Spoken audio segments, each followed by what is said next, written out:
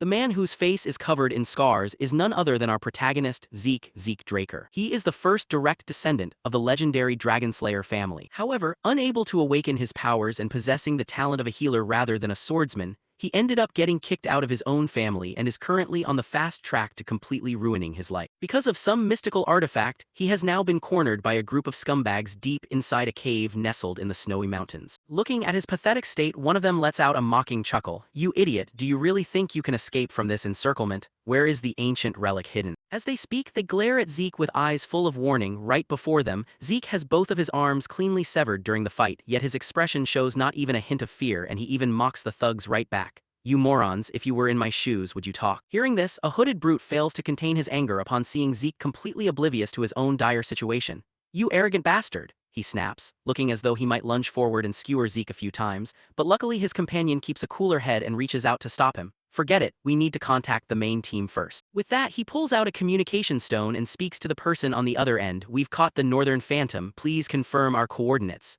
In response, a voice crackles from the stone fragment. "Coordinates confirmed, we'll be there soon." Finishing the call with his comrade, he can't help but marvel at Zeke's stubbornness. "Man, you really are unbelievably hard-headed. I can't believe you're still hanging on even with both arms chopped off. But why would the Northern Phantom be after the relic the Emperor is looking for anyway?" He asks aloud without waiting for an answer, prompting his hooded buddy to chime in. "What other reason could there be? He's just trying to cause trouble. We've put up with him for far too long, so let's have a little fun before the main team arrives to pay him back for all the grief he's put us through. You'd better mentally prepare yourself, Northern Phantom, because we're not stopping until you're begging for the sweet release of death." With that, the villain calmly draws the sword from his waist. Beside him, the hooded teammate has a sudden thought and excitedly suggests, "Let's flip a coin to see who goes first, we don't have all day." And pulling out a coin, he immediately flicks it up into the air. "All right, if it's heads, I'm up first." The hooded man grins. While the two of them are completely focused on the coin in front of them, Zeke refuses to just sit there and take it. Seizing the opportunity, he lunges forward and bites down hard on one of his own severed arms lying nearby. He presses it against his wound, and then the miracle happens. A sudden burst of light erupts from the injury site, causing the separated limbs to heal at a visible speed. "I won't let it end like this without putting up a fight." The first failed awakener of the Draker family is none other than me, Zeke Draker. Born into the great Dragonslayer family with a body completely incapable of using ether, I suffered a failed awakening, something that should have been second nature to any true knight. I was treated like garbage and cast out of my family, so I've had to do whatever it takes to get stronger just to stay alive. Someone once said that if you only pursue power, you'll end up with nothing in the end, but bullshit like that is only ever spoken by people who are already strong. Zeke murmurs to himself internally, and the moment his right arm fully restores, he quickly snatches up a sword from the ground and dashes forward with wind-shredding speed. Oblivious to this, the two villains are still happily checking the coin toss. "Nice, it's heads." The hooded man cheers happily, thrilled that he gets to deliver the final killing blow to Zeke. But just as he catches sight of the coin, Zeke's sword blade flashes horizontally across his neck, directly evicting the guy's head from his shoulders. Everything happens so fast that the remaining comrade doesn't even have time to react. Then, after about a second of being completely stunned, he hastily grips his sword and prepares for battle. Too bad this doesn't buy him even a few extra seconds, because right after taking down the hooded man, Zeke turns around and charges straight at him. With a single simple swing, his blade effortlessly slices the bandit's sword in half while leaving a bone-deep wound across his body, sending him off to meet the Grim Reaper before he can even let out a squeak. Staring at the corpse still bleeding profusely in front of him, Zeke reminds himself, "The weak are trampled by the strong and everything they own gets stolen. That is the harsh reality of this world." Right at that moment, an endless barrage of footsteps begins to echo from outside the cave, catching Zeke's attention. The newcomers are none other than the teammates of the two guys lying dead on the floor. Realizing he's completely surrounded, Zeke picks up his left arm, presses it against the wound to regenerate, and clicks his tongue. "Guess I can't get out of this one." Across from him, the thugs watch Zeke reattach his arm like that and stare at each other with utter disbelief. What the hell? Did he just glue his arm back on? What a freak. Totally disgusting, but hey, he's definitely toast once we cut his head off. Murmurs begin to ripple through the crowd. Enemies meeting face to face require no polite pleasantries, and the two sides immediately crash into each other, greeting one another with exchange after exchange of flashing steel. After an unknown amount of time, the battle finally draws to a close. Scattered across the ground are the lifeless bodies of the bandits lying in pools of blood, while Zeke himself has countless swords impaled straight through his back. By this point, even with his overwhelmingly monstrous regenerative abilities, he knows he has reached his absolute limit. Damn it, looks like I'm heading off to see the Grim Reaper soon. Even though I couldn't get my revenge, I managed to steal the artifact the Emperor was hunting for. I suppose I've accomplished something after all. As he thinks this, Zeke pulls a purple crystal fragment engraved with the shape of a dragon out of his pocket.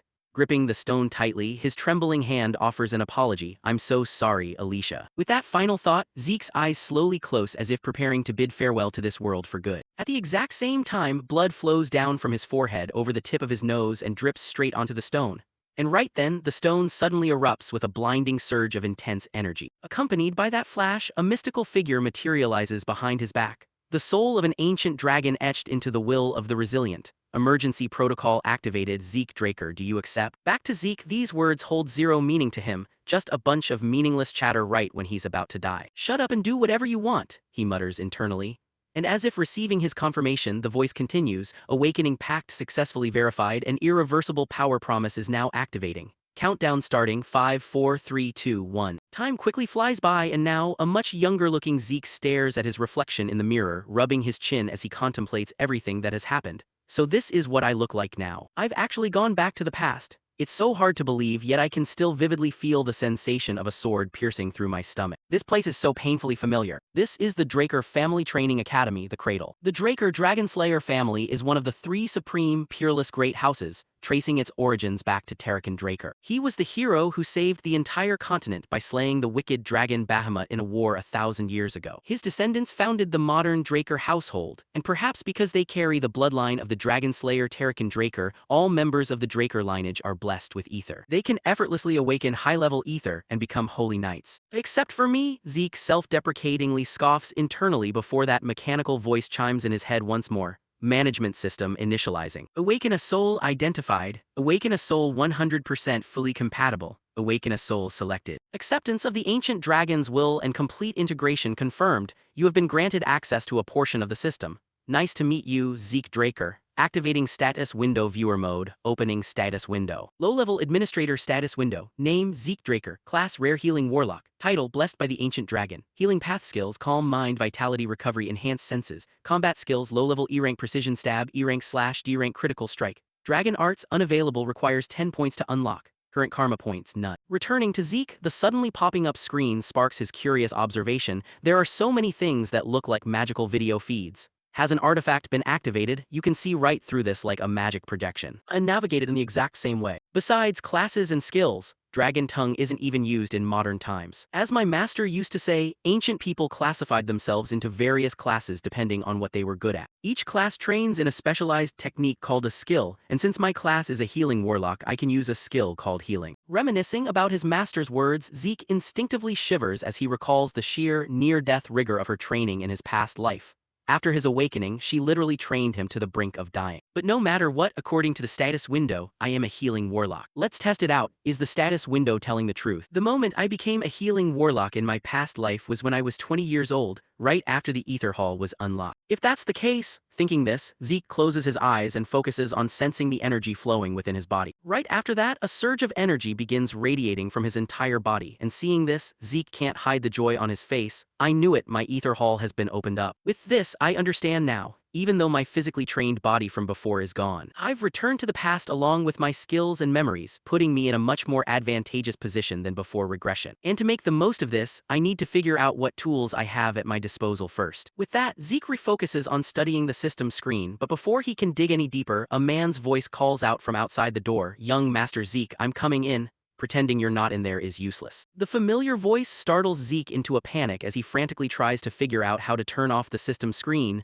Oh crap, I haven't even finished reading it yet. But how do you close this thing? Outside, the strange man doesn't even wait for Zeke to invite him in as he directly shoves the door open and barges in. "I'm coming in." "Can't believe you're still not ready. What on earth are you thinking?" This large, burly, butler-looking old man is Zeke's personal servant, Decker. Turning towards Zeke and noticing no unusual behavior from him, Zeke lets out an inward sigh of relief. Guess he can't see the window, thank goodness. Thinking this, Zeke speaks up, ready for what? In response, Decker's voice turns stern, a dangerous glint flashing in his eyes as he glares at the protagonist and snaps. "Are you seriously asking me that, young Master Zeke?"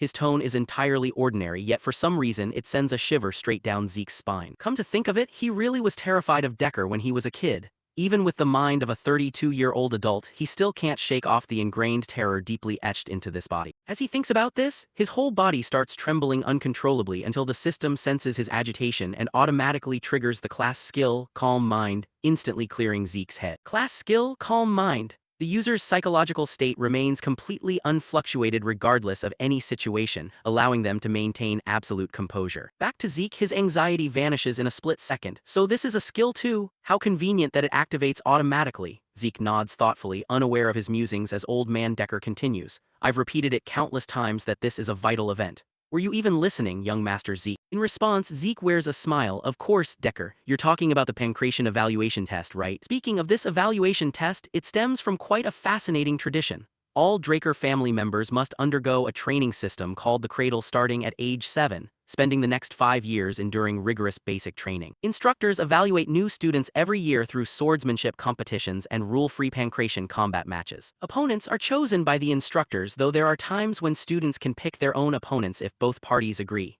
Due to the lack of rules, some matches end with severe injuries or even fatalities. But because these trials are used to determine which class students get assigned to in the academy, the kids have no choice but to fight with everything they've got. Shifting scenes to a massive arena, a group of children are gathered here to prepare for the pancration evaluation test. Up on the stage, an adult man raises his voice to address the group. As you all know, today is the pancration tournament, and I believe you all realize this is the final part of the evaluation, right? Yes, sir. The kids below shout in unison. Hearing this, a brown-haired man says with satisfaction, "Good, looks like everyone's spirits are high. Then let's get started right away. Get ready." He is the lead instructor, Pan Mark. Within the crowd, Zeke is also present, while all around him the other children eye him with disdain and judgment. Look, it's Zeke. He got humiliated last year and he's still standing here this year. If I were him, I would have run away. How is he even part of the direct bloodline? How pathetic. Nudge nudge, I heard all of that, Zeke complains inwardly. But he couldn't care less about reacting to those remarks. Up on the stage, Pan begins calling out the first participants. Aaron, Goda, get up here. Yes, sir. Both candidates reply and quickly run up onto the stage. Afterward, once both have assumed their ready stances, Pan roars, "Ready, start." The moment the words finish, Goda, the brown-haired boy, darts forward like a leopard to seize the offensive advantage. However, before his fist can even touch his opponent, Aaron unleashes a swift kick straight to his chin, sending shockwaves through Goda's brain and instantly knocking him out cold. Up in the stands, Zeke watches this scene with a bored yawn. Match over. That's what happens when you don't get into a proper guard stance. Zeke murmurs to himself, and sure enough, just as he predicted, taking a single hit leaves Goda completely unable to get back up. Goda cannot continue, Aaron wins, Pan announces loudly. Match after match slowly unfolds, and the more Zeke watches, the more fed up he gets. I thought I used to be terrified of this crap when I was little, but these guys are nothing. With that, he covers his mouth and lets out another huge yawn. Unbeknownst to whether he notices it or not, over in another spectator stand, a freckled kid is staring right at him with eyes full of such intense excitement that it looks like he's looking at prey, his hands trembling with anticipation. Very quickly, Zeke's turn arrives, and coincidentally, his opponent is none other than that freckled kid. Zeke, Leon, are both of you ready? Yes, sir, both reply from their respective sides. Zeke rubs his eyes in boredom upon seeing that his opponent is this pancration punk, while Leon glares at him with utter contempt. Look at you, back again. Guess you didn't get enough of my care last year, huh? His words remind Zeke of last year's tournament. When a weak Zeke had been forced to kneel and beg him to stop. I'm sorry, Leon Conrad, please spare me this time. Snapping back to reality, Zeke feels not a single ounce of worry toward him. Meh, whatever. He's always been my annual matchup anyway. I bet he pulled strings behind the scenes. His family probably feeds him some garbage logic like you have to overcome dirty tricks like this to become a true Dragonslayer. Why on earth is scum like that my cousin? In his past life, the 4 siblings of the direct bloodline never even had a chance to meet, however. There were dozens of cousins who were always ready to bully him. Thinking of this, Zeke breaks into a peculiar smile. Across from him, completely unaware of Zeke's inner thoughts, Leon continues spitting insults. I gotta hand it to you, Zeke Draker, you've got real nerve coming back here after getting beaten to a pulp last time. Or maybe you just can't learn your lesson because you're pathetic. As he speaks, the punk taps his own head mockingly. Faced with this provocation, Zeke feels a flicker of irritation inside, but it is instantly wiped away by his calm mind skill. It's been a while since I heard his stupid insults. Zeke sighs and shoots him a warning glare. Hey, I won't go easy on you if you call me that again. In response, Leon walks right up, ruffles Zeke's hair and taunts. Oh yeah, what are you gonna do about it, you pathetic little piece of shit? Hearing that, Zeke decides words are no longer worth wasting on him. In a flash, he swings his arm and lands a direct blow right across the idiot's face, sending his entire body flying through the air like a torn sack. At the same time, the system chimes in with a notification. Critical strike skill activated. D-rank critical strike inflicts critical damage on the enemy, subject to potential counterattack if the attack fails. Up ahead, Leon starts clutching his face and howling in agony like a whipped puppy. My face, he stammers out, shaking. Meanwhile, Zeke himself is slightly startled by the sheer power behind his own punch. I just meant to knock him out, but my skill triggered on a regular punch. I really still can't control my strength properly. Addressing the head instructor Pan upon seeing Zeke suddenly strike out, he questions him, "What are you doing, Zeke Draker? You attacked before I even gave the start signal."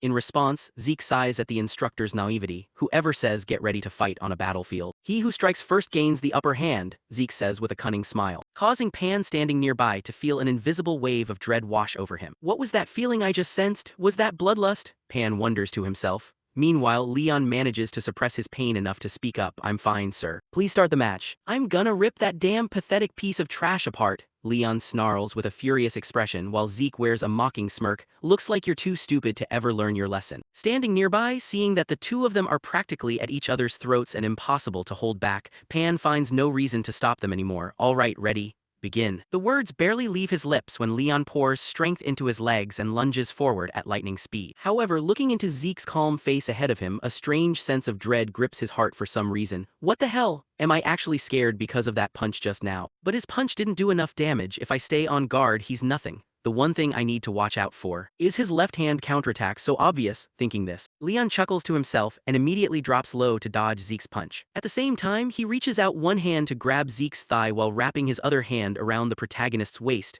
shoving forward to throw him off balance. "Eat this, you pathetic bastard!" Leon roars happily as if victory is already in his grasp. But a second later, he suddenly realizes his body refuses to stand up. And when he looks back, he finds Zeke sitting a few meters away from him. What just happened? Leon demands aloud, utterly failing to process what just went down.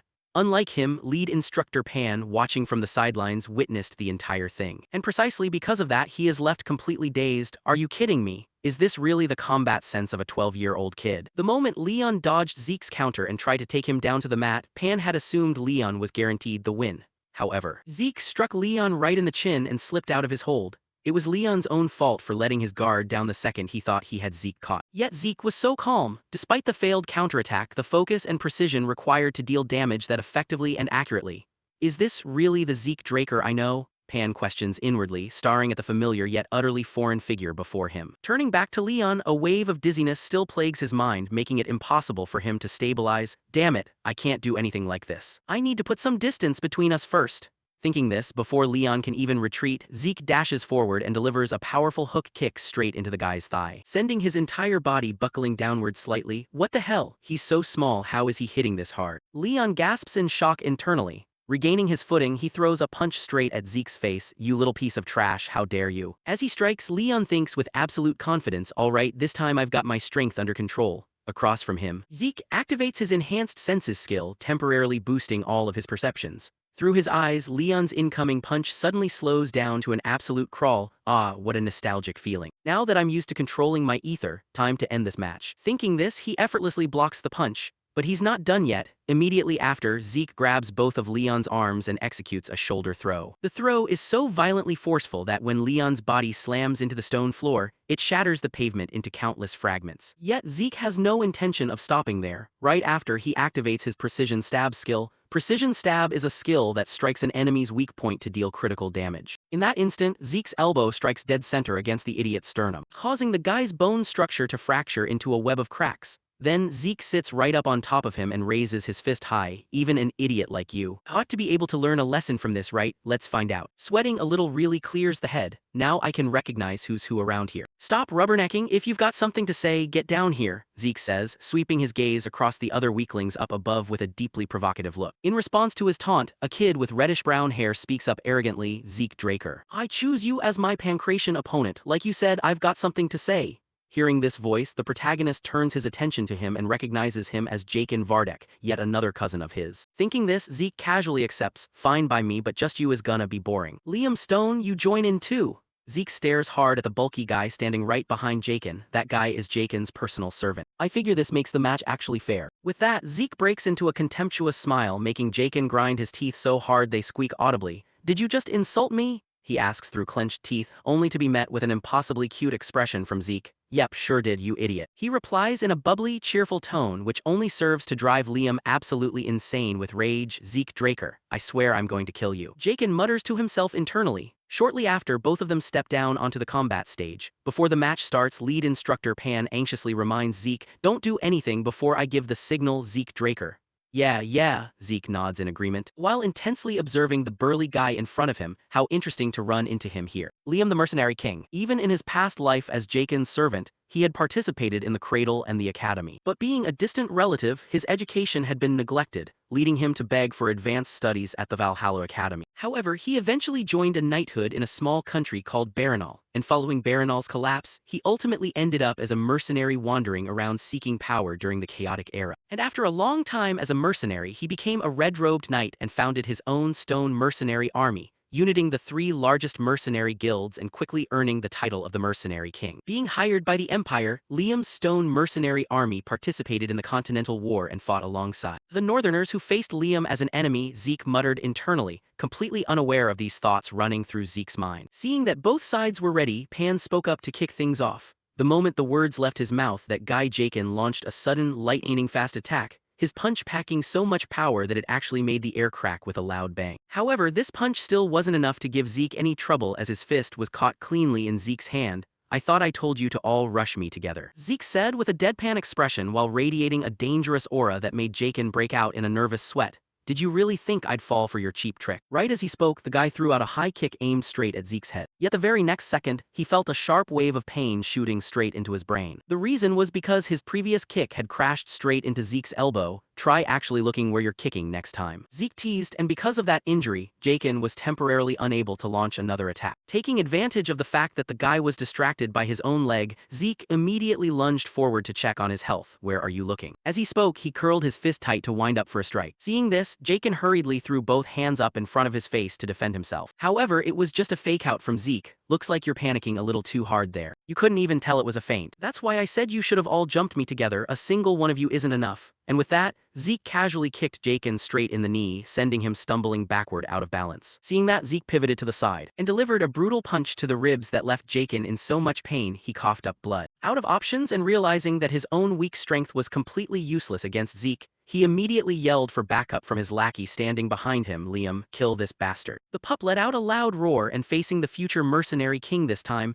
Zeke finally dropped his arrogant attitude. He's 12 years old just like us, right? The most annoying thing about fighting him is his insane range. If I let him make the first move, I won't be able to do anything. I have to seize the initiative, he thought. Right as Liam was winding up to strike, Zeke bolted forward and threw a straight punch, cutting off his attack before he could even launch it. Following that, Zeke activated his slash skill, a D-rank ability that unleashes a flurry of attacks on the opponent while obscuring their vision. And right then, countless purple afterimages of Zeke suddenly split off, raining continuous attacks on Liam from every direction and leaving him with no choice but to curl up and defend. Seeing this scene, the expressions of the watching students slowly shifted. Are you kidding me? What even is that? They murmured in a daze. Out of the entire crowd, only Instructor Pan recognized the technique. That's right, you guys must be surprised since this is something you've never seen before. It's the Northern Fist fighting technique from the Central Lands, but in a place where swordsmanship rules supreme like this, how on earth does Zeke know it? Back to the main character, throwing attacks back-to-back placed a heavy burden on his body, and right now he was starting to curse his own trashy body. Damn it.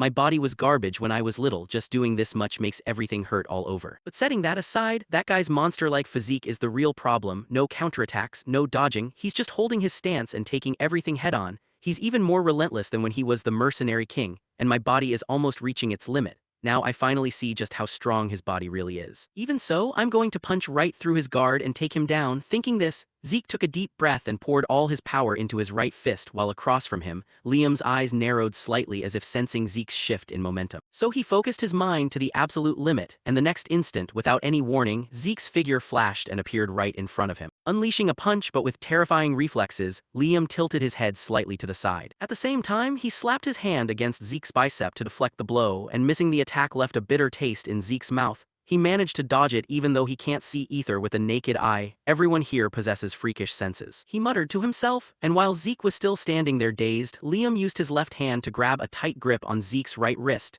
Then the big guy used all his brute strength to fling Zeke's body away like a chair. However, our main character wasn't about to be outdone, and right as his body was being thrown forward, Zeke tucked his legs in, used the momentum of the toss, and slammed his knee straight into Liam's face. After that, he activated his sensory boost skill to heighten his perception speed and locked both legs tightly around Liam's neck. No matter how strong your body is, if your brain doesn't get enough oxygen, there's nothing you can do, Zeke thought to himself while squeezing his legs tighter, but Liam had no intention of just sitting there taking it. and right then, he started using his left arm to punch Zeke's ribs repeatedly, forcing the boy to spit out blood, this crazy bastard. Fine then, let's see who wins this. He gritted his teeth and endured it. Just like that, the two engaged in a war of attrition, and in the end, Liam was the one who tapped out, passing out cold from a lack of oxygen. Up in the stands, another kid watched Zeke win and broke out into an amused smile. Nice, I expected at least this much from you. Now you're actually worth bringing down, Zeke Draker. Time quickly passed, cutting to Zeke's private room where the old butler Decker gently inquired, I heard you were badly injured during the pancration match.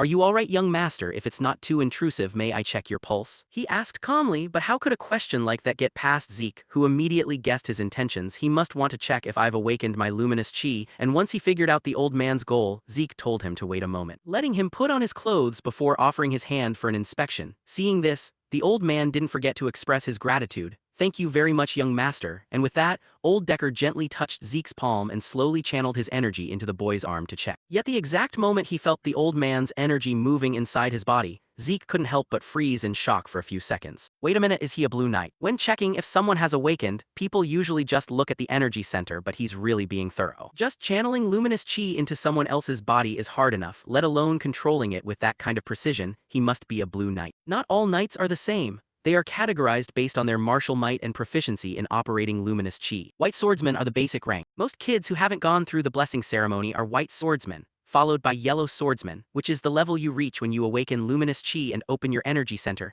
and all trainees at the cradle become yellow swordsmen after the blessing ceremony. While once you learn to manipulate luminous chi at will, you earn the title of knight. Purple knights are at the level where you can reinforce your blade with luminous chi. Blue knights are the level where you can manifest blades of luminous chi. And the realm of transcendent beings, which was the absolute limit that the mercenary King Liam reached back then. And what I achieved before my reincarnation was the red knight. There's also the black knight, but there are only a handful of monsters like that across the entire continent. So how on earth did someone strong enough to be a commander end up playing caretaker for me? No, more importantly, there's no way he could detect my ether. Only 2 people in the entire world can use it. Zeke muttered internally, and just as he predicted, after a moment of inspection, old Decker still didn't find anything and had to stop his probing, though his instincts still whispered to him that Zeke was hiding something, young master. Is there something you're keeping from me? He asked, staring intently at Zeke with a sharp gaze. Hearing this, Zeke didn't answer and fired back, oh really, are you hiding something from me then? Zeke's sudden question left Decker momentarily speechless. Then, without waiting for an answer, the main character waved a hand and said, I'm just kidding. Hearing that, old Decker let out a sigh and turned to ask, why have you changed so abruptly, young master? Replying to this, Zeke looked back at him with the gaze of someone standing above. You've got the question wrong, Decker. You should be asking why I'm only changing now. A lot of things are going to change from now on. Everything is going to fall back into its proper place, so all you need to do is follow behind me. Across from him, Decker fell silent for a couple of seconds as if weighing those words, then he nodded and bowed his head. Understood, young master, I get it now. I prepared the training room just like you asked. Good, I like it when you're quick on your feet, Zeke said with satisfaction. Then I'll see you later, young master. Please get some rest.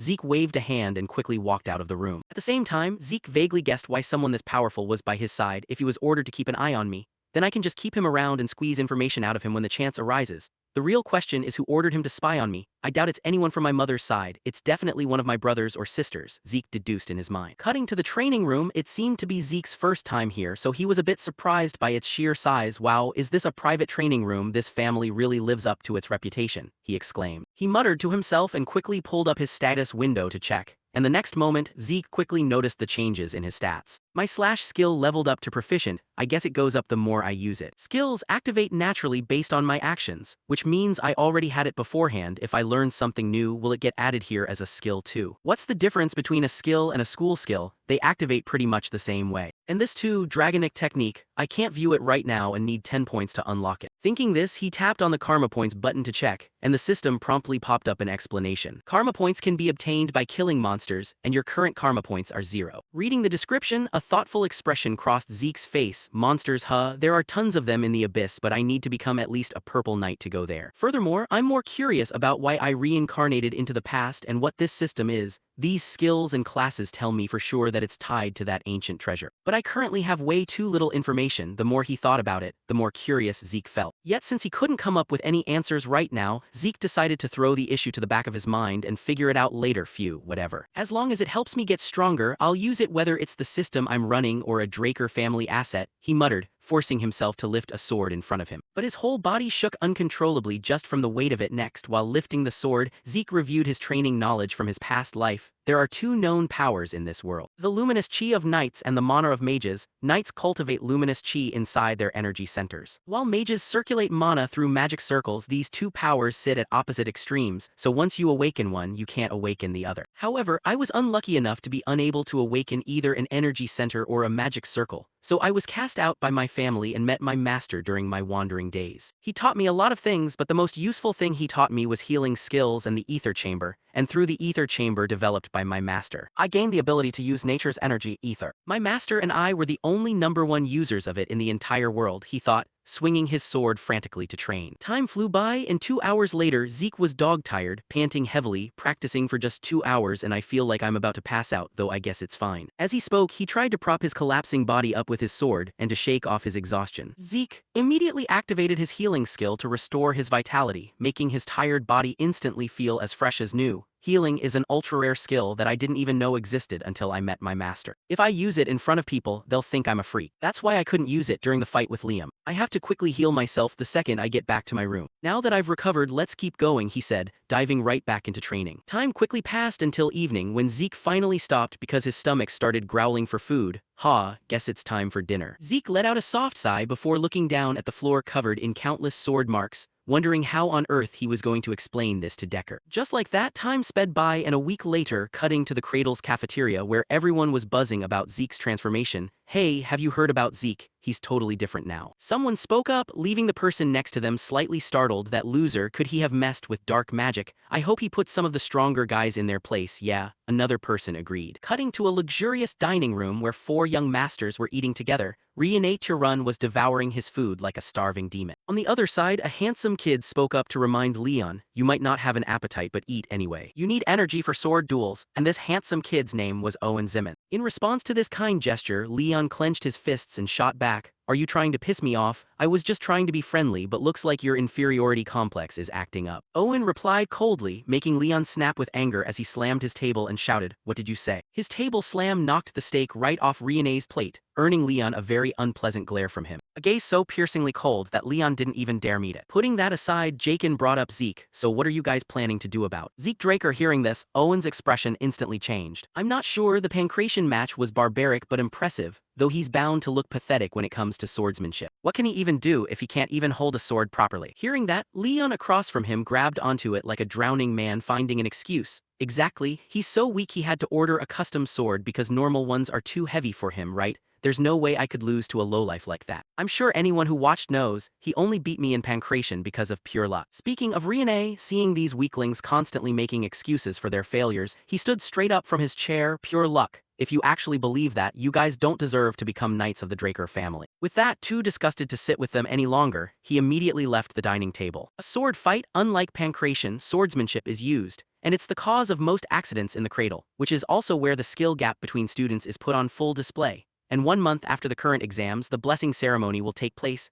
the event where members of the Draker family awaken their luminous chi. Cutting to the training arena, head instructor Pan called out, Zeke, step forward. Hearing this, Zeke stepped forward carrying an absurdly long sword, and the weapon in his hand drew weird looks from everyone. What is up with that ridiculously long sword? Does he think using a big sword makes him stronger? Murmurs began to ripple through the stands, and across from him, Zeke's opponent was none other than the girl Riene. Zeke Draker, I choose you as my opponent, she said with a fierce fighting spirit. While Zeke wasn't afraid of anyone, he locked in right away. Sounds good, I accept your challenge, and with that, he pointed his sword straight at his opponent's face. Hearing this, Riene calmly drew her sword while trying to gauge Zeke's strength. He's holding a two-handed sword so effortlessly. Facing him now, I can tell this isn't the Zeke I knew, the guy who could barely hold a sword anymore. Could he have grown up? His luminous chi. The more she thought about it, the more uneasy Riene felt. Then quickly gritting her teeth, she reminded herself, what am I even saying? I can't let him intimidate me before the fight even starts. I gladly accept, and back to Zeke, despite making such a confident declaration earlier. earlier. He actually didn't find it as easy in his heart, just like I've always done, but dueling the Thunder Knight is going to be pretty tense. Run, also known as the Thunder Knight, she's one of the knights who made a name for herself during the Continental War and is recognized as one of the strongest in the next generation of the Draker family. Since she was one of the few who awakened luminous chi before entering the blessing ceremony, she must have awakened it a few years ahead of schedule. But she didn't use it in the cradle, claiming she wanted to improve her fundamentals, Zeke thought to himself, and right after, head instructor Pan saw that both had settled into their stances and shouted, "Begin." The sound barely faded when Rione's body flashed like lightning, thrusting her sword straight at Zeke, yet the attack was casually parried aside by Zeke using the sword in his hand. Seeing this, Rione immediately stepped back to create distance. Then she used her speed advantage to circle around behind Zeke's back and delivered another powerful sword thrust. Yet this attack was still blocked when Zeke raised his sword horizontally, though its impact was no joke since Zeke was nearly blown out of the arena after taking the blow. "She's better than I expected," Zeke praised inwardly, while Rione didn't even give Zeke a chance to think, launching a flurry of relentless attacks. Up in the stands, the idiot Leon, completely oblivious to both of their strengths, bellowed at the top of his lungs, "Stop playing around with him, Rione, finish him in one hit." Hearing this, Jakin next to him reluctantly tried to explain it to this pig-headed fool. "Are you an idiot? Does it look like Rione is playing around with him?" Back to Rione's perspective, while unleashing strikes to pin Zeke down, she was calculating how to break through his defense. "Even though it's tight, I can still feel the openings. Yet no matter how fast I try to capitalize on them, his sword meets mine as if negating all my effort. And right after that, another opening appears. Right, this feels just like a training match meant to teach me." The more she thought about it, the more suspicious Rione felt about her own senses. And then, after another clash of swords, Rione's body was pushed backward as the two temporarily paused their offensive rhythm, because Rione's face was dripping with sweat from having to attack continuously. Meanwhile, our main character didn't even break a single drop of sweat. In fact, he even felt a little bored. So this is how the Thunder Knight fights back while in the cradle. Her swordsmanship is so straightforward, as expected of someone obsessed with basics, but that's precisely what's holding her back. "Let's see, why don't I try helping her break out of her shell?" Thinking this, Zeke lowered his posture like a hunting leopard ready to burst into a sprint. Across the way, the female swordsman immediately turns cautious upon seeing Zeke's extremely low offensive stance. He's planning to close the distance in a single strike, and his speed is nothing to scoff at. "Bring it on, Zeke Draker," Rione murmurs to herself. Right after that, Zeke launches his attack, his body flashing as he instantly materializes right in front of her. "As long as there's some distance between us, reacting to his moves isn't entirely impossible,"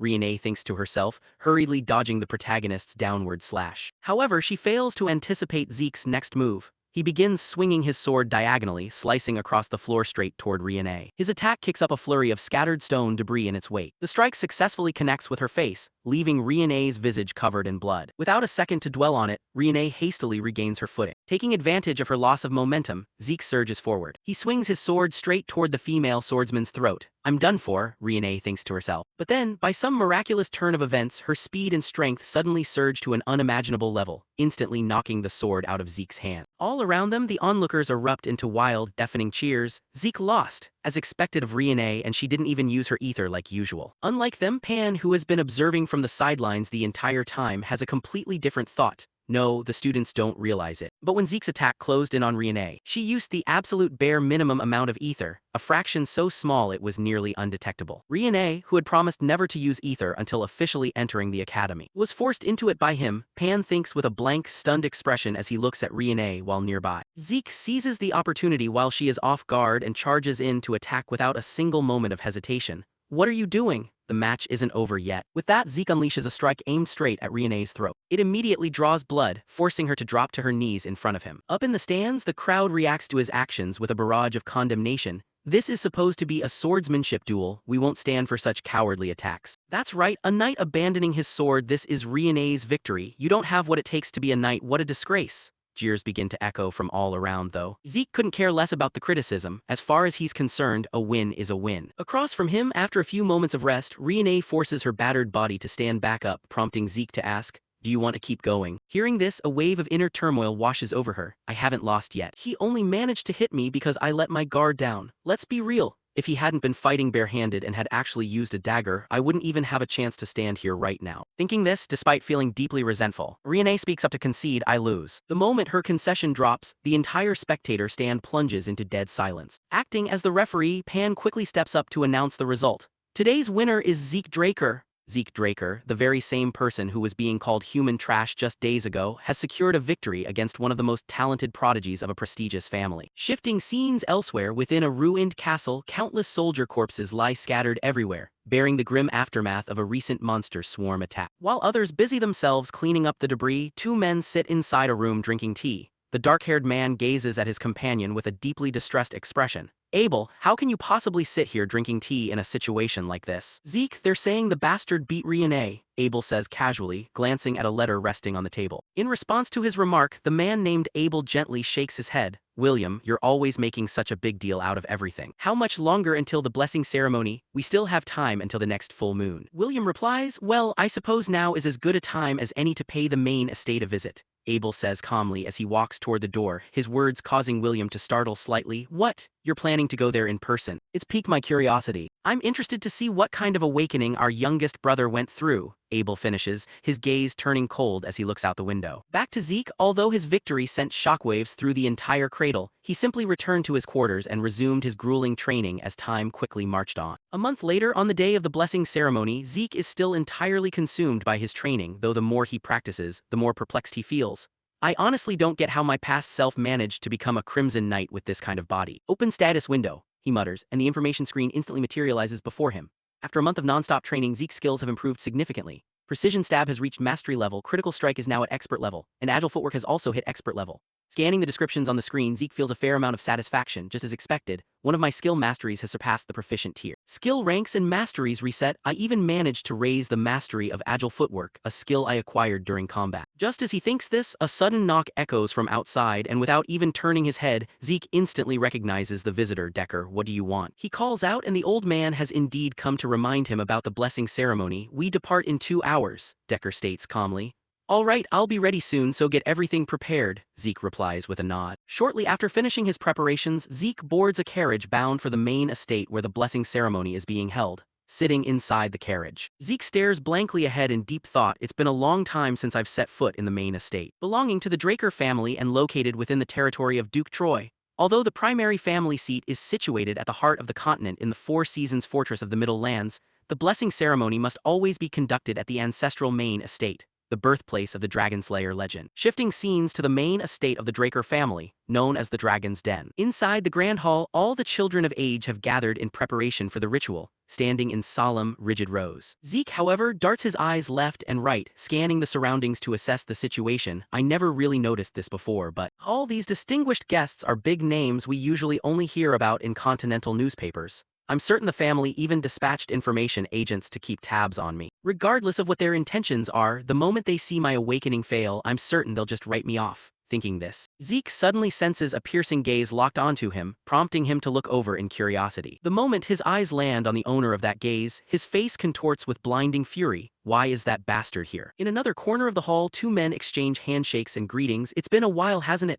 Haha, indeed it has, Abel replies. Seeing this, the man opposite him asks with mild curiosity, so what brings you to this blessing ceremony? Did someone in this batch catch your eye? In response, Abel immediately waves a hand in denial. Nah, I've got other reasons. Just so happens that my lovely little younger brother is here too, Abel says, casting a sidelong glance toward Zeke in the distance. The second son of the Draker family, the Lion's Sword, Abel Draker. Returning to Zeke, despite boiling with rage at the sight of his nemesis, he aggressively reminds himself to stay calm given the current circumstances. The Executioner Knight, Abel, calm down, I can't do anything to him right now. In his past life, Abel never once came to watch him during the blessing ceremony. Has my action changed the future? If that's the case, this might just be an opening for him. Thinking this, Zeke's hand clenches so tightly it begins to tremble. Unaware of his inner turmoil, the voice of the ceremony's host rings out. All right, we will now commence the blessing ceremony. Aaron, step forward. Yes, sir, Aaron replies, quickly stepping up to the towering knight statue holding a massive greatsword. Standing right in front of the statue is a giant chalice filled to the brim with water. Knowing precisely what to do, Aaron rolls up his sleeves and submerges his arm directly into the water. A moment later, a few drops of blood begin to seep from his palm, and right after, the water starts radiating a bright glow, surging up along Aaron's arm to help him unlock his energy danshin. Through the blessing ceremony, all members of the Draker bloodline awaken their sealed ether upon graduating from the cradle at age 12. An astonishingly fast progression compared to ordinary knights who typically awaken in their 20s. Among them, rare cases occur where individuals awaken an auxiliary Dragonslayer trait known as spirit suppression alongside their ether. Such individuals are guaranteed to reach at least yellow rank swordsmanship, with a select few even rivaling red rank and black rank knights through a true blood awakening. Standing nearby, Pan nods as Aaron finishes his awakening. All right, next. Hearing the call, female swordsman Riene steps forward, and in her case, the light emitted by the knight's statue burns a brilliant crimson red. Seeing this, Pan's eyes light up with immense joy, and he immediately orders a nearby soldier to fetch a pair of special gloves.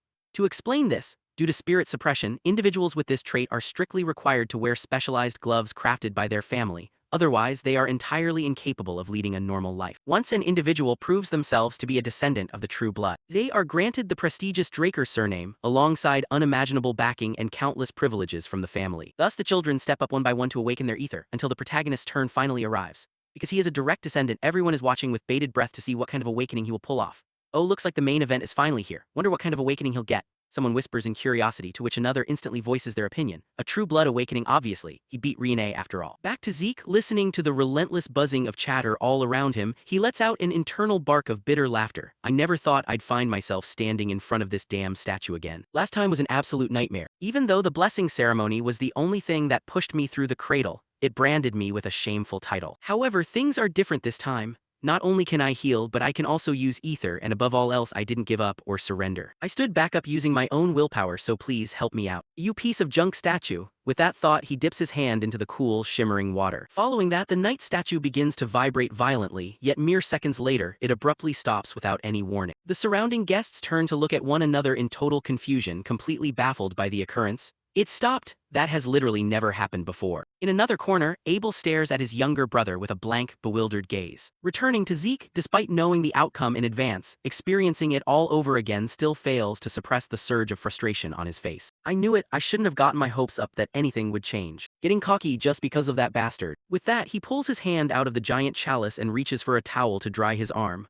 All around him, the guests begin casting suspicious glances towards Zeke. What is this? Did he fail his awakening? Is that even possible? But why? Looks like the family head's bloodline wasn't strong enough to suppress the cursed blood. Someone sneers, though they are instantly cut off by their companion. Hey, shut up. Then how did he beat Riene? He must have used some kind of cheap trick. What an absolute embarrassment to the family. Standing amidst the murmurs, Zeke isn't particularly surprised, having long since grown used to it. These people never change. It doesn't matter. There are plenty of ways to grow strong outside of an awakening. Zeke mutters to himself, but right at that instant, the system pings him with a notification. I apologize, Zeke Draker. Due to a processing error, a message was hidden. Essential information detected as missing from the identification engine during professional profiling. Class information was inputted using system administrator privileges. Missing essential information detected. Class data input complete. The engine has identified the user's talent as a healing warlock. Your class has been successfully unlocked and your designated class is classified as rare. A cascade of notifications pops up, leaving Zeke slightly bewildered by the situation. Something is different from my past life. Essential information detected as missing. No way. Thinking this, he immediately whips his head toward the statue, which is now emitting the exact same shade of crimson red. Has the light Riene produced when she awakened, causing the guests to once again turn and stare at each other with wide eyes. It's red. A true blood awakening. He started with red. Leaving that aside, the system continues firing off notifications. Connection established. The ancient dragon's blessing sealed within the user's soul has been activated. Gladiator bloodline talent awakened. Your awakened talents have merged together. Fusion of rare talents detected. A new class has been created. Unique class, immortal. Turning back to the watching guests, seeing the statue's light abruptly shift from crimson red to golden brilliance leaves their minds thoroughly scrambled. Golden light? What is this? Is that even a true blood awakening or not? There was red just a second ago, right? Someone asks with an uncertain tone. Nearby, listening to the chaotic chatter, Zeke remains relatively calm. It's only natural for them to doubt it, but if I speak up here, it'll just backfire on me, Zeke tells himself. Meanwhile, the guests continue whispering anxiously. The spirit light didn't flare up at all. Is the sword statue glitching? There's no spirit suppression, so how could it possibly be a true blood awakening? Responding to the mounting questions, Abel suddenly steps forward, putting on a benevolent act as he claps his hands to draw everyone's attention. Why is everyone looking so grim? We just had 2 people achieve a true blood awakening in a single batch. Isn't that something worth celebrating? Hearing his words, people in the hall exchange probing glances before quickly catching on to his intent. Having a Draker family member fail to awaken any ether is a massive loss of face. Thus, in an ambiguous situation like this, it is far better to simply roll with Zeke successfully awakening a true blood to preserve the family's honor. Understanding this, the surrounding guests immediately start clapping along in agreement. That's right, 2 true blood awakenings. What an incredible blessing. They cheer excitedly. Seeing this, Abel nods with a satisfied smirk and glances toward lead instructor Pan. Well, what are you waiting for? Go bring the newest family member his gloves. Yes, sir. Pan bows his head and hastily has a pair of gloves fetched and tossed to Zeke. Catching the gloves, the protagonist tests their weight and mutters, "These are kind of heavy." With that, he quickly steps away from his spot to make room for the remaining children to undergo their awakenings. Despite having received Abel's help, Zeke only feels a creeping sense of disgust wrapping around him. Abel's intentions are blindingly obvious, but accepting help from him feels just about as pleasant as stepping in dog shit. Time flies by, and after all the children of the family finish their awakening rituals, Pan steps up to make an announcement. This concludes the blessing ceremony. A celebratory banquet will begin shortly. It's for everyone, so please enjoy yourselves. Hearing about a feast, the kids break into bright, delighted smiles, happy that their harsh lives in the cradle might finally get a slight breather. Zeke is the only one who pays it no mind, turning on his heel to walk away from the hall. A stupid banquet. There's gotta be a training room somewhere around here. Zeke mutters under his breath as he quickens his pace to search for a training room, though before he can even take a few steps, Abel's voice calls out, "Hey Zeke, the party's just getting started, where are you wandering off to?" He asks with an infinitely gentle expression, yet the protagonist feels as though he's being stared down by a venomous snake. I didn't expect him to approach me this quickly, he thinks to himself, and matching the persona of an exemplary older brother, Abel extends a hand forward to congratulate Zeke. "Congratulations on your true blood awakening." In response, Zeke forces a smile and reaches out to shake his hand. Knowing that refusing outright would instantly expose his hostility toward him, he plays along for now, just as their hands are about to touch. Zeke is suddenly struck by a painful memory from the past, causing the oppressive atmosphere around him to shift. Catching on immediately, Abel chuckles, "Haha, this is awkward." Across from him, Zeke grits his teeth internally. "Even for the sake of keeping up appearances, I can't bring myself to shake this piece of trash's hand." Returning to Abel, acting as though he is completely oblivious to Zeke's furious expression, he waves a hand dismissively. "Oh well, guess I'll just have to settle for seeing your face today. See you around, Zeke," he says, giving him a pat on the shoulder before turning and walking away. Meanwhile, the moment Abel is out of earshot, Zeke furiously wipes down his shoulder, as if trying to brush off a foul stain. "Alright, see you in hell," he grits his teeth internally. Back inside the banquet, guests continue gossiping about Zeke. Two new true bloods appeared. Yeah, that golden light from Zeke came completely out of nowhere. This is the first time something like that's ever happened, right? I honestly thought he bombed his awakening. So where did he run off to anyway? Someone wonders aloud. At that exact moment, our protagonist is safely locked inside his private room, exhaustively shedding his formal party attire. Phew, I thought I was gonna suffocate in there. Putting that aside, why am I completely fine? Every single person who undergoes a true blood awakening is supposed to suffer from spirit suppression, which acts as proof that you bear the hostility of dragons, the ultimate source of spirit energy. However, because most machinery runs on spirit energy as fuel, true bloods are universally required to wear the family's custom gloves. If I really were a true blood, I should have run into serious issues the moment I took those gloves off. Thinking this, he pulls up his status window to check his information, and sure enough, it has undergone a dramatic transformation. His class has shifted from healer to the unique class Immortal. His skills now include A-rank Rookie Spirit Reversal and A-rank Overall Buff, and his karma points currently sit at a neat 100. Staring at the data, a wave of curiosity washes over him. This is completely different from before. It's not spirit suppression, it's spirit reversal. I need to read this more carefully. Focusing his attention on the spirit reversal skill, the system quickly supplies an explanation. Spirit reversal creates a distortion field that neutralizes nearby spirit energy. Reading the description, a few pieces of the puzzle click in Zeke's mind. So spirit reversal is classified as a skill. The spirit light didn't flare up because it isn't a passive attribute. Before the ceremony, I was a rare healing warlock, but now I've become a unique immortal. Wait a minute, all the graduating students normally awaken blue-tinted ether, and only Renee awakened the red true blood. My light started out red too, but then it shifted to golden. The system mentioned that the identification engine had missing essential information. The identification engine? Does it mean that bronze statue? The moment the system injected the missing data, the stalled statue suddenly flashed red. Damn it, is that really what happened? That bronze statue doesn't determine whether you've awakened or not. It evaluates the user's innate traits and classes, red for rare classes and gold for unique ones. That bronze statue is an ancient artifact dating back even before Terrakin, the founder of the Draker family. Back then, the concept of specific classes didn't exist, so it was purely used to verify whether someone had awakened their powers.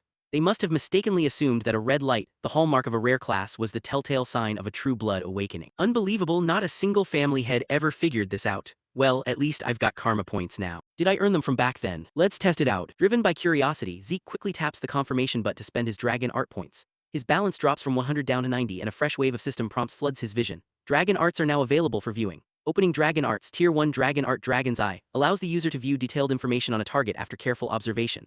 Locked, requires 20 points to unlock.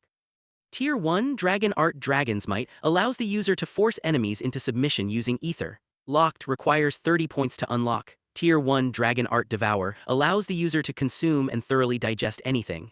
Locked requires 50 points to unlock. Reviewing the skill details, Zeke murmurs to himself, weighing which ones to unlock since his current points are only enough for 2. Let's see, I have Dragon's Eye and Dragon's Might available. Better go with the reliable options over the risky ones. Thinking this, he quickly unlocks Dragon's Eye and Dragon's Might. Devour seems way too dangerous, I'll save it for later. Let's try out Dragon's Eye first. The moment the skill activates, one of Zeke's eyes instantly morphs into a golden, reptilian dragon eye. Oh man, I was expecting a lot more since it promised detailed information, but honestly, nothing even changed. Zeke said with a hint of annoyance before walking out to the balcony to take a closer look. Then the sight right in front of his eyes left Zeke astonished. Haha, this is just absurd. The statue in the middle of the garden looked as if it were right in front of him. This could actually be really useful. Zeke let out a laugh, and the next moment, the system suddenly sent him a notification prompt asking if he wanted to receive detailed information on the detected target. Looking at this, Zeke felt a bit curious and tapped the agree button, whereupon a flurry of information immediately appeared before his eyes. From the desk and chairs made of Oliver wood to the dresser crafted in the Merc Empire. Back to Zeke, before he could study it much further, the light in his eyes slowly began to fade. He then felt a wave of dizziness wash over him. What's wrong, my body? Are all dragonic techniques like this? Then I won't be able to use them often, Zeke said tiredly as he slumped over the desk. But right at that moment, the healing and vitality restoration skill automatically activated, causing his fatigue to vanish instantly, though Zeke was a bit curious about it triggering on its own. What the hell? I didn't even intend to use healing. The young master muttered curiously and checked his status. And the next second, his eyes widened upon seeing the changes in his skills. Wait a second, all my school skills turned into passive abilities and their ranks went up. This is way too overpowered. Previously, healing was considered a very strong skill, but it wasn't something I could use continuously and its healing effect had limits, yet now self-healing is infinite. I've got to test this out. Thinking his doing, Zeke grabbed a fruit knife nearby and immediately slashed it across his bicep, causing blood to flow continuously from his arm. Yet just a few seconds later, the wound closed up and healed as if it had never even existed. Staring at this skill, Zeke suddenly felt like he might need to change his plans a little bit. No way, it takes 5 years to graduate from the academy. 5 years, huh? But I'll only need 2 years, Zeke let out a laugh. The Draker Academy, the greatest knight academy on the continent, where those harboring knightly ambitions are willing to pay a heavy price just to enroll, and the territory of the Duke of Troy, where the academy is located, brims with vibrant energy every spring at the start of each new semester. At this moment, after awakening their luminous chi, Zeke and his group had enrolled here, and while strolling around, Zeke cast his gaze to evaluate the students of his own age. The senior students looked no different from adults since they had been trained to perfection. However, compared to those coming from the cradle, they fell a bit short. Still, they were the children of major families. Thinking this, Zeke glanced at the students gathered in cliques and factions, shaking his head in weary disgust. Looks like they've already staked their claims. This family is rotting down to its roots. Among the countless branch families supporting the transcendent Draker family, there were 3 with the greatest influence, known as the 3 great families. First is the Tirun family, representing strength, the Zimmons family representing wisdom, and finally Vardek, a family renowned for their immense wealth. Even the children of those 3 families were caught up in this petty state. But whatever, it has nothing to do with me, he shrugged off the thought and quickly headed back to his dorm. His dorm was the highest tier accommodation, the Platinum Tower, which featured a training hall, a library, and all sorts of facilities reserved strictly for senior students, places that even those hailing from the cradle couldn't easily enter. As for Trueblood Awakeners, they were granted special privileges known as floor ownership over an entire floor called the Platinum Floor. Right then, the moment he stepped into the building, a maid who had been waiting in advance bowed and greeted Zeke. Welcome, Zeke Draker. We have been waiting for your arrival. We will escort you to your designated floor, while on either side, 2 rows of servants bowed in unison. Welcome, young master. Back to Zeke, finding himself treated like this made him feel a bit awkward and unaccustomed to it, because in his past life, he wouldn't even dare dream of this scenario. Isn't this going a bit too far even for a true blood? Haha, Zeke chuckled awkwardly. Next, an old man reminded Zeke, Mr. Decker is waiting for you inside your room. Following that instruction, Zeke hurried back to his room and asked old Decker, what's going on, Decker? To which the old man replied that there was something he needed to hand over to the main character, presenting him with a luxurious box. Contained inside was a high-end pair of gauntlets prepared for Trueblood Awakeners, whereas the gloves he received previously after awakening were merely meant as a temporary pair. Over here, after slipping on the gauntlets and feeling the sensation they provided, Zeke nodded in satisfaction. Oh, this is on a whole different level compared to those temporary gloves. I'm glad to see you like them, Decker smiled, and Zeke continued. I've got new gauntlets now, so I figure I might as well get a new sword too. What do you think, Decker? Answering this, old Decker remarked that Zeke's choice was exceptionally brilliant. Because the territory of the Duke of Troy was close to the giant mountain range, which was home to plenty of high-quality iron and outstanding blacksmiths, to the point where many people claimed a student's first post-graduation weapon was a masterpiece. Following that, Decker offered to find a skilled blacksmith for Zeke, but the main character declined because he already had someone in mind. No need. I've already picked my person. I'll go myself, so please set up an appointment, he said, writing the person's info on a piece of paper and handing it to his butler. Reading the name on the paper, a look of curiosity crossed Decker's eyes. Galleon Halbert, I've never heard of this name before. I'll contact them right away. Also, classes start tomorrow, so please review the relevant materials beforehand. Nagging as always, got it, Zeke complained. Next, while waiting for Decker to contact that blacksmith, Zeke took the opportunity to look over the study materials while pondering. With the platinum floor completely isolated, I'll have much more freedom to develop my dragonic techniques. Thinking this, a sudden knock on the door outside interrupted his train of thought. Come in. Zeke spoke up, and upon receiving permission, a maid stepped inside and announced, "Excuse me, Platinum Floor owner Riane has sent an invitation for dinner." Hearing this news, although slightly curious as to why, Zeke nodded in agreement. All right, take me there. Cutting to the building's rooftop. The setup of this place looked just like a flower garden specially used for hosting tea parties. Pretty interesting. Looks just like some Southern Cartel setup. Across from him, the swordswoman Riane nodded in greeting upon seeing Zeke arrive. Welcome, Zeke Draker. My family has a few eccentric habits. Sorry about that, she said, snapping her fingers to signal her subordinates to leave. Over here, although slightly surprised, Zeke didn't pay it much mind. Thanks for the hospitality. Then let's eat first and talk business afterward. Riane continued, and speaking of Zeke, while Riane was ordering dishes, he narrowed his eyes and observed her. The Thunder Knight, she's optimizing her energy center to control luminous chi and already has her eyes set on the purple knight rank. Huh. Then why is her swordsmanship hitting a dead end? What a waste of potential. Zeke lamented inwardly, and just like that, the two calmly shared a meal, though upon looking at the stack of plates 3 times taller than Riane herself, Zeke felt a genuine crisis of faith. Haha. I consider myself a big eater, but her appetite truly exceeds all my expectations, Zeke thought, looking at Riane with a strange gaze, while Riane seemed unfazed, calmly wiping her mouth with a napkin before getting straight to the point. We're done eating, so let's move on to the main topic. Except the support of the Tirun family. Zeke Draker, hearing this, the main character's expression instantly shifted. He then offered a reminder to help Riane realize the reality of the situation. It seems you've forgotten, but both of us are true-blood awakeners. Replying to this, Riane nearly chuckled at Zeke's naivety. It looks like you misunderstand what a true-blood awakener is. It's true we receive many privileges, this platinum floor alone is enough proof of that. But we don't gain any advantages when it comes to personal growth. Centuries of academic and practical knowledge accumulated within the academy. A personal instructor to effectively elevate one's strength. Without these things, no matter how wealthy you are, you'll eventually fall behind. That's why family support is necessary. Pausing for a beat, Riane brought up a living example for Zeke to understand. Even Abel Draker, a true blood just like us,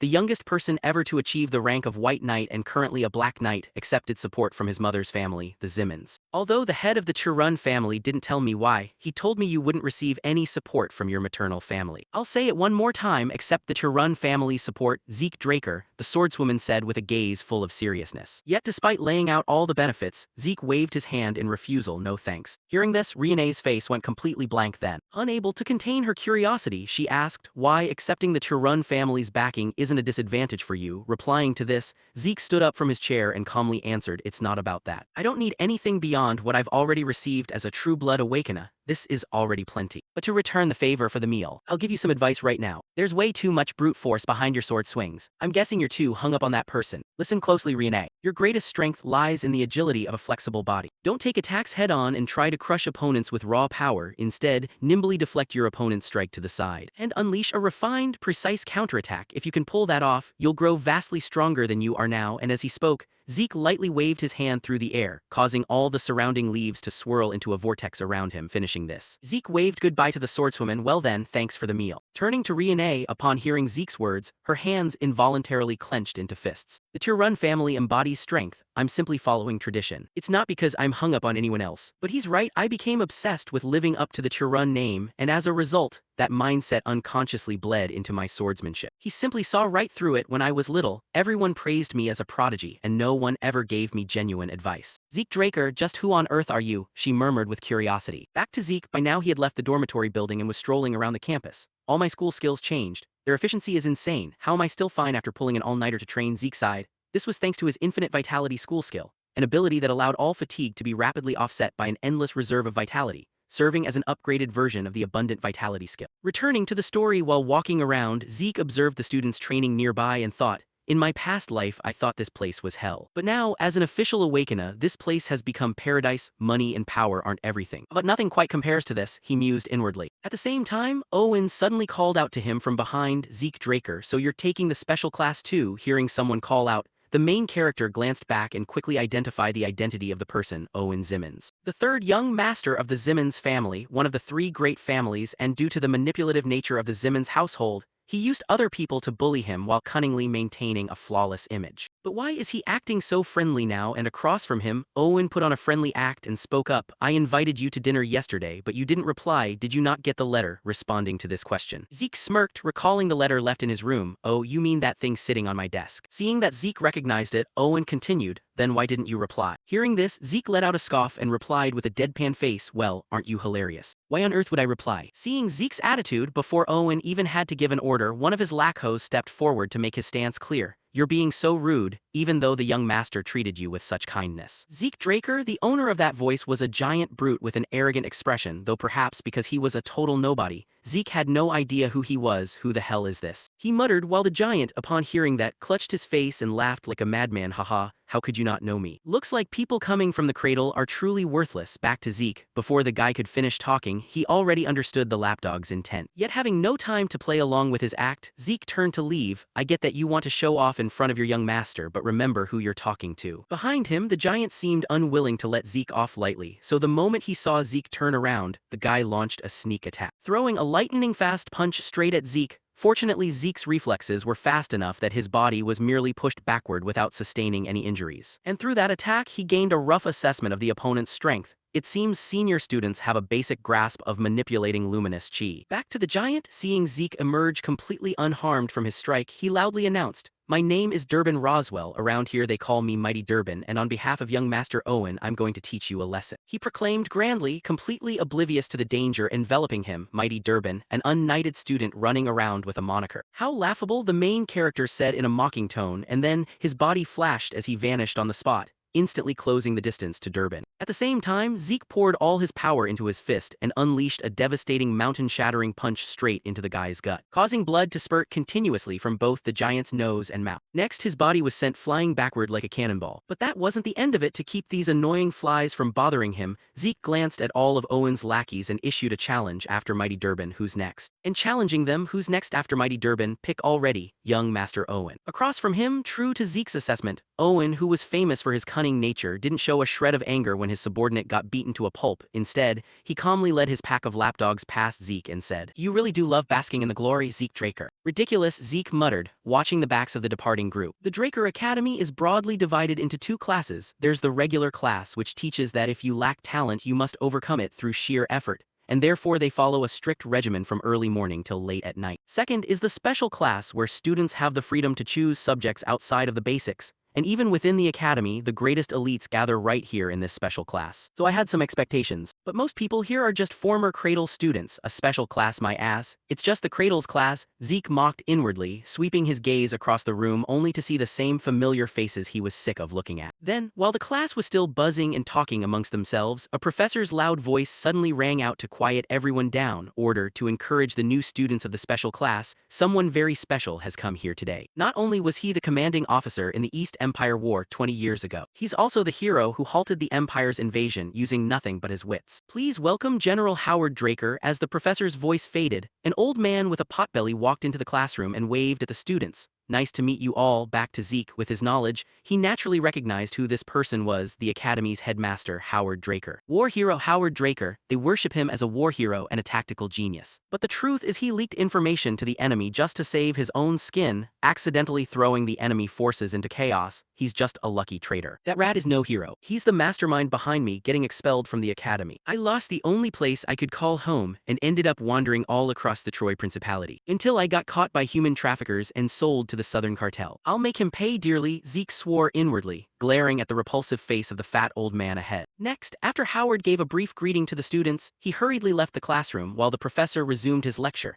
I believe all of you have memorized the headmaster's words. Now we will begin the basic class immediately, so grab your swords and head to the arena. Yes, sir, the group shouted in unison, cutting to the special classes indoor arena. Even though it was indoors, the area was immensely vast. While Zeke wore an utterly exhausted expression at the teacher's lecture, who would have thought that even the special class has to learn basic dragon-slaying knowledge? In my past life, just because I couldn't use luminous chi, I wasted 2 years learning things a person should be able to master in 3 months. Please go easy on me, Zeke thought, rubbing his face in utter agony. At this moment, a young knight stepped forward before them and announced, "Welcome, students. My name is Andre Draker, and I will teach you the basics of dragon slaying. This is the Rose Knight Andre Draker," though perhaps because he was too young and hadn't built up a reputation yet, the students didn't recognize him. Who is this? So young is that the official Draker family uniform. Whispers began to ripple through the crowd. Out of everyone, only Zeke knew this person's true identity. Rose Knight Andre, though not a pure-blood awakener, he graduated early from Valhalla as the valedictorian, a once-in-a-century genius bestowed upon the Draker family. Even the instructors of the special class are on a completely different level. He's famous for his unyielding, rigid personality, Zeke thought, and just as he mentioned. The moment Andre saw the students below making a ruckus, he barked loudly, "Silence. If you're done chatting, then I'll start the class. Draw your swords." Seeing that he wasn't someone to mess with, the students below hurriedly complied. Right at that moment, Andre noticed Zeke's sword and frowned. "You there? What's with that sword?" Hearing this, Zeke swung the sword in his hand, kicking up strong gusts of wind around him and shrugged in response. "Just like you said, I'm using this sword." In response, Andre ordered with a cold face, "Step up to the arena." "Student, don't you know you're supposed to pick a sword suited for your body?" Hearing this, Zeke shakes his head with a sigh. Knowing this would happen, he purposely tried to make an impression when drawing his sword, but it still didn't do any good. It's better to just show him the skill.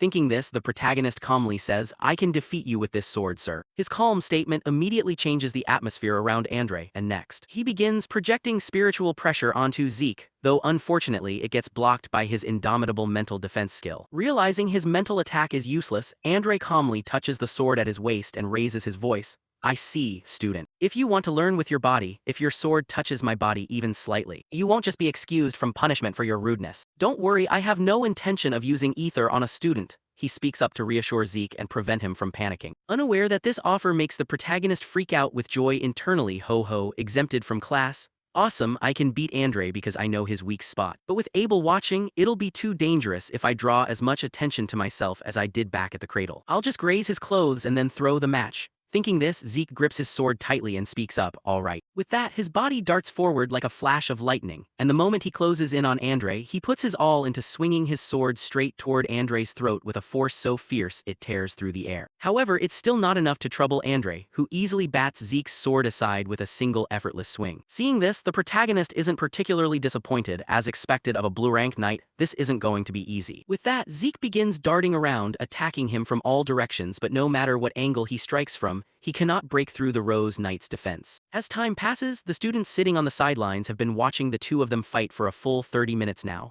A certified Draker Knight is truly on a completely different level. Yeah, it's been 30 minutes and he hasn't even grazed the guy's clothes. Someone sighs in amazement, though little do they know that after fighting continuously for such a long time, Andre himself is beginning to tremble with exhaustion. He stares at Zeke with eyes filled with disbelief. What kind of absurd stamina is this? Even while holding back and not using ether, I never imagined I'd actually lose to a student. As expected, the existence of true blood is just unfair. The more he thinks about it, the more bitterness wells up inside Andre. Across from him, seeing Andre's breathing grow heavier, Zeke knows his plan is going smoothly. Haha, his stamina is still as trashy as ever. And deliberately suppressing his ether that makes it even worse. The Draker family's ether cultivation method is famous for its peculiarity. You must activate ether during training, in everyday chores, and even while eating and sleeping. Basically, you have to maintain it like breathing. In other words, for Andre, it's basically like holding his breath. His clumsy swordsmanship only drains his stamina even faster. Still, losing like this feels a bit off. No choice, I'll have to force him to use ether. Creating an easy situation is useless. I need something that will trick him into unconsciously using ether. In other words, an absolute crisis. Thinking this, Zeke activates his agile footwork skill, making his body move as fast as lightning, blinking in and out around Andre, leaving the man's eyes dazed as he fails to track Zeke's exact position.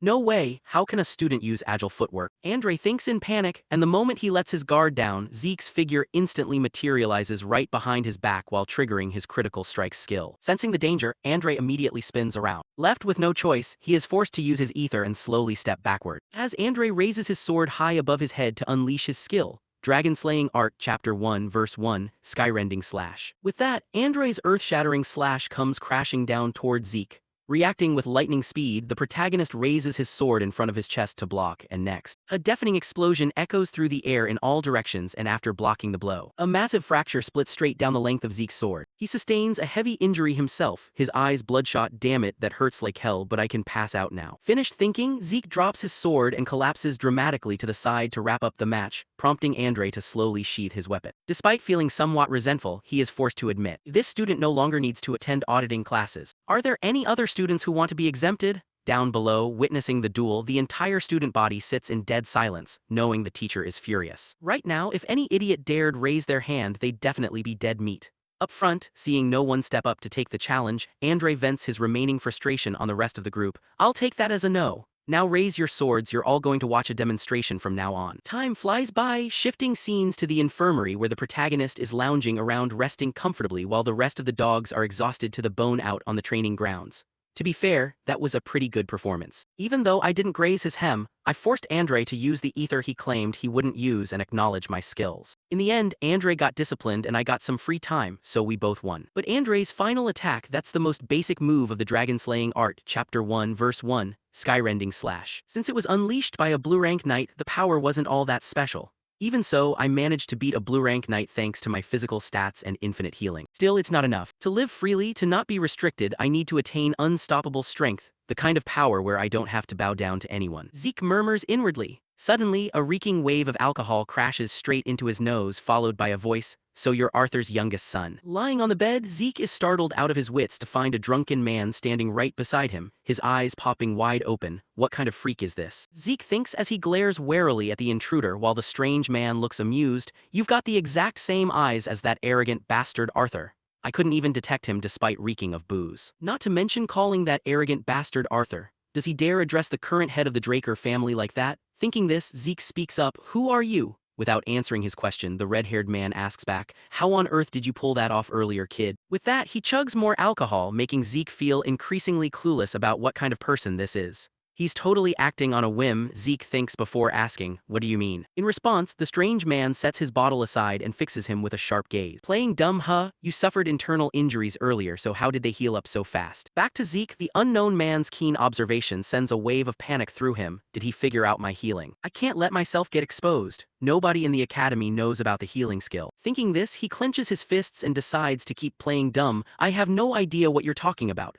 Across from him, the red-haired man isn't particularly surprised by the denial, so that's how this story goes. Without any warning whatsoever, he swings his arm to chop straight at Zeke's neck. Luckily, the protagonist always keeps his guard up around this guy, allowing him to react in time and dodge to the side. Otherwise, he probably would have been sliced clean in half just like the pillow behind him. Following that, Zeke grabs a nearby blanket and flings it straight into the guy's face to block his vision. My instincts are screaming at me, if I don't kill him, he'll kill me. Thinking this, Zeke unleashes his full power, simultaneously activating agile footwork, precision stab, and critical strike to assault his opponent. However, against his flurry of attacks, the opponent casually reaches out a hand and effortlessly grabs Zeke's sword, freezing it dead in its tracks so it can't budge even a single centimeter. The nameless man even offers Zeke a compliment. Your adaptability in a crisis is actually quite respectable. Almost like a mercenary. That hit too close to home, making Zeke scream inwardly, just what the hell kind of monster is this? Seeing his sword trapped, Zeke instantly lets go of it and smoothly steps back to create a safe distance, and then he glares warily at the intruder, questioning him, just who on earth is he? A mercenary? Does he know something about my past life? Zeke murmurs internally. Meanwhile, the red-haired guy plays around with Zeke's sword, amused, Draker dropping his sword and retreating.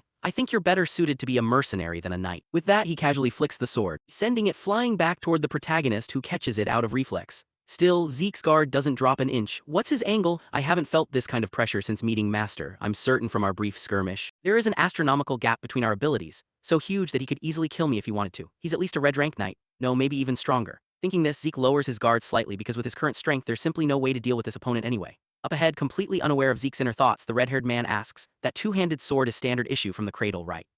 You've got the talent for it, so why bother using a piece of junk like that? Before Zeke can answer the question, the door flies open. Stepping inside, the Rose Knight Andre recognizes the red-haired man's identity and speaks up. So you were here, Gardener Dexter. Hearing this, Zeke is struck by a wave of disbelief. Did I mishear him? That's the gardener, with that kind of power. Zeke wonders inwardly as Dexter casually picks at his ear. He complains to Andre, you stubborn pest, how'd you know I was here? You were at the training grounds earlier, Andre replies. You're annoyingly sharp, Dexter grumbles in boredom. At the same time, as Andre walks past Zeke, he coldly tells him to get lost. If you're healed up, you can leave now, student. Hearing this, even though Andre's tone is grating, Zeke has zero desire to stick around and face the red-haired monster. Yes, understood. Saying that, Zeke hurries to make his escape, though before he can make it out the door, Dexter calls out with instructions. Hey kid, if you've got time, come to the western greenhouse. I'll teach you a few useful things. Hearing him say that, Zeke pauses in deep thought. Then he gives a subtle shake of his head, yeah, I'll pass, and strides right out of the room without a moment of hesitation. Leaving Dexter behind to yell in frustration, look at that smart mouth. His attitude is an exact carbon copy of Arthur's. Back to Zeke, once he shuts the door behind him, he immediately kicks his brain cells into overdrive. Gardener Dexter. Who is he trying to fool? If he's at a level where he can casually address the family head Arthur Draker by name, then he has got to be the legendary figure who only ever took on Andre as a disciple throughout his entire life. If I'm guessing right, he must be Duke Draker, the Whirlwind Knight. One of the Black Rank Knights whose sheer martial might is enough to single-handedly fight off an entire kingdom. He was the talk of the town when he suddenly disappeared one day, but I never expected him to be hiding out inside this academy. No wonder Andre ended up here because of him. Duke is rumored to have a terrifyingly stubborn personality. There was even a rumor that he only achieved the Black Rank title because he just really liked the color black, though that's probably total nonsense. Right now, Duke is showing a strong interest in me, but getting ordinary tutoring just out of pure whim isn't something I'm interested in learning. If I'm going to learn anything, I want his ultimate secrets. I'm going to turn that whim of his into sheer determination. Thinking this, Zeke breaks into a cunning grin as he secretly plots how to manipulate Duke. Time flies, shifting scenes to magic theory class where the Academy's magic theory professor, Fanon, is struggling to lecture. In a situation like this, does anyone know what will happen? No one, he asks awkwardly, glancing at the students slumped over their desks dozing off, showing zero interest in the lesson whatsoever. Fanon is forced to answer his own question, haha, well, when the ether formula forms due to resistance, you actually take damage before he can finish. Zeke suddenly raises his hand with a question. I don't understand the law of ether energy circulation you mentioned earlier. Up on the podium, seeing a student actually paying attention to his lecture makes Fanon's face light up like a flower in bloom, and it takes Zeke prompting him a second time to snap him back to reality. Ah, my apologies. This is the first time I've ever gotten a question. As for the answer regarding ether circulation, and he launches into a detailed explanation, just like that. Time quickly passes until the class ends. The students grumble in boredom, wondering why they are forced to sit through this pointless magic class. Why do we even need to study magic theory at a night academy? It's basically nap time, another chuckles. Returning to Zeke, unlike the lazy slackers around him, he has high praise for Fanon's competence that was an easy-to-understand lecture. He's no ordinary professor, thinking this. Just as he is packing up his books to leave, Professor Fanon's voice calls out, wait a minute, Zeke. Hearing the call, Zeke turns around and asks, what is it, Professor? Fanon takes a breath to steady himself, and says shyly, it's nothing much, it's just been a really long time since I felt like I taught a proper class thanks to you. So if you ever have any questions, feel free to drop by my research lab anytime. I'm a scholarship alumnus from the Delphoa School of Magic, so I know a lot of things. Hearing him say that, Zeke bumps his evaluation of the man up a notch. I figured he wasn't just any ordinary mage but a graduate of Delphoa, the birthplace of magic. Thinking this, since Fanon offered, Zeke is hardly foolish enough to refuse. Understood, Professor. He replies with a smile, counting his lucky blessings. Befriending a mage is never a bad idea. Mages are good with math and usually flexible thinkers, making them much better colleagues than knights. Fanon, let's see if he turns out to be useful, Zeke murmurs inwardly, and while he's busy pondering how to make the most of this connection, he discovers that old man Duke is already lounging on a bench looking like he's been waiting for him. He's way more impatient than I thought. It's only been about a week, right? Zeke shrugs internally while Duke spots him stepping outside and shoots him a sideways glance. You done yet, kid? Why didn't you head over to the greenhouse? You definitely knew what I meant when I said I'd teach you useful things. In response, Zeke switches on his acting mode and lets out a heavy sigh. I told you, I'm not interested. Across from him, a dignified Black Rank Knight getting repeatedly rejected by Zeke makes Duke lose his temper. What? Why not? He yells, seeing this. Zeke pulls out another excuse he just cooked up. I know you're extremely talented, but I'm busy with my own personal training right now. Oh, is that so? Of course, personal training can't be neglected. You think I'd say something like that? The words barely leave his mouth when Duke's towering physique suddenly materializes right behind Zeke's back, making the protagonist's eyes pop wide open. Before he can even react, Duke delivers a swift chop straight to the back of his neck, sending the young man's eyes rolling back as he instantly passes out cold. Time flies by, shifting scenes to the flower garden tended by Duke.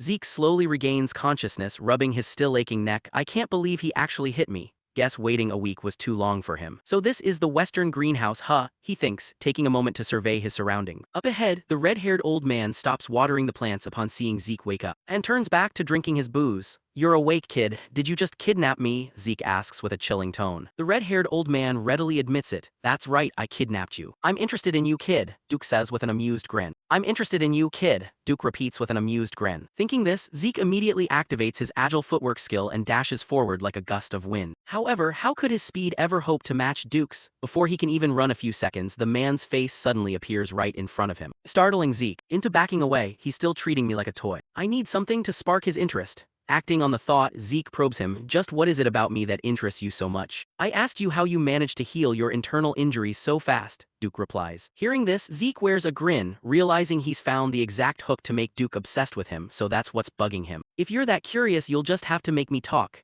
Hearing his reply, Duke's expression turns thoughtful for a moment, and then his figure vanishes right before Zeke's eyes. Leaving the boy to wonder, he disappeared. Where did he go? He mutters, spinning around to scan the surroundings, completely failing to notice a sword spinning through the air from afar, and flying straight toward him. Luckily, at the absolute nick of time, Zeke senses the incoming sword and frantically twists his body to the side just in time to dodge. Then Zeke grabbed his sword, turned back to ask Duke, what on earth are you doing? In response, the old uncle offered the main character a proposal. You asked me to make you answer, but that's way too easy. How about we make a bet instead? If you can even so much as graze my clothes once, I'll grant you a single wish, but if you give up during this fight, you'll have to tell me everything you're hiding, Duke said with a look like a madman. Just like that, the two locked in their wager, and time quickly passed until late afternoon. By now, the scenery inside the garden had grown hazy with dust from the clash between the two of them. After fighting for a while, even Duke muttered inwardly in disbelief, what on earth is this kid doing? It's already been 3 hours. Not only does he have great stamina and endurance, but his physical strength and wounds recover without any limits. The more he thought about it, the more baffled Duke felt, seeing that no matter how many times Zeke was knocked down, he would instantly pop back up like nothing ever happened. Turning to Zeke, though he hadn't lost yet, he still hadn't figured out a way to win either. I could keep doing this all day and still wouldn't be able to win. Thinking this, Zeke began debating whether or not he should use the Dragonic Pressure skill he had learned earlier. Dragonic Pressure felt dangerous, so he had never used it before.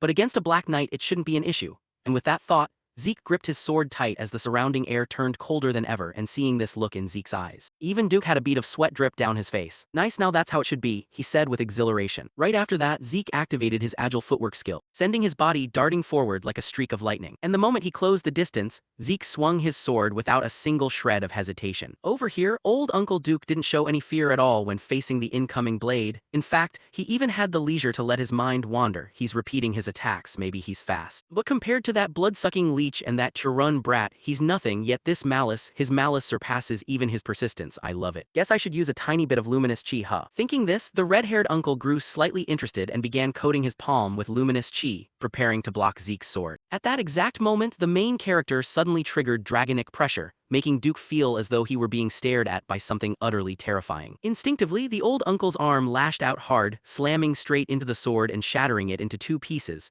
And before Duke even had time to process what that strange feeling just now was, Zeke in front of him started kicking up dirt, blanketing the surrounding space in a cloud of dust. He blocked my vision, but it's going to be hard for him to find me now, Duke thought to himself. But little did he know that with his Dragon Eye skill, Zeke had already easily pinpointed his location and instantly closed in on him from behind. Following that was a sword swing aimed straight at Duke's nape, slicing right through the old uncle's body. However, Zeke instantly realized his blade hadn't actually hit anything. What he had slashed a moment ago was merely an afterimage left behind by the old uncle, and sure enough, his figure vanished right before Zeke's eyes. With a whirlwind of dust now surrounding him on all sides, the main character recognized what it was. This is Duke's secret technique. A simple dash that kicks up a fear scale, which is why he's called the Whirlwind Knight, he thought. Yet even so, Zeke couldn't come up with any counter to this skill. A second later, Duke's voice suddenly rang out right behind Zeke. Hearing this, Zeke immediately slashed backward, but the old uncle's form vanished once again, suddenly appearing in front of Zeke to propose, let's call this a draw, kid. Though right as he said that, the petty uncle dealt Zeke a punch that sent his body flying backward like a cannonball. And having been pushed to this absolute limit by Duke, even his recovery skill gave up due to excessive skill usage. Your exhaustion exceeds acceptable limits. For your safety, your consciousness will be forcibly shut down. Wow, like master, like servant. Damn it, Zeke muttered before his vision faded to pitch black. Time quickly passed, cutting to Zeke's private room where he woke up clutching his head. Looking around his surroundings, this is my room. Did Duke carry me back? Thinking this, the main character let out a regretful sigh. Damn, so close to winning. As expected of a Black Knight, I figured I did everything I possibly could, and it was still useless. I tried to make Duke let his guard down by repeating my attacks 100 times, and at the decisive moment, unleashed dragonic pressure to create an opening. On top of that, I used dragon eyes to attack him, and it still wasn't enough. The skill Duke used at the very end must have been his secret technique. Sure enough, I passed out from overusing my dragonic techniques. But even so, I managed to catch a glimpse of his secret move, that absurd high-speed movement he pulls off with a body trained to its absolute peak. That secret technique is undoubtedly what allowed Andre, despite his poor physical stamina, to reach the rank of Red Knight. It's a shame I missed the chance to learn his move, but it was still worth it. Dragonic pressure carries enough weight to rattle even a Black Knight for a split second,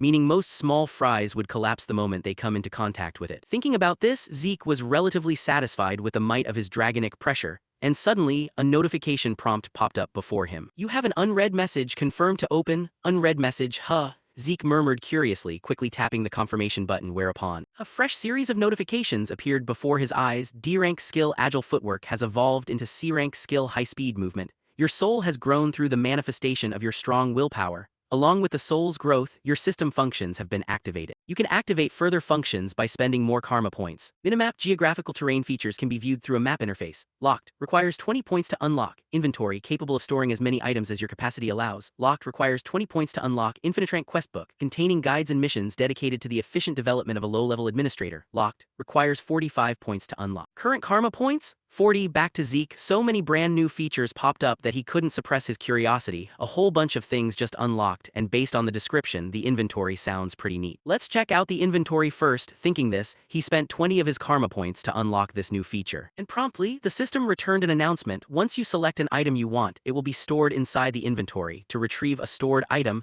you can think of its name or shape. The spatial volume an item occupies in the inventory depends on its size and weight. If you want a larger inventory, you can use karma points to expand its size. Returning to Zeke, after reading the description, even an ox could figure out how to use it. Select an item I want.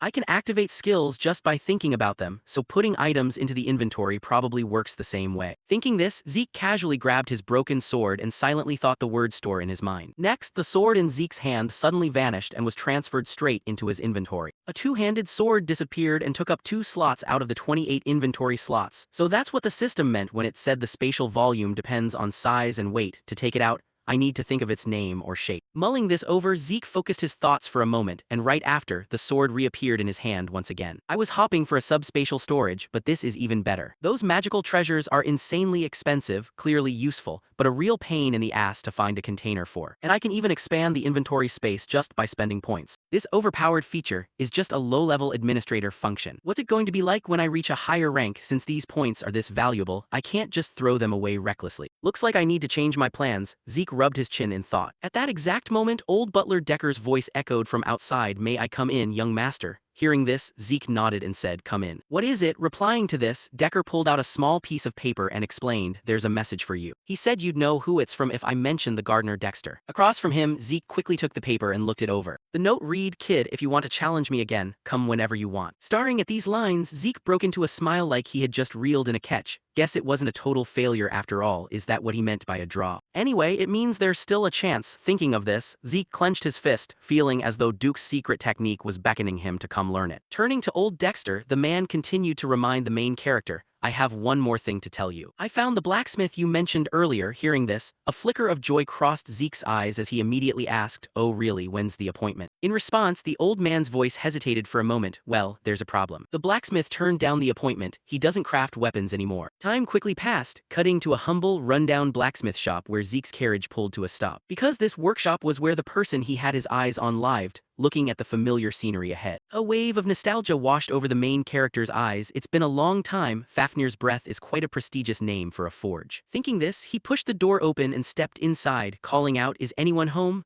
Inside, the workshop was an absolute mess with countless pieces of armor scattered across the floor, while at a table, a young man was getting drunk on his own bottle of liquor. Graham, the luminous sword, it was the masterpiece Galleon forged. A piece he claimed was the price for saving his life, truly living up to the title of the Soul Blacksmith. Known for reading a blacksmith's soul before crafting a weapon for them, staying true to that reputation by creating a sword with the exact abilities one needed most. The ability to replace luminous chi with ether, the greatest blacksmith on the continent forged that very sword. Yet what the hell is up with his current state? Zeke wondered curiously, looking at the drunken mess that was Galleon Halbert right in front of him. At this point, the young man noticed Zeke's presence and muttered in surprise, "What's this, a kid? This isn't a playground for brutes, scram." Back to Zeke, he didn't answer, instead scanning the room with an annoyed frown. Even though he's a deeply emotional guy, he shouldn't be this far gone. What on earth happened to him before we met?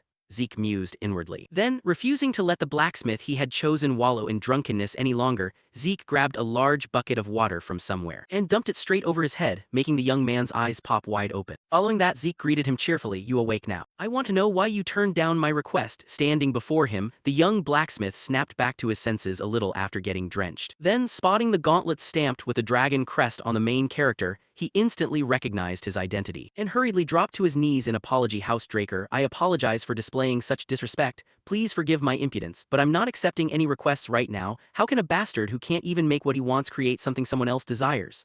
As he spoke, the young blacksmith's entire body trembled helplessly. Looking at his current state, Zeke felt like he was seeing his past self, so even Galleon went through a phase like this. Thinking back, by the time we met he was already the greatest blacksmith on the continent, and Galleon never talked about his past life, probably because he didn't want to share such an embarrassing history. "But I can't afford to wait 10 years for him to wake up on his own," Zeke muttered to himself, while Galleon continued to tear at his hair in self-loathing. "Why am I so useless? Can I even call myself a blacksmith? A blacksmith who can't make weapons?" The more he thought about it, the fuzzier his brain felt, until Zeke's loud voice snapped him back to reality. "Please forgive me for my rude behavior first," Galleon blurted out, but Zeke didn't care much, shaking his head. "Don't worry about it, I want to see some of your failed products." Hearing this, although Galleon didn't quite understand why Zeke would make such a request, he led him along anyway. "Let me show you to the back." And as for Zeke, naturally he asked to see this because he wanted to gauge Galleon's current skill level. "No choice, I'll just have to guide him onto the right path myself," he thought inwardly. Next, cutting to the backyard of the forge, an open plot of land stuck full of identical swords planted straight into the dirt. Surveying the messy scene, Galleon looked a bit apologetic and told the main character, "I'm sorry, I shouldn't have left things in such a mess. Haha, it's fine, you could say it's quite charming,"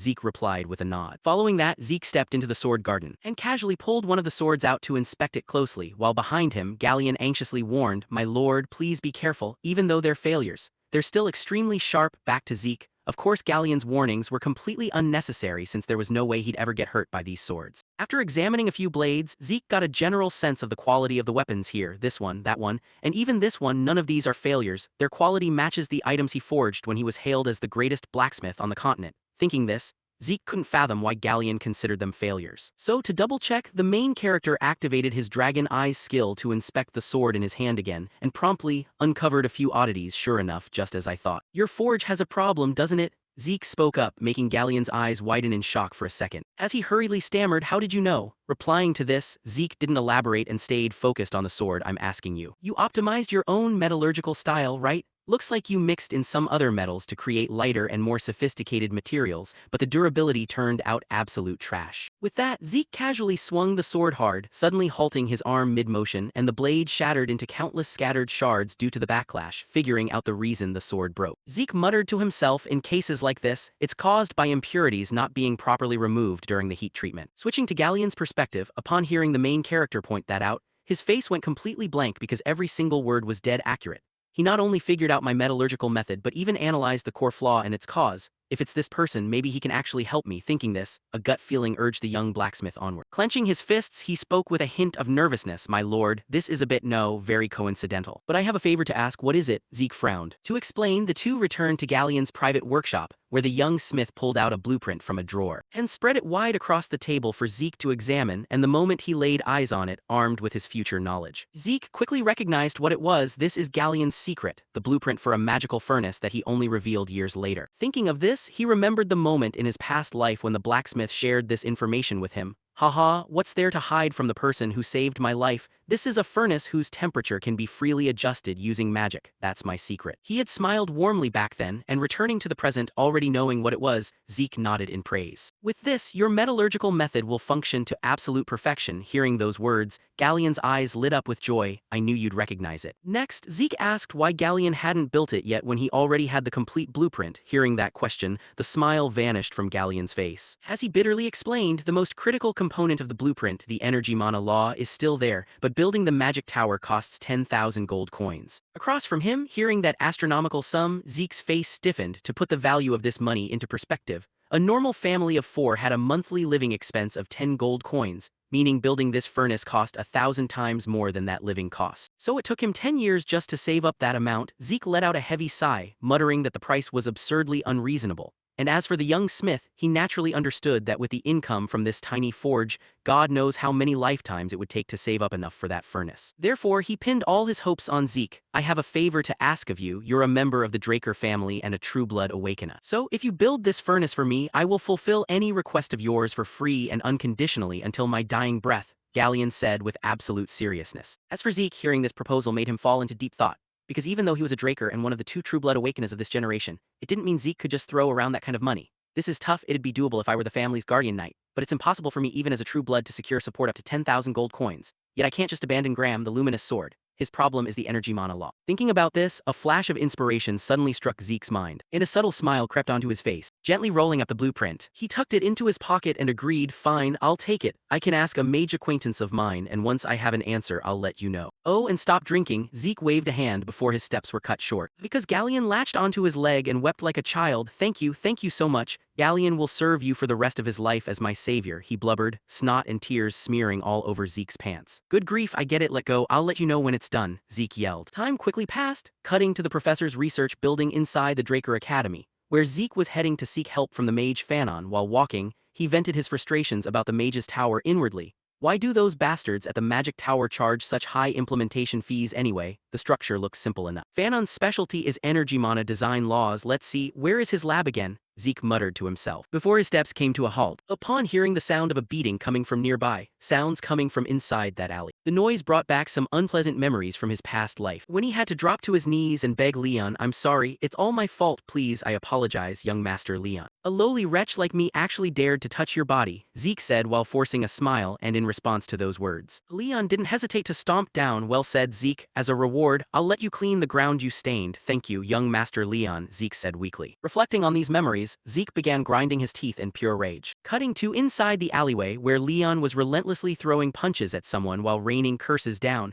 Trash like you is just an obstacle to everyone else's existence. Bastard, Zeke is the same way. An unprecedented golden light response, a true blood awakener surpassing everyone, damn it. Thinking of this, an overwhelming wave of fury surged within him as he kicked straight into the face of the person being bullied. Losing to that lowlife bastard was unavoidable due to that sneak attack before the fight started. But why the hell did the very piece of trash who humiliated me have to turn out to be a true blood awakener? Thinking this, Leon bit his lip until it bled out of sheer resentment. Yet, right at that moment, Zeke's voice rang out at the entrance of the alley. Wow, pimple face, already finding someone to take my place, huh? Zeke said with a grin, though. Upon recognizing who the victim was, Zeke's expression flipped 180 degrees. I'll give all of you 3 seconds, you better hit the dirt right now. Across from him, seeing Zeke appear, Leon broke out in a cold sweat, though he gritted his teeth and spat. What's this? Your arrogance shot through the roof ever since you awakened as a true blood, Zeke Draker. Are you even sure you actually awakened as a true blood? Before he could finish, Zeke didn't want to waste words on this puppy, coldly warning, shut your mouth, if you don't drop down, don't blame me, he said with an icy gaze, making Leon's face turn pale as he gasped in sudden fright from the main character. He started feeling an invisible wave of pressure that made sweat pour uncontrollably from his skin.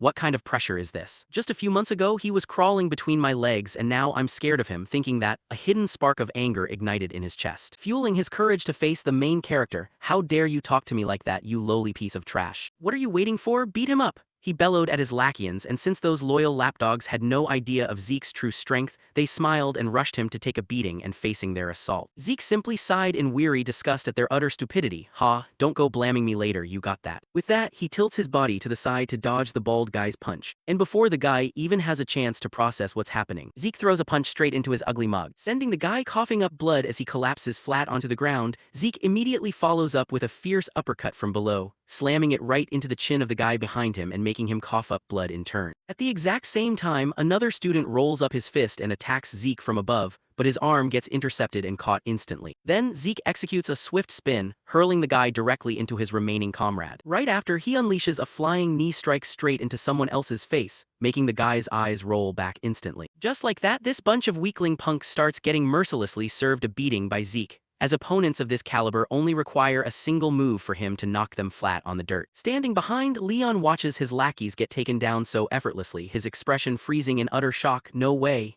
Is this bastard really the Zeke Draker I know? He questions himself internally. Meanwhile, after dealing with the trash, Zeke turns his attention toward Leon. Don't worry, I trust you already know this, it'll only hurt for a second, he says casually as if it's no big deal. Seeing this, Leon hastily draws the sword from his waist and stammers, "Stay away from me, come any closer and I'll cut you down." He talks tough, but his violently trembling body completely betrays his panicked state. Shifting back to Zeke's perspective, seeing Leon draw his sword, his gaze turns colder than ever before. "You actually drew your sword out here on the training grounds. You know what this means, right? To meet the murderous intent of Leon Conrad, who has dared to draw his sword upon the sacred training grounds. I, Zeke Draker, shall respond with my honor. This upcoming battle ends only when one of us dies, with all responsibility falling solely upon ourselves. And the surviving party bears zero liability for the outcome. Liam Stone, you shall be our witness." However, before the protagonist can even make a move, Leon is already so terrified he looks like he's about to wet himself, dropping his sword to the floor and begging Zeke for his life. "I'm sorry, Lord Zeke Draker, please let me live, please spare me,"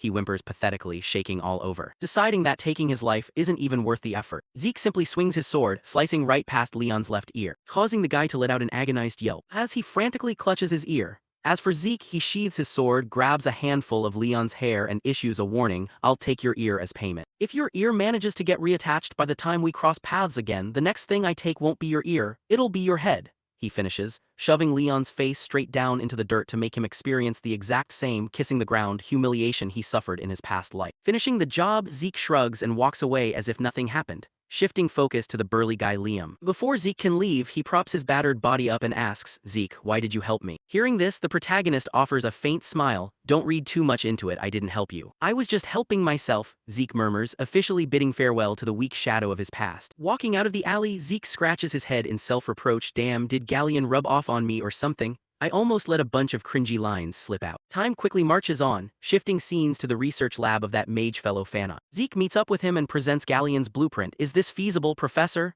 Zeke asks, and after giving it a careful inspection, Fanon replies, "Let me be straight with you, feasibly speaking, yes." Hearing that, Zeke's eyes light up brilliantly. "Really? Then I'd like to entrust this to you," he says excitedly. However, things are never that simple and smooth. Fanon doesn't eagerly leap to take on the task, instead cautioning Zeke, "Hold on, I think you'd better listen to my explanation first. As you said, the overall structure is relatively simple. However, the issue lies in the core responsible for the power output. The core acts as the heart of this machine, but the accompanying circuitry has extremely tricky limitations. While compact, it demands immense power and will need a way to regulate the output without any delay. This is unprecedented," he says, pointing directly at the blueprint on the table. Zeke's smile slowly fades as he probes, "But it's possible, right?" "That's right, there are two options depending on the core conditions. I can personally modify the design for you. However, it will take at least a decade to rework the core design. No, scratch that, probably around 15 years. 15 years? Zeke shrieks like the house is on fire. That's right, it'll consume a substantial amount of time. As for the second method, we can bypass the core redesign and use equivalent materials instead. While that saves a massive amount of time, the required material is high-grade compressed spirit stone. Hearing him say that, Zeke gets so agitated he can't even stay seated. What? Isn't that an ancient treasure that can't be replicated with modern technology? Across from him, Professor Fanon replies nonchalantly, "Well, obviously, ancient treasures are rare to begin with, but hunting for one in ruins is even harder. Finding a spirit stone durable enough to handle our design is going to cost over 3,000 gold. To sum it up, if you want speed, it all boils down to money." After hearing that, Zeke feels all the life drain out of his body. "I might get kicked out if someone finds out I can't use ether, but 15 years is way too long. And 3,000 gold is an astronomical figure. I can't believe this, I'm going crazy, I refuse to give up the gram or a sword. Most people think I'm an ether user because of what happened during the blessing ceremony, but that was just a reaction triggered by my healing skill and ether. In reality, I still can't use ether. Ether is considered a power that's notoriously difficult for humans to control.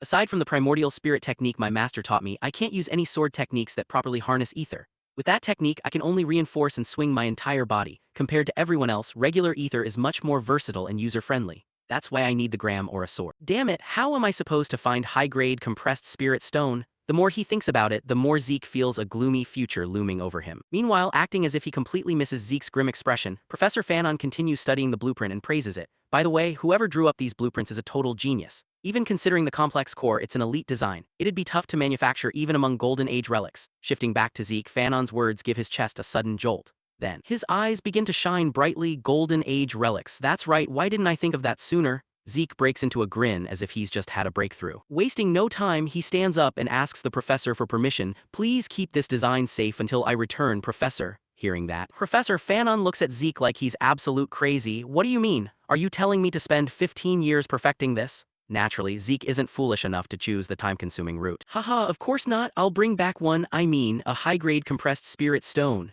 Zeke declares confidently as if he already knows exactly where to look. The Golden Age, the era of the Liberation War fought to escape the tyranny of dragons. That era ended with the defeat of the wicked dragon Bahamut, and the one who struck him down was Terrican Draker, the first head of the Draker family, bringing humanity a century of peace. During that time, many ancient treasures were discovered inside dragon lairs as relics from the era of the Hero King, the pinnacle age of magic. Every single discovered artifact possessed techniques and magic far surpassing modern standards. Among them was the high-grade compressed spirit stone, holding enough essential spirit energy to supply an entire village, a true artifact from the Hero King's era. Shifting scenes to the central library of the Draker Academy. Although rarely used, the central library is meticulously maintained because it is believed to have been founded personally by Terrican. During the expansion phase of the records room, Golden Age artifacts were unearthed, drawing the involvement of the Magic Tower and Archmage Nirvana, one of the three great houses, into the excavation. During those days, countless Golden Age treasures were found and news of it spread through continental newspapers. Or at least, that's what's supposed to happen 10 years from now. But right now, no one has discovered the treasures or even knows they exist. Thinking this, Zeke begins wandering around the records room. However, after packing back and forth for a while, he lets out a sigh. I could search all day and still not find it. Left with no other choice, he decides to activate his Dragon's Eye skill to sniff out some clues. And sure enough, Dragon's Eye doesn't disappoint. After using the skill and scanning his surroundings, Zeke spots a floor tile glowing with a peculiar red light. Hurrying over, the protagonist taps on it to test it. Here it is. It makes a hollow sound when tapped. Bingo, this is it. Thinking this, without wasting a single second, Zeke unleashes his power. The Primordial Spirit Technique, the sole application of ether for the Primordial Spirit Technique he learned from his master. Because ether materializes the user's willpower, applying specific attributes like cutting and utilizing it in various situations is entirely possible. However, it comes with a drawback. The user must consume a considerable amount of ether for any action.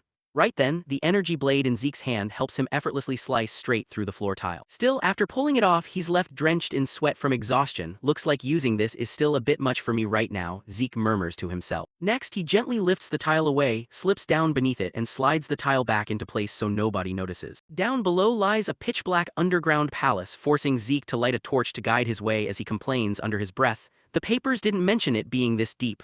Just as the words leave his mouth, he suddenly hears someone's footsteps, startling Zeke into hurriedly extinguishing the torch in his hand. Carefully listening to the approaching sounds, he thinks quietly, at least another decade was supposed to pass before anyone discovered these ruins. Could someone have beaten me to it? He slowly peeks his head out to investigate, and is greeted by the sight of two dry skeletons holding a pickaxe and a shovel. Skeletons. They're holding a pickaxe and a shovel. Alright, so they aren't created by a lick. In that case, this'll be easy. Thinking this, Zeke pulls his sword from his inventory, triggers his critical strike skill, and charges straight at the two skeletons. In under a second, he cleanly lops off the head of the skeleton holding the pickaxe. He follows up with a downward slash, cleaving the shovel-wielding skeleton right down the middle, and the moment the two monsters are vanquished. A notification window pops up in front of him. Because you defeated two skeletons, you have received 2 karma points. Current karma points, 22. Staring at the text, Zeke feels like he's just stumbled upon a brand new treasure trove. Oh right, I can earn points from taking down monsters. I completely forgot about that while I was fixated on the artifacts. Isn't this the absolute best way to farm points? Come to Papa, my beloved points. Zeke says excitedly, gripping his sword as he sets off to hunt down more adorable skeletons and send them off to the afterlife. What Zeke loves most about these monsters is how utterly pathetic their strength is. They hand him karma points on a silver platter without posing any danger at all. Thus, Zeke comfortably begins harvesting his karma points, while pondering how best to spend them. This is too easy. Let's check the shop in case I find something worth unlocking with points. Beginner's Quest book costs 45 karma points, minimap costs 20 karma points, while Dragon's Eye, Devour, and Locked Tier 2 skills all require 50 points. Looking at his current balance, he can only afford the minimap. Activating the minimap function. A simulated UI instantly displays a miniaturized map of the area, spotting the red dot representing his current position. Zeke quickly figures out how to use it. Looks like it works just like a magic map. A wave of astonishment washes over his face as his eyes catch a specific area tucked away in the corner of the map. What's this? He wonders, reaching out to touch that section. The system immediately shifts the minimap from 2D to 3D for easier viewing, seeing the system's flexible adaptability. Zeke can't help but give it a mental thumbs up. Awesome, this is exactly what I wanted. He cheers aloud before his eyes lock onto a single room glowing with a red light. Why is only that one room colored differently? He murmurs, tapping on the room icon. The system prompts him, would you like to set a route to the selected location, storage room? His eyes pop wide open in shock. Storage room. In the past, the search team spent days trying to find this place, yet he managed to locate its exact coordinates just like that. Without hesitating, Zeke taps confirm and the system replies, now providing the fastest route to your designated destination. The moment the notification appears, the 3D map automatically maps out a path leading straight to that room. Letting out a euphoric shout, haha, no way, with this getting lost is flat out impossible. Following the map's guidance, Zeke arrives in front of a massive door. Guess I'm here, but how do you open this thing? Standing around isn't gonna make it swing open on its own. He frowns, reaching out to touch the gigantic door. The moment his hand makes contact, a burst of defensive magic activates from the door, violently slapping his hand away. Recognizing it instantly, Zeke mutters, security spell. No wonder the magic tower and Archmage Nirvana got involved. It must be because of this door. If I weren't wearing these gloves, I might have lost my hand. Phew. I'll never get past this spell on my own. System, can't you just open it for me? Zeke asks aloud, mostly just venting his frustration. But to his utter shock, the system actually replies, administrator request received, connecting to security device. Security spell deactivated. Automatic device activation failed, now switching to manual activation. Too stunned to worry about the door for a second, Zeke blurts out, wait, you're actually responding to what I just said? That is correct. Do you have any further requests, Administrator Zeke Draker? The confirmation leaves Zeke standing there dazed for a moment, completely mind-blown that he can actually converse with the system. Taking a few seconds to regain his composure, he asks the question he's been dying to know. If that's the case, why forced reincarnation? Why did you make me? I cannot answer that question, the system replies flatly. Undeterred, Zeke tries another angle. Then what even is this administrator system? I cannot answer that question. Then who created you? I cannot answer that question. Do you have any further requests, Administrator Zeke Draker? Giving up with a sigh, damn, I'm not getting answers to any of the important stuff. Zeke rubs his head and tells the system to open the door. Administrator request confirmed. Dragonslayer's tomb storage room unlocked. True to the notification, the massive door rumbles and slowly swings open. Beyond the doorway lies a gigantic chamber filled with countless wooden chests neatly organized across wooden shelves. Staring at the chests, Zeke's eyes widen as if he struck gold. Are those treasure chests? Treasure chests? Just like the name implies, chests overflowing with valuable loot and riches. Finding even one artifact is already a miracle. Thinking this, to test his theory, Zeke sprints over and pops open the nearest chest. It doesn't disappoint. Glittering jewels and gems radiate a brilliant light, nearly blinding him on the spot. Haha, are there really hundreds of treasure chests in here? He yells ecstatically, rushing over to fling open every remaining chest and scoop up all the valuables. I'll take this. Oh, this one looks pretty decent too, I'll give this to Fanon. Found it high-grade compressed spirit stones, and there are 4 of them, even better. I'll use 1 point to expand my inventory by 4 slots, but I still don't have enough space to take everything. Guess I'll just have to keep coming back here until I graduate, Zeke murmurs, stuffing all the priceless treasures into his storage space. Finishing up, he stretches comfortably and prepares to leave. That's plenty for today, he mutters. But right at that moment, he senses an unusual aura shifting inside the room, making him spin around in a start. What's with this creepy vibe? Frowning, Zeke reaches out to tap the wall to inspect it, and instantly an anomaly occurs. A complex magic circle suddenly materializes beneath his feet, and a second later the array activates, teleporting him away. Reappearing somewhere else a moment later, Zeke finds himself standing inside another warehouse-like room. Snapped into high alert by the sudden teleportation, he scans his surroundings and asks, System, where is this?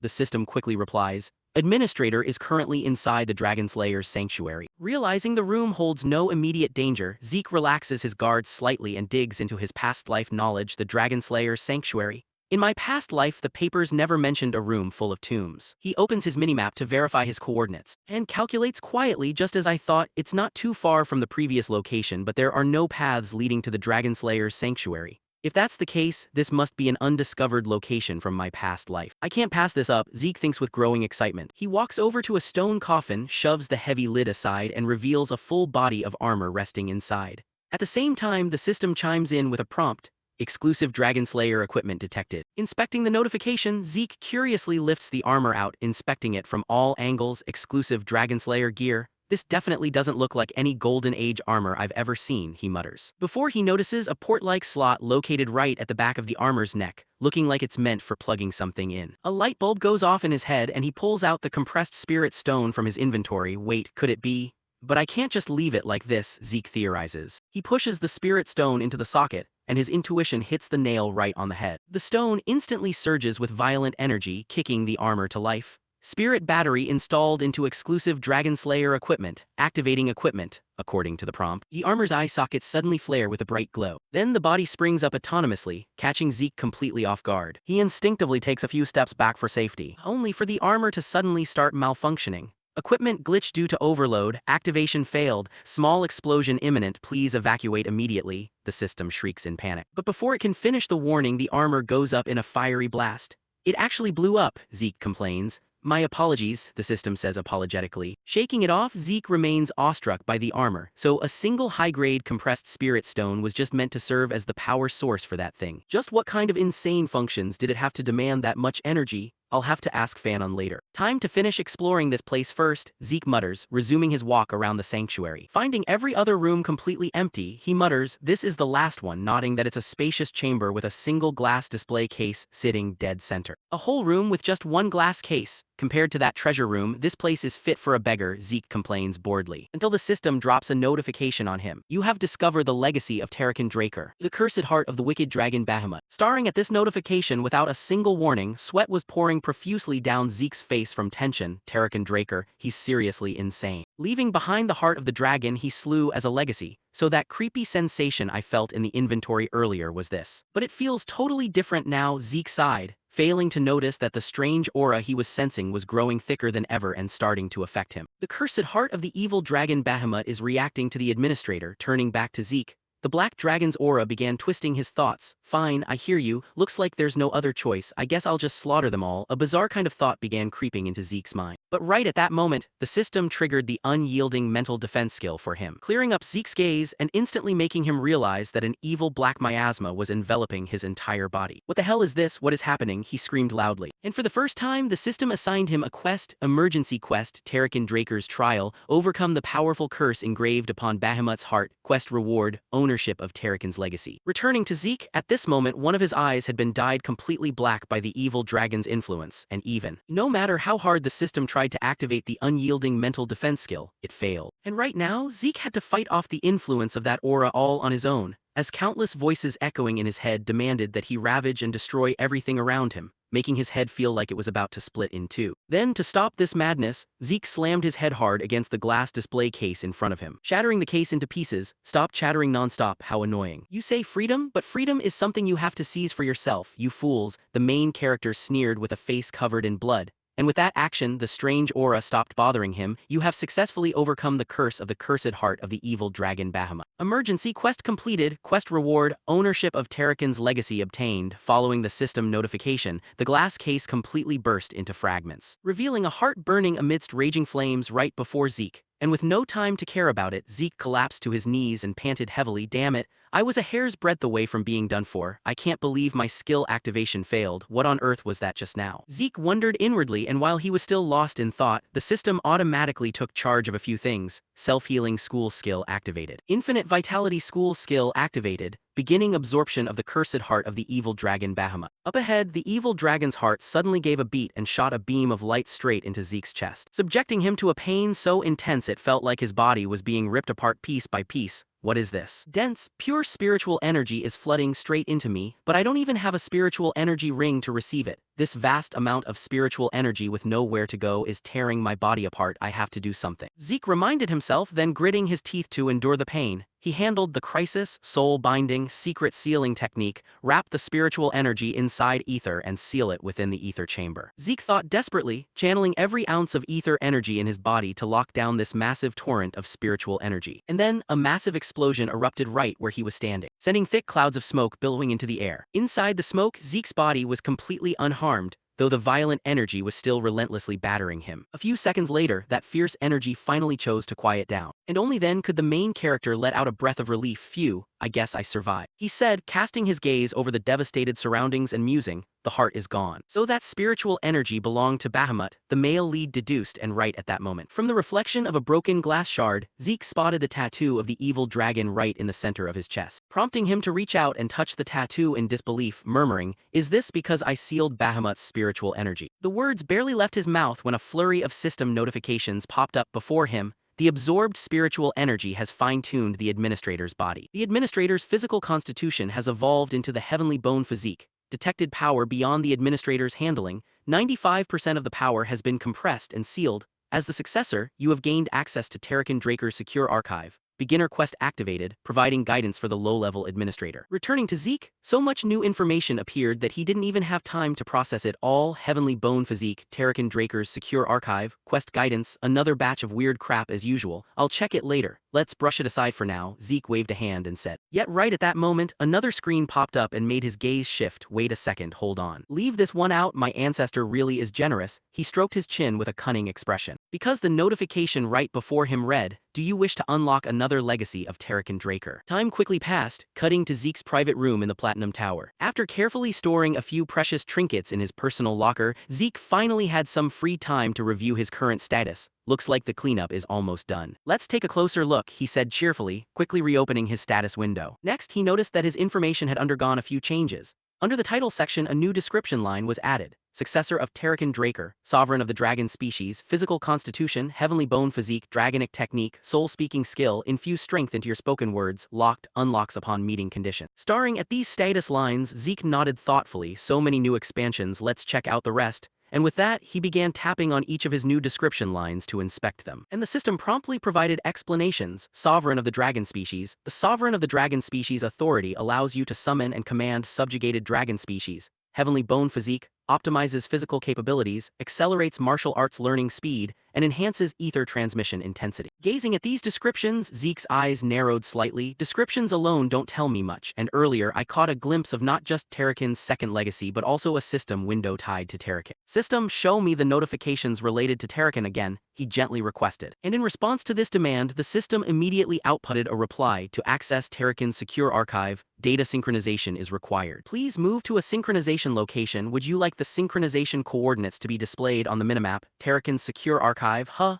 What is this? I have to go to a designated location to access it. Show me the map location, Zeke complained. And instantly, the minimap appeared before him, and the designated location made Zeke unable to hide the astonishment on his face. This is Valhalla. Valhalla is the premier night training academy. No one other than authorized individuals can approach it, let alone step inside. Even for me, sneaking into Valhalla is impossible. Going to Valhalla wasn't in my plans either, but if something like Terrakin's legacy is hidden there, then it's worth modifying my plan. Looks like I'll have to stay in this cursed family a little longer. Thinking this, he tapped on another description line to inspect. This time the one related to the beginner quest book. Beginner quest book starts guiding the low-level administrator following the tutorial. Quests will become available to assist in the administrator's development. Completing quests will grant additional rewards, reading through the system's explanation. Even an idiot could understand it, so I accept quests and get rewarded upon completion. The mechanism is similar to an adventurer's guild or mercenary missions, but what does this guidance mean? He asked himself inwardly, and as if to answer Zeke, the system automatically triggered the tutorial starting guidance for the low-level administrator. The notification barely dropped when the space around Zeke abruptly shifted, transforming into a simulation space just like inside a video game. The sudden scene made the main character curiously look around his surrounding. What is this? Where am I? Was I teleported like last time? No, this feeling is totally different. As if the entire space has changed, Zeke anxiously guessed before fierce, angry monster growls began echoing from behind his back. Hearing the noise, the main character hurriedly glanced backward and spotted a group of huge, ferocious orcs being spawned by the system. Accompanying them, a guidance notification appeared. Tutorial quest, defeat the monsters within the time limit using at least 2 skills, reward access to the system store, time limit 60 minutes. Looking at this notification, Zeke's brain clicked as he deduced its purpose. Orcs suddenly appearing and a matched quest accompanying this tutorial is meant to create situations where I can proactively use the system. This should have been provided much earlier, he grumbled, and while he was lost in thought, the orcs had already surrounded him and swung their massive spiked clubs straight at him in unison. The blow hit with such force that it caused a massive explosion on the ground, kicking up endless clouds of dust. Fortunately, even though his mind was pondering the system quest, Zeke hadn't lowered his guard upon realizing he was surrounded by monsters. So the moment they attacked, he simultaneously activated high-speed movement and serial slash to dodge and counterattack immediately afterward. His blade flashed like lightning before the orcs even realized it, slicing their bodies into countless pieces. Zeke being able to pull this off so effortlessly was partly thanks to the heavenly bone physique, which optimized his physical stats, sped up his martial arts learning rate, and supercharged his ether transmission. The sword in my hand feels as light as a feather, so this is the effect of the heavenly bone physique. With this level, I can easily take down commander-tier enemies, he mused to himself. And after butchering the orcs, the system popped up a notification, tutorial quest completed. Following that,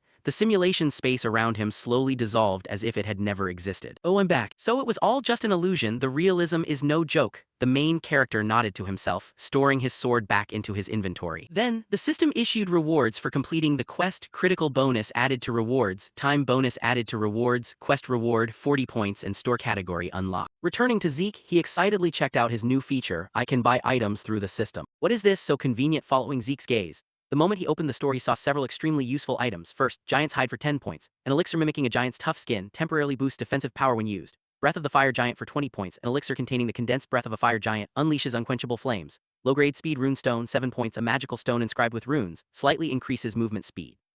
Wings of the Sky 5 points, an elixir made from bird feathers, temporarily boosts agility. Staring at these items, Zeke was dumbfounded. Giant's Hide, Breath of the Fire Giant, these are all rare treasures worth hundreds of gold coins. Just reselling items from the store alone would be enough to make me a fortune. Over here, the system also provided a reminder prompt. Please place the item you wish to sell into the designated window. Items stored in your inventory can also be sold. Practice two-handed sword. This item cannot be sold. Elf dagger. Do you wish to sell this item? Selling price 4 points. Returning to Zeke, the meager price of the dagger made his hand freeze mid-motion. Selling things only seems worth it for ancient treasures. 4 points for this dagger. I could make at least 100 gold coins from it if I took it to an auction house. Selling items is pointless unless I'm desperately short on points. With that, he waved his hand to dismiss the screen in front of him and stretched tiredly. Phew, what an exhausting day. Guess I'll get a long night's sleep tonight, the male lead sighed. Time quickly passed until the next morning, cutting to the professor's research building, where Zeke sought out Professor Fanon to hand over that battery. And upon seeing Zeke pull it out, the young professor couldn't hide the shock on his face. You actually brought back a high-compression spiritual energy stone in just a day. How did you pull that off?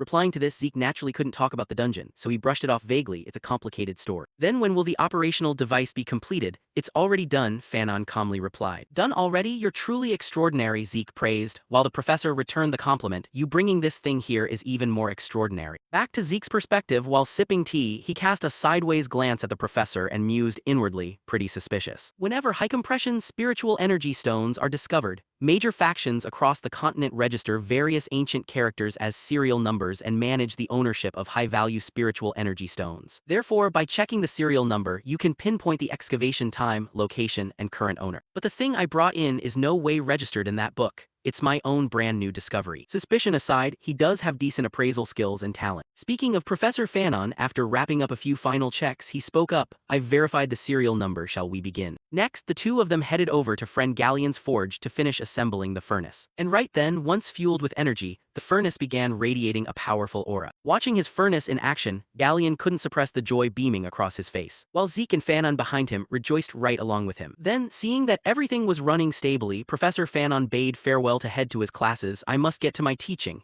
Thank you very much, Professor, Zeke hurriedly replied. Returning to Galleon, who was still grinning from ear to ear, I never imagined in my life I'd see a fully operational magic furnace. Thank you truly, he said happily. Hearing that, Zeke shook a hand. It's a business deal, no need to go that far. You haven't forgotten the conditions we agreed on earlier, have you? Of course, please name your request, Galleon replied hastily, and the main character pulled an item from his backpack and demanded, forge me a sword using this. What he pulled out was none other than the hardest fang of the evil dragon Bahamut. With a veteran blacksmith's eye, Galleon instantly guessed what the material was. Is this a dragon's fang? Wow, with a size and condition like this, I've never seen anything like it. Where on earth did you find this? For Zeke, this was Terrakin Draker's second legacy. From the dragon's heart to this fang, Zeke felt a bit like a grave robber. It's complicated to explain, Zeke softly said, before noticing that the young blacksmith standing before him was trembling like he had a fever. You didn't just build me a magic furnace, you even gave me the chance to forge a dragon's fang. I will definitely repay your trust. I, Galleon Halbert, will risk my life for your sword, he declared, radiating an aura that practically blinded Zeke. His words brought back memories for Zeke, reminding him of when Galleon said something very similar in his past life. He really is steadfast, Zeke muttered inwardly, deciding to leave everything in Galleon's hands. All right, I trust you. Let's see what kind of sword you make. I'm really looking forward to it. Cutting to Zeke's bedroom, where he was still excited in anticipation of the sword Galleon was crafting for him. Making a sword is so exciting. Zeke cheered happily before remembering the message old Uncle Duke had left him. It's been a week since I got the message telling me to come back after my bet with Duke ended. Turns out it's time to face the music, Zeke muttered to himself. And sure enough, right at that moment, old Uncle Duke's figure suddenly appeared outside the balcony, glaring at him with eyes brimming with rage. Why didn't you come this time, kid? Give me an honest answer. Looking at the red-haired uncle's face, Zeke's entire body shook uncontrollably. It looked like the man wanted to murder him. Gathering his courage, he tried to regain his composure and replied, well, you said to come back if I wanted a rematch. Naturally, since I had no intention of going, I didn't show up. Up ahead, Duke apparently couldn't accept that answer as he lunged forward, grabbed him by the collar and demanded, I told you to be honest. Next, giving Zeke zero chance to react, the man tossed him straight out the window, leaving the main character's face stunned for a second. So high, at this height I'll die instantly without even getting a chance to heal. Thinking fast to save his own skin, he spun midair and reached out to grab the balcony railing. Yet before his hand could catch the rail, old Uncle Duke's arm shot out, grabbing him tightly by the throat and speaking coldly. You didn't want to challenge me again. I don't think you're stupid enough not to understand what I meant. Either way, it's the exact opposite. You didn't show up after losing, you didn't even visit the infirmary. It's as if you were deliberately trying to piss me off. I'll give you 5 seconds, answer honestly this time. His tone was overflowing with killing intent, making Zeke realize he had pushed the joke a bit too far. What the hell, he figured it out and still played along. Thinking that, he looked back at the man with a teasing gaze. How absurd. You didn't even reveal your true identity. Am I wrong, Gardner Dexter? Hearing Zeke's words, the old uncle suddenly broke into a smile and casually hurled his body inside like tossing a chair, smashing the room's furniture to pieces. All right, you win, kid. I used to be a Black Knight of the Draker family. My name is Duke Draker, he said, extending a hand toward Zeke. And once he introduced his identity, Zeke placed a hand over his chest and bowed. Esteemed family elder and former member of the Black Knight's Order, I offer my sincere apologies for the disrespect I showed as a knight, he stated calmly. His complete lack of surprise made the old uncle suspicious. That I knew it would turn out this way expression. What's that about? Hearing that, Zeke quickly switched his expression to a foolish blank stare. Nothing at all. Ah ha ha ha. He chuckled awkwardly before shifting back to curiosity about what was just said. But Duke, what do you mean when you said you used to be a Black Knight? In response, the old uncle shrugged. Simple, I used to be a Black Knight, but now I'm a Red Knight. Behind him, Zeke felt his brain short-circuiting. Can that even happen? A knight's rank can go up, but I've never heard of it dropping down. Returning to Duke, as if not wanting to dwell on the subject, he cut the conversation short. Kid, don't bring that up anymore. Seeing his hands trembling uncontrollably as if trying to suppress something, Zeke quickly realized this must be a taboo topic for Duke, so he wasn't stupid enough to press further. Alright, since you were honest with me, Duke, I'll return the honesty. Following that, Zeke explained his motive for intentionally avoiding him. And after listening, the old uncle's eyes grew even more intrigued. So right from the start, you figured out my identity and deliberately provoked me just to become my official disciple. You've got some serious gut. Fine, I'll take you on as my disciple, the old uncle said, slapping his thigh with a smack, leaving Zeke wide-eyed in shock. Just like that. Realizing he needed to act before the man changed his mind,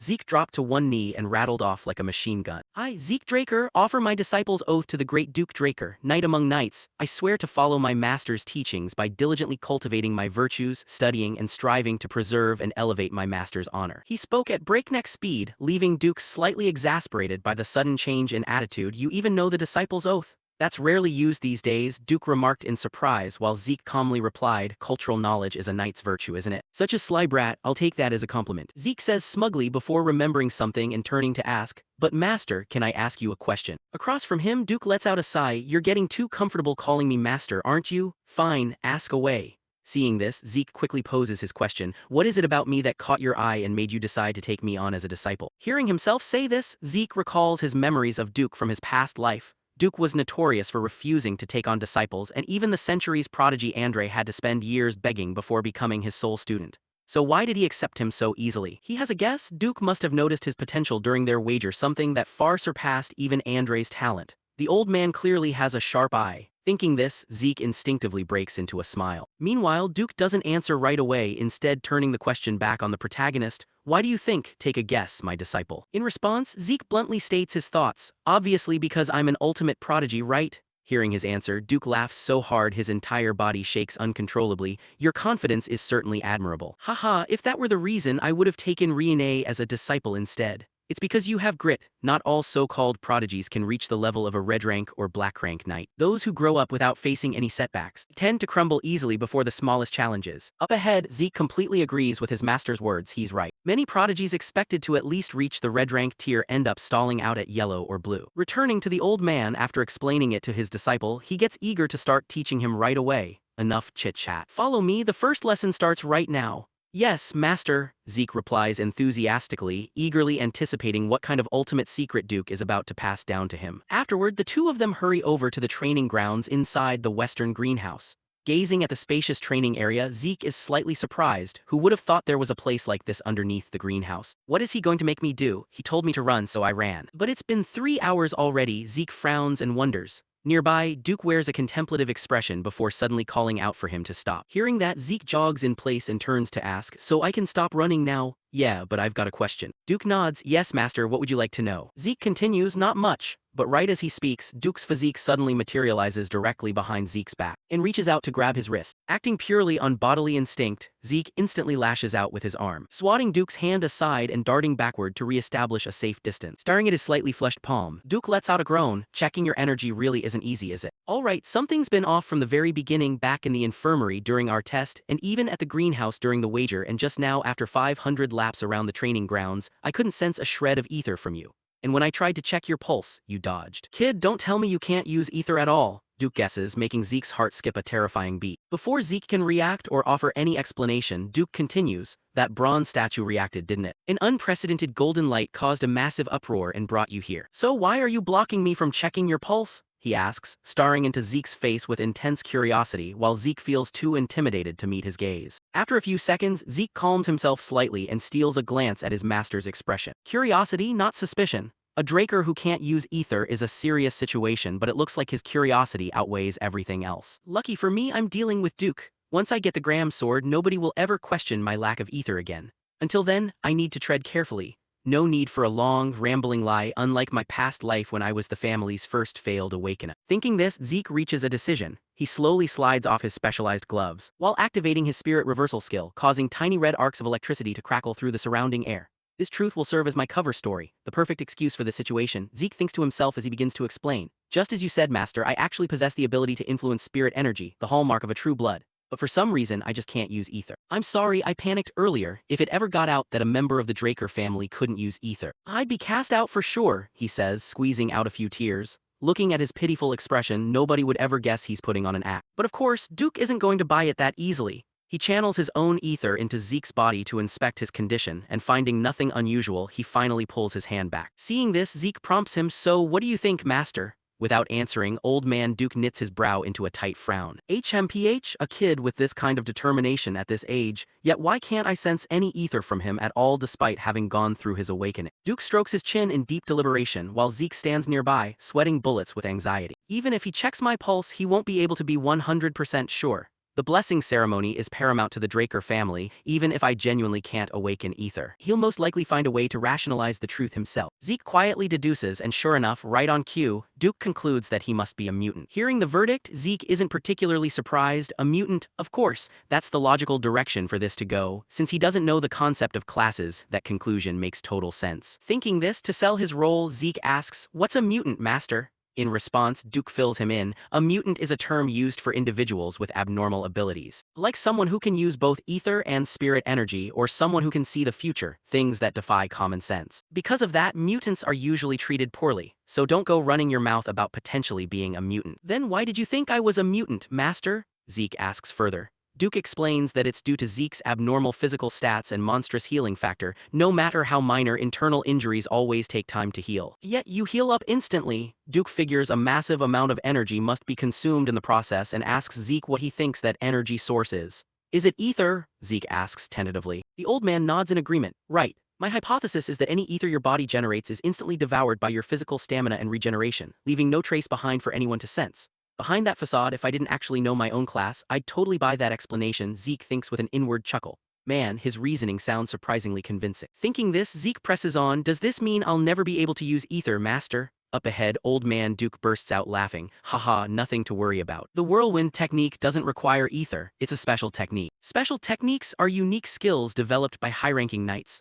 Normally, they involve applying or enhancing dragon-slaying arts that require ether, but my whirlwind technique relies entirely on physical conditioning. I'll demonstrate it once, so watch closely." With that, he taps the tip of his foot against the floorboards, and a split second later, a deafening crack rings out as Duke's figure instantly vanishes from Zeke's sight, followed by a rapid-fire series of shockwaves so fast the protagonist can't even track where he is. Then, after a few seconds, the old man reappears in his original spot and asks, "Did you catch that?" In response, Zeke fires back a question. "I just need to trace your footwork, right?" "Well, if that's all you think it takes, I guess I don't need to explain anything else. You've seen enough."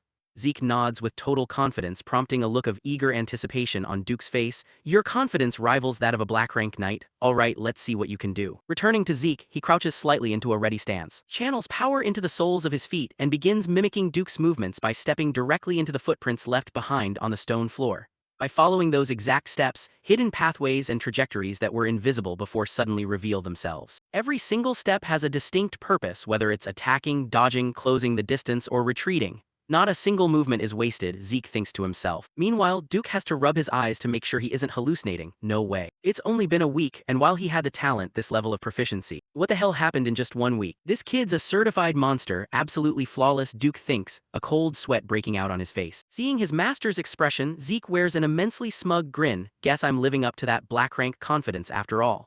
He silently thanks his heavenly bone physique, which has elevated his martial arts learning speed to a whole new dimension, explaining why Duke is looking at him like he's a ghost. Shifting back to Old Man Duke, seeing that smug look makes visible veins bulge on his forehead as he mutters internally, if only this brat could lose that punchable attitude, he'd be perfect. Thinking this, he lunges forward and slaps a headlock on his disciple. You little punk, crying just a minute ago and now you're all full of yourself. You're gonna ruin my posture, master. Zeke complains nervously. That depends on your attitude, you insolent disciple, Duke replies, giving Zeke a massive headache. What kind of retired black rank knight has zero filters? He groans inwardly. Time marches on, shifting scenes to the academy's dining hall.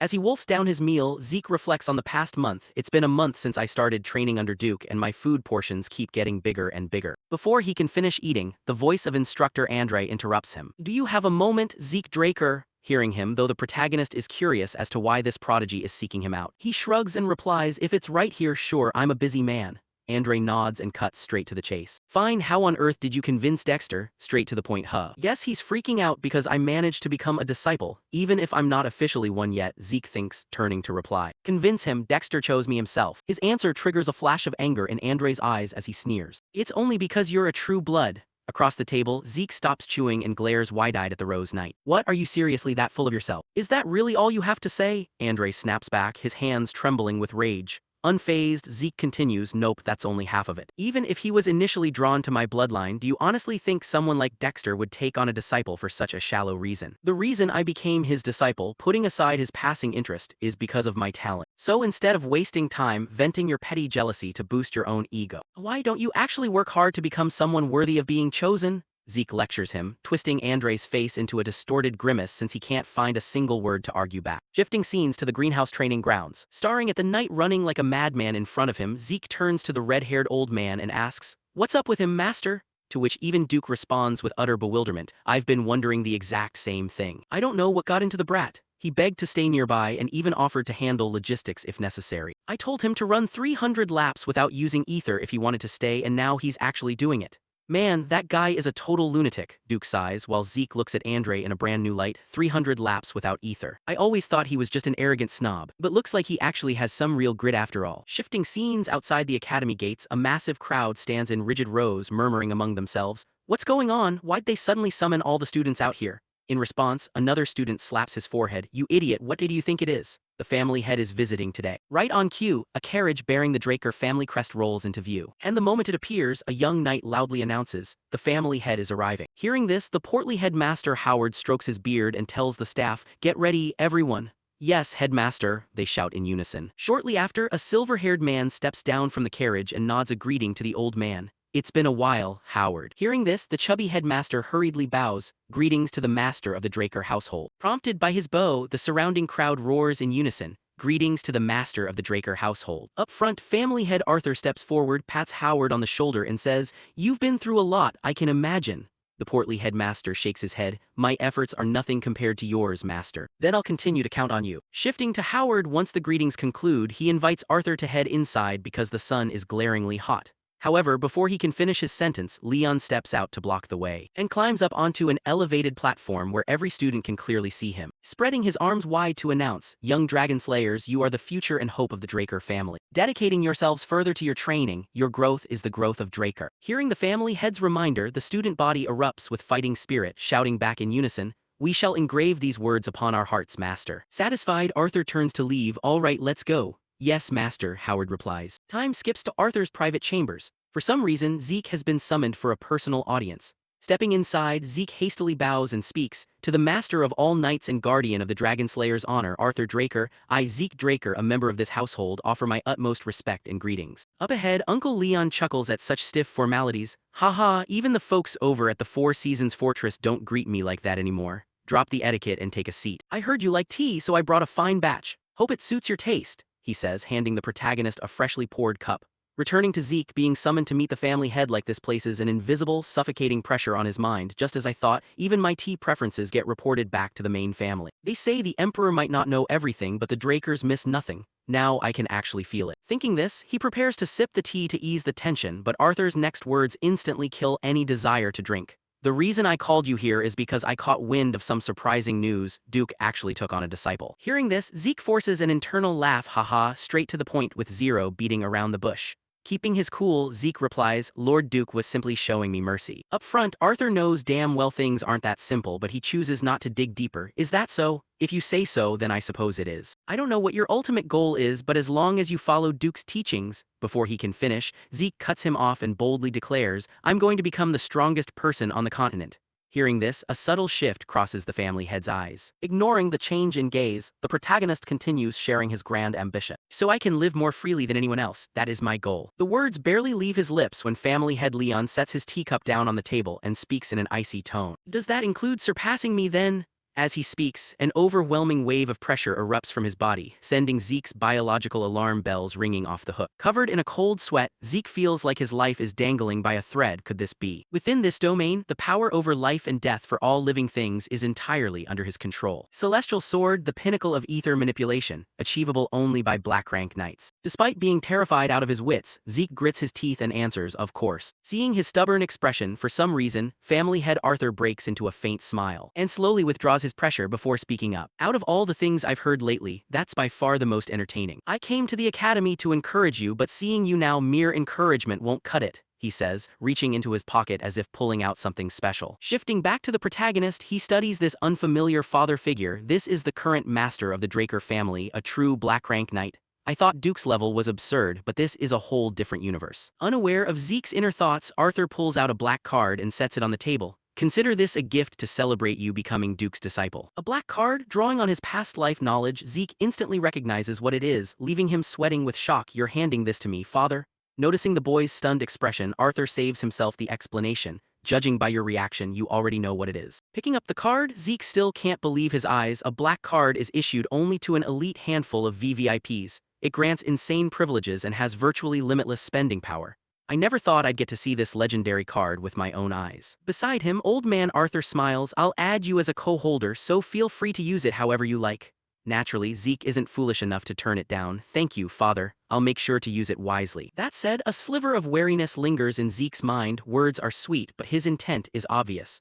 "Since this card logs every transaction, it means tracking my movements will be a whole lot easier for him." Even so, the fact that he used a subtle card instead of brutal coercion means he isn't overly concerned with keeping him under strict surveillance yet, Zeke deduces inwardly.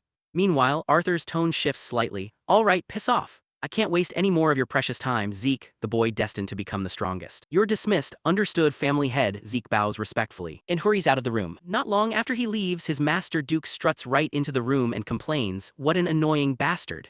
Hearing the familiar voice, Arthur calmly replies, "Why are you so worked up, Duke? Need you ask? Abandoning some kid in the cradle and now you stroll in playing the doting father." Duke's voice drips with sarcasm. Though accustomed to his friend's antics, Arthur remains unbothered. "As the family head, I had no choice, you know that. And besides, running your mouth like that counts as slandering the family head." Sighing in boredom, Duke drops onto a couch and waves a hand. "Ha, fine, arrest me then." Arthur chuckles at his laid-back attitude. "Haha, that's why you're the only person I can actually kick back and talk to." "Let's drink while we chat," Arthur says, pulling out a rare bottle of liquor. The moment Duke spots the label, his eyes light up like floodlights. "Dragon's breath, and it's a red vintage. See, you do have some taste after all." As they drink together, Arthur's demeanor turns serious as a thought strikes him. "You've heard about the continent's weird situation lately, right?" "I'm holed up in an academy, how the hell would I know?" Duke scoffs, though Arthur doesn't believe him for a second. "Your intelligence network spans the entire continent, don't play dumb." Rolling his eyes, Duke complains, "If you already knew I knew, why'd you ask, you old fox?" The Emperor is obsessed with immortality and scouring the entire continent like a madman.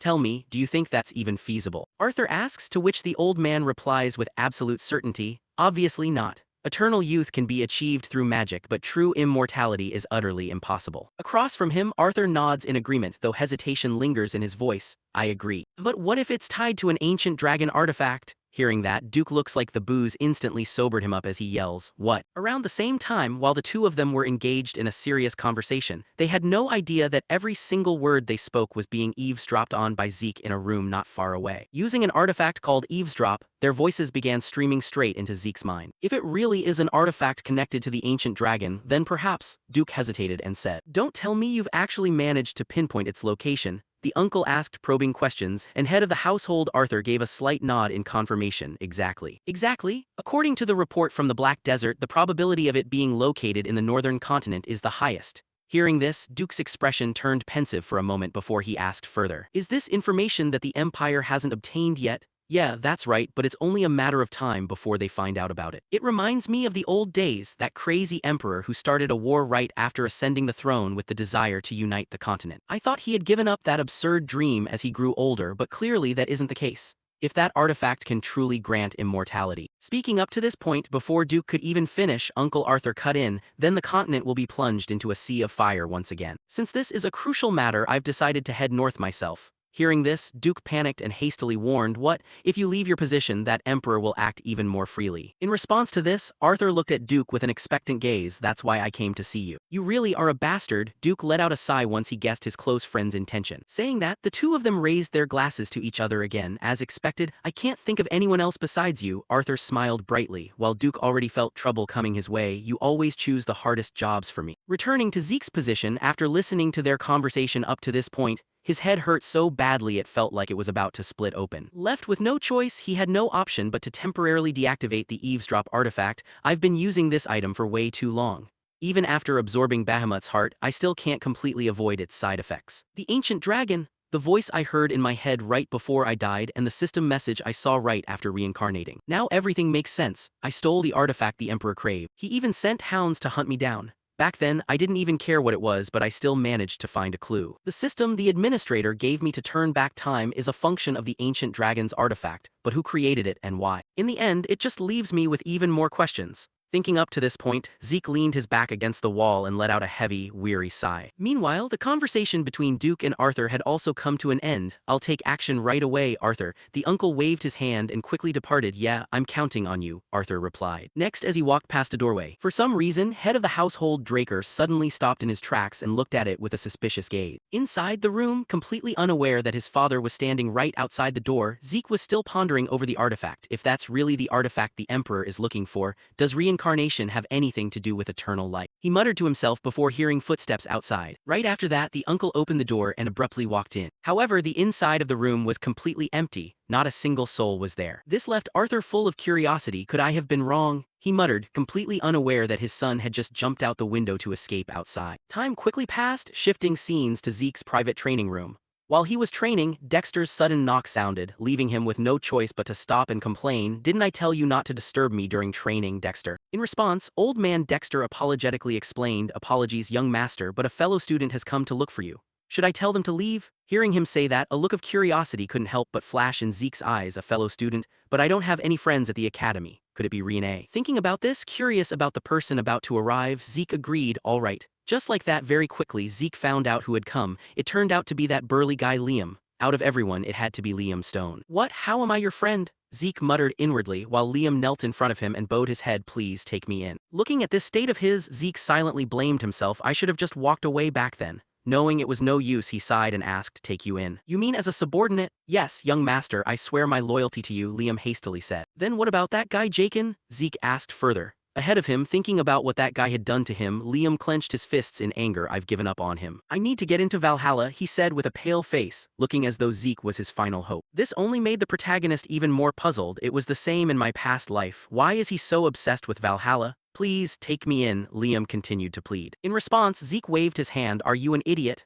You should have chosen Zimin or Tirun instead. I don't have any family backing me up, meaning I'm useless in helping you get enrolled in Valhalla. And why should I believe you, frankly speaking? You could be a spy sent by Jakin." Zeke's words turned Liam's face pale once again. Next, he abruptly pulled out the dagger at his waist and directly brought it up, cutting off one of his own ears. "You naturally doubt me, but I will prove it by any means possible." If you tell me to shut my mouth, I'll cut out my tongue. If you tell me to cripple myself, I'll slash my heels. I will surrender my life to you, young master. Please accept me, Liam said with a voice filled with determination. These words of his made the protagonist start remembering his own past life. Back when he had once said similar words to his master, I want to become stronger than anyone else. Please teach me, master. Thinking of this, Zeke decided to give the burly fellow in front of him a chance. At that moment, he threw the sword in his hand forward and raised a single finger. One move, if you can endure a single move from me, then I'll take you in. Following that, Zeke let Liam go get treated for his injuries before starting the test. But once he faced Zeke directly, Liam realized that enduring a single move wasn't as easy as he thought. I genuinely thought enduring one move wouldn't be too hard. After all, I'm also a user of the Draker family's light aura. But is this really someone the exact same age as me? Just breathing felt difficult, Liam thought as his entire body involuntarily trembled with fear. However, giving him no time to think much, Zeke gripped his sword tightly and lunged forward at high speed. Seeing this, the burly guy had no choice but to let out a loud shout and swing his sword to block the strike. The clash of their swords was so powerful it caused the air to emit a deafening blast, blowing away all the dust and smoke across the training ground. Next, the sword in Liam's hand was knocked flying away by Zeke. Looking at Liam's battered state, the protagonist disappointedly muttered, "So that's all you've got. How pathetic." Looking at Liam, who was still sitting dazed on the ground, Zeke boredly waved his hand and reminded the young man, "You might have high resolve, but when it comes to Valhalla, you'd better just give up." With that reminder, Zeke turned around and left the training ground, ignoring Liam, who was still trying to cling on behind him. As he walked, the protagonist thought to himself to confirm one thing: it seemed Liam being abandoned by Jaken was probably true after all. If he wasn't Jaken's subordinate, he wouldn't have been able to step foot into the cradle. He's just someone of low-born lineage. That's an academy where even someone with orthodox bloodline like myself was once expelled from. It wouldn't be strange at all if Liam got expelled right now. It's only natural for him to be this anxious. Thinking up to this point, Zeke's steps suddenly stopped. Or rather, it was because the burly guy Liam had dropped to his knees, tightly grabbing his right leg to beg. This made the protagonist turn his head and reconsider everything. Is this really worth clinging to such an extent? In his past life, Liam had been expelled from the academy and his mercenary corps had collapsed. Yet he still reached the Crimson Knight realm and was dubbed the Mercenary King. Down below, Liam couldn't hold back his tears as he wept and pleaded pitifully, "Please give me one more chance, Lord Zeke." Looking at his current state, Zeke guessed that this young man seemingly had no intention of giving up whatsoever. Then, whether out of a sudden soft spot or not, Zeke decided to give him another chance. "All right, I'll give you one more chance. But with one condition. If I want you to become mute, you cut out your tongue. If I want you to become crippled, you chop off your leg, am I right? If that's the case, cut off your right arm," Zeke said coldly while patting the burly young man's shoulder. The command from Zeke left Liam's face stunned. "What's wrong? Regretting it already?" Zeke's voice was full of sarcasm while Liam's eyes were already bloodshot, his lips bitten tightly together as if fighting an intensely fierce internal struggle. This didn't surprise Zeke too much either. This was a mandatory demand requiring him to give up the life of a swordsman. An ordinary person would certainly be unable to accept this. Thinking about this as if sensing Liam had given up clinging to him, Zeke stood up and said, "I have countless training sessions to do. If you can't do it, get lost." Saying that, his body leaned forward slightly, slowly pulling his sword back as if preparing to train. At the same time, Liam behind him, as if having made up his mind, slowly stepped forward. Seeing this, the male lead cast a sidelong glance at him and thought, "Although I don't know why he's so desperate." "Don't get discouraged, Liam. Even if you don't make it to Valhalla, you can still reach the realm of excellence." That was what Zeke thought to himself. However, Liam's next action left him unable to hide his surprise. At this moment, following his gaze, Liam began grabbing the sword that had been knocked away earlier, slowly lifting it high up while extending his right arm out. His teeth were clenched tightly as if about to hack off his own right arm. Looking at the expression on the burly guy's face, the male lead immediately guessed that Liam had no intention of joking around. "You lunatic!" the male lead shouted inwardly and rushed forward to stop him. At the same time, the sword in Liam's hand swung down fiercely. Yet, fortunately for the burly guy, at the most dangerous moment, Zeke gripped his sword tightly and slashed it forward at wind-shattering speed. With just a single collision, Liam's sword snapped in two. The tip of his blade flew out of the training grounds. Looking at his right arm, which was still completely intact, Liam panted heavily like an ox from the sheer tension. However, before he could even recover his wits, Zeke strode forward, grabbing him tightly by the collar and demanding, "Hey, you lunatic. What if I had changed my mind? You just went ahead and swung your sword like that." Responding to Zeke's words was an emotional expression from the burly guy. Because there is something more precious than this arm and I cannot afford to lose it." For Zeke, after hearing the answer, he looked at Liam with a gaze as if looking at a fool. However, he then shrugged, threw a punch at Liam's body and warned, "If you ever pull stupid stunts like that again, no matter how loyal you claim to be, I'll throw you out." remember that. Shifting back to Liam's perspective, after hearing that, a visible look of joy flashed in his eyes as he asked back, Lord Zeke, does that mean? Without answering the question, the male lead merely reminded, hurry up, Liam. If my subordinate only has one ear, what will other people think of me? Understood, I get it, Lord Zeke, Liam replied excitedly. Time quickly passed until late afternoon, shifting scenes to the protagonist's private office.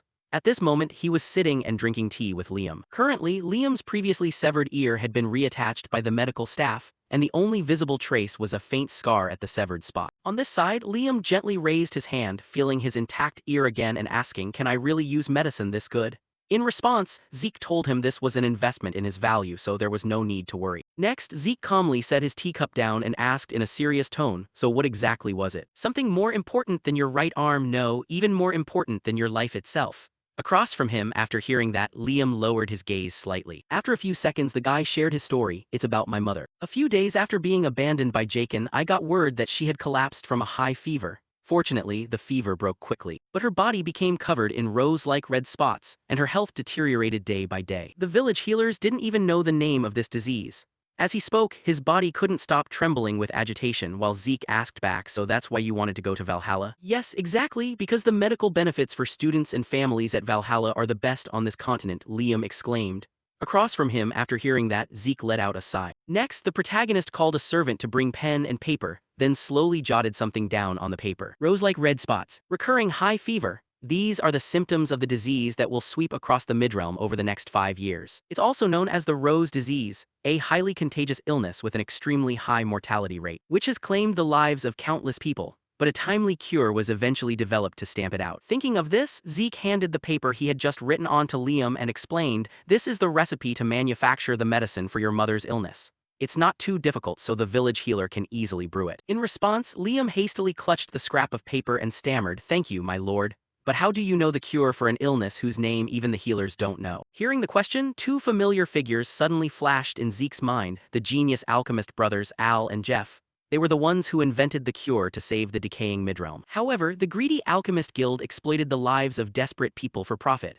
Upon discovering the truth, the two brothers published the manufacturing method to the world, allowing even mercenaries like himself to learn of it, and it spread across the continent. Thinking about it, Zeke wore a soft smile and calmly said, just say you have an acquaintance who is an alchemist. Now that you have your medicine, you don't need to come to Valhalla or stay under my command anymore, Zeke said gently while enjoying his tea. Meanwhile, Liam wasn't the kind of person who didn't know how to repay someone's kindness. Right at that moment, he abruptly stood up from his chair, knelt on one knee before Zeke and swore, I swear to dedicate my life to Lord Zeke. I swear absolute loyalty to my master for the rest of my life. These words of his made Zeke somewhat pleased to realize he hadn't helped the wrong person. An oath of loyalty? Having the mercenary king of my past life become my subordinate truly gives me peace of mind. Thinking that, Zeke quickly concealed his joyful expression and said in a stern voice, if you fall behind, I'll abandon you. So you'd better keep up with me. Understood, master, Liam shouted loudly. Time quickly passed until late afternoon, shifting scenes to the headmaster's office. At this moment, he was receiving a guest. What is it, student Owen? In front of him was Owen, a cunning guy who had shown up here with unknown intentions. Hearing the headmaster's words, he bowed in greeting and stated his purpose. Yes, headmaster. I've come with a suggestion. Is it possible to increase the difficulty of this semester's exam? Opposite him, the fat headmaster Herod stroked his mustache and asked for the reason behind Owen's proposal. In response, Owen confidently explained, you might think I'm crazy, but this year's first-year class has an exceptionally high level of skill. Descendants of prestigious families are present, and there are even 2 pure-blood awakeners. If the exam is held with last year's difficulty, it definitely won't be able to distinguish their true capabilities. Shifting back to Howard's perspective, after listening, the old man fell into deep thought for a moment before nodding in agreement. That makes sense, truly a descendant of the Zimmons. I will positively consider it. Thank you, headmaster. Then I'll take my leave. Finishing his words, the cunning guy quickly departed. If other students found out that he had deliberately sought out the vice headmaster to raise the exam difficulty, he would undoubtedly be torn apart by the rest of the student body. Over here, after watching Owen leave, Howard turned his chair around, looked out the window, and muttered in thought, bloodlines really can't be hidden. I never expected to have the same thoughts as him. If we think about future troubles, it's best to nip danger in the bud beforehand. Time quickly passed, and today was the day of the Dungeon Exploration Semester exam. To put it simply, this was the Draker Academy's semester exam where groups of 2 had to cooperate to escape a dungeon within a set timeframe. Notably, the difficulty of each dungeon was assigned randomly to each group, and every dungeon had a completely different level of difficulty. Within their group, Zeke turned to look at Liam and asked, Are you scared, Liam?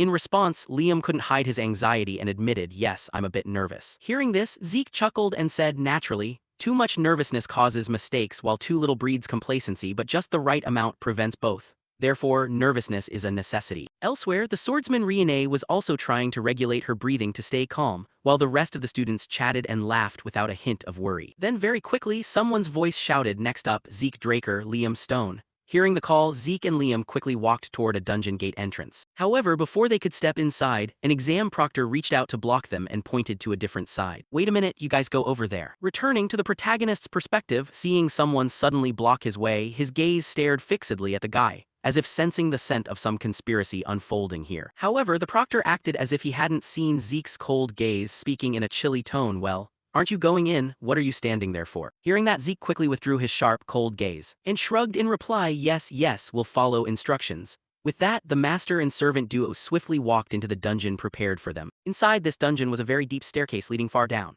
As they walked, Zeke mentally reviewed the exam details. Although dungeons varied in difficulty, since this was a test dungeon controlled by the Draker family, there were no significant hazardous elements.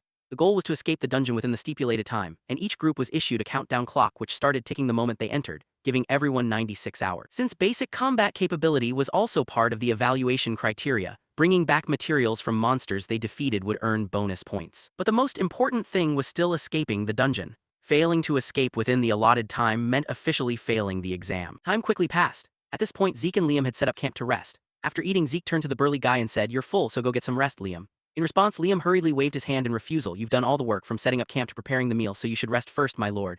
As for Zeke, he explained that he could go without sleep for about 4 days, so Liam could rest easy. Hearing that, our burly guy finally accepted. "Then I'll take you up on that and rest first." "Yeah, go ahead and sleep. If anything comes up, I'll wake you," Zeke nodded and said. Meanwhile, while keeping watch, Zeke pulled out his pocket watch once more, checked the remaining time, and thought, "It's been 16 hours since we stepped into the dungeon. Since I spent 3 days training right before the exam, I've basically been awake for almost 90 hours straight." Infinite stamina only restores physical fatigue, not mental exhaustion. Inside a dungeon where any unpredictable variable can happen at any moment, it's best to minimize risks as much as possible. "I'll swap shifts with him as soon as Zeke wakes up." Thinking that, Zeke's expression grew slightly dazed and clear fatigue flickered in his eyes. Then, before he even realized it, our protagonist drifted into a hazy trance, his mind conjuring up an image of a battlefield beneath a snow-filled sky. There, a beautiful blonde girl dressed like a noble young lady was lying in a pool of blood. At that exact moment, a strange chime suddenly rang out, snapping Zeke out of his daze. Realizing he had just dozed off while on guard duty, Zeke rubbed his face in self-reproach. Damn it, that dream again. But the very next second, Zeke's gaze turned sharp as he caught onto something and reminded himself, wait, that sound just now was definitely a bell. With that thought, as if realization had struck him, Zeke hurriedly grabbed the water bottle beside him and threw all the water onto the campfire in front of him to put it out. At the same time, Zeke whispered a warning to his companion, "Wake up, Liam, the enemy is here. I'm going to scout the situation first, so don't turn on any lights." Inside the tent, the big guy quickly snapped awake and replied, "Yes, master." Returning to Zeke, he gently approached the entrance of the room where he had strung up lines rigged with little bells to ensure that any invading monsters would set them off and alert him. Right now, he had no intention of using his dragon eye to observe immediately. Using the dragon eye during a grueling 4-day exam like this was way too huge of a risk, and it was much better to just get used to the dark, the protagonist reminded himself. Next, a strange scent began to drift into his nose, and the moment he caught it, Zeke froze. This was the smell of sulfur. No way. A monster that smelled like sulfur and hunted in packs. A Tier 3 dangerous monster, a hellhound. Even though Renee had hunted an orc during her exam in his past life, he never expected to find a hellhound here. Realizing that his personal dungeon had an abnormally high difficulty level, Zeke quickly figured out that he was definitely being targeted. He slowly gritted his teeth and gripped the sword in his hand tighter, preparing to deal with the immediate danger. Very soon, a countless number of heavy footsteps began echoing in Zeke's ears as they approached. Yet this left Zeke with a bit of a doubt. Hold on, something's wrong. Even if a hellhound was the pack leader, it would only weigh a few hundred kilograms at most. With a sound that loud, it had to weigh tens of tons. Could it be a mutation? Thinking that, to check out the situation, Zeke slightly extended his sword outward, using the reflection on the blade to take a look. Then, God knows what he saw, but Zeke couldn't help cursing out loud, "What the hell?" Right as that thought crossed his mind, a massive explosion suddenly went off at the entrance, sending dust and debris flying everywhere while Zeke himself was blown backward. Even so, our protagonist landed smoothly, jamming his sword into the ground to break his momentum. Seeing this, Liam hurried over and asked, "Master, are you all right?" Ignoring the question, Zeke wore a grim expression as he looked ahead and silently cursed the Zimmons family down to their 18th generation. What kind of dirty tricks are those bastards from the Zimmons pulling behind the scenes now?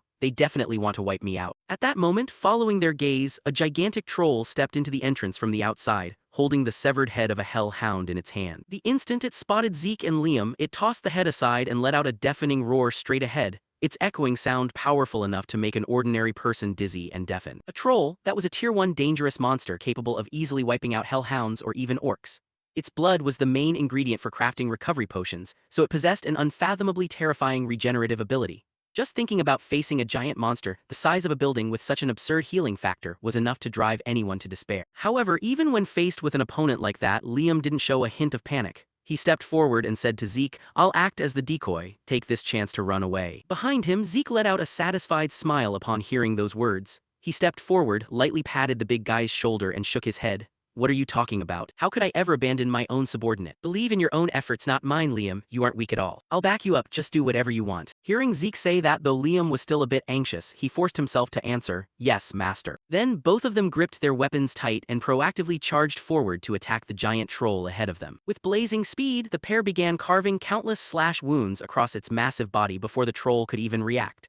However, just as Zeke had mentioned earlier, with a body this impossibly huge, the cuts Zeke and Liam inflicted were basically nothing more than minor scratches. And true to its recovery powers, within mere seconds all its wounds quickly healed right back up. Still, the protagonist couldn't help mentally praising Liam for a second.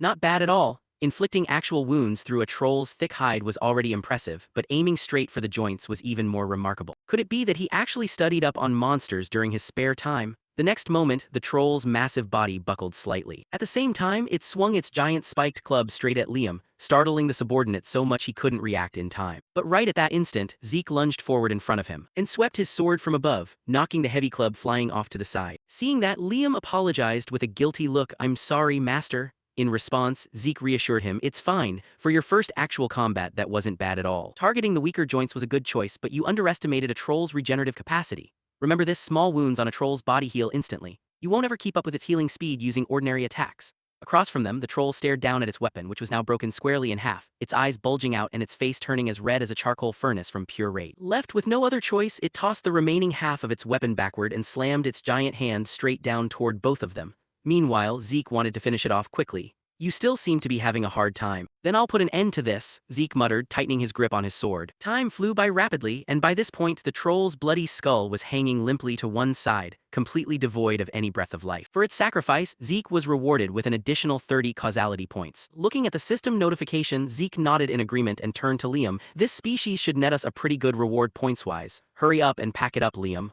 "Yes, master." The big guy hastily replied, rushing over with his backpack to harvest the carcass. At that moment, the system suddenly sent Zeke another notification. "Sudden quest, killing 2 birds with 1 stone, take down 100 monsters spanning 10 different species within the dungeon.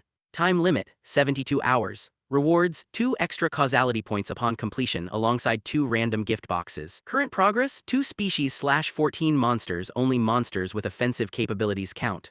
Glancing at these lines of text, Zeke couldn't help his surprise. Talk about striking gold when you least expect it. "What? I can get a whole 2 causality points." There were 79 hours left until the exam ended. The condition of 100 monsters wasn't a problem, but reaching 10 different species was seriously tough. No matter how big a dungeon was, a normal exam layout would only feature 3 or 4 species at most. But if this was a trap laid by those bastards from the Zimmons, then if he searched carefully enough, finding 10 species might actually be possible. "I've got to complete the quest and escape the dungeon. It's going to be a tight squeeze," Zeke muttered to himself. Not long after, the brawny Liam finished his work and trotted back to report, "Everything is done, master."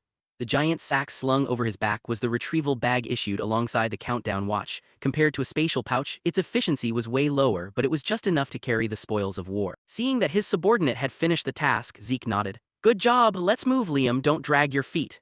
With the dual pressure of completing the system's sudden quest and passing his family's exam, Zeke couldn't afford to leisurely stroll through this dungeon anymore. The two of them sped up, going all out to conquer the dungeon. Just like that, time flew by faster than a dog running across an open field. At this point, the two of them paused briefly to catch their breath when Zeke suddenly spoke up. "How is it, Liam? After hunting so many monsters, you're starting to get used to actual combat, right?" Up ahead, Liam tied off his sack and turned to reply, "I'm still not entirely sure."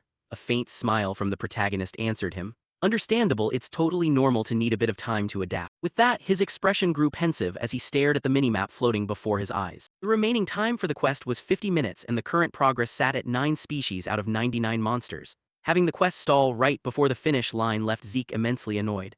I even caught a blood-sucking leech the size of my finger and there are still only 9 species. There's nowhere left to search. Seriously, those Zims bastards are utterly useless. Why couldn't they have prepped just one more species? Thinking about it, Zeke irritably flicked his hand, dismissing the floating minimap. Then, as if answering his prayers, the ground suddenly began to shake violently. Following that, the earth split right down the middle, catching Zeke off guard and nearly throwing him off balance. He hurriedly spun around and shouted at his subordinate, "Liam, quick, drop that bag." Across from him, the big guy still looked clueless, having no idea what was going on. At that instant, Zeke lunged forward, using his sword to slice the retrieval bag clean in half.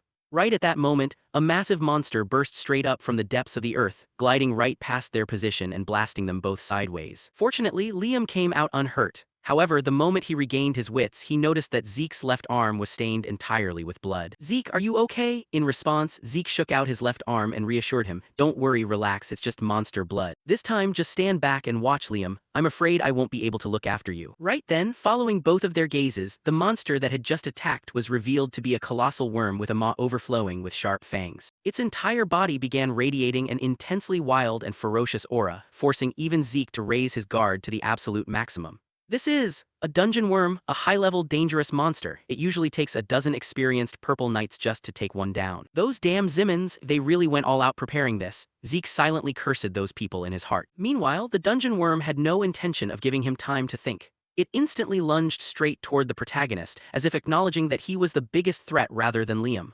Sliding forward with devastating momentum, its massive body barreled right at Zeke. Liam watched anxiously from the sidelines. A deep sense of helplessness washed over his mind as he watched his master fighting desperately while being unable to help at all. Then, as if an idea struck him, he frantically rummaged through his backpack to find a way to support the protagonist. Cutting back to Zeke, he was gritting his teeth, using his sword to block the razor-sharp jaws of the giant worm while his body was steadily being pushed backward. The feeling of being constantly pushed back was dangerous, so Zeke poured strength into both arms and swung his sword hard, swatting the dungeon worm's head off to the side. However, the worm capitalized on the opening to burrow straight back down into the earth, its movement shaking the entire cave system without stopping. And Zeke had no idea how to attack it while it was underground. Even a blue knight would hesitate if they had to face a dungeon worm in a place like this, due to its trait of moving by burrowing through the ground.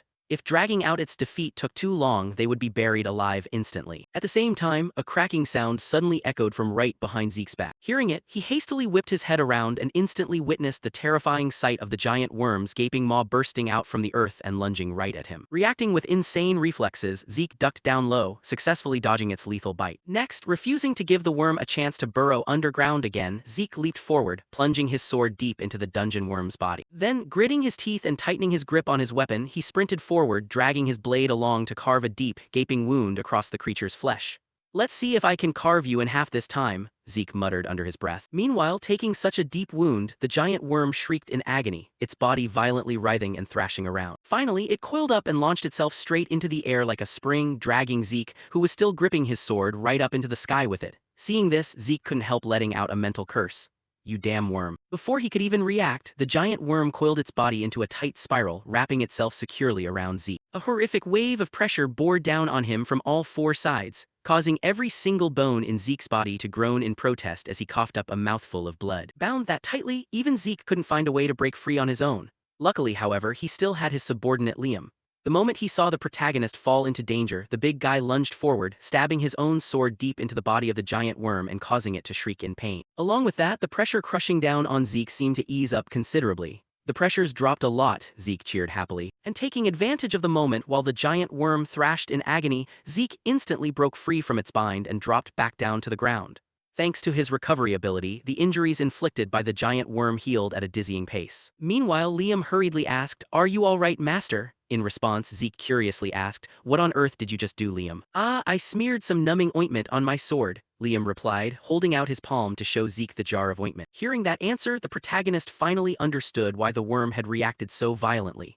"I see, the main ingredient of the numbing ointment is belladonna. It only has a mild paralyzing effect on humans. But against worms, it acts like a lethal toxin." In a critical situation, he remembered belladonna, the nemesis of worm-type monsters, and used it right away. That was an incredibly fast reaction. "And your judgment and adaptability totally match your title of Mercenary King, Liam. Taking him under his wing really was the right decision after all." Thinking that, Zeke smiled and instructed the big guy, "Liam, when I give the signal, plunge that sword into the worm again. Finished speaking, the protagonist poured strength into the soles of his feet and sped up, running straight up the length of the monster's body. Once he reached the top of its head, he let out a loud shout to signal. Down below, understanding the cue, Liam gritted his teeth and drove his sword into the dungeon worm's body once more, making it shriek like a house on fire and even regurgitate a pool of deep purple liquid resembling blood from its mouth. Suddenly, however, the worm paused for a beat because it sensed a danger far greater than the pain it had just felt. Right in front of its face, Zeke gathered energy into his sword and activated his skill, Soul Body Art Slash, unleashing a massive blade of energy that cleaved straight through the dungeon worm's body. That deadly blade split its entire body in half in the blink of an eye. Simultaneously, to reward the protagonist's efforts, the system chimed in, sudden quest completed. Quest reward causality points doubled, 2 random gift boxes awarded as quest rewards. Current causality points, 780. Time flowed by, cutting scene to the outside of the assembly plaza. By now, countless trainees had returned after escaping their respective dungeons, and a series of wooden tables had already been set up in front of them to display and inspect the proof of monster extermination they had brought back. Trainees who have made it out, come over here to receive your scores. Those who are already done may leave, a certain instructor called out to remind them. At the same time, the female swordsman Riane brought her monster-slaying proofs forward for inspection. Glancing over the items on the table, the instructor spoke up. I'll begin grading now. Basic exam completion points, 30 points. Goblins 20, Hobgoblins 2, Orcs 1, total score 180. Hearing her score, the surrounding trainees couldn't help breaking out in a cold sweat and whispering among themselves. That's practically touching the all-time record of 200 points set by Lord Abel. As expected of pureblood status, their tier is completely different. Not just the students, even the instructor couldn't hide his delight as he offered praise. As expected of Riane, exceeding the passing benchmark by a whole 130 points. In response, Riane's group placed their hands over their chests and replied, "You flatter us too much." Next in line, the cunning Owen brought his proofs up for grading. "All right, I'll start scoring. Total score is 120, exceeding the benchmark by 70 points. Excellent." The instructor nodded. Hearing that, a brown-haired teammate in Owen's squad beamed like he'd struck gold, but Owen himself was furious. The result made his face darken like the bottom of a pot. Because compared to Riane, he fell short by 60 points, a figure that equaled a full half of his own total score. At that moment, he shot a cold, chilling glare toward Riane. "Riane, Tyrun, you can't act so smug forever." "Well, whatever, if anything happens. I'll just handle it the same way I handled Zeke." Thinking that, he wore a sinister smile, figuring Zeke was probably dead and rotting somewhere inside that dangerous dungeon by now. It sounded like weaklings could only ever resort to dirty tricks to trip others up. However, there was one thing Owen never expected. Zeke's voice suddenly echoed right behind his back. "Man, how long has it been since I last saw sunlight?" Hearing the familiar voice, Owen's face instantly twisted in terror. He spun around, and sure enough, his worst fear had come true. Zeke and Liam had safely returned to the assembly area without a single scratch on them. In fact, the brawny Liam was dragging the head of the giant worm behind him because their previous storage pouch had been sliced cleanly in half by Zeke. Staring at the head Liam was dragging along, all the trainees' eyes bulged out of their heads. "I must be lagging. Hey, don't tell me that's a dungeon worm. Weren't orcs supposed to be the highest scoring monsters? Why did that thing show up? Those two actually hunted a dungeon worm?" Whispers of disbelief erupted across the crowd. Next, Liam dragged the worm's head over to the instructor's inspection area and dropped it heavily onto the ground. Meanwhile, Zeke turned to look at Owen and spoke in a tone dripping with sarcasm. "You look pretty shocked, Owen. Does running into me make you feel happy? Where did that cold poker face of yours go?" "Oh well, seeing you like this is even better." Zeke watched Owen's expression with amusement. The guy had turned purple with rage, bulging veins snaking across his face, his teeth clenched tight and his hands balled into fists of pure anger. Not giving Zeke a chance to tease him any further, Owen turned and stalked off. The action left Zeke feeling a bit disappointed as he mocked after him, "Hey, heading out so early." In response to Zeke's words, Owen silently cursed in his heart. "Damn it, those damned purebloods, you bastards will definitely pay for looking down on me." Off to the side, Owen's pack of hounds saw their master storm off in a huff and hurriedly chased after him.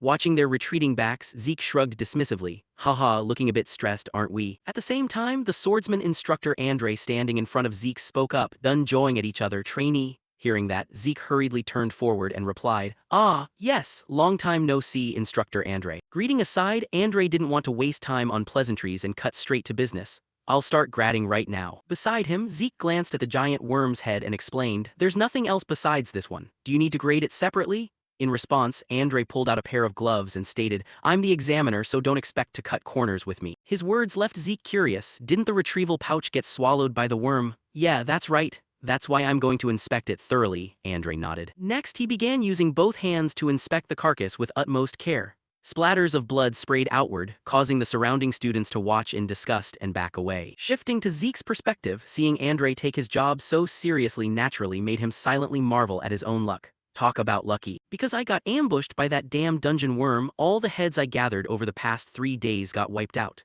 Since I couldn't afford to fail, I had no choice but to grab the dungeon worm's head as a substitute. But aside from Instructor Andre, who else would be crazy enough to inspect every single scrap of meat stuck between these teeth? Time flew by, and shortly after Andre finished his inspection, he tossed his gloves aside and announced the results. The confirmed monsters found are Gremlin, Goblin, Hobgoblin, Hellhound, Orc, and lastly Troll. What? Even a troll? The trainees murmured among themselves with pale faces.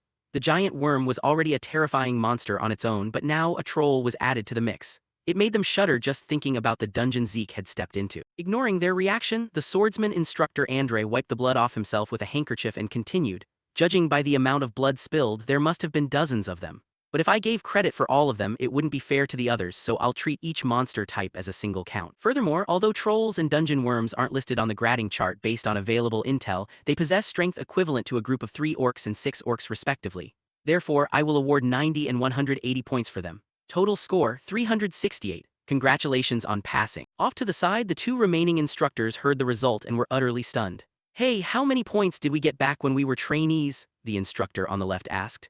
The instructor holding the clipboard confirmed, "Back in our day, we didn't even get credit for hellhounds." Elsewhere, the other students looked at Zeke as if looking at a monster. 368 points? How is that even possible? In another corner of the assembly grounds, a foolish, black-haired student who refused to accept the results stepped forward and shouted, "It's cheating! There's only the corpse of a single dungeon worm in there." In response to this question, another student began looking at him as if he were an idiot and enlightened him. "Hey, the dungeon worm alone is already worth 180 points. But what does that even mean? Think carefully, any of you guys, whether it's a dungeon worm or a troll. If you face them, would any of you actually be able to survive and make it back? Has Zeke Draker really gotten that strong?" the group murmured inwardly. Meanwhile, Zeke glanced at the weak students around him, smirked, and thought, "So noisy. This feeling is completely different from the old days when they used to mock me. Not too bad, but I've gone and done something prominent again." During this exam, the people from the Zimmons family had intentionally tampered with the test dungeon, raising its difficulty to eliminate him. But is this really just Owen's arbitrary action? No. Even if it were him, he wouldn't dare interfere with the Academy's exam. Perhaps the real issue lies with the Zimmons themselves. "It seems I'm being watched a lot more than I imagined, huh? If I conceal my strength too blatantly, it will backfire. For now, I have to keep it at a moderate level and observe the situation first."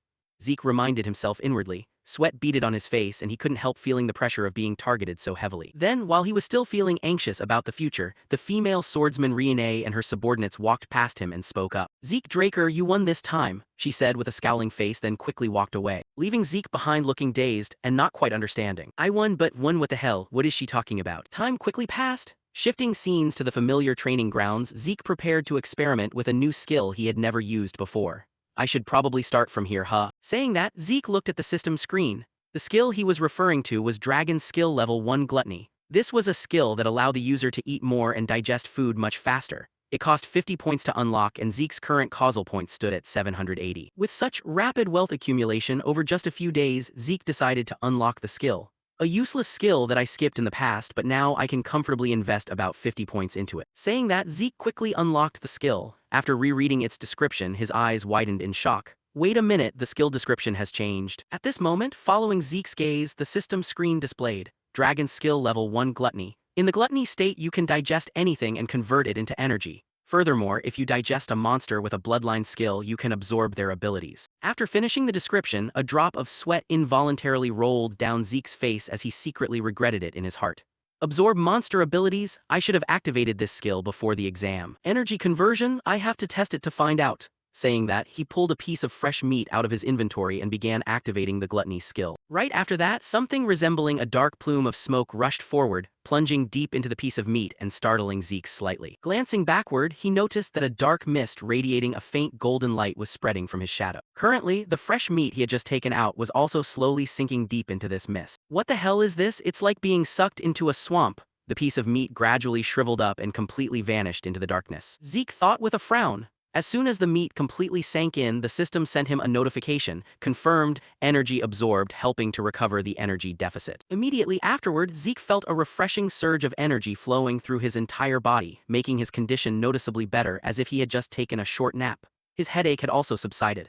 Although only slightly, the mental fatigue in his brain seemed to have lessened. Not only that, his whole body seemed to brim with vitality once again. Even his ether pool was partially restored. "These 50 points are totally worth it," Zeke thought, his heart filled with excitement. With this skill I can minimize all the risks of the skills I currently possess. Mental fatigue can be solved with gluttony, while infinite stamina helps me resist physical exhaustion. If that's the case, even with 24 hours of no food, drink, or sleep, I can still focus entirely on training. Instantly, Zeke decided to take action. Let's start right away. He felt as though his future path was opening up wider than ever before. However, before he could celebrate for long, his smile faded, and shortly after, Zeke's complaining voice rang out. "Hey, Dexter, I told you already, when I'm in the training room, don't disturb me unless it's truly necessary."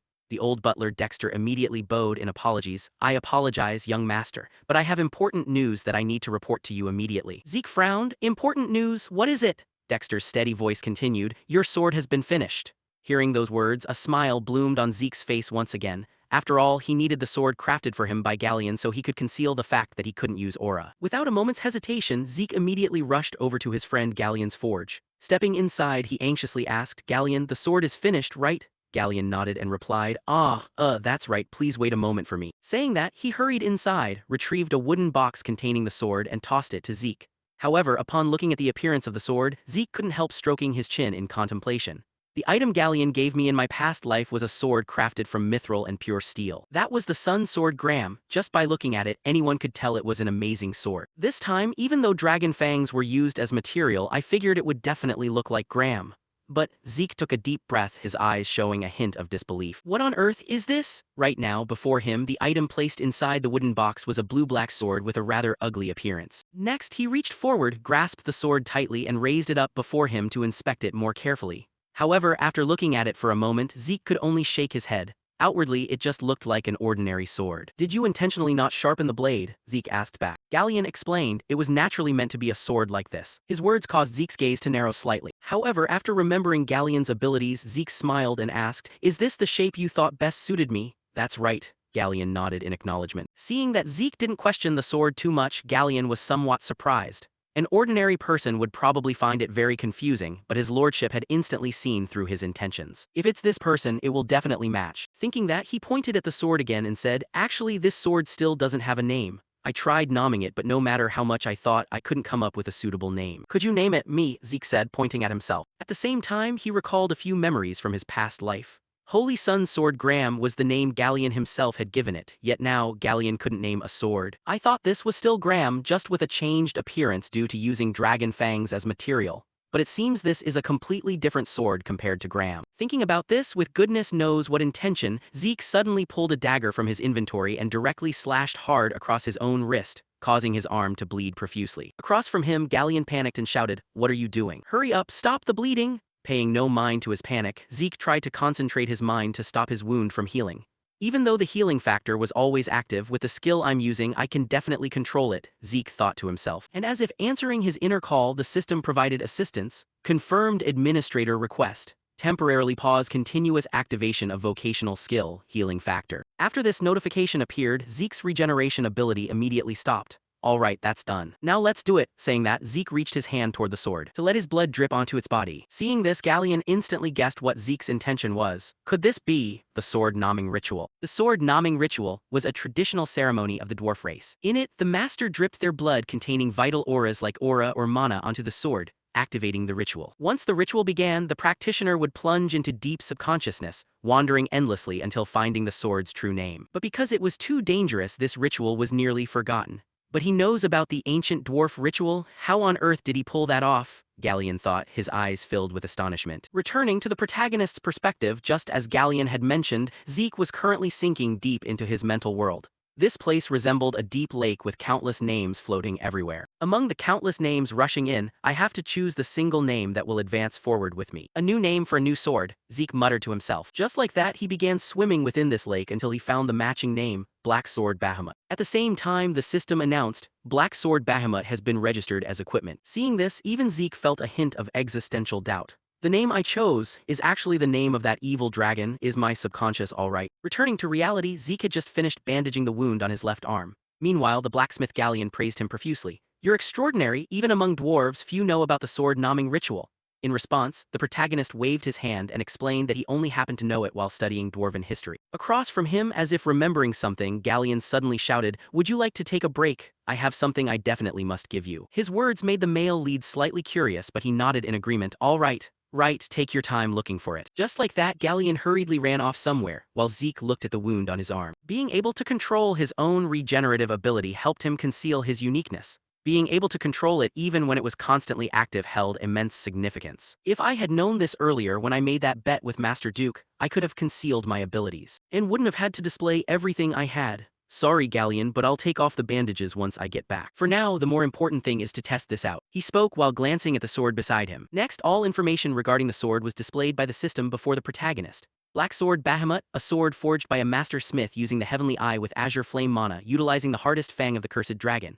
Bahamut unique skill, indestructible, aura conversion. Note, sealed will be released gradually according to the user's growth. Looking at these notifications, Zeke, despite having witnessed all sorts of strange things with his past life knowledge, couldn't help but be startled.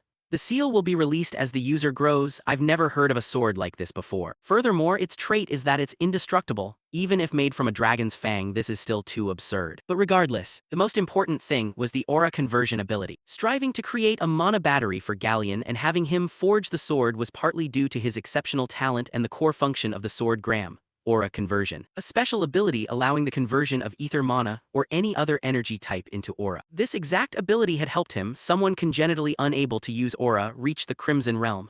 Thinking this, Zeke closed his eyes, concentrating energy to channel into the sword to convert it into aura. At the same time, the blacksmith Galleon returned carrying a scabbard, flustered as he said, "Ha, finally found it. I'm so sorry, you've been waiting for a long time, right?" Finished speaking, he noticed Zeke's sword was enveloped in a layer of blue radiance, leaving him stunned into silence. A sharp aura surrounding the sword. Has he broken past the boundary of the purple night? Up ahead, seeing the blacksmith standing frozen, Zeke cheerfully praised back, "Already? This is truly an extraordinary sword. You've worked hard, Galleon." In response to Zeke's words, Galleon pushed the scabbard forward and replied, "Compared to the forge, this is nothing.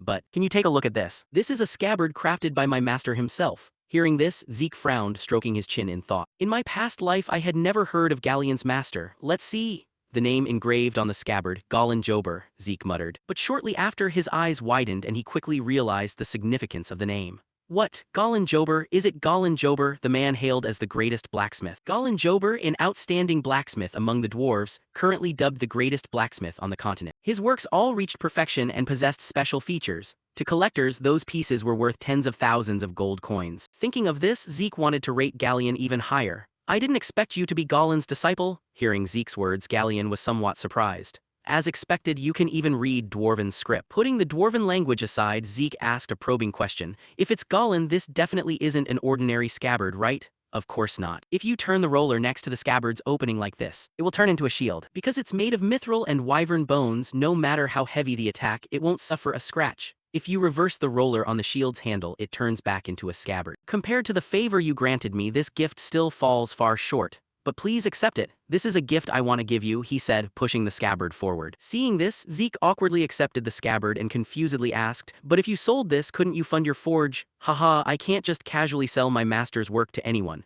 Galleon smiled and said, "But it's worth tens of thousands of gold," Zeke asked back. Hearing that, sweat beaded on Galleon's face as he hadn't realized it was worth that much. "What? Are you serious? I'll take it anyway, thanks," Zeke said with a voice full of gratitude. Then he looked down at the scabbard and his oversized sword. Compared to the sword, the scabbard seems a bit small, huh? But if this is the work of Gallen Jober, it'll definitely be different. Thinking this, Zeke tried inserting the sword into the scabbard. Sure enough, right after, the scabbard began to automatically change its shape, enveloping the entire sword and forming a completely different sheath. As expected, it far exceeds my imagination. "I've received an extremely precious gift. Thank you, Galleon," Zeke smiled while Galleon looked inexplicably overjoyed.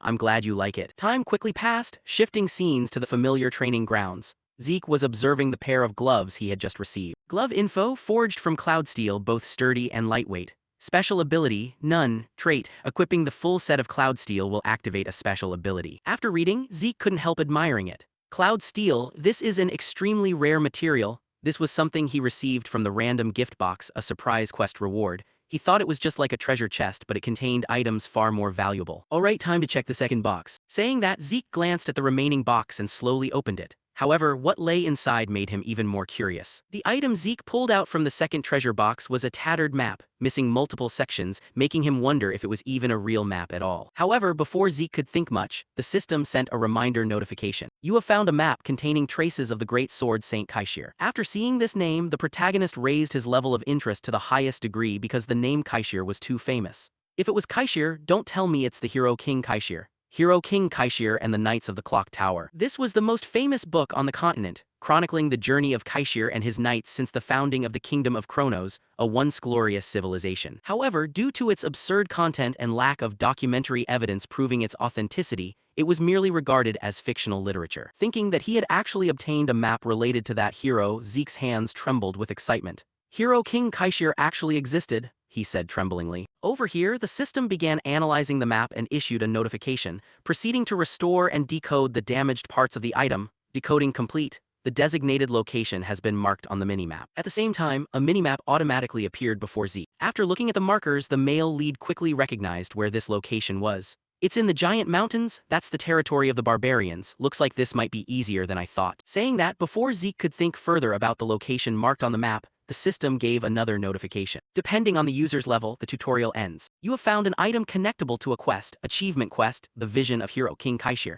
Search for Kaishir's vision at the ruins preserving his traces. Time limit, unlimited. Quest reward, upgrade system administrative authority, primary administrator upgraded to intermediate administrator. Reading up to this point, even an ox could understand, let alone Zeke. So that's how it is. The tutorial is just a system to help me upgrade to a certain level. Everything now is just the beginning, meaning from now on is the real game. The rewards are also in a completely different league compared to the tutorial. Alright, so that's how it is. I'll sweep through everything and leave nothing behind. First, let's try using the accumulated points. The male lead smiled, then made a heavy expenditure to upgrade his skills. You have used 50 points to unlock Dragon Skill Level 2. You can check information about Dragon Skill Level 2.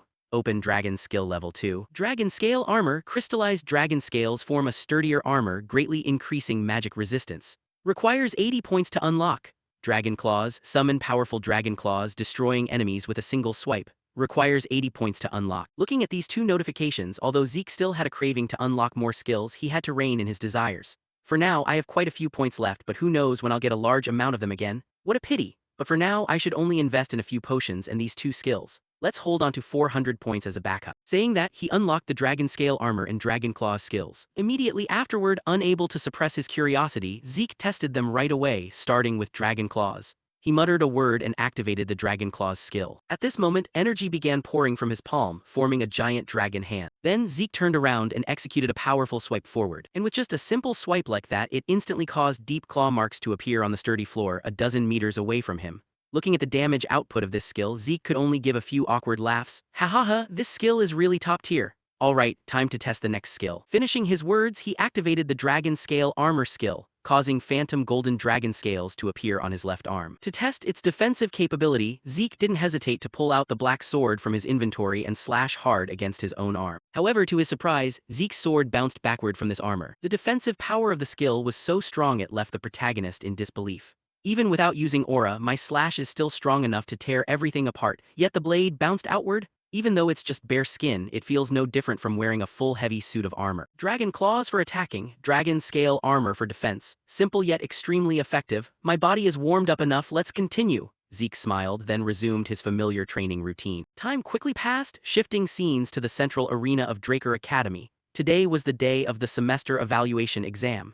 At the upper section of the training grounds, numerous scarecrow dummies were arranged while the students stood solemnly below. Seeing this, an instructor's voice rang out. Today is the semester evaluation exam. Before starting the test, I will briefly explain the rules. Everyone see the dummies behind me? They are specially crafted. If you only use ordinary strength, it's hard to leave even a scratch. But if you channel aura into your strike, you can easily destroy it. However, if you can't even make a single scratch, you will fail immediately. All previous evaluations will be cancelled, and you will have to retake the course from scratch. The instructor spoke with an expressionless face, causing the students below to intake a cold breath and anxiously murmur to each other.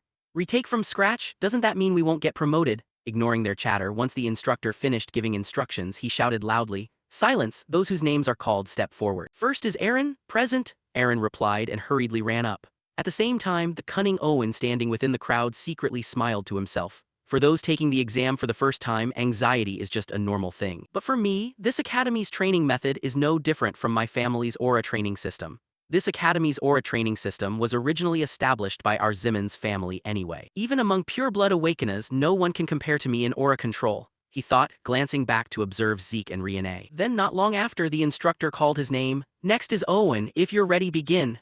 In response, Duke confidently drew his sword from its scabbard and assumed a swinging stance. However, remarkably at that moment his body was enveloped in a blue radiance. Seeing that, the students couldn't help sweating and shouting, "Is that sword resonance?" Being able to use sword resonance at just 13 years old is truly extraordinary, the instructor spoke while eyeing his colleague standing behind him. The bearded uncle had to nod in agreement, indeed, as expected of a noble bloodline. Then, in everyone's sight, Owen's body lunged forward like lightning and began inflicting numerous consecutive slashes onto the red dummies. With each strike, he left a massive sword mark on the dummy. Down below, the other trainees turned pale at the sight, their mouths hanging wide open in utter shock. Then, after Owen finished his test, an instructor stepped up to inspect the dummies and praised, "Absolutely incredible, truly worthy of a Zims. At this rate, surpassing Lord Abel is only a matter of time." He smiled brightly, but unaware of how his words sounded, Owen's face turned as purple as a pig's liver. Owen bit his lip slightly and swatted the instructor's arm away, leaving the instructors somewhat annoyed. "What an insolent brat, what's wrong with him?" the two whispered to each other while Owen's face was twisted in rage. Ignoring him, the test continued as usual, and the results weren't looking all that promising. After inspecting the dummies, the instructors shook their heads and muttered to each other, "Looks like everyone's struggling." Probably shaken up from being overshadowed by Owen. Even so, nobody has failed yet. Even if it's just a tiny amount, every single trainee can channel aura into their sword, as expected of the special class. But even in a place packed with geniuses, the weak will still be culled. By now, it was swordswoman Riene's turn for the test. She bowed to the instructors and stated her request. "I look forward to your guidance." "Instructor, I have a request. I want to be evaluated using Dragonslayer punishment." Her request left the instructor's eyes widening in surprise before he warned, "That is an evaluation standard meant for senior-level trainees."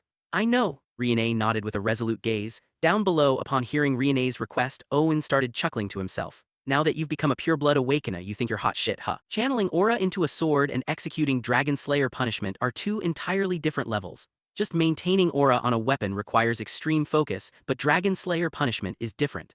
Aside from controlling the aura, it also requires regulating the aura consumption with every single movement. At best, she'll swing a few times before her aura completely scatters. "Looks like your own competitive drive just pushed you straight to your grave, Riene Tyrann." Imagining Riene receiving a pathetic result, Owen grinned from ear to ear. Up above, the instructor asked once more, "If you choose Dragon Slayer punishment, the failure criteria become much stricter. Are you sure?" "I'm sure," Riene nodded again. Seeing her determined gaze, the instructor didn't try to dissuade her further. "Haha, suit yourself then, thank you," Riene gave a slight bow. Next, faced with an over-the-threshold difficulty test, the entire testing grounds fell dead silent.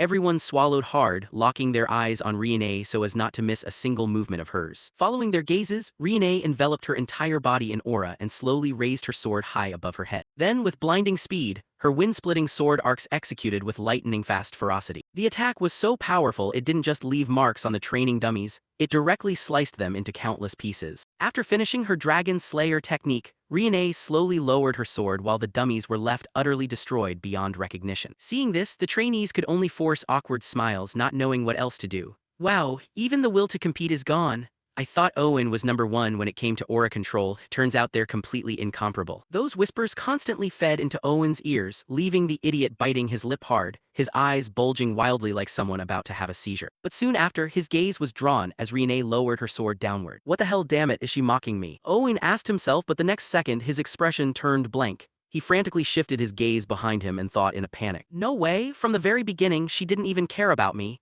The direction Riene was pointing her sword toward was none other than Zeke. It seemed the female swordsman was determined to compete with the protagonist. Returning to Zeke, seeing Riene challenge him like that, he could only awkwardly scratch the back of his head, sweat streaming down his forehead as if he had just run a kilometer. Deep down he thought, "This is so awkward, being stared at like this, how am I supposed to ignore it? Oh well, better live up to the expectations a little, otherwise it'd be too embarrassing." With that, Zeke took a deep breath, raised his hand with determination and shouted loudly, "Instructor, I also want to be evaluated using Dragon Slayer technique." Someone nearby turned as pale as a lemon, wincing as if biting into a spoiled fruit. The instructor standing nearby approached Zeke with a skeptical gaze, speaking in a low voice. "You're Zeke, right? Did you think the Dragon Slayer technique was ordinary just because trainee Riene executed it so easily?" Trainee Riene is a pure-blood awakener. Before he could finish, an instructor standing beside him waved a hand to cut him in, chiming in with a firm tone. "Conditions identical to trainee Riene, no problem, right?" Hearing that, Zeke wore a confident smile, radiant as an angel descending from heaven, and replied, "Of course." Then, Zeke stepped up to the center, ready for his impressive display while a relentless buzz of chatter rippled through the crowd like scattered bees. Why did you approve that, instructor? Even if his name is on the roster, I've never seen him show up to class once. A puzzled voice rang out. The instructor casually replied in a flat, storytelling tone, that's the result of a bet between him and instructor Andre. Well, you haven't been in office long, so it's normal not to know. An unprecedented golden pureblood awakener. The rookie who shattered Lord Abel's record in the dungeon exploration exam, that person is none other than Zeke Draker. Over here, Zeke closed his eyes tightly, focusing on sensing the powerful aura surging from within his body. Suddenly, the system's voice chimed in repeatedly, cold and decisive. Black Sword Bahamut has sensed it. Unique ability activated. Convert Black Sword Bahamut's aura. Conversion, Radiant Chi Sense. Instantly, that source of Radiant Chi flared up, enveloping the sword in his hand. Looking at the glowing blade, even Zeke was startled, muttering, holding back power is harder than letting it all out. Alright, this should be enough, right? Then, the kid raised his sword high, gripping it tightly while his hands shook slightly with excitement. Riene stood there, witnessing the scene before her and unable to believe her eyes, her pupils diluting into two large discs and her mouth dropping open. That. The first form of the Dragonslayer technique, Heavenly Slash's initial stance. Not to mention compared to me, even compared to instructor Andre, it's not inferior at all. Simultaneously, Zeke's blade split the dummy in front of him in a single lightning-fast slash, the sound of splintering wood ringing out crisply. Without stopping, Zeke moved as if dancing in his own world, every sword stroke flowing smoothly and decisively. A thought flashed through his mind. I used the Dragonslayer technique over and over for 2 years before regressing. Even the sword's trajectory, foot placement, and the flow of radiant chi, my body reacts automatically without my brain even needing to consciously think. A swordsmanship style that used to sicken me, but reviewing it from the basics doesn't look half bad. After showing off for a bit, Zeke stopped, looked around, and muttered to himself, this should be enough to provoke Riene, right? However, the surrounding spectators started buzzing, whispers spreading like ocean waves. Did he really coat his sword in radiant chi just now? That's right, I saw it too, the entire greatsword. Does that mean Zeke has reached the Purple Night Realm? The protagonist accidentally overheard those remarks, startled for a second with sweat rolling down his forehead. Just now, he even intentionally tried to conceal his strength, but it seemed he still left an opening. Zeke thought frantically, maybe I was too focused, causing the radiant chi to leak out unconsciously. I was only planning to adjust my power to match ordinary people. That damn smile made me stand out again. Even the instructors were blown away by Zeke's display, their eyes widening in shock as they muttered, a freshman reaching the Purple Night Realm? How on earth could something that absurd actually happen? This unintentionally inflicted heavy psychological damage on someone. Owen stood there, furious yet entirely helpless, his heart trembling with every beat, shame surging like ocean waves and his confidence vanishing into thin air. But contrary to Owen, Riene was utterly captivated by Zeke, her eyes gleaming as she thought to herself, as expected, I didn't misjudge my choice. Shifting to a moment later in the headmaster's office, the old man grabbed his teacup, took a sip, and spoke in a deep voice, I've heard about your performance in the semester evaluation. What an astonishing result. Zeke was there too, nonchalantly replying, it was just luck. He chuckled softly, setting his teacup down as he continued, reaching the Purple Night Realm at age 13 and calling it luck. So Zeke, what do you think about participating in the grade-skipping exam? The protagonist was surprised upon hearing that, his eyes widening slightly. The grade-skipping exam? You mean skipping a school year? The headmaster nodded, explaining, that's right, it could be a year or even more. This is a system meant for exceptional students like you. Zeke remained silent, thinking inwardly, faster than expected? Well, makes sense, I've done way too many things to draw attention to myself. With that thought, he smiled confidently and spoke up loudly, I'll participate. Afterwards, Zeke quickly left, gently closing the door behind him as he stepped outside. He speculated privately, looks like he's plotting something. Finishing his thought, the protagonist flashed a sly smile, fine by me, I'm happy to play along. Inside, the headmaster still sat in a daze, reaching into his pocket to search for something. Then muttering to himself, Riene Draker and Zeke Draker, both pure-blood awakeners are going to participate. Someone's voice chimed in clearly, I understand, I will proceed according to instructions. Things are getting more and more interesting. Shifting to the senior division's aura training room, both Riene and Zeke were present. The atmosphere at that moment was suffocatingly tense, as if everyone was holding their breath waiting for something to explode. Riene was so mortified her face turned pale, thinking to herself, at least pretend to glance my way for a second. Suddenly, the door ahead slowly opened, accompanied by a deep, authoritative voice. Turns out you two have been waiting here already. The person stepped inside, continuing the introduction. This person will supervise today's grade-skipping exam. Senior knight of the family, Lord Owl Draker. It was a handsome young man carrying an irresistibly cold charm. The moment he laid eyes on Owl, Zeke couldn't believe his eyes, his heart involuntarily trembling. That person is the Woodflow sword. Right then, memories of the past flooded back. On a gloomy day resembling a heavy heart, Owl carried an apparent corpse in his arms, his footsteps heavy and his heart desolate. Zeke, who was present back then, couldn't help blurting out in shock at the sight. "Draker, that damn dog of the Empire, why is he here?" But when Zeke looked closer at the dead person's face, he was quite surprised. Meanwhile, Owl said nothing, only kneeling down to quietly dig through layers of soil. Realizing something, Zeke also stood there in silence, surrounded by countless cold gravestones. Suddenly, Zeke grabbed a shovel, startling Owl as he spoke, "Need a hand." Without waiting for Owl's reply, Zeke took the shovel and continued while digging. "Even if you refuse, I'm still going to help." While working, Zeke introduced himself. "I'm Zeke Morida from the Northern Alliance. You're from Draker, right?" Owl responded dazedly, "No, I've thrown away the name Draker." Zeke felt even more empathetic, smiling softly. "Oh, turns out we're similar. What should I call you then?" he stammered. "Just call me Woodflow Sword." Returning to the present, hearing the somewhat unfamiliar name, the protagonist couldn't help marveling inwardly. Owen, a name that actually matches the cold vibe of the Woodflow Sword. Anyway, why is a senior-level knight supervising a freshman grade-skipping exam? Afterward, both of them quickly bowed politely in unison. "Greetings, Lord Owl, Senior Knight." A lofty position, a true pillar supporting the Draker bloodline. A title reserved only for those possessing superior strength, fame, and experience. The instructor spoke up in a decisive tone. "The sword fighting format is one everyone from the cradle is familiar with. As long as you haven't passed out or surrendered, you can keep challenging. Give it everything you've got." Hearing that, Riene stepped forward and said with confidence, "Then I'll go first." But Owl arrogantly replied, "No need to split up. All of you come at once." Faced with that provocation, Riene instantly flared up, a flash of determination in her eyes as she prepared to charge straight in like an enraged wild beast. But right at that moment, Zeke reached out and stopped her, his movement as swift as catching a buzzing fly. "Don't be too hasty," he shouted, his voice both rushed and tinged with teasing. "You already know the skill gap, right? Besides, the test started way earlier. If you couldn't control your emotions and rushed in just now, we probably would have had our points docked miserably." Hearing that, Riene shot a side glance, her sharp look directed at the proctor. He was busy scribbling away on a clipboard, his feather pen dancing around like drawing spells. She let out a deep sigh, her breath puffing out like white smoke in the chilly air. Even though she hated it inside, she finally lowered her tone and reluctantly asked, "Then what should I do, Zeke Draker?" The protagonist turned, flashing a confident half-smile as he thought inwardly. As expected of Riene, famed for her tactical genius, she adapts at lightning speed. Finishing his thought, he nodded affirmatively, replying with certainty, "I've got a perfect plan for this. Let's give him a real taste of a fatal blow." After both of them agreed on the plan, the official duel began. Glancing at the supervising knight's sword, Zeke narrowed his eyes, analyzing it in his head. A strange sword with a blade only on one side, bearing the distinct style of the Eastern Empire. A Dao. "He's always used that," he muttered. Riene stood nearby with a tense expression, treating it as a matter of honor. But Zeke just sneered inwardly. What do honor and pride mean to the weak? Put personal matters aside and focus on the plan. A second later, both of them swung their swords simultaneously, charging forward like arrows shot from a bow. The sound of clashing metal rang out sharply as their two swords swung to form intersecting, razor-sharp arcs from opposite directions, the air whistling with each motion.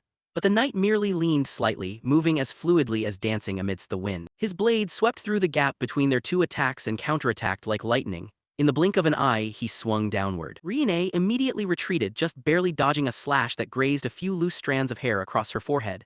Zeke remained exhilarated, his eyes glowing as he charged forward without hesitation. The pair resumed their assault, slashing like a rainstorm, but it didn't rattle the knight in the slightest. The sound of clanging swords echoed across the space, loud enough to drown out the wind. Right after, with a powerful strike, the knight knocked both Riene and Zeke flying backward. Riene glanced at Zeke, thinking to herself, "Is this the power of a senior knight? Even though I followed Zeke's instructions perfectly and targeted his blind spots, let alone hitting him, I couldn't even leave a scratch." Next, Riene gritted her teeth and unleashed the Dragonslayer technique. Chapter 3, First Form. She muttered to herself with fierce resolve, "Must fight with the intent to kill the opponent." Thinking that, she swung her sword hard at him, the blade hissing through the air like a roaring dragon. Thinking that slash would deal damage right at the critical moment, the knight gently leaned sideways to dodge, his movements as fluid as flowing water. Momentum carrying her forward, Riene stumbled out of balance. Before she could stop, the knight threw out a powerful wave of his hand. Bam! Riene was blasted away like a kite with a broken string, her body spinning midair before crashing hard into a stone wall. Crash! The terrifying power shattered the wall into countless debris fragments as dust billowed everywhere. A nearby support staff member hurried over, asking anxiously, "Are you all right, Riene Draker?" Riene coughed raggedly, groaning in pain as fresh blood stained the corners of her lips. Her legs trembled as she tried to stand up, but her arms were completely numb and devoid of feeling. She stammered, I'm fine, it's dangerous, back off." Deep down, she thought, "My consciousness was shattered in the blink of an eye, leaving an opening. With my current strength, I have zero chance. But can you actually pull this off, Zeke Draker?" She recalled the moment before the duel started. Zeke had proposed his strategy, but Riene strongly opposed it. "I cannot agree with such a despicable tactic. Are you trying to stain an honorable duel, Draker?" But Zeke only asked back with a deadpan tone. "Can honor be eaten?" he continued. "This isn't a knight's duel, it's an exam. It evaluates the ability to kill the opponent." After pondering for a moment, Riene relented and nodded helplessly. "Fine, anyway, I'm the one who asked for your advice first. But do you really think this strategy will work? The opponent is a senior knight." While Riene remained doubtful, Zeke was entirely confident. "Just create a situation where it can work." He asked further, "Then why couldn't you dodge the stone when we fought at the cradle?" Riene flusteredly replied, "Because I didn't expect you to resort to such dirty tricks." Zeke answered casually, "There you go, a senior knight isn't any different. Just wait for my signal, it'll definitely work. A tiny opening is all it takes." Returning to reality, the duel was still ongoing. Zeke stood his ground, activating the applied skill Dragonslayer human technique. His body suddenly split into multiple afterimages, appearing everywhere and surrounding the knight. Just looking at it was dizzying, making it impossible to tell which was real and which was fake. An ultimate technique never used before, today finally getting unleashed: Galefoot Phantom Footsteps. But the knight was no amateur, deeply experienced. He quickly realized and uttered, "This is Dew's technique." He glanced around side to side, observing closely. Suddenly, Zeke rushed forward swinging his sword, but the knight blocked it instantly. Zeke smiled confidently. "From now on, you'd better mentally prepare yourself." Right at that moment, the blazing electric lights suddenly cut out, plunging the atmosphere into pitch-black darkness. The knight was surprised. "Lights out? Ah, I see," exploiting the magic disrupting trait of a pureblood awakener. Thinking that, he swung his sword, batting Zeke far away before putting on a brilliant display of swordsmanship in the dark. Wherever Zeke slashed, he parried effortlessly, as if snacking on candy. He thought to himself with a smirk, "Such a childish idea. Thinking that just obstructing vision can create an opening against a senior knight. But what is this annoying feeling?" In the thick darkness, even he could only vaguely make out shapes around him, yet Zeke moved as if he could see everything clearly. "Just in time, I wanted to try out a new dragon technique. Looks like this is the best opportunity. Anyway, Owen isn't the type to go blabbing around," he muttered to himself. On this end, Zeke immediately activated the dragon technique Dragon Claw, moving as fast as a passing breeze.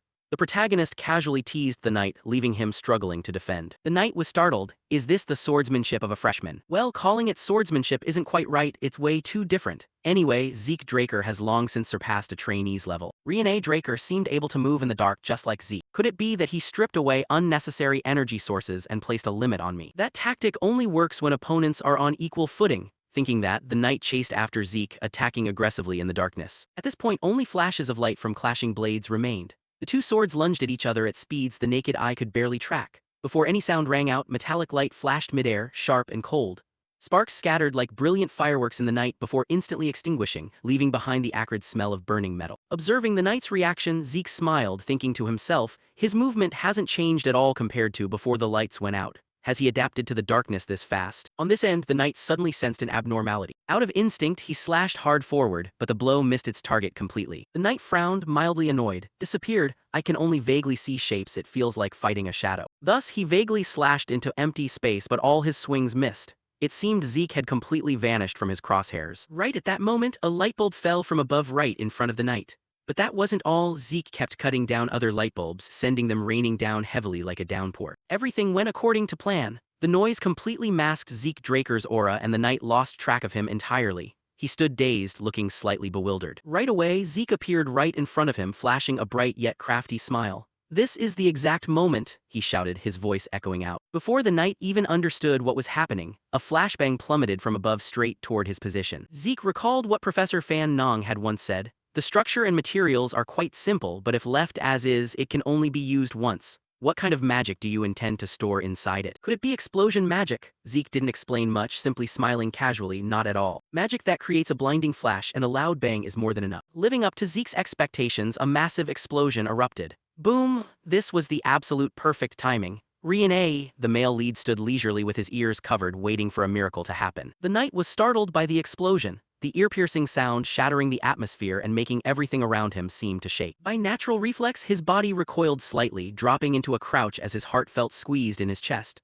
Only then did he realize he had been tricked. He thought to himself, "Looks like I was wrong to think that was just excess energy." Seizing this opportunity, Riene and Zeke charged forward together. However, a senior knight was still a senior knight. Right at the most dangerous moment, he unleashed Dragon Slaying Technique Chapter 4, First Form, Full Moon Slash. The attack was unleashed at lightning speed, giving Zeke and Riene no time to react. their bodies were instantly struck and knocked backward. Following that, a terrifying explosion occurred, sending dust and smoke billowing everywhere. Even so, forcing him to unleash that move was already a massive success for them. Summing it all up, in the end, Zeke and Riene still couldn't defeat Owl, getting beaten flat onto the dirt by the instructor with their faces bruised as if they'd been run over by a carriage.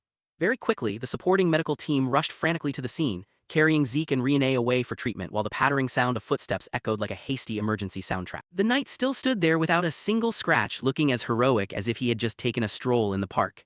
An instructor approached Owl, bowed respectfully, and spoke, "You've worked hard." Suddenly, a furious, thunderous roar echoed from afar. "You bastard Owl, how could you beat my disciple into such a mess?"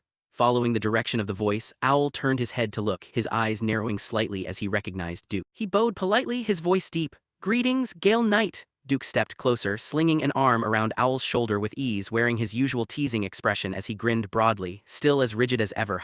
"All right, how is my disciple doing?" He spoke while draping his arm over Owl's shoulder, the enthusiastic pat making Owl tilt slightly. He fell into contemplation, a trace of retrospection flashing through his eyes as he recalled what had just happened. The exact moment Zeke Draker's sword touched him, Owl had intentionally dropped his guard and maintained a defensive stance. Why didn't he counterattack when he had the chance? Was it because the goal wasn't victory but promotion? Was he only revealing as much strength as necessary? Thinking about it, Owl spoke up in an even tone, "Zeke Draker has far exceeded my scope of evaluation." A moment later, inside the meeting room, a student promotion review meeting was taking place. The academy principal, after hearing everyone's opinions, sat up straight and concluded, "So, does everyone agree with this resolution?" Everyone responded in unison, their voices ringing out, "Yes, headmaster," with no objections raised. The result was that Zeke and Riene were promoted to the 5th and 3rd years respectively. Afterward, Zeke tried to live as quietly as possible, like a lazy cat just wanting to curl up in a corner. After receiving all secret techniques and styles from Duke, Andre inherited Zeke's position. He still maintained a good relationship with Professor Fanon, but they gradually grew apart when Zeke was selected for the Royal Magical Research Institute, donned his gloves, and left the academy. From then on, Zeke no longer got entangled with the offspring of prestigious families, avoiding trouble like dodging plague. But the interesting thing was that Owl still came to find Zeke every quarter to request sparring matches, refusing to let go of his prey like a hound. Then, it seemed he had attained some kind of enlightenment, his eyes brightening as if he had discovered the ultimate truth. Owl immediately applied for a leave of absence, packed his bags, and joined a training dojo, leaving behind his glamorous title of senior knight. Time just kept flowing, and 2 years later, Zeke graduated from the academy. Inside the dormitory, the joyful voice of the old butler Decker echoed with excitement. "Congratulations, young master, the youngest student ever admitted to Valhalla. The head of the house will surely be very proud." At present, Zeke was no longer a naive 13-year-old kid, having grown older and more handsome into a dashing 15-year-old version of Zeke Draker. The principal had personally written an enrollment recommendation letter, something that wasn't common at all, amounting to a precious privilege. He clicked his tongue and thought to himself, "But this title of the youngest student, doesn't that mean my 2 years of peaceful living have just gone to waste?" Thinking that, he spoke up casually, "There are about 3 months left until the entrance ceremony, right?" Decker stood nearby, nodding along. Zeke continued, "Decker, just head to Atlas first." Hearing this, though quite startled with his eyes widening as if he'd just heard the sky falling, Decker had no choice but to reluctantly agree, "Yes, sir." "But what about you, young master?" Before Decker could finish his sentence, Zeke cut him off firmly. "I will vacation alone in peace. I don't want to be disturbed by anyone, do you understand?" Hearing that, Decker dared not disobey and bowed, "Yes, young master." Afterwards, Zeke looked at the map before him, his mind swirling with thoughts. Kaishir's ruins are located in the giant mountains. Under the guise of a vacation, I'll use the Kingdom of Argus Adventurer Guild to carry out this expedition. There's no reason to reveal my destination to suspicious people. Suddenly, there was a knock on the door from outside. Zeke quickly said, "Come in." Liam stepped inside, bowing respectfully. "This subordinate pays respects to Master Zeke Draker." Zeke turned back with a wince. "Liam, didn't I tell you this greeting is way too tedious? A simple greeting is enough." Understanding the cue, Decker chimed in, "Then I shall take my leave, young master." Zeke nodded. "Yeah, and just handle the Manhwa enrollment using the black card." After Decker left, Liam asked with a curious voice, "Why did your lordship summon this subordinate all the way to the Platinum Mansion?" Zeke answered calmly, "I heard you got transferred into the special class this time, right? As your master, how could I just stand by and watch? I've compiled everything you'll need during your time at the academy, predicted exam papers for the semester evaluations, training curricula, and all necessary items for the exam." Saying that, he handed Liam a stack of papers. While Liam stood frozen in shock, Zeke continued, "Just go to the Breath of Fafnir, present this list, and they'll hand over all your supplies. Also, when you reach your 4th year, you'll really need a sword suited for you. Go to the Breath of Fafnir and place an order. I've already paid in full, so don't worry. I trust you won't disappoint me, Liam. Hearing this, Liam was so moved he couldn't hold back his tears, his eyes welling up as tears threatened to fall. He immediately bowed, his voice choked with emotion. I swear I will never let down my master's expectations. Zeke sighed, muttering, I literally just said a minute ago not to overdo it. Liam smiled awkwardly. This subordinate will correct it right away. The kingdom of Argus is located in the far north of the central continent, and together with Dulpea, Tuba, and Ulansa, it is known as one of the 4 central kingdoms. The giant mountains mark the boundary between the Beastlands and the continent, containing countless large and small dungeons that attract throngs of adventurers eager to strike it rich. The founding king of the Kingdom of Argus, now just a faint name in history, linked adventurers with dungeons, turning it into the kingdom's core industry. With royal support, they divided the giant mountains into hundreds of areas, establishing transport routes and transit points. That was the predecessor of the Argus Adventurer Guild, an organization that has now spread across the entire continent. At the registration counter, a steady announcement rang out. Next, number 546, number 546, number 546 is not present, next person number 547. Congratulations on becoming an adventurer, Zeke Murray. Please submit these papers to the licensing office to receive your registration card. Zeke, after disguising himself with a wig and magic glasses, had turned into a completely different person. He smiled gently, thank you, and walked away. A version of Zeke wearing a wig and magic glasses looked so unfamiliar that even he almost failed to recognize himself in the mirror. With this, I'd like to see anyone recognize me. Looking at the paperwork in his hand, Zeke was extremely satisfied, thinking, if I want to move around freely, it's best to have the identity of an adventurer. I can't just walk around openly under the name Draker. Very quickly, carriages carrying adventurers set off one after another. Sitting in the carriage, he thought to himself, finding a shared seat during peak season like this is already lucky. Suddenly, someone's voice rang out in a friendly tone, hey pal, are you an adventurer too? Hearing that, Zeke slowly opened his eyes. The guy sitting opposite him smiled mockingly and said, looking that tense, this must be your first time entering a dungeon, right? Another guy sidled up closer, grinning broadly, how about it pal, want to join our party? Look at us, we're all veterans. Around here, dungeons are dangerous and going alone makes you easy prey for monsters. Zeke said nothing, thinking to himself, no matter where I go, trashy types like this always show up, huh? They didn't give up, continuing to entice him. People often say that the first party you join when entering a dungeon determines half your fate in the adventure world. Haven't you ever heard of that, pal? Zeke sighed dejectedly, whispering to himself. Classic playbook of scammers trying to lure newbies into dungeons to use them as monster bait or sell them to slave merchants. What nonsense? Thinking that, Zeke remained silent, neither accepting nor refusing. Meanwhile, all their gazes fixed on him like a pack of hungry wolves eyeing a fat meal.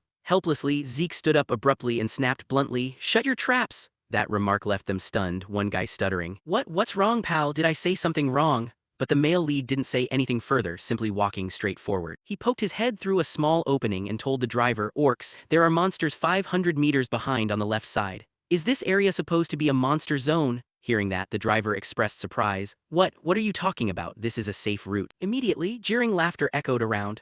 Ha ha ha, you must be a super nervous newbie, pal. Don't you know this route is directly managed by the headquarters of the Adventurer Guild and the Kingdom? Even wild beasts can't get in, let alone monsters. But Zeke's next words sent a chill down his spine. Then what's that right behind you? His eyes went wide as saucers, refusing to believe his ears. What? In truth, right behind him stood an orc with bloodshot eyes, sharp teeth baring as it roared and stood tall. It looked as though it was craving the scent of fresh meat. Right after that, the carriage was instantly attacked. Sure enough, you never know what life has in store, anything can happen, and it wasn't just a single ferocious monster but an entire horde, each swinging axes furiously. Chaos instantly consumed the scene. They were tall and muscular with rough, stone-like scaled skin and glowing red eyes reflecting a frenzied bloodlust. Wielding heavy axes and rusted hammers, they slammed down onto the carriage, tearing it to pieces. The horses neighed in panic and backed away, but it was too late. They only managed a few whinnies before collapsing to the ground as blood pooled in deep crimson. At this point, only the sound of splintering wood and clashing weapons filled the forest. The guy who had just been running his mouth trying to lure Zeke into his party still had no clue what was going on, poking his head timidly out of the carriage. But he never expected that an orc had already noticed him and was walking closer. Just as he managed to comprehend the situation, that towering dark shadow was right in front of him. His face instantly drained of all color, leaving not a single drop of blood. In his final moments, he only hoped it would spare him and begged for his life. But life isn't all pink. Splat! With one strike, his head flew off in all directions, blood spraying everywhere. Such a bitter end for some unlucky guy. Zeke thought to himself, quickly leaping out and hiding behind a nearby large tree to observe the orcs enjoying their freshly harvested bounty. Each one chewed ravenously, making sickening, smacking noises. Seeing that sight, Zeke reasoned, the fact that orcs can run rampant in a safe zone means the outpost is no longer functioning properly. I wonder how much time has passed. The monsters finished their hearty meal and quickly departed, leaving behind a foul-smelling battlefield.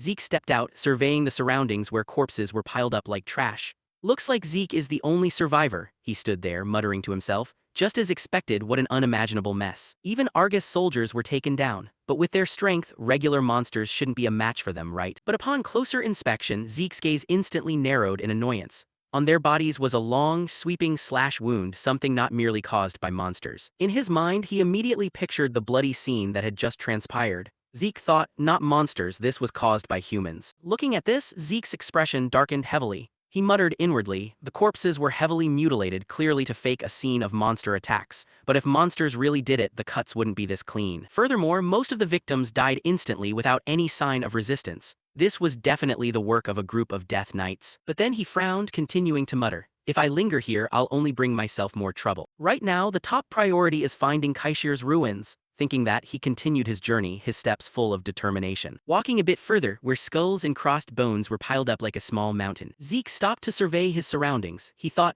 that's the barbarian territory marker right there. According to the minimap, I've almost reached Kusha's ruins. But he paused, feeling a chill run down his spine. Looks like I'm being tracked from behind. Puzzled, Zeke gritted his teeth and thought, what the hell are the Empire's hounds doing out here? Hounds, units directly under the Emperor, selecting only the elite talents among the Empire's apprentice knights, specializing in tracking and assassination skills. At this point, the Hound unit was still a secret, with few people even within the Empire knowing of their existence. But soon enough, when the Empire sparked the Continental War, they would quickly rise to become a core force. I've been closely monitoring their movements via the minimap on my way here. I could never forget this signature tracking technique, Zeke muttered. Because before regressing, these exact bastards killed me. His gaze turned icy. Furthermore, Duke mentioned that the Emperor obsessed with immortality was scouring the continent searching for something. That's right, even before my regression, the Emperor was obsessed with artifacts. The ambition to unite the continent was crazy enough, yet he was still greedy enough to chase the illusion of eternal life. He smirked, and wondered, if so, could the Empire have already found Kaishir's ruins here? Guess I have no choice but to confirm it myself. Thinking that, Zeke vanished in a split second, swift as the blink of an eye, leaving the hounds trailing behind, staring around in utter bewilderment. A man with a long scar on his face sensed something amiss, hurriedly reaching into his chest pocket to search for something. He fished out a flare gun, but before he could pull the trigger, he was ambushed by Zeke so fast he couldn't even react.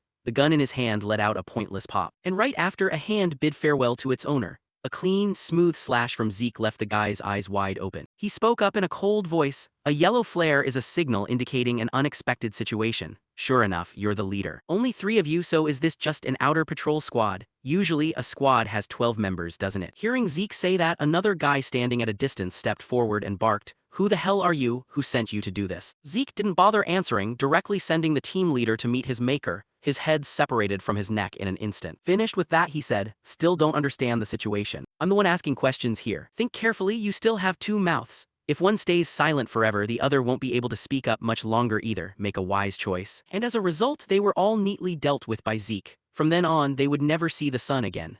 After slashing to his heart's content, Zeke opened the map to observe, muttering, is this their temporary base, so crowded? Did they turn this base into a place filled with mutilated corpses, daring to touch kingdom soldiers? Could they have really found the ruins? He smirked, well, I'll just go in and see. Anyone who dares bear a sword against me won't know peace. Over here, inside their normally peaceful base, a sentry let out a massive yawn, his eyes stinging and watery as if he'd just been crying. But then he looked down below, sighing and uttering, no way, what kind of lunatic dares charge into barbarian territory and still post sentries like this? The guy standing next to him agreed, nodding along. Agreed, that really is weird. But before they understood what was happening, one of them was suddenly attacked. The remaining guy shared the exact same fate. In less than a minute, both sentries vanished cleanly, departing without even another gasp. Someone swept past as fast as the wind. Inside, a man in black finally realized something was amiss. Another guy saw him standing frozen and growled, why are you still standing there instead of going in? He replied, wait, wasn't there some noise from the gate just a second ago? Hearing that, the other guy glanced toward the gate and said, I didn't hear anything. But he didn't know his comrade had already been attacked. Suddenly, crimson blood splattered out, the noise catching his attention. However, he only had time to glance over, witnessing with his own eyes his comrade's head being sliced off by a stranger. Shocked out of his mind, he screamed, intruder! But before he could say another word, Zeke darted forward like lightning, landing a direct punch right to his jaw that shut him up completely, preventing any further words from escaping. Without hesitation, Zeke sent him off to meet his ancestors. Within moments, fresh blood had stained his blade red. He muttered to himself, "Looking at these guys reminds me so much of back then, when I took orders from the old man who was exhausted from the 5-year factional war to attack the Pavla cartel. The feeling right now is identical." At this point, Zeke was completely surrounded by them. Standing on high, a leader spoke up. "Southern Assassin's curved blade technique, huh? Mechane or Pavla, whichever faction you're from, once you sneak all the way in here you won't survive to leave. If you surrender right now, I'll grant you a painless death." Following the voice, the male lead raised his gaze and thought, "He's the commander in charge here. At best, he's only just touching the threshold of a blue knight. Compared to the hounds I faced in my past life, you punks are still wet behind the ears." Thinking that, he wasn't scared at all, retorting sharply, "Ridiculous, huh? A painless death. Is that something a guy who just murdered his comrades should say? You should be tearing me apart and eradicating my entire bloodline to avenge your fallen comrades. The Central Continent really is full of weak cowards." Hearing Zeke's provocative taunts made them furious. The leader bellowed with an open mouth, "Damn it, grant him his wish, tear him apart while he's still breathing." With those words, they immediately launched their attack. Each of them swung their swords, targeting Zeke and hacking away like chopping firewood. But the male lead thought to himself, "Something's not right. Are the hounds really only at this level? Are they too weak, or have I simply gotten too strong? No need to observe any further." Instantly, he activated the magic reflection skill. The surrounding light was immediately snuffed out, plunging the entire cave into pitch darkness. The leader standing on high wore a blank expression, thinking, "A blackout right at this moment. Could it be Dragonslayer mana interference?" Wait, from the start he only fought barehanded and didn't use any aura at all. His swordsmanship was also the southern short blade style. Definitely an assassin, so was it just a technical glitch? Pondering for a moment, he spoke up to steady his comrade's nerves. "Don't panic, it'll recover soon, so focus on defense until then." But surprise, surprise, when the lights turned back on, a horrifying sight met their eyes. In just a matter of seconds, all the hounds below had been dealt with by Zeke. Corpses lay strewn across the cold ground with blood pooling in deep crimson. Unable to believe his eyes, sweat pouring down like rain in utter shock, he stammered, What is this?" Zeke had closed in right behind him out of nowhere, speaking up. "The Emperor's got some nerve, daring to target hero King Kusha's ruins." Trembling all over, he muttered, "Kusha's ruins? What the hell are you talking about?" But the moment he turned around, Zeke had vanished. Only his ghostly voice echoed, "Don't worry, even if you don't confess, I'll find out myself." In the darkness, with a hand full of killing intent, Zeke swiftly placed his sharp blade against the man's neck. Only then did the man realize death was closing in on him, panicking, "Wait, we really don't know anything." Zeke smirked, "So much for knowing nothing, so much for not knowing." Fresh blood splattered as the unfortunate captain met his inevitable death. After handling the situation, Zeke quietly walked toward the exit of the cave, where a blinding light poured out. He left a sword behind and thought, "Everything that happens here will be framed as the work of Mukun." The Mukun cartel, this was the southern continent's criminal syndicate that he used to belong to in his past life. A gang willing to do anything for money. After the southern continent's Gusco kingdom collapsed from civil war, the wasteland became a lawless zone, divided between the Mechane and Pavla cartels. He could have just used dragon skills to hide his identity, but he deliberately used the Southern Blade Squad's swordsmanship, even leaving behind Mechane's signature warning, because giving a clear target is actually the safer choice. He smirked, "The Empire will definitely think this is the work of the Southern gang. Even if the Empire takes action over this, it'll just help me get rid of Mechane. That makes it even better for me." Judging by the letter found inside, the Empire's emperor was way crazier than he had imagined. The Emperor's directives were basically just to search for ancient ruins, but what was shocking was the accompanying campaign map. Not only in the central continent but also in the eastern continent, which was still in a truce phase, and even the mysterious Black Sea. He had sent his hounds anywhere suspected of having ancient ruins. That means their forces have reached the scale of my past life. But it looks like they still haven't found Kaishir's ruins. I'd better act fast. Suddenly, from the hound's lair, a red signal flare shot up into the sky. Zeke, already far away, smiled and said, "A red flare. Could that be the opening signal for the Heaven Net Earth Trap?" Time passed quickly. Seeing the signal flare light up the sky, Zeke picked up his pace when he sensed that the Emperor's hounds seemed to have started tracking down the location of Kaishir's ruins. However, before he had gone far, the protagonist suddenly felt presences appearing behind his back. He glanced back slightly and thought, they caught up already. The meaning of that flare branches out into 5 parts, which is the Heaven Net Earth Trap, meaning the threat must be eliminated at all costs. Using the flare as the center, they will comb the surrounding area to pinpoint the target and then gradually tighten the encirclement. The death warrant represents the hunters. Accordingly, all hunters in the area will maintain this encirclement until the person who issued the order recalls it. That's no different from a death sentence. Just like last time, even when stealing the relic the Emperor targeted on the northern continent, I perished under the Heaven Net Earth Trap. But now I have the system. Thinking of this, Zeke immediately pulled out two short swords from his inventory and gripped them tightly in his hands. But now, I have the system. Thinking of this, Zeke immediately pulled out two short swords from his inventory and gripped them tightly in his hands. Their sword strikes began hurtling toward Zeke at wind-shattering speed. However, instead of feeling scared, our protagonist actually felt a bit thrilled inside. He muttered to himself, "This is worth a shot." With that, Zeke's hands whipped around like a machine, leaving behind afterimages in the air and swatting away all the incoming attacks aimed at him. Right after that, the male lead immediately leaped backward, breaking out of the assassin's encirclement and maintaining a safe distance. Then, after carefully observing the appearance of these people, Zeke was able to confirm his thoughts.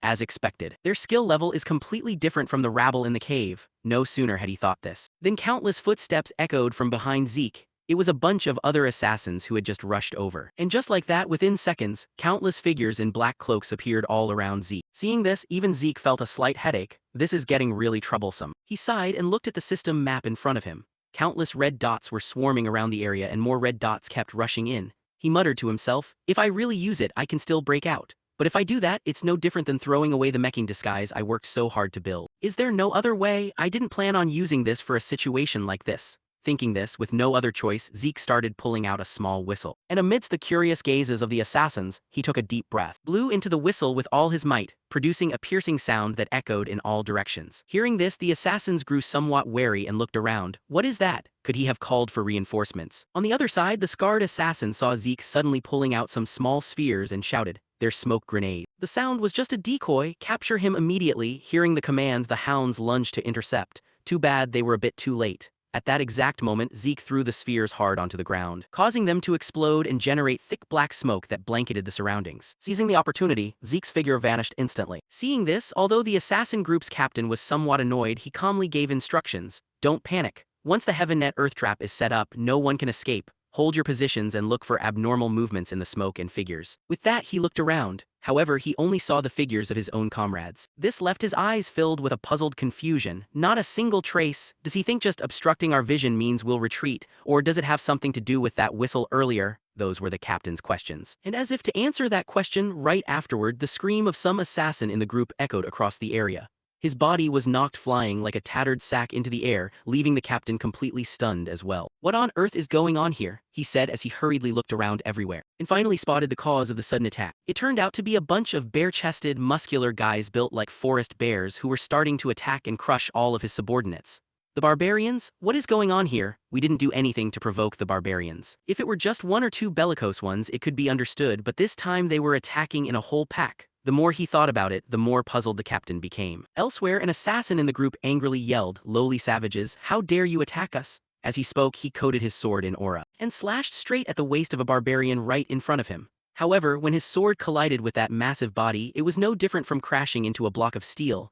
Even his sword bounced off and vibrated. Seeing this, the assassin's eyes went blank, and he blurted out in disbelief this. However, not giving him much time to think, the bald barbarian sent him off with a destruction punch, smashing his head into a bloody pulp. Just like that, the assassins began to be literally crushed. Meanwhile, the captain watching from the side felt his heart freeze with terror. "This is bad. This is the first time I've seen them get this agitated. With our current forces, this is way too dangerous." Stopping his thoughts, he immediately drew his gun. Thinking of that, to prevent the remaining subordinates rushing here from becoming appetizers for the barbarians, the captain also pulled out a signal pistol, fired it into the sky and shouted loudly to the rest, "Recall the Heaven Net Earth Trap." Meanwhile, the barbarians behind them pursued relentlessly. "Retreat, fall back immediately." Hearing this, the assassins were overjoyed as if they had struck gold. They hurriedly scrambled, running for their lives with all their might. Only when they completely vanished did Zeke appear. He crawled out of a hole he had dug for cover and laughed. "More effective than I thought." With that, he looked at the cracked whistle in his hand. It's a barbarian horn created to quickly transmit commands on a chaotic battlefield and a tactical tool of the barbarians. In my past life, I accidentally established a friendly relationship with the barbarian Mohican tribe,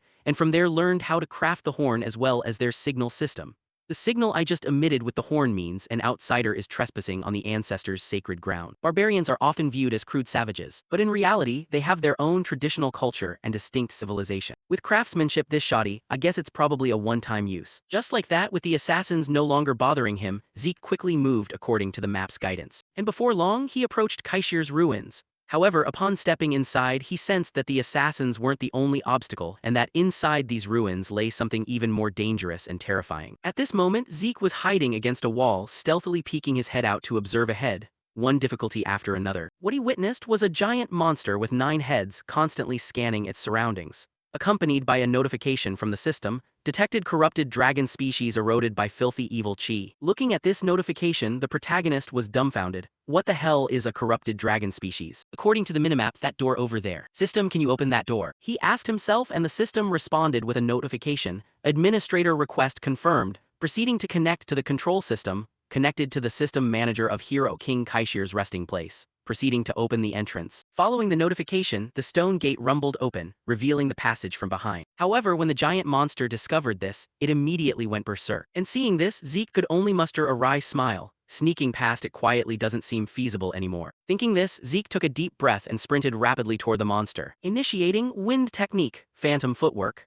His body surged forward like a speeding bullet and began dancing amidst the terrifying attacks of this giant monster. The protagonist's intention was to use phantom footwork to disrupt vision and quickly reach the entrance. Just a little more, Zeke muttered to himself as the entrance was right in front of him now. Yet how could things go that smoothly? Before Zeke could reach the entrance, one of the giant snake's mouths lunged right beside him. It opened its mouth as wide as possible, lunged forward, and crashed heavily to the side, sending rubble flying everywhere. Fortunately, Zeke managed to dodge the attack in time, and even felt a surge of anger inside. Time to teach this snake a lesson. He immediately used Chapter 7, first form of dragon slaying art, dragon head severing, creating countless slash marks on the giant snake's body, causing it to howl in agony. Its blood splattered everywhere, with a few drops landing on Zeke, and wherever the blood touched, it made a sizzling burning sound and continuously smoked. This forced Zeke to pause for a beat, not daring to attack recklessly anymore. Its blood has acidic properties. A 9-headed monster with acidic blood. Even my master in my past life barely had enough strength to destroy it.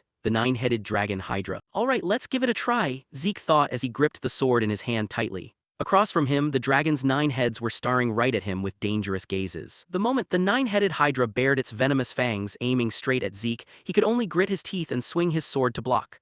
Clang! Steel blade met sharp fang, the piercing sound ringing out like a grim reaper's death knell. Before he could catch his breath, another head roared, its emerald eyes glowing like 2 ghostly jewels, exhaling a killing intent that made the heavy air feel like a muddy swamp. He skillfully stepped back a few paces to regain his footing, muttering as if arguing with fate. Damn it, what's so great about this dragon-slaying skill anyway? Dragons are completely extinct, and the closest thing to one is a dragon species monster. But it has no effect on them. No matter how I slash, it regenerates instantly. So annoying. Zeke bitterly admitted that his current strength was still not enough to take down this monster. Ahead, the gate leading to the sacred ground loomed, only about 30 meters away. Thinking his doing, he shouted loudly, "System, close the gate." The system replied, its tone as monotonous as a bored office worker. Administrator request confirmed. Closing the gate leading to Hero King Kaiser's sacred ground. Boom, the gate slammed shut, shaking the entire cave like the sky was falling. Zeke thrust his sword fiercely into the ground, the stone floor cracking apart like it was struck by a divine hammer.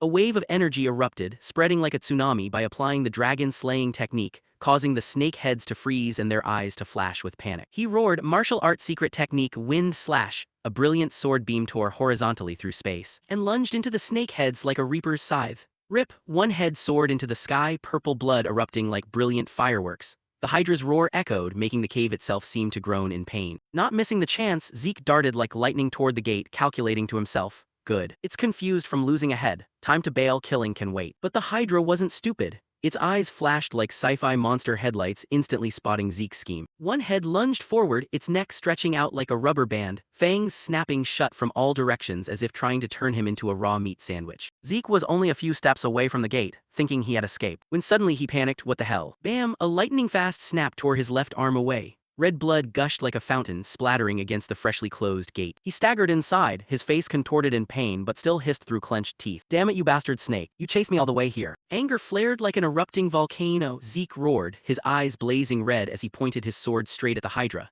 You want my arm that badly? Then come and take it? He leaped forward, charging at the nearest head, hacking away like a storm of steel. Blood gushed uncontrollably from his wounds, soaking his clothes as if he'd been dipped in a pool of blood. But his immortal body began to regenerate. A new arm grew out, each joint condensing like living magic. The Hydra roared furiously, not just from pain but out of sheer frustration. It spewed a stream of emerald toxic gas, dense as a death mist blanketing the area, making the air as suffocating as hell. Zeke frowned, muttering, "Poison breath, is that the end of your tricks, buddy?" The system coldly announced. "You have been poisoned by the venom of the poisonous Hydra dragon." Without hesitation, Zeke poured all his power into a fatal blow. His sword flared like a blazing torch, tearing through the air with a flash of lightning and slashing horizontally across the Hydra's body. Swoosh, another head flew into the sky, purple blood scattering like toxic rain. The monster's eyes stared wide and helpless, as if regretting daring to challenge an immortal. Zeke was sweating profusely, his face pale and lips white from the poison, but his hand still gripped the sword tightly, his eyes burning with indomitable will. It's not over yet. The last head roared, lunging forward with terrifying speed as if trying to drag them both down to hell. Only one life left, one chance. Zeke gritted his teeth, go big or go home, I'm not going down here. At the most critical moment, he activated Dragon Aura. A terrifying pressure erupted like a falling meteorite, crushing the Hydra and making the air violently vibrate as if the cave was about to collapse. He glared, his voice deep and cold. I'm not playing around, scram, unless you want to be chopped into pieces and made into sausage. The Hydra growled, but a second later it trembled violently, sweat pouring off it like rain in huge bean-sized drops. Its whole body cringed, eyes panicked, and then whoosh, it bolted straight away like a dog fleeing a lone shark, not daring to look back. Zeke breathed a sigh of relief, sitting down heavily and panting like an old man after a long day of farming. I didn't expect Dragon Aura to work on a dragon species, should have used it sooner. But before he could celebrate, he felt his body grow heavy as if weights were tied to his legs. Wait, why am I still tired? My stamina is endless, the system popped up as if trolling him further. You have engraved fear into the corrupted dragon species and been infected by dirty energy. Do you wish to activate the dragon species subjugation authority to tame the target? He recalled the scene just a moment ago. Did he make it scared? Was it thanks to dragonly majesty at the last minute? Whatever the reason, could he tame that absurd monster? Fine, let's try it. He opened the interface, but the moment he saw the notification, his body went rigid as if struck by lightning. Insufficient administrator authority to tame the corrupted dragon species. Failed to subjugate target. Zeke was speechless, shouting, not enough authority? Seriously, you made me think I was getting a free high-end pet. But oh well, up until now, the fact that a top-tier skill had no limitations at all would have been the abnormal part. Zeke was about to curse more, but a splitting headache struck, feeling like a dragon kicked him straight in the skull, hurting so much he wanted to cry. His face turned pale, his hands clutching his head, his whole body trembling like a puppy caught in the rain. The system announced coldly, warning, the poisonous Hydra dragon's venom has exceeded dangerous limits. Zeke hissed through his teeth, damn it, this freaky venom. Healing doesn't work against venom, there has to be a way. Suddenly, amidst the dizzying pain, an idea flashed in his mind. Right, rank 1 devouring dragon technique. In the devouring state, everything can be digested and converted into energy. If I swallow this monster, I'll definitely absorb some kind of poison resistance. A monster carrying poison, this potent must have some bloodline ability related to poison resistance. Without hesitating, Zeke activated the devouring dragon technique. The Hydra's corpse melted, smoking profusely as if thrown into a hellish metallurgical furnace. The system updated continuously. The head of the corrupted dragon species eroded by filthy evil chi has been digested in a violent state.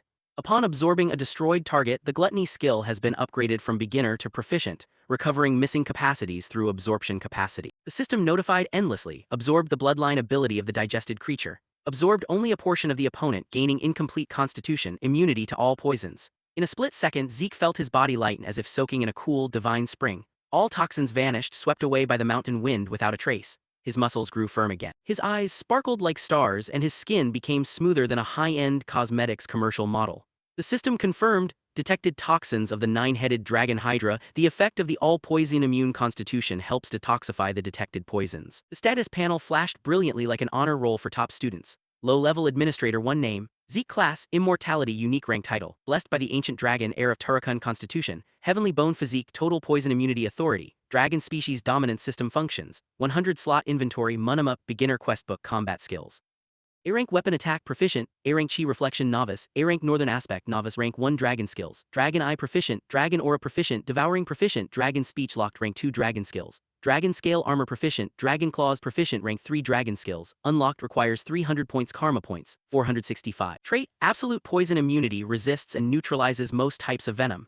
Zeke smirked triumphantly, from now on anyone who uses poison will just end up poisoning themselves. Glancing at his new status window, he frowned, that word most is a bit concerning. But with this skill, poison is no longer an issue. He stood frozen, muttering, gluttony went from rookie to proficient? Unbelievable, this thing almost never levels up unless. He nodded, his eyes brightening. Right, it must be from wiping out the designated kill target. Hitting the monster on the system's hit list really does drop sweet loot. Oh, this information is useful. So eliminating the exact person the system hates yields great rewards. He abruptly stood up, flicked his robe, and strutted forward with an air of absolute confidence as if he hadn't just been beaten to a pulp by the Hydra. Zeke muttered, that Hydra slowed down my whole schedule, I've gotta move fast. In his mind he thought of Hero King Kaiser, half human, half fairy, a living legend etched into lore. Born to the wise sage and the elf queen, Kaiser's life was far from peaceful. A dark witch tore him from his parents and tossed him into the forest like trash. Fortunately, a divine wolf, certainly SS rank or higher, found the newborn Kaiser and raised him as its own flesh and blood. Thanks to that, Kaiser grew up strong, sporting a six-pack, flowing wild hair, and an overwhelming aura. Kaiser rescued the oppressed people and founded a kingdom exclusively for humanity in the central continent, naming it the Kingdom of Kronos. This was the part of the story everyone on the continent knew, the very genesis of Kaiser's legend. Nowadays, not a shred of data remained. It truly had become a pure myth. Yet the undeniable proof that hero King Kaiser and the Kingdom of Kronos actually existed. Standing before the ruins of Kronos, Zeke was mesmerized. Dilapidated ramparts stretched out, silent yet magnificent, recounting ancient legends through the whispering stones. It was right there, right before his eyes, unfolding right in front of him. Looking back and forth, he felt it was much smaller than described in the books he read. He couldn't believe the ruins of Kaiser were actually the Kingdom of Kronos itself. Walking up to the gates, he continued speaking. Now that I think about it, the Dragonslayer sanctuary actually had a very similar vibe. The system chimed like a burglar alarm. Analyzing, Kaiser's mark confirmed, opening the sanctuary of hero King Kaiser. Without a shred of hesitation, Zeke stepped inside. Faint light radiated from a sparkling blue crystal, as if containing the very soul of the kingdom. Reaching out to touch it, he whispered, "Is this the vision of the hero king?" The system immediately went ding-dong like a house being burgled, initiating quest chain, the vision of hero King Kaiser. Zeke jolted, screaming, "Wait, what? I got dragged into a quest out of nowhere. Did anyone bother asking if I agreed?" The system continued, as cold as a bank loan officer rejecting a mortgage. Warning, unable to leave the area until the quest chain is completed. He shouted aloud, "Hey, what the heck, who gave you permission to do this?" Slam, the heavy gates behind him slammed shut like a mother catching her kid playing video games at 2 in the morning. Zeke shrieked, "Huh, what?" The system displayed detailed quest info, the footsteps of hero King Kaiser. Objective, within the ruins bearing Kaiser's traces, collect each of his progressive milestones. Time limit, unlimited. Reward, Tear of the Fairy King. Zeke frowned, rereading the final line, and muttered, "Quest chain, the footsteps of hero King Kaiser. Tear of the Fairy King?" He rubbed his chin, his mind a tangled mess of yarn. Kaiser's mother, the entity that bestowed blessings upon humanity, and I'm going to get her tears. He looked up at the glittering crystal shining like an NPC about to hand out an ultra-hard quest, whispering, "I'm starting to get spooked. Hero King Kaiser's mother, the one who can grant any wish, and the reward is her tears." Zeke was still in shell shock, his jaw hanging wide open, muttering like a lost soul, "Even if I don't know what this is for, it's definitely an overpowered super artifact." He turned to the system, his voice hurried. "How do I make progress like that?" The system let out a beep, replying as coldly as a grumpy AI assistant. Administrator request confirmed, extracting data from the magic recording device. Discovered 546 spell videos of hero King Kaiser. A total of 12 videos matched the criteria. Playing the first video. The screen flickered, magical light glowing like a broken stage lamp. Dim imagery appeared, accompanied by an ancient voice from a language long lost to time. The system announced, automatically translating to the central continent's common tongue. Poof, a figure appeared, radiating godlike handsomeness and an overwhelming aura that could sweep across the world. That person spoke. "What is a sword, you ask?" "It's just a sword, what else could it be?" Those old fogies spend all day preaching about sword philosophy yet haven't even landed a single decent strike in their lives. Total nonsense. From behind, a shout rang out, "Hey Satin, focus on recording." The screen shook violently as if someone had kicked it.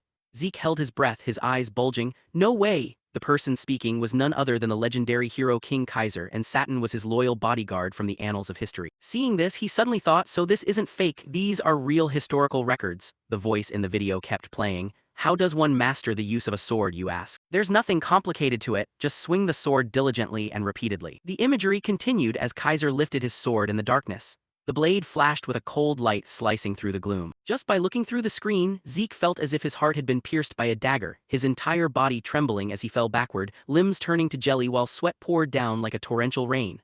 A single thought echoed in his mind. That presence, that pressure, just watching through a screen makes me want to faint. Is this the progression of the hero king? Zeke's eyes burned bright like a kid seeing a new toy. He burst out laughing, "I like this." "System, replay that last video from the beginning for me," the system replied. Administrator request confirmed. Time quietly ticked away. 4 days had passed since Zeke got locked inside this place. Before him stood 3 doors. The first room was packed with food, enough to last a whole month. The second room was as comfortable as a 5-star hotel with a bed soft as cloud. The third room contained military documents, books, weapons, and training equipment. Outwardly looking like a dungeon, it was actually a specialized training room meant for Kaiser's successor. allowing him to focus solely on training and swinging his sword tens of thousands of times. Zeke spent his entire day swinging his sword, repeating it tens of thousands of times in an attempt to mimic Kaiser's movements. But that world-crushing aura of his was still something he couldn't replicate. Suddenly, the system chimed, learned Hero King Kaiser's progression, basic elemental swordplay. Zeke jolted in surprise, elemental swordplay. Immediately, a storm of notifications flooded in, concluding basic stage, initiating application stage. The magical stone behind him began to glow brilliantly, leaving him a bit puzzled. The application stage. A status window materialized, summoning the soul of Hero King Kaiser. From the light, a hazy yet majestic figure emerged. That man stepped forward as if resurrected from an ancient era, Hero King Kaiser, the immortal king of Chronos. Zeke turned pale, muttering, What? Don't tell me Hero King Kaiser is actually standing right in front of me." Before he could recover his wits, Kaiser suddenly gripped his sword handle tightly, his eyes cold as ice, as if intending to slice him in two. Zeke had no idea what he did wrong. Whoosh! Kaiser lunged forward like lightning, his sword slashing downward. With lightning-fast reflexes, Zeke drew his sword to block. Clang! The metallic clash reverberated through the space. Gritting his teeth, he howled, "What the heck? Why are you attacking out of nowhere? What the hell?" A second later, boom! Kaiser's tempestuous strength batted Zeke away like a dry leaf, rolling across the ground like a burnt sheet of rice paper. Covered in scratches, he panted heavily like a fish out of water. Kaiser's majestic voice boomed, "Get up! Do you think sword training is a game of whack-a-mole?" Zeke scrambled up onto all fours, thinking to himself, is he trying to teach me by beating me up? This feeling was way too familiar, just like running into his master from his past life. Kaiser walked as he spoke. "When I was lectured back in the day, I was told to train my sword purely through real strength. If the knights of old saw you like this, they'd probably die of a heart attack and rise from their graves." The pressure radiating from Kaiser felt like a collapsing mountain, but Zeke remained baffled. What on earth does he want? Is he testing me or just torturing me for fun? Giving him no time to think, Kaiser abruptly materialized right in front of him. Kaiser swung his sword. A ferocious slash tore the ground open, hurtling straight toward Zeke. He screamed like he was being chased by a wild bull. What kind of madness is this? Is he seriously trying to kill me? Sweat pouring down, Zeke dove to dodge by a hair's breadth, thinking, damn it, can I even block this? This guy is a total monster in human skin. A slight smile crept onto Kaiser's face, his gaze resembling a total creep. Zeke wanted to punch him, but he just swallowed hard and told himself, don't overthink it. Just go all out like every other time. Aura flared up like a melting blast furnace exploding. Zeke took a deep breath, here I come. Kaiser blinked, muttering, are you Satan's disciple? You finally pulled it off. What even is that power? Aurora? Zeke didn't answer, lunging straight forward as his sword tore through the air like thunder. But Kaiser effortlessly parried it away as if he were cutting grass, sending him flying far backward. Tilting his head, Kaiser muttered, still doesn't quite feel right. Zeke strained his muscles, his face red as a tomato, thinking to himself, executing that move completely drains me physically and mentally. Kaiser smirked, launching a lightning-fast counterattack. Doesn't matter. As long as it's fun, come on, let's see how much longer you can stall. Boom, boom, the two plunged into an earth-shattering battle. Sword clashed against sword, light flashing like New Year's fireworks. But gradually, Zeke ran out of steam, sweat dripping as his limbs trembled. He knew he was going to lose. But he hadn't expected to be flattened like a pressed rice paper sheet. Sporting a smile, he thought, so this is the true power of the Hero King. But this guy here isn't a pushover either. Snap! Zeke activated a barrage of skills. The system chimed like a fire alarm. Activated Dragon Skill, one-hit kill. Activated Dragon Skill, Swift. Activated Dragon Skill, Continuous Slash. Activated Dragon Skill, Dragon Claws. In the blink of an eye, Zeke transformed into a raging dragon tempest. His entire body blanketed in aura as his swordsmanship erupted like a volcano. He charged straight at Kaiser, the heat of the battle shaking the space as if it were about to shatter. But Kaiser refused to lose, summoning a massive hand lined with sharp claws to deliver a fatal blow. Boom, dust and rubble billowed everywhere. Standing amidst the dust, Kaiser clicked his tongue. Ha, you're not a dragonkin yet you've got dragon skills, fascinating. But Zeke had slipped behind him at some point. A flash of light crossed Kaiser's eyes. Glancing over his shoulder, he muttered, Ho, Elemental Force 2. Zeke unleashed the God Spirit skill, his body morphing into countless afterimages moving like a tempest as he rushed toward Kaiser.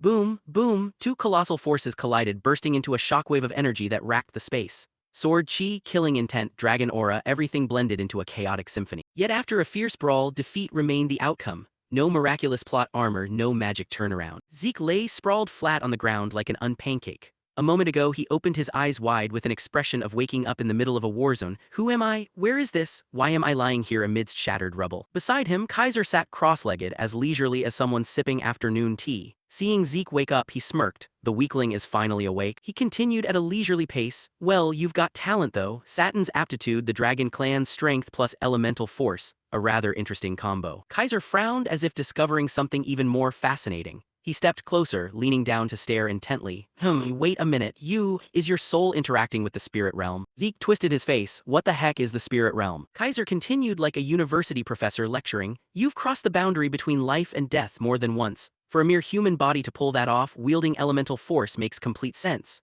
Zeke's eyes went wide as he thought, another wave of esoteric logic hitting me. Sighing with a grimace, he complained, ever since a moment ago, all I've heard is you talking about Saturn, the spirit realm, and elemental force without making any sense at all. Could you explain it clearly to me? Kaiser chuckled, his gaze sharp as a knife. Ho, are you pretending not to understand? Don't you have a goal far bigger than petty little things like that? Leaving him completely dazed. What? Kaiser pointed straight at him. Are you pretending not to understand my true progression? He paused, his eyes glowing brightly as he channeled magic. What you're studying right now is elemental swordplay. Elemental force is the purest essence of nature, the foundation creating all things in the universe: water, fire, earth, wind, the four supreme elements. And elemental swordplay is the peak forged from those four legendary elements. Rather than just talking, hero King Kaiser delivered a horrifying surge of power while explaining. Like a divine tempest sweeping clean the space, cracking the ground open into deep, jagged chasms. He proclaimed, his voice thundering, this is the Tempest Sword Zephyr Force, the wind attribute among the four supreme elements.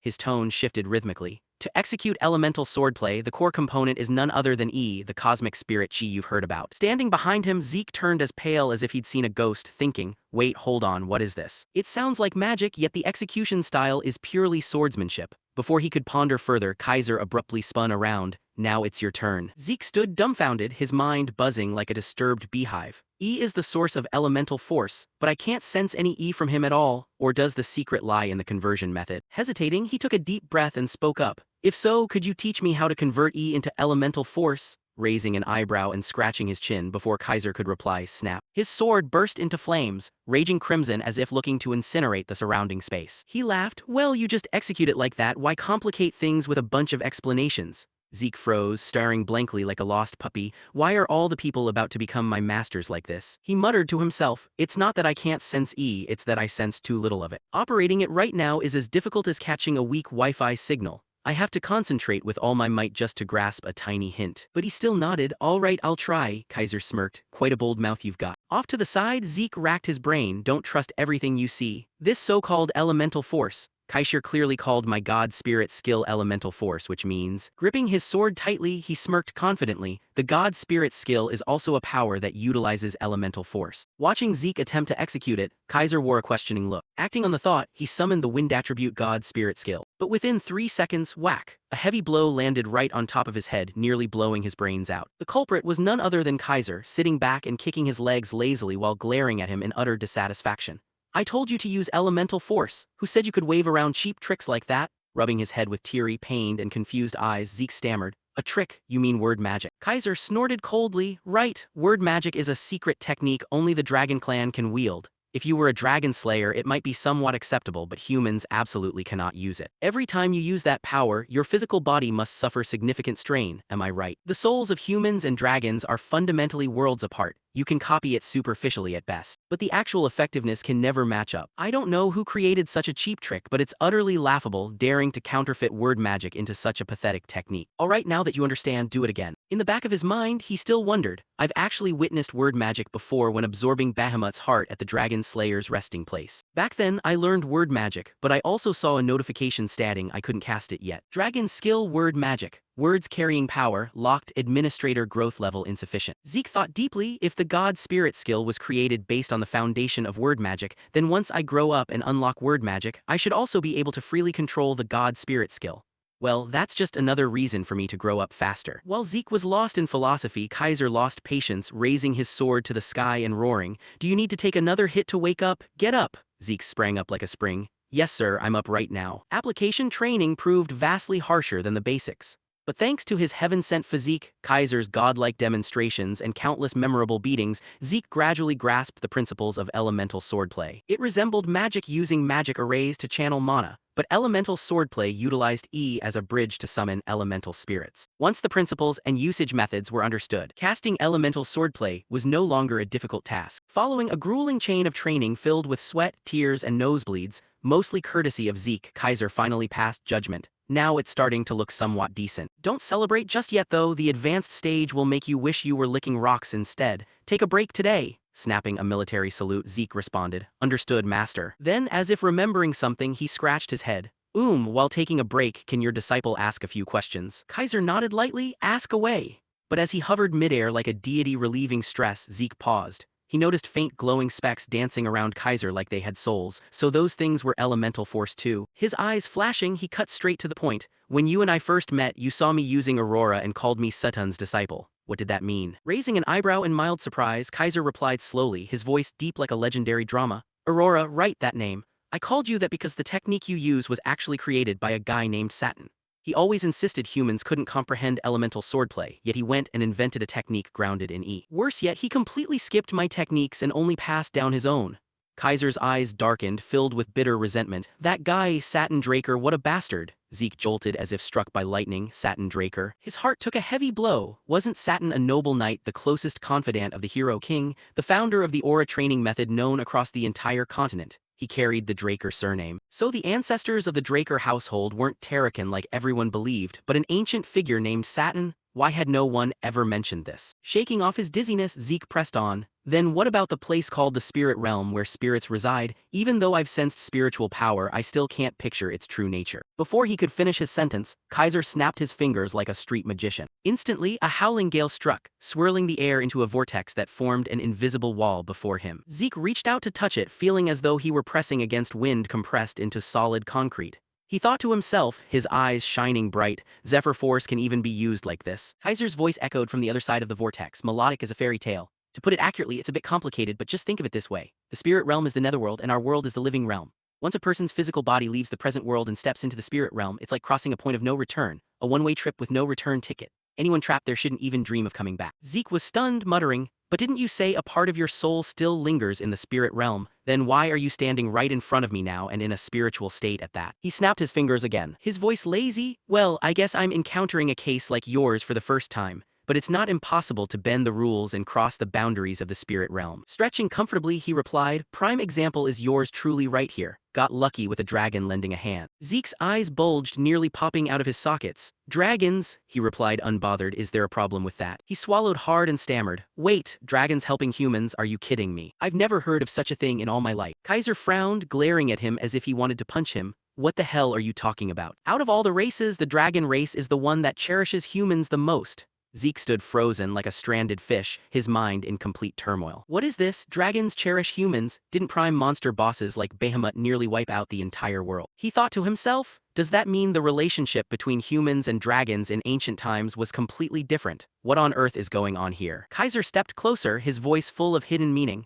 "I don't need to explain the details because you yourself are living proof." He walked up close to Zeke and reached out to gently touch his chest. "This heart and the tooth used to forge your sword. Weren't they given to you by Bahamut's own hand?" He chuckled softly, his tone half teasing and half praising. "Even though his temper is as grumpy as a stray dog in the midday sun, he's someone who never turns down a sincere plea. Honestly, he's actually pretty adorable." Zeke didn't reply, just scratched his head and thought, it looks like Kaiser and the evil dragon Bahamut used to be close. It's probably best to hide my past crusade against him. He smiled awkwardly. "Ah, right. My family has served Lord Bahamut for generations, so we were rewarded for our loyalty. I guess I must have misunderstood." Kaiser laughed heartily. "Ha ha, he's still the same, always looking out for his people. But you must have had a hard time cleaning up the messes caused by his eccentric temper. Because of that fiery hot head of his, he got into plenty of arguments with Kronos too." Zeke raised an eyebrow, pondered for a moment and asked, "Wait, Kronos is the name of a dragon too?" He continued. "I've heard a lot about Kronos, but as the kingdom of Kronos. Isn't that a nation? Does that mean the kingdom was named after Kronos?" Kaiser nodded, his eyes tinged with nostalgia.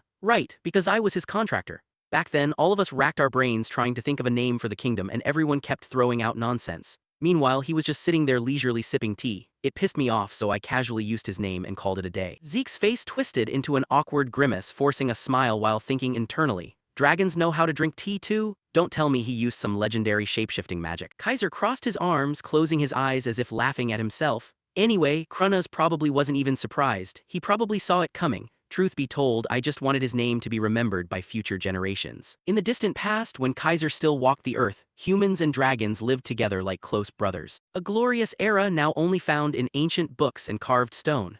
But if a dragon possessing heaven-shaking power were to unconditionally support humans, the balance of the world would tilt out of alignment, pushing the mortal realm to the brink of destruction. Therefore, the dragon race made a historical decision to restrain their power. Use shape-shifting magic to take human form and form contracts with those deemed worthy. They didn't interfere directly, merely assisting quietly like a grand shadow behind the flow of history. Those chosen ones who contracted with dragons were called contractors. Zeke muttered, "So that's how it is," he thought to himself. No wonder ancient relics are so powerful, turns out dragons had a hand in it. But if that's true, why did the relationship between dragons and humans fracture, turning from friends into enemies and fading into murky legend? I've really got to reread the history books. Suddenly, Kaiser's voice grumbled from the side. "Hey, I've been waiting until I'm old and gray over here." He reminded himself that whenever he had free time, he definitely needed to read through the entire chronicles from start to finish. Zeke walked over with a cheeky grin. "You've been waiting for your successor for 2,000 years, what's a few more minutes?" Kaiser narrowed his eyes, his voice ice cold. "You cheeky brat, let's see how long you can keep that attitude up." He took a deep breath and declared, "The final stage of advanced training is a direct sparring match with me."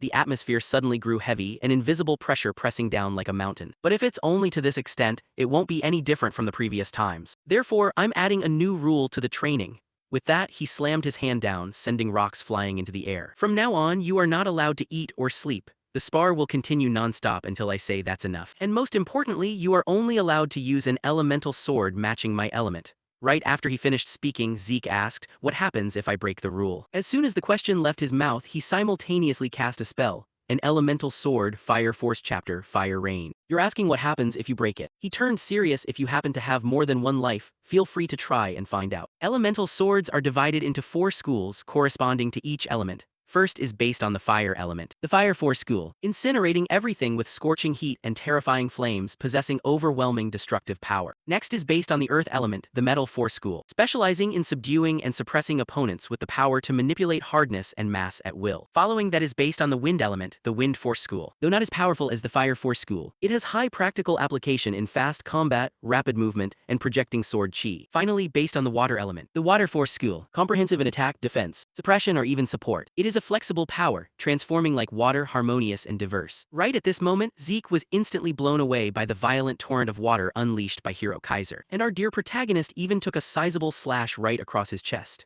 Zeke's eyes went wide and he muttered inwardly, "Damn it, what the hell is going on here? Both power and scale completely eclipse mine. Why is the gap this massive?" His mind began flashing back to the moment he successfully employed the Water Force School, generating a massive pillar of water. Seeing this, Zeke had been quite pleased. Too bad his temporary master, Kaiser, wasn't happy at all. He immediately rewarded Zeke with a knock on the head that hurt like hell, prompting Zeke to grumble, "Geez, what is it this time, master?" In response to that, Kaiser cursed him out bluntly, "You idiot, that's the power of a waterfall, not the power of flowing water." Hearing that, Zeke blinked cluelessly and asked back, "Isn't it enough just to deploy the attribute?" Explaining this, Kaiser slowly descended to the ground and set the male lead straight. "The other schools only require you to manifest the attribute and swing hard enough to generate force. But how many times do I have to tell you? The Water Force School is all about softness. Overcoming hardness with softness, don't you understand that? Hey, do it again." Facing the hero's explanation, Zeke cursed silently in his heart. "Damn it, what kind of logic is overcoming hardness with softness? Because you lack the strength to fight back, you're forced to submit. Because you lack the strength to protect, you end up losing everything. To survive, to uphold trust, to repay what is precious, my entire life has been spent pursuing sheer strength alone. Yet you talk about overcoming hardness with softness. How is that supposed to convince me?" No sooner had he thought this than Kaiser didn't give him any more time to ponder, instantly coating his sword in water and lunging straight at him, forcing Zeke to hastily raise his sword to block. He muttered to himself, "Is this old man sleepwalking during a spar?" Naturally, Zeke couldn't withstand the pressure coming from Kaiser's sword and was sent flying backward. By this point, his whole body began trembling uncontrollably from the pain. That's right. After passing the 15th day, I even gave up on trying to figure it out. It's been at least over a month since this insane training started. No eating, no resting, just continuous, endless sword fighting. Thanks to that, I've realized that infinite stamina isn't a cure-all. Standing before me is a monster that completely outclasses me in ability. Damn it, my arms don't have an ounce of strength left, and the ground is slippery. Right after this train of thought, as if to prove the protagonist's words, his foot suddenly slipped out from under him, causing his body to tilt backward. At the same time, a massive explosion from Kaiser's sword sent rubble flying everywhere. Fortunately, Zeke managed to hang on through the attack, but a fascinated smile involuntarily spread across his face. "I just grazed past that heavy blow. overcoming hardness with softness. Now I finally get it. From the strength to hold a sword to the strength to stand firm. When you let go of everything, you finally begin to understand Kaiser's words. The way I used to learn it. Controlling the path of the sword tip and linking combos together are actually what shackle a sword's freedom. Cut away those unnecessary chains, pouring down from above like flowing water. Letting the sword find its own path. That's right, clearly in my past life I had already felt this. The moment the boundary between myself and the sword vanished. That feeling of becoming one with all things. Sometimes fierce, sometimes soft and fluid. Right at this moment, the male lead began enveloping his entire sword in the water element. All around him, currents of water began churning violently. And opposite him, Hero Kaiser made the exact same motion. Just like that, both of them broke into excited grins and unleashed the water force elemental sword technique. Water Horizon. A flash of lightning-fast light erupted across the battlefield. The sound of the two attacks colliding was so intense it made the surrounding air vibrate outward. Cutting back inside the training room naturally, how could Zeke ever hope to defeat Kaiser? His body completely collapsed from unconsciousness. Standing before him, the hero wore a satisfied smile and nodded as he said, "Well done, the successor has carried on my path, Zeke Draker." Who knows how much time had passed, but by now our protagonist Zeke finally woke up. His head felt a bit dizzy, unable to process everything just yet. Did I pass out? What time is it? The first time was when fighting Duke. The notification popped up. Using skills beyond the fatigue limit for the user's safety, consciousness is temporarily forced to shut down. But back then, I used Dragon Strike excessively and the system forced me into an unconscious state. This is the first time since my regression that I've passed out purely due to physical limits. Thinking this, he glanced back and called out for his master, Kaiser. However, he didn't see a trace of the hero anywhere. This led Zeke to guess that he had returned to the spiritual realm. Still, what made Zeke curious was how that quest turned out. I think I applied the water power pretty decently near the end. Then, as if answering his curiosity, a system screen popped up before him. At the same time, numerous other system screens appeared simultaneously, leaving him somewhat dazed. Linked quest completed, bonus time added to rewards. Quest rewards, Fairy King's Tears, 500 karma points, 3 random skill books. Hearing this, he was overjoyed. After going through that hell, succeeding was only natural. Achievement, quest completed, bonus time added to rewards. Quest rewards, System Administrator rank upgrade, 500 karma points, 3 random gift boxes. System Authority upgraded to Intermediate Administrator, new system features unlocked. Beginner Quest Book upgraded to Intermediate Quest Book, disabled equipment slots enabled. Teleportation Gate feature and minimap enabled. Administrator Soul has matured, soul growth partially unlocked. Bahamut's Heart, current seal level 90%. Looking at the countless system screens suddenly appearing in front of him, Zeke couldn't hide his surprise and muttered to himself, "There's a ton of them, just checking everything out is going to take a while." First, checking the seal level. It was 95% after I absorbed the dragon heart. Back then, I tried to break the seal right away, but it was locked down by the system. Naturally, from experience, I know very well what power beyond one's capacity is like. Right now, it looks like I can handle about 10%. Even Dragon Speech, which couldn't be unlocked with karma points, and Dragon Species Dominance as well. They're probably all tied to the seal level. I'll keep an eye on it for now. Next are the random gift boxes. With this thought in mind, Zeke quickly opened the 3 gift boxes, and all 3 turned out to be equipment. First are boots made of meteorite iron, strong yet light, no unique ability. Special note, set bonus, activates when wearing the full meteorite iron equipment set. The second reward is also individual gear, namely leg armor made of meteorite iron, matching the boots. The final reward he received was a pair of earrings. These are exquisitely carved glass earrings with the unique ability to increase the wearer's chi recovery rate by 15%. Special note, goes well with a red dress. Among the 3 gifts he received, Zeke was arguably most pleased with these earrings. He cheerfully remarked, selling this to a mage would net a small fortune. Plus, I already have the boots and leg armor to go with the gloves. That completes the set. And then he hesitated. What about the random skill card? As the name implies, inside this must be, could it be? So Zeke couldn't hesitate another second, immediately proceeding to gacha roll the skills. The system quickly popped up a confirmation notification. C-rank static electricity skill has been registered as a skill. Static electricity skill generates electricity to shock targets. C-rank flash bomb skill has been registered as a skill. Flash bomb skill shoots compressed energy high up, creating an explosion that releases light, blinding and obstructing vision. C-rank sound break skill has been registered as a skill. Sound break skill emits an obnoxious sound, disrupting the opponent's hearing. Looking at these 3 skills, Zeke's face darkened with disappointment. All C-rank skills? Man, if they just handed out high-tier skills for free, all my suffering would have been pointless. Next, he began testing the C-rank static electricity skill. Instantly, the dagger in his hand was covered in flowing currents of electricity. Seeing this, countless ideas suddenly popped into Zeke's head on how to apply the skill.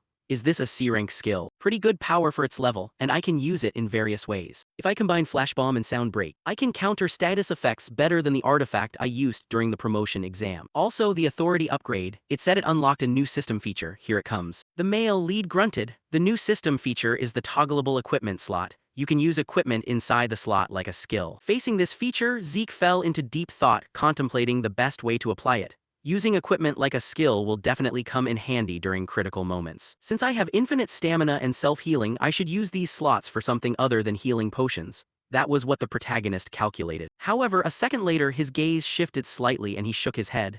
No, wait a minute, even a power considered flawless has weaknesses. There's no guarantee I won't run into someone like Kaiser again, someone my infinite stamina can't handle. I still don't know the true limits of self-healing. There's always a what-if scenario. Next, to ensure his own safety, Zeke bought a few life-saving items. You have purchased A-rank healing potion, remaining karma points, 1,465. Registering high-grade healing potion into the toggleable equipment slot. This is a masterpiece by Jababin Hassan, instantly heals severe wounds and restores stamina. Special note, due to its overwhelming performance, it will not have a second effect on the same target and carries unknown side effects. Regarding these descriptions, Zeke was relatively satisfied. Unexpected spending, but at this level it's worth it. It can act as a backup for infinite stamina or self-healing. And now the most important reward. The Fairy King's Tears, he muttered as he pulled a blue glass bottle from his inventory. The Fairy King's Tears, this is the tear shed when hero King Kaiser lost to the Dark Sorcerer scheme.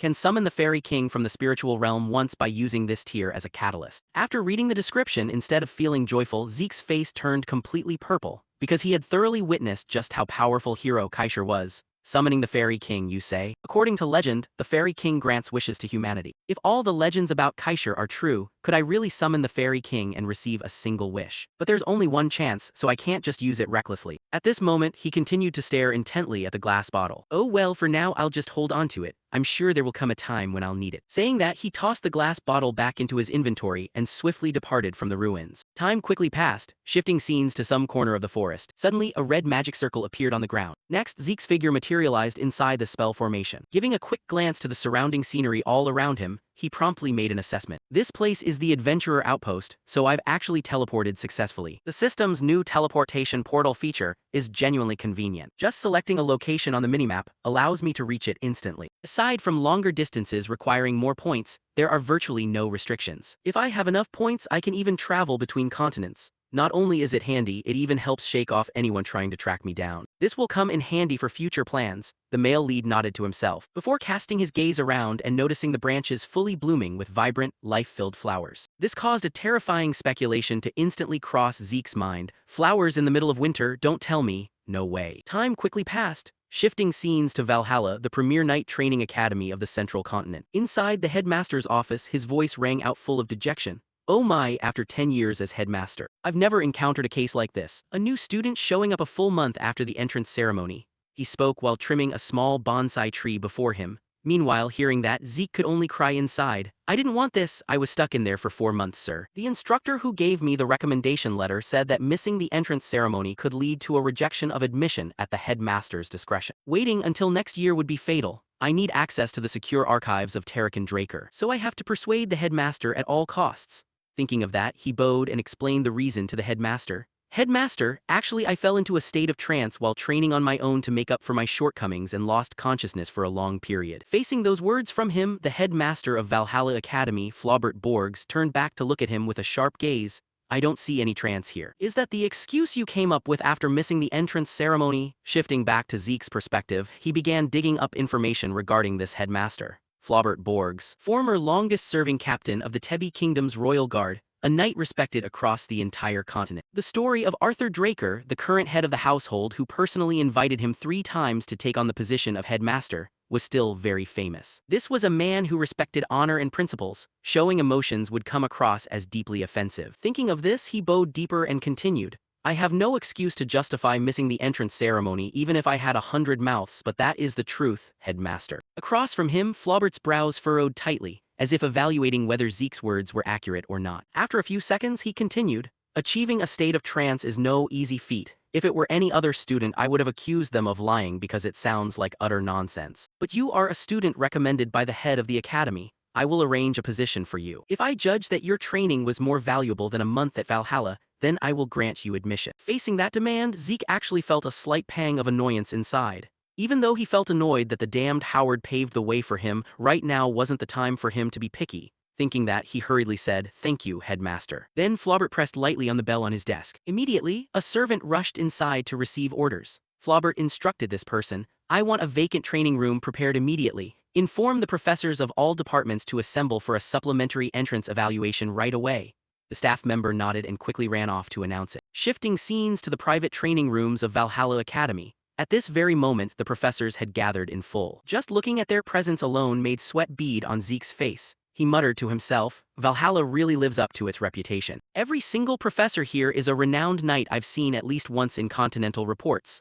Knowing this in his heart, Zeke looked toward Headmaster Flaubert. Seeing everyone present, he went straight to the point. "Everyone is here. Let us see the fruits of the training you've undergone." Up ahead, Zeke began drawing the sword from his back, then contemplated just how much of his true strength he should display. "Let's see, what should I show them now? I can't casually flash elemental swordplay in a place like this. The pressure is terrifying. After all, they are the ones who train the strongest knights on the continent. Half-baked skills probably wouldn't even elicit a reaction from them. If that's the case, I should get somewhat serious, shouldn't I?" With this thought in mind, Zeke began shrouding his sword in a layer of blue mana. However, the exact moment they laid eyes on that, a professor gasped in disbelief. "No way." The professor's face at that moment was utterly stunned, instinctively letting out an exclamation. "Wait, isn't that sword aura?" Beside him, the others also turned to exchange incredulous looks. To reach the realm of a blue knight at just 15 years old, before this, wasn't the youngest person on the continent to achieve that, Lord Abel at age 19. Truly living up to being a pure-blood awakened noble. Their words startled Zeke slightly, prompting him to silently blame himself.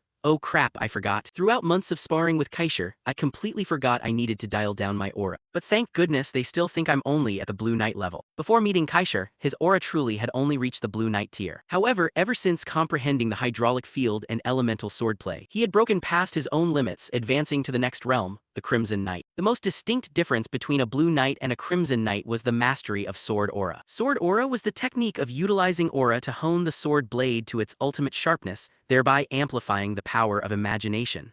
While a Blue Knight could only maintain its initial shape, a Crimson Knight was superior, capable of freely maintaining and transforming forms according to their own will and visualization. Good thing I stopped at the sword aura level, otherwise it would have been a lot more exhausting than it is now. Zeke let out a sigh of relief inwardly. Meanwhile, Headmaster Flaubert also wore a beaming smile as he stepped forward to congratulate him. "Splendid. Compared to a month at Valhalla, this result is truly incomparable. An enlightenment so precious, even if it's delayed by a few months, no, even a few years, it's entirely worth it." His unexpectedly enthusiastic attitude made Zeke's scalp tingle. He thought to himself, "Looking at him right now, he's like a completely different person." Naturally, Zeke didn't dare voice that thought aloud, so he bowed and spoke in a humble tone. "Not at all, Headmaster. Please allow me to apologize once more for failing to attend the entrance ceremony due to unforeseen family matters."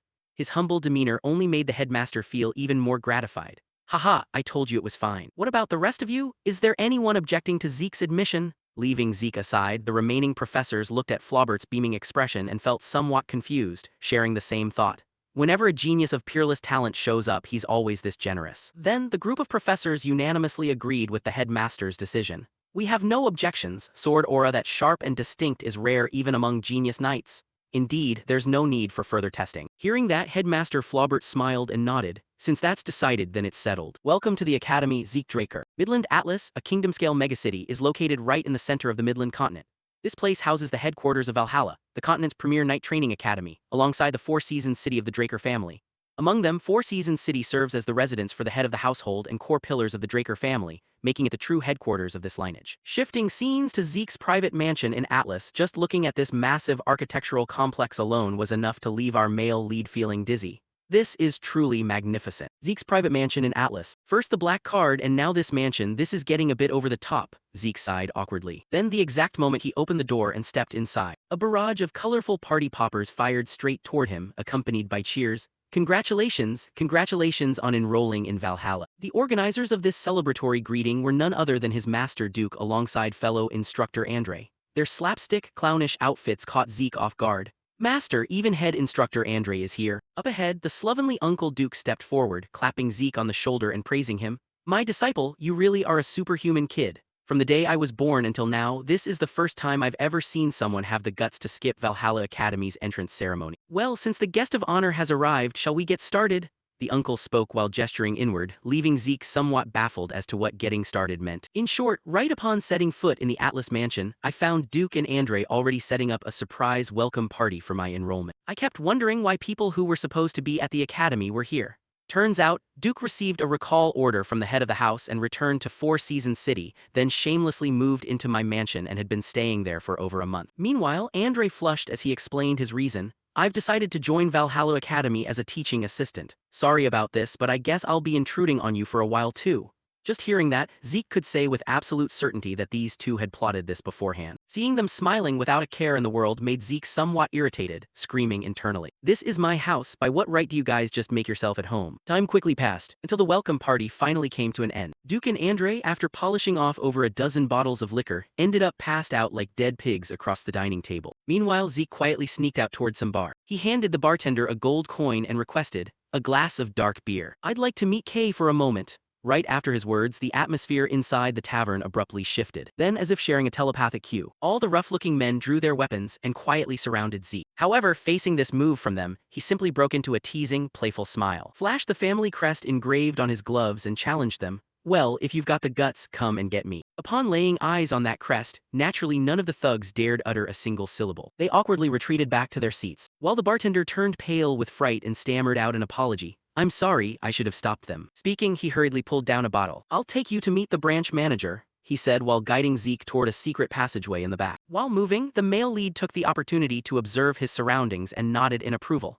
A secret door sealed with layers upon layers of security magic, truly Kay's style. Before his regression, when talking about the most powerful intelligence organizations on the continent, everyone would think of two names: the Draker family's Black Feather Pavilion and the Roman Empire's Intelligence Bureau. Yet aside from those two, there was another organization few knew about, the Syndicate. Originally, it was just a ragtag bunch of smugglers. But then, an errand boy named Kay used that very same smuggling transport network to build an intelligence industry. Before his regression, he had just been expelled from the academy and drifted into the criminal organization Mecking Cartel.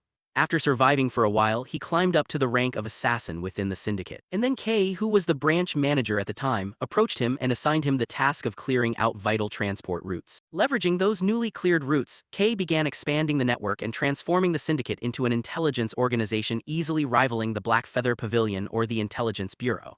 Through sheer willpower and talent, he completely monopolized the syndicate into his own private faction. And then, when he lost everything at the hands of the Empire, the fully cloaked man handed him a piece of paper and said, "Here is the information on the artifact the Emperor is targeting. Be careful, it won't be easy." Hearing that, he figured the one who actively helped him on his path of vengeance was Kay. Even if you call it the price paid for contributing to the growth of the syndicate, without Kay, he probably never would have laid hands on that artifact, let alone ended up here. Information is a weapon. Just like Abel attending the blessing ritual, no one knows how the future will turn out. That guy possessed exceptional talent. If this transaction goes smoothly and both sides maintain a good relationship down the road, he would undoubtedly become a powerful asset. Thinking up to this point, Zeke was led inside a spacious warehouse. He walked up, pulled out a chair, and noticed the lit match burning in her hand. Her tastes really haven't changed after all. Up ahead, a young woman struck a match of her own to light a cigarette, locked her gaze onto Zeke's face, and spoke. So, what brings the newly rising genius of the Draker family to request a meeting with me? On this side, our male lead didn't want to waste time with small talk, cutting straight to the chase. Let's skip the beating around the bush, get straight to the point. I want to do business with the syndicate. Facing those words from him, Kay cast an intensely intrigued gaze at him and curiously asked. A promising and noble pure-blood awakener of the Draker family who reached the Blue Knight realm at just 15 years old. Why would you want to do business with criminals like the syndicate? Hearing her words, Zeke's gaze turned icy. He mentally deduced, looks like she's already caught wind of what happened at Valhalla Academy today. She really is fast at gathering info. Thinking that, he reached into his pocket, pulled something out and replied, judging by how you keep trying to bicker pointlessly, you probably have zero interest. But at least take a look at the real deal first. Saying that, he tossed a pair of earrings he received from the system onto the table. However, this item didn't seem to impress Kay much. Earrings? Her voice carried a hint of skepticism. But Zeke, guessing she lacked an eye for quality, pointed out their effect. These aren't ordinary earrings, they're artifacts. Try putting them on, you'll be in for quite a surprise. Following Zeke's advice, Kay tried wearing them on her ears and very quickly began sensing their effect. Let's see, boosting mana recovery efficiency. This cheap stuff? Before the words could finish leaving her mouth, the moment she finished putting them on, she was so startled she dropped the cigarette right out of her mouth. Her face flushing red with excitement. It doesn't boost it by 10% but a full 15%. Current artifacts only boost it by around 1% with the highest being 3%. That means this is 5 times stronger. If this kind of item had ever been manufactured, how could I possibly not know about it? He must have his own private pipeline or personally excavated this artifact. Just what on earth is this kid? She thought, casting an inquiring gaze toward the male lead. Seeing the shock on her face, Zeke wore a satisfied smirk. Well, are you starting to take an interest in this deal yet? Next, Zeke stated his terms. Just use the personal info I sent over to open a new account. I've already registered as a representative. You just need to pick up the goods at the North Atlas Bank. Shifting back to the red-haired woman's perspective, just by casually listening to the kid's request, she had already pieced together part of the story. Judging by the earrings, I can already guess. It's just another consignment deal for artifacts of unknown origin. The commission fee is 10% per item. If total profits exceed 10,000 gold, a bonus will be paid out. Exactly the ceiling price I set for a transaction. And yet this kid even knows I'm a mage. His intelligence network is definitely nothing to sneeze at. Thinking to herself, she quickly packed up the documents before her and smiled. The contract is established. I'll be counting on you from now on, young master. Hearing that, the male lead smiled back in response. Same to you. By the way, there's something I'm a bit curious about. Is your ghost ship still safe and sound? For some reason, the exact moment Zeke uttered those words, the atmosphere inside the warehouse instantly grew overwhelmingly tense. Kay glared at him with a sharp gaze while guards materialized from all 4 directions. Their hands gripped their weapons, their eyes glowing red as if waiting for a single command from Kay to tear Zeke to shreds. Fortunately, Kay retained enough composure to calmly ask, "Where on earth did you hear about that?" In response, far from showing fear, Zeke remained as calm as if nothing had happened. "I was just asking. Why so tense? Intimidation is cute and all. But do you really think that's enough to drag me down?" Saying that, he activated his dragon dignity skill, surging his presence and oppressive aura to their absolute peak. Merely meeting that gaze alone was enough to make everyone around break out in a cold sweat, especially Kay. Instantly, even the guards found themselves suffocated by the surrounding pressure. She began realizing Zeke wasn't someone to mess with. Damn it, missing info, Zeke Draker is the youngest Blue Knight? No, absolutely not. Even if every branch in Atlas, no, even if the entire syndicate piled on, we couldn't possibly beat this guy. Unbothered by her train of thought, seeing the group calm down slightly, Zeke continued, "Shall we change seats now, partner?" Time quickly passed, shifting scenes to the office of the syndicate's Atlas branch manager. Unlike that warehouse, this was an immensely luxurious room. In Zeke's hands was a piece of paper that amused him slightly. A blood oath, this really screams mage style. A blood oath was a form of covenant commonly used by mages to guarantee safety between parties. It simply required using blood as ink and signing your name. Simple, yet infinitely powerful. Once the covenant is activated, the other party's signature etches itself onto your arm. If one party harms the other, both lose their lives. Meanwhile, for indirect betrayal like hearing an assassin, the signature simply vanishes from the traitor's arm and a non-violence curse befalls them, leaving them at a massive disadvantage. Shifting back to the red-haired woman, still seemingly annoyed, she deliberately nagged, "Since you understand it well, hurry up and sign. I need some sort of safeguard for my own safety too. Who knows when you might decide to take me out." Facing those words, Zeke didn't hesitate, taking out a dagger and lightly slicing across his wrist. To draw blood and sign straight onto the paper without a single second of hesitation. Zeke remarked, "As long as it earns your trust, I'll sign as many copies as you want." Once the signature was completed, a red magic circle materialized right above his head. Next, this magic circle transformed into a stream of light, flying toward the arms of both Zeke and Kay, ultimately manifesting as their signatures. Seeing it appear, Zeke casually settled into the sofa as if it were his own living room and continued, "Now I'm officially your partner. So let's resume our previous conversation. The cargo you're moving with your ghost ship is Mekin Soma, right?" The red-haired woman could only rub her head in frustration and complain to him. "I have no idea how you found out about my ship. But yes, I'm distributing Mekin Soma." Speaking of Soma, it was a magical drug banned from cultivation and consumption in most kingdoms. But in the southern reaches of the continent, which had devolved into a lawless zone after the kingdom collapsed from civil war, it served as a colossal source of revenue. On this side, Zeke spoke with an earnest tone. "Is it because of the kill-on-sight decree recently issued by the Transcendental family?" Kay pulled out a cigarette, delicately placing it between her plump lips as she shrugged. "That's right. Even Mekin wouldn't be foolish enough to cross a Transcendental family. The only overland route connecting the central continent to the south is the desert region controlled by the Ishtar Transcendental family.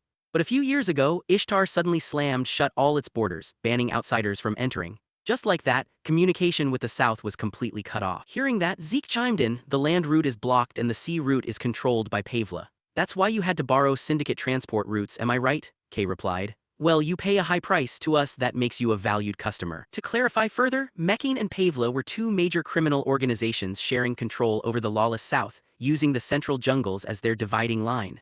The north belonged to Mekin, while the south belonged to Pavla. Mekin profited from transporting Soma overland, but because they monopolized the pathway, Pavla had no choice but to shift to maritime routes. Then, when Ishtar closed its borders, Mekin lost its land route and rushed to find maritime access. But by then, Pavla had already seized it. Turning back to Kay, she curiously asked a question. By the way, how on earth did you know about my ghost ship? Her question prompted Zeke to pause and think for a moment. The Syndicate's ghost ship was Kay's brainchild, enveloping the entire vessel in invisibility magic. That way, it could evade both pirates and the Navy. It had become the Syndicate's most vital financial lifeline, kept so strictly classified it had never leaked to the outside world. Naturally, he couldn't tell her that she was the one who leaked it in his past life. Zeke smirked teasingly, an intelligence broker asking about sources. Now's not the time to dwell on that. Shouldn't you focus on Pavla's offer first? That's right, Pavla did approach me recently. They said they'd pay double provided I cut ties with Mekin. The higher-ups are still debating it. Before she could finish her sentence, Zeke advised, turn it down. Don't think that's just some ploy by Pavla to keep Mekin in check. If you guys concede, Mekin will lose its means of smuggling Soma. But what if Pavla turns out to be none other than the pirates wiped out by the Silver Knights? Although she didn't know who the Silver Knights Zeke mentioned were, just hearing this info made Kay's face turn slightly pale. She exclaimed in rebuttal, absurd, Pavla respects rules completely unlike those bloodthirsty plundering pirates. Explaining this, Zeke shrugged nonchalantly, that's just the image they project to outsiders. Pavla's true goal is to seize the single secret maritime route they haven't been able to trace, the Syndicate's route. Unlike Mekin, who preserves ships for long-term profit, the moment Pavla discovers the true identity of the ghost ship, they'll immediately move in to hijack it.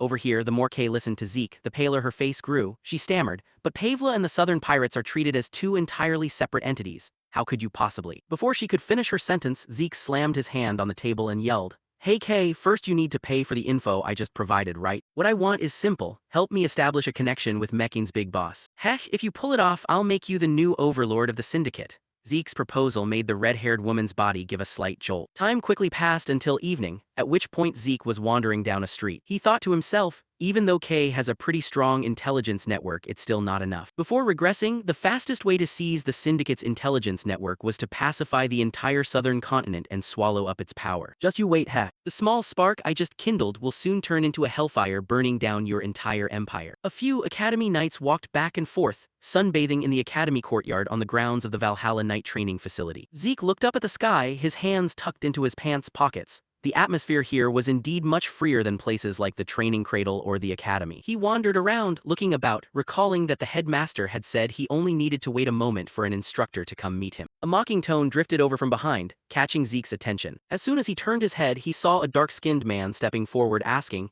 could you be the Zeke the headmaster mentioned? The other man, who had a tattoo circling his left eye, eagerly reached out his hand toward him. Zeke pouted, his hands still tucked in his pockets, completely ignoring the outstretched arm in front of him, leaving the other man awkward. He winked, walked over and patted his shoulder, saying, our buddy Zeke here is probably not shaking that academy vibe anytime soon, huh? Zeke coldly brushed off the hand resting on his shoulder, asking, are you the instructor the headmaster sent? The other man didn't look angry, looking around constantly. He mocked his tone. Are you the instructor the headmaster sent? Why are you using such a tense voice? He flashed mocking hand signs saying, don't put your quills up like a hedgehog, peace, let's walk together in peace. Just like you said, I'm the one personally assigned by the headmaster to show you around every nook and cranny of Valhalla. While Zeke looked up, silently evaluating him, he doesn't stop talking for even a second before the other man continued. Almost forgot to introduce myself. The name he dropped made Zeke freeze, his pupils contracting as he said, I'm Diego. The other man kept making hand signs, opening his mouth to reveal a gleaming silver piercing on his tongue. A propagator of new age music blending medieval melodies with traditional southern rhythms. That's me, Diego Villa, looking forward to your help, bro. Zeke spun around saying, yeah, looking forward to it, Diego. He trotted along behind. Oh, the atmosphere suddenly softened up, huh, Zeke bro?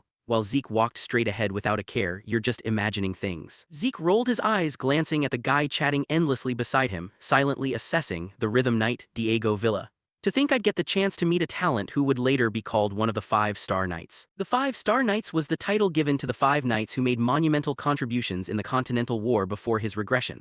The Silent Knight, Bishop Castique, the Arena Knight, Jeffrick Salma, the Phantom Knight, Astarella Dopo, a petite girl with short-cropped hair and a slender blade, the Lightning Knight, Riene Draker, and the dark-skinned boy with facial tattoos, the Rhythm Knight, Diego Villa. Zeke rolled his eyes, looking up at the sky. Come to think of it, there's a rumor that all the 5-Star Knights originated from Valhalla. I'll have to verify if that rumor is true. He silently assessed the situation. If things went smoothly, he might quickly expand his influence while Diego trailed right beside him, chattering endlessly. Walking around so much makes me hungry, wanna try some southern dishes, bro? I don't have very fond memories of those dishes. That's just because bro hasn't been to the right place yet over there. Zeke took a bite of a meat pie. His eyes widened in shock. This is seriously good, and Diego laughed heartily. Naturally, bro. His tone was boastful as he pointed to the steaming dishes on the table. Dishes made from shark dragon, a specialty found only in Valhalla. Even someone like me, originally from the south, has to admit it's top tier, which Zeke marveled at. Yeah, I admit it really is top tier, even better than native food. The other man asked with interest, have you ever been to the southern continent? And he vaguely replied, I'm just saying. After finishing eating, Zeke narrowed his eyes and asked, by the way, someone with a southern background like you, why did you end up all the way here in Valhalla? Diego stirred his cup of tea. That's a long story, but actually my mom and dad used to rule a small kingdom in the south. While Zeke wondered inwardly, a rhythm knight is actually southern royalty. A mental map of the continent flickered in his mind, connected by winding threads. The southern continent was originally an alliance of minor kingdoms revolving around the Cusco kingdom, and most of those kingdoms must have migrated toward the center when Cusco collapsed from civil war. Diego squinted his eyes with a smile, spinning the small spoon in his hand. In other words, I'm a noble prince. While the corners of Zeke's mouth twitched, rolling his eyes disdainfully, even though such a background doesn't mean much anymore, I never expected royalty to have someone who cares so little about losing face. Diego sighed glumly, however, because those stubborn old men insisted on preserving the royal family's traditional dual sword style. Someone with a natural talent for dual swords, got dumped all the way here in Valhalla. He flashed a bright smile, winking at Zeke. Instead of swinging a sword, I just want to play music. While Zeke's expression clearly showed helplessness, what about the people who placed their expectations on you? Diego's eyes sparkled like stars as he made a suggestion. How about you join the Southern Blended New Age Music Research Club too, bro? While Zeke pouted dejectedly, I'm not joining. The two of them currently appeared in a crowded large hall. Is it okay to just casually barge into a seniors class like this? You really haven't dropped that academy vibe yet. Valhalla is a free place. As long as it helps with learning, anything is permitted. Diego's slanted eyes curved in amusement. As long as bro wants to learn, you can go into any class. Besides, today's not a normal class, bro. Rumor has it something extremely grand is waiting. While Zeke sighed wearily as he looked at him, this guy really doesn't know what it means for his mouth to get tired. Whispering around them inadvertently caught his attention. Is that him? Yeah, definitely. Everyone in the lecture hall stared intently toward him and Diego, whispering in low voices. The one who just joined Valhalla as the youngest trainee, Zeke Draker. Heard he's direct bloodline, right? And a genius who even defeated an instructor. That certain rhythm knight put on a bewildered expression. What bro is a Draker? While Zeke hunched over in a brusque tone. What? Zeke frowned, raising the back of his black-gloved hand prominent with a golden dragon symbol and two swords crossing each other. Then what did you think this was the whole time? While Diego looked even more wrinkled than him, wondering, what is what? He blew his fuse, his face turning pale. Idle, you idiot, these are pureblood gloves, the symbol of a pureblood awakener from the Draker family. Which shocked the other man. What? His eyes spun and his body swayed. What the hell? You didn't even take them off while eating. I just thought it was some cool concept. Oh god, turns out those are pureblood gloves. I had absolutely no idea. Zeke sneered, propping his chin up to watch the other man with amusement. You've made it all the way to Valhalla and still can't tell pureblood gloves apart. Diego stared in dizzy astonishment, his pupils darting back and forth while still not forgetting to make hand signs, as Zeke laughed silently. Well, in front of a pureblood awakener, that reaction is only natural. Now it's probably a bit quieter. Suddenly he burst out laughing as if enlightened. No wonder you were acting all high and mighty earlier, so that was the reason. Zeke gritted his teeth with a forced laugh, rolling his eyes irritably. This guy. Diego threw an arm around his shoulder even more gleefully. If you're a Draker, bro should be treating me to a meal, right? Just kidding, just kidding. While Zeke suddenly got weighed down, his mouth twitching. I thought he'd tone it down, but he's even more pumped than before. The man on the podium clapped his hands to draw everyone's attention. He had a robust physique and an authoritative voice. Everyone pay attention. All the members in the lecture hall simultaneously fell silent, turning their eyes toward him. Zeke pressed his lips together, marveling inwardly. No wonder there are so many people. Turns out today's special lecture is hosted by the headmaster himself. The solemn voice boomed through the speakers. Just looking at the number of students is enough to see how much everyone is looking forward to this lecture. While Diego covered his face with a notebook, turning to whisper, hey bro, how's the lyrics for this track? The rhyme scheme is amazing, right? And Zeke seriously refused. If you invited me to a lecture, at least pretend to pay attention. The headmaster continued, alright, skipping the cumbersome intro, I'll introduce him right now.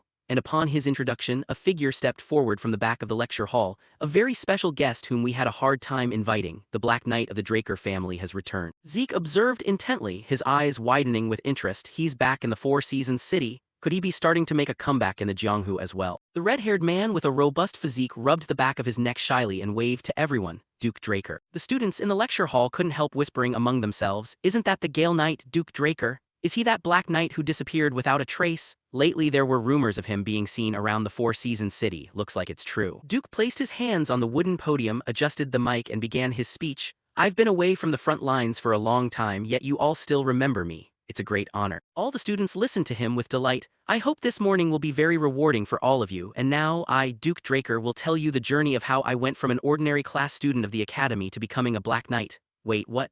I never expected him to be such an engaging speaker. He chattered away, recounting everything he had been through. The story was so long that the students in the lecture hall were exhausted, nearly collapsing onto their desks. Zeke watched the flushed-cheeked, radiantly smiling man speaking on the podium and marveled. He's been bragging about himself for 2 whole hours now, who knows when he'll finally finish. He continued his speech. "I told you, think about it again, and yet Arthur." Before he could finish, the headmaster rushed over, snatched the mic and shoved him aside. "Yes, although it's a bit unfortunate for the students listening attentively, time is up." "Good grief, headmaster." He said his final words before letting go of the podium mic. "The second speaker is someone everyone knows, so I won't need a lengthy introduction. Despite being very busy in the position of guardian knight, that person still made time to come here today." Zeke's pupils suddenly contracted. The Draker family divided knight ranks into 4 tiers: junior knight, intermediate knight, senior knight, and guardian knight. The hierarchy was arranged like a 4-tier pyramid, in which the guardian knight was the highest rank, holding a voice equal to the clan's council of elders. Restless, he leaned forward to monitor the situation. "Because of that, the number of guardian knights is fewer than 10. Looks like the second speaker is also a heavy hitter." The headmaster cast a glance. He clenched his hands anxiously as the clock hands ticked by slowly. Long platinum hair shone brilliantly when hit by the light. Iron high heels clicked against the inlaid stone floor with every step. Zeke propped his chin on his hand to watch. He glanced over in assessment. Platinum hair and completely white full armor, truly eye-catching, but I still can't guess who it is. The people around him started whispering endlessly again. "How lucky to come to Valhalla." Seriously. A sentence of theirs suddenly shocked him. "To think we'd have the chance to see the Silver Knight in real life." He whipped his head around to look. "What?" Long platinum hair cascading down. "So that person is." The other person smiled faintly, raising a hand to rub the back of their neck as the messy hair parted to reveal narrow eyes with mint-green pupils. "The eldest child of the Draker family, the Silver Knight, Carly Draker." Port city of Asen, the center of maritime trade in the heart of the continent, Asen, Republic of Dorda. Today, Asen is a city with geographic value so superior that it can control trade routes not only with the trading Republic of Dorda, but also the southern continent and even trade routes to the eastern continent. The eastern continent. Yet, just over 10 years ago, the situation was completely different. At that time, Asen had been seized by southern pirates, turning into a lawless land where all kinds of crimes ran rampant. Right after becoming an official knight of the family, Carly Draker began a campaign to eradicate the pirates. And by the 5th year since she started her sweep, not a single pirate appeared in Asen anymore. Since then, under the protection of Carly Draker, Asen was revived and rose to become the largest port city in the region, while the surviving pirates had to retreat to the south of Dorda, hiding out in the Dead Sea. Thanks to the feat of reclaiming Asen, Carly was appointed the youngest guardian knight in history, a grand achievement that even Abel, who once held everything in his hands before regressing, had never attained. Carly stood proudly before all the students in the lecture hall. Zeke was momentarily stunned. "I thought it was some heavy hitter, but I never expected the person who showed up to be my eldest sister." He stared intently at his older sister standing before the podium. Furthermore, a direct family member who was directly clashing with Abel Draker in the war for succession. Zeke propped his chin up, muttering incessantly in his heart, "The fact that I didn't recognize her face is also understandable, because before I regressed, Carly Draker had." Carly closed her eyes and took a breath. Her fingers tapped against the wooden podium. An authoritative voice shouted out, "Order." The bunch of students in the lecture hall couldn't help trembling in fear. Zeke propped his chin on his hand, glancing over at Diego shaking violently beside him. Everyone was so excited just a moment ago.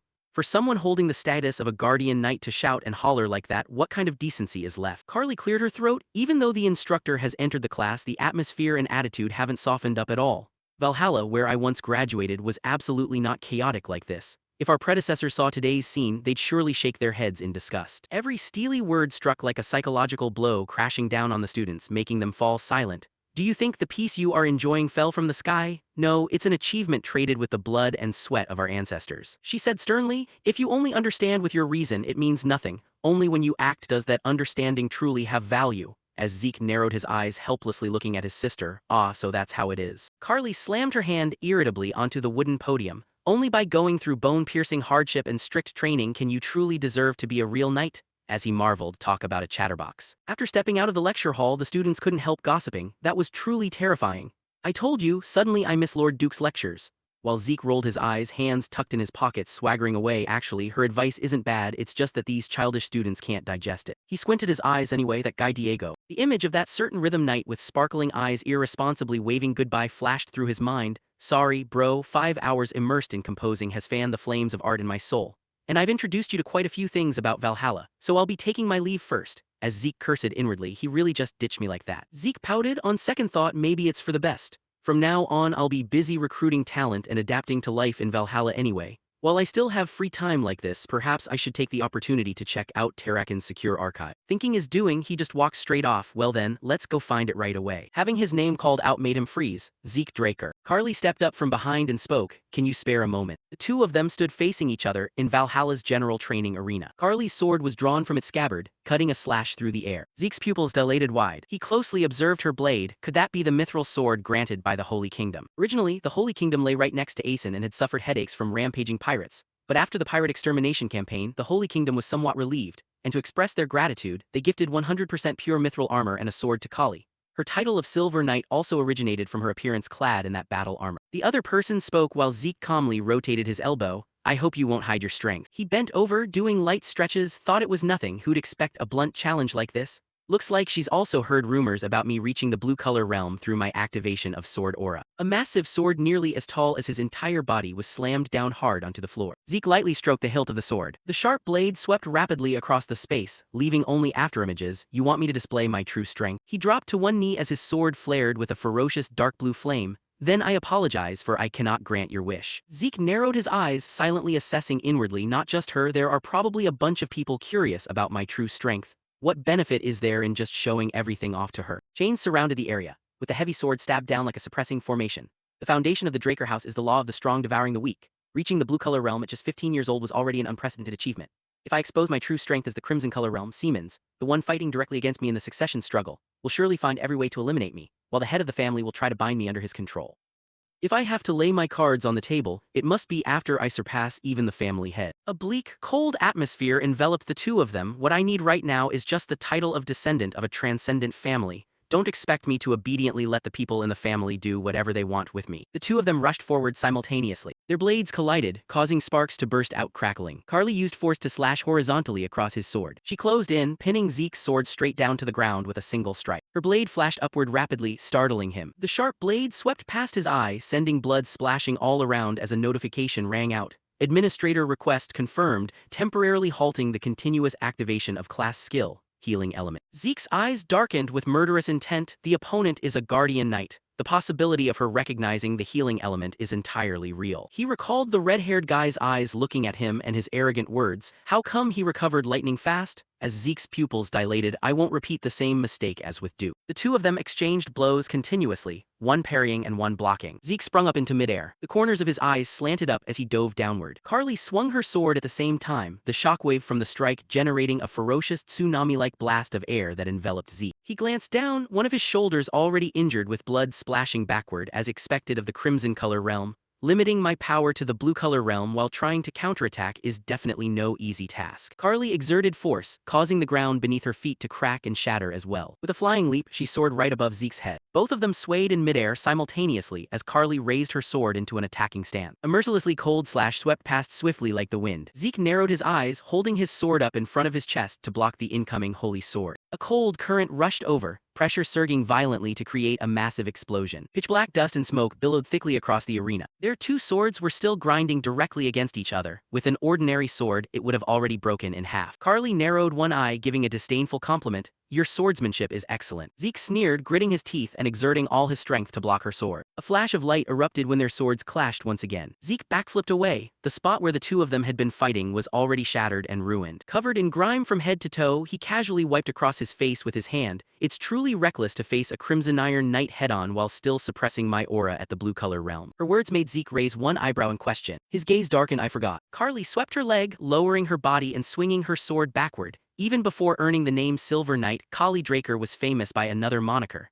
the Mighty Sword, because the aura sword she swung was no different from the blade of a giant. Her sword slashed horizontally across his shoulder, causing Zeke's body to ache with agony as he coughed up blood. The stone ground of the arena all around shattered, the impact so powerful that dust and smoke billowed blindingly. The black smoke gradually cleared, revealing the massive sword planted in the ground. An invisible shockwave with immense pressure blasted out all around, dense and mixed within the hazy smoke. Carly frowned. I overdid it. Suddenly her pupils dilated wide. Smoke rolled up into the air. Covered in wounds all over his body, Zeke staggered out from the debris. He leaned against the wall, but all things considered, this performance wasn't half bad. Sneering, Zeke wiped a trace of blood from the corner of his mouth and muttered, well, are you satisfied with this? Amidst the ruins and debris, plumes of dust and smoke rose into the air. Kali stood amid the smoke and dust, retracting her blade as she spoke. Truly magnificent, Zeke. She looked over at Zeke, who was trembling as he stood before her, and praised, you actually blocked that sword strike. You far exceeded my expectations. Suddenly, Kali knitted her brows and took a deep breath. Looking ahead with hesitation, she said, Zeke Draker, to be honest, there is something I'd like to discuss with you. But Zeke had already reached his limit. He collapsed straight to the ground, taking her completely by surprise. Panicking, Kali rushed over to his side and cried out anxiously, Zeke, are you all right? Supporting Zeke's body, she observed his condition and thought to herself, his internal injuries are severe. Could it be that he overextended his aura? With that thought, Kali immediately reached into her waist pouch. She pulled out a vial of divine potion and popped the cork off with her thumb. Pouring it slowly into Zeke's mouth, she tried to reassure him, this is top-grade restorative potion from the family, drink slowly, don't rush. After swallowing the potion, a red glow emanated from his entire body, and his complexion instantly flushed with health. Suddenly, the system notification rang out, administrator request confirmed, activating the healing class skill in permanent passive mode.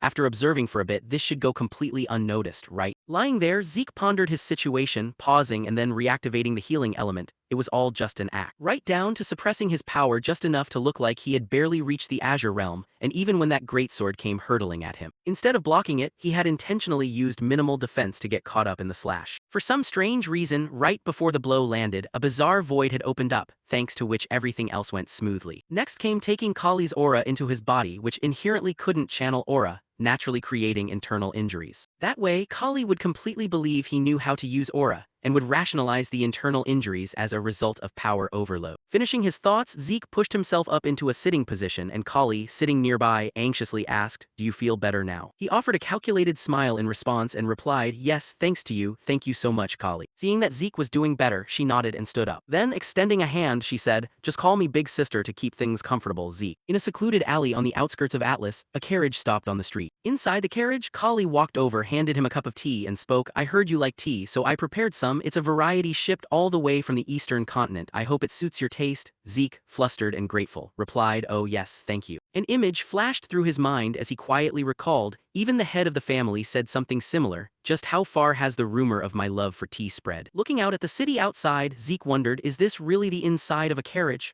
Looking at the exterior, nobody would ever imagine it looks like this on the inside, and Kali quickly explained, it's camouflage magic. The carriage of an elite bodyguard knight tends to draw too much attention. Hearing this, he thought to himself, she dragged me to the dojo just moments ago and now she's whisking me out of the city in this carriage, before lifting the teacup in his hand and asking, I suppose you have something so sensitive to discuss that you couldn't let anyone else overhear. The moment Kali uttered the name, the massacre knight, Abel Draker, Zeke and the cup in his hand froze. As the image of that man surfaced in his mind, her resolute voice rang out clearly, I need your help to stop him. Kali gazed at him with an unwavering, serious expression as she pleaded. Puzzled, Zeke asked back, what did you just say? Isn't Lord Abel the second young master of the Draker family? Lowering her gaze to her teacup, she said, I apologize for being so abrupt. I'll explain everything step by step. Taking a sip of his tea, he listened as Kali's steady voice continued. Right now, Abel is acting against the oath of neutrality, one of the most sacred rules of the family. That oath forbids any involvement in conflicts between nations. And yet, he is standing with the Empire and meddling directly in the war between the Roman Empire and Alencia. Setting his teacup down on the table, Zeke thought, Abel has made his move this early. Then he spoke aloud, does the Council of Four still have no idea about this? Kali quickly answered, no, they know, but they're turning a blind eye. She recounted with a grave expression, the Council of Four is currently fractured.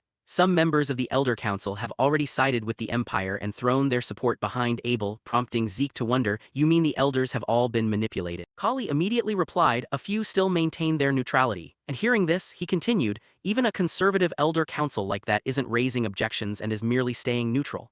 Then it's only a matter of time before they're completely subdued, and she nodded in agreement, yes, that assessment is accurate. She then added, we are currently investigating what methods he used, but we can't just sit around waiting for concrete proof.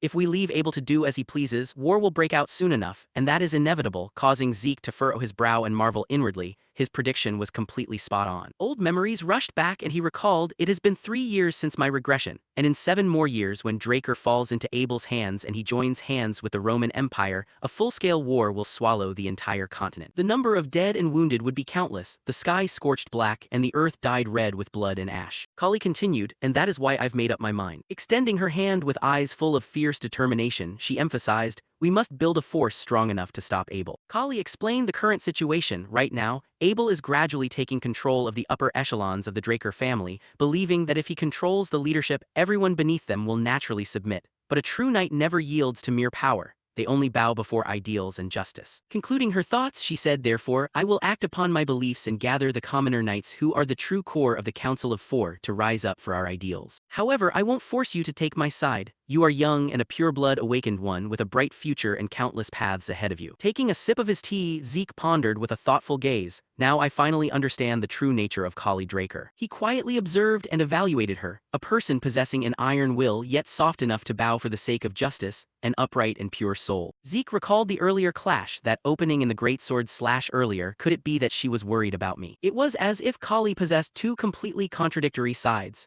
She wore a tough, righteous exterior true to the Draker bloodline, but deep down she was unbelievably soft-hearted. Lifting her teacup, she continued, if things fall apart we could be branded as traitors, which is why I told you to think carefully, and he replied with appreciation, thank you for worrying about me, while the hooves of the horses outside continued to clatter rhythmically. Inside the carriage, an oppressive tension blanketed the air. Zeke's voice rang out clearly, but I've already made up my decision. Kali listened intently to his confession, though I am young and lacking in many ways, please allow me to stand by your side and support your knightly ideals. Hearing this, the corners of her lips curved upward slightly, and she said cheerfully, thank you, Zeke. Shortly after, Zeke arrived at the Valhalla Research District, walking while looking at the system interface in front of him and thinking, even in my past life, I always kept up with the family's latest news through K, but I never imagined the rot had begun even before the Great War broke out. Reminiscing, he had long intended to leave the Draker family in his past life, aiming to escape Abel's suppression and secretly build his own force to prepare for the Continental War. But now, having someone who shared the exact same ideals, he no longer had any reason to leave. Zeke resumed his steady stride, sinking deep into thought. On the contrary, this is an ideal opportunity.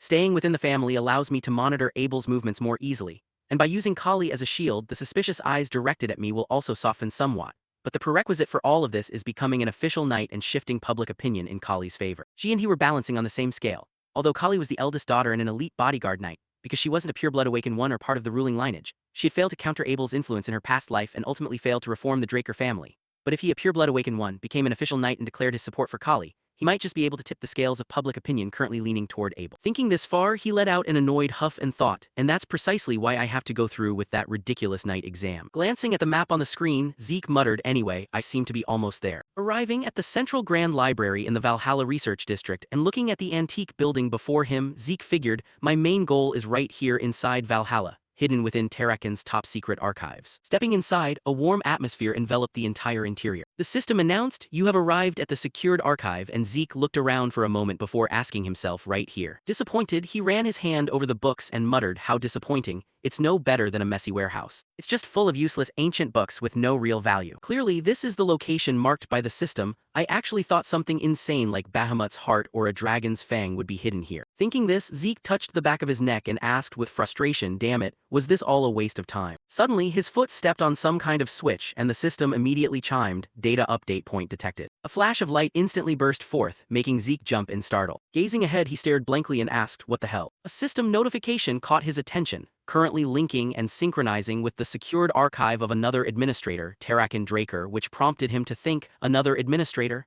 Does that mean Terrakin used the system just like me? Looking at the bookshelf that had just materialized before him, Zeke mumbled, if this is a bookshelf that only responds to system interference, it's no wonder nobody else has found it until now. Suddenly, system notifications rang out one after another. Information from the secured archive of Terrakin Draker has been linked and synchronized with the system of Administrator Zeke Draker. From now on, you can access Terrakin's secured data at any time through the system. And to make searching and exporting more convenient, the system suggests the following new category. 1 is Operational Emotions of an Organization, 2 is Dragon Slaying Guide version 5.21, 3 is Reference Materials, and 4 is a collection of growth-supporting maxims, leading him to sigh and remark, I'll deal with those messy categories later. A quick glance at the titles shows nothing particularly special. Zeke immediately issued a command, "System, find me the best growth scroll right now," and the system quickly complied and reported, "Administrator request confirmed. A document best suited to the administrator's request has been found." Spotting a glowing book in the corner of the shelf, he exclaimed, "Oh, there it is." Holding the ancient book in his hands, Zeke read its title, "The Secret Dragon-Slaying Technique." Flipping through the pages, he remarked, "I've never heard of this technique before, let's see, the author is." As he read, Zeke's expression instantly changed, his eyes widening in shock. The author of the book was none other than Shatten Draker, the closest confidant of the hero King Kaishir. A drop of sweat trickled down Zeke's forehead, his jaw dropping in sheer disbelief. Moonlight filtered into an ancient room from outside. Inside the room, light spilled from a crack in the door before the dragon-slaying sword technique was passed down. I, Shatten Draker, wish to recount the reason why I set out to create the dragon-slaying sword technique. The karmic bond between dragons and humanity began with the great hero king. Thanks to him, despite their weakness, humans were able to forge pacts with dragons, the supreme beings. And yet, dragons do not help humanity out of any noble reasons. They merely pity humans because compared to all other races, humans are forever weak and lacking in every aspect. From that point on, the number of pact makers grew at a rapid pace, and centering around them, an independent civilization blossomed across the continent. But that very rapid growth filled me with unceasing unease. I fear dragons. If a transcendent species like them helps humanity merely out of pity, then they can also turn on us at any moment and annihilate mankind with ease. And if that fear were to ever become reality, then humanity would undoubtedly perish overnight without even a chance to resist. Because of this, I began searching for a way to fight back against dragons. The very first thing I thought of was magic. But magic was the initial gift bestowed upon humanity by dragons. Human hearts naturally cannot generate mana, and it was dragons who carved magic circles into human hearts to allow us to use magic. Therefore, trying to use magic to fight dragons is essentially using the dragon's own power against them, which is utterly absurd. The next thing I thought of was the hero king's elemental sword, a power fierce enough to make even dragons cower, but that power is bestowed only upon those carrying the bloodline of the elf king. Therefore, I poured all my effort into discovering a completely new source of power belonging solely to humans,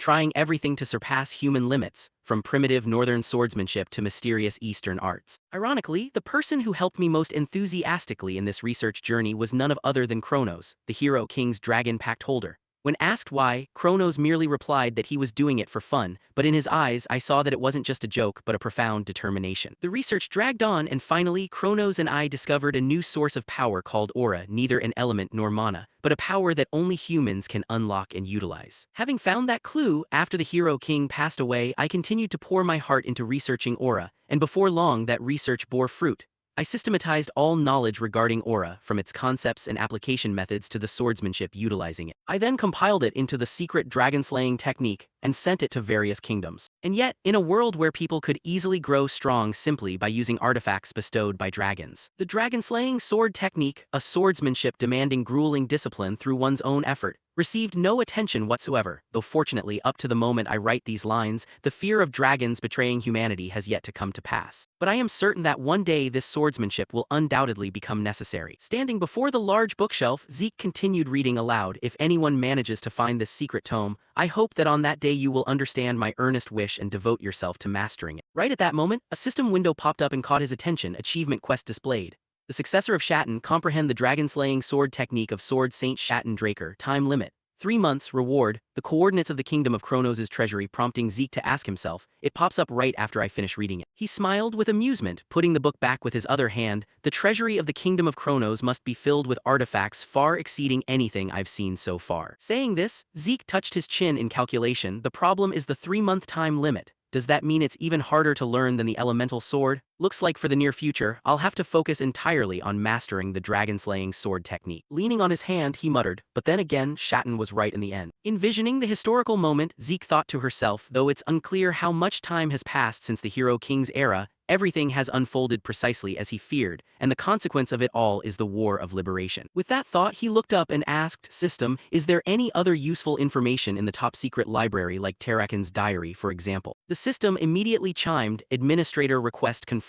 A document matching the request has been found." Playing back the magic visual record of Terrakin's diary, the notification vanished and the space around Zeke abruptly shifted, leaving him stunned. Gazing around with utmost vigilance, Zeke realized, the space around me is changing along with my movement. It's identical to the tutorial when everything suddenly deformed. A block of rings exploded right after. Zeke was transported to an unfamiliar place consisting entirely of wasteland, and he wondered, where is this? Channeling his power, his eyes flashed with sparks as he thought, it seems like a space created by the system. Suddenly, a beam of light struck downward, reflecting Zeke's silhouette. He gently lifted his foot. Releasing a surge of energy, he assumed a defensive stance against a monster suddenly erupting from the ground. Suddenly, the system rang out, activating the tenacity of will-class skill, and Zeke turned pale with a wry smile, marveling inwardly. It feels so real, just like living in actual reality. That evil dragon appeared, sending dirt and rocks flying in all directions. Seeing this, he marveled. No wonder it was called the peak of all creatures in the past, a dragon. A voice rang out, startling Zeke. Bahamut. Looking up at the massive evil dragon before him, he understood. So that's how it is. He is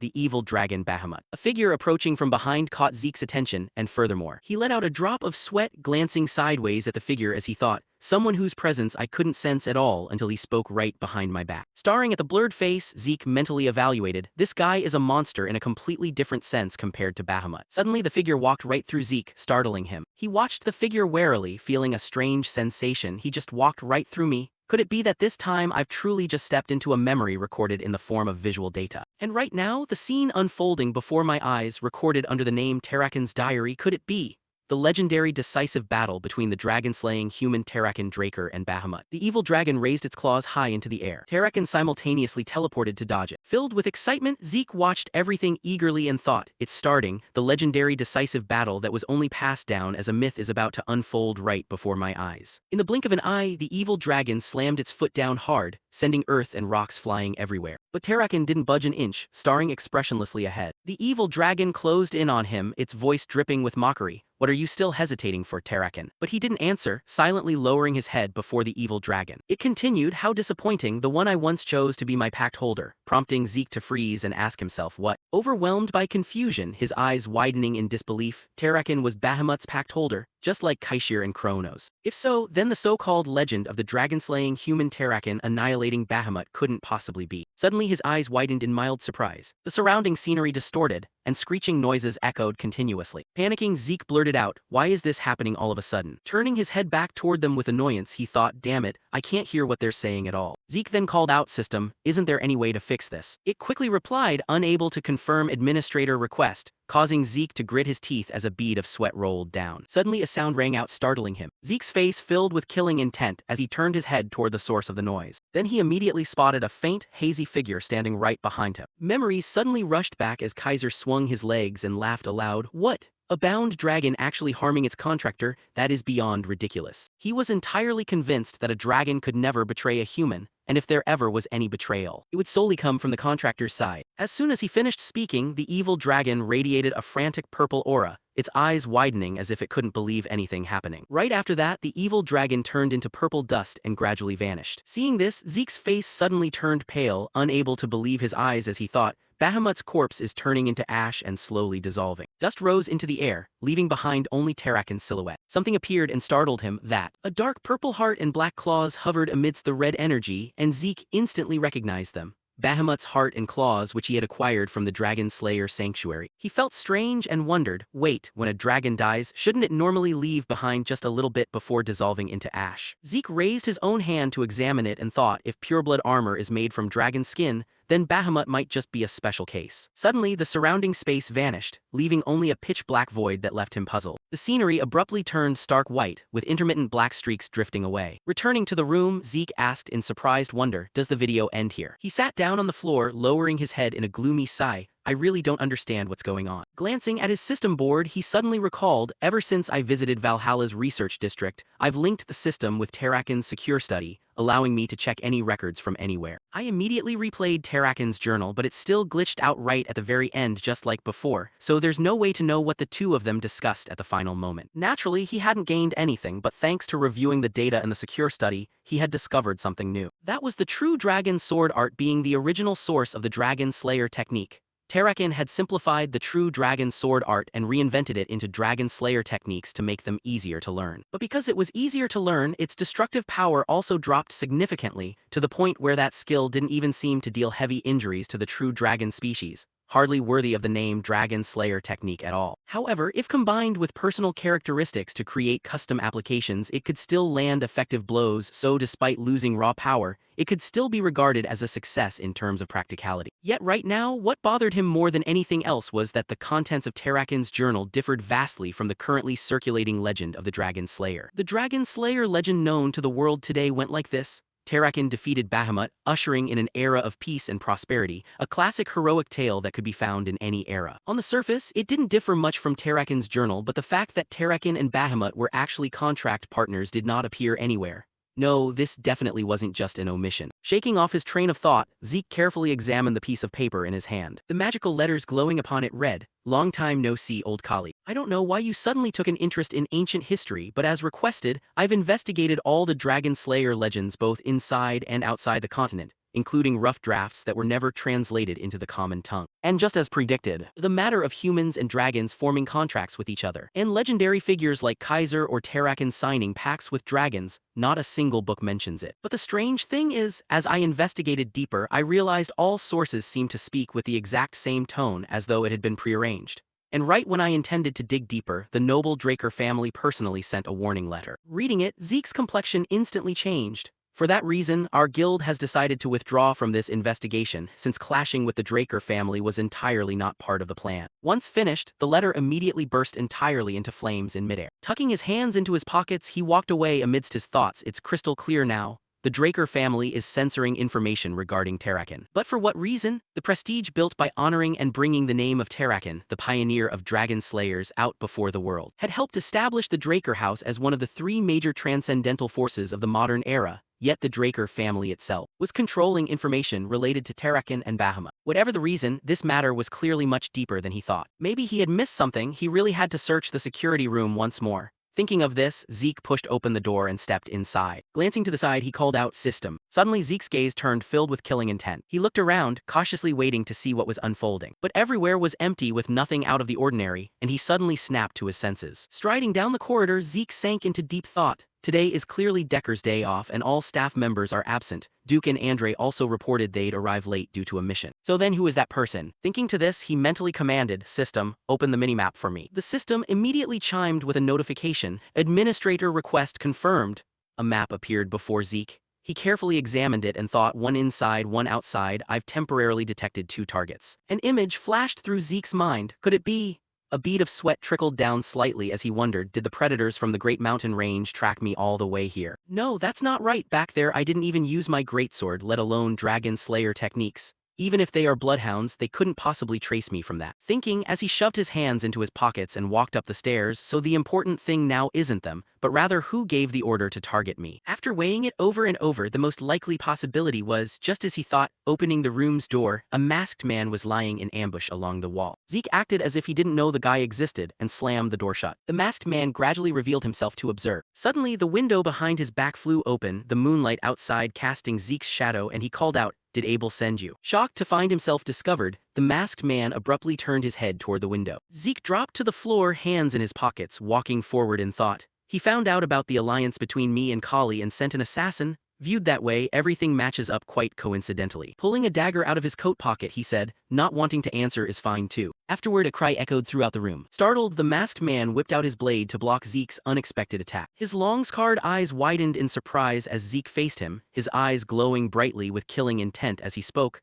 "But when it comes to extracting information, I've got plenty of ways." From outside the house, the sound of clashing metal rang out continuously. The two of them fought, every blade contact sparking a flash of light. Zeke spun and twisted with versatile fluidity, launching consecutive attacks that left the other guy only able to parry. Whenever he landed a blow, the other blocked it. A stream of light erupted from the friction of their metals. The masked man swung his arm, batting Zeke far away, and the latter immediately spun, pressing his foot against the wall to gain momentum and land on his feet. Zeke stood upright, his whole body hanging loose as he quietly let out a long breath. His gaze burned with killing intent as he looked up, thinking inwardly, after fighting directly, I've managed to figure out his identity. The masked man's forehead was covered in sweat as he looked at Zeke warily, while Zeke silently assessed him. An appearance can be disguised, but in combat, swordplay is hard to hide. His vision then dropped to the dagger at the guy's waist. This is the distinctive short blade style of the Gorma kingdom in the northern continent. The assassins of Gorma are the strongest among the northern guards, distinguished by their use of curved short swords called kukris in combat. With superior skills, they are frequently hired at high prices in the central continent for special missions. Zeke turned his back to the masked man, swinging his sword backward and tilting his head in thought.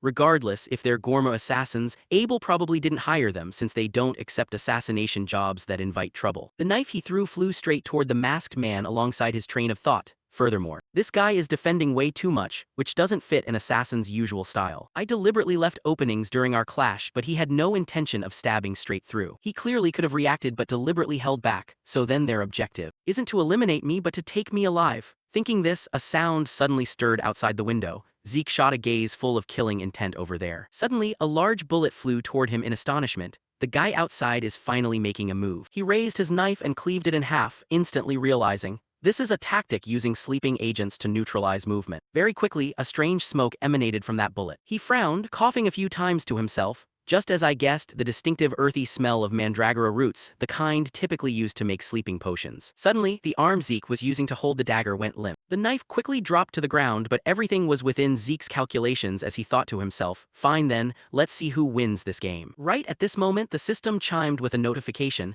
mandragora root component detected, activating skill, immunity to all poisons. Zeke flopped face down onto the floor, pretending to pass out as the masked man quickly approached. He hoisted Zeke's body onto his shoulder and walked toward the window where another guy was waiting. Zeke slightly opened his eyes to observe. Looking at everything around him, he felt certain in his mind, if it's not Abel, then who is it and why kidnap me? I need to mentally prepare myself. Dawn was breaking with gentle sunlight shining across brown tile roofs and a slowly turning windmill. Atlas suburban farm. Bound tight by iron chains, secured further with a heavy padlock, a voice rang out, well really. At this moment Zeke, tied tightly to a chair, still maintained a cold smile. To think the client would be you. Clef rested his hands on a wooden table flanked by bodyguards wearing an extremely serious expression as he faced him. Clef Reinhardt, head of the Reinhardt Trading Company. Clef Reinhardt. If you knew who I am, things would go a lot faster. Zeke frowned slightly, his gaze sharp and his expression turning gloomy as he thought, we have ties from a past life after all. The Reinhardt Trading Company, one of the 10 major trading guilds operating primarily in the Kingdom of Arentia. Naturally, if things kept going down this path, the Continental War ignited by Abel and the Empire would cause the Kingdom of Arentia to perish alongside that trading guild. Back then, Clef Reinhardt was also someone who fiercely resisted the Empire just like him.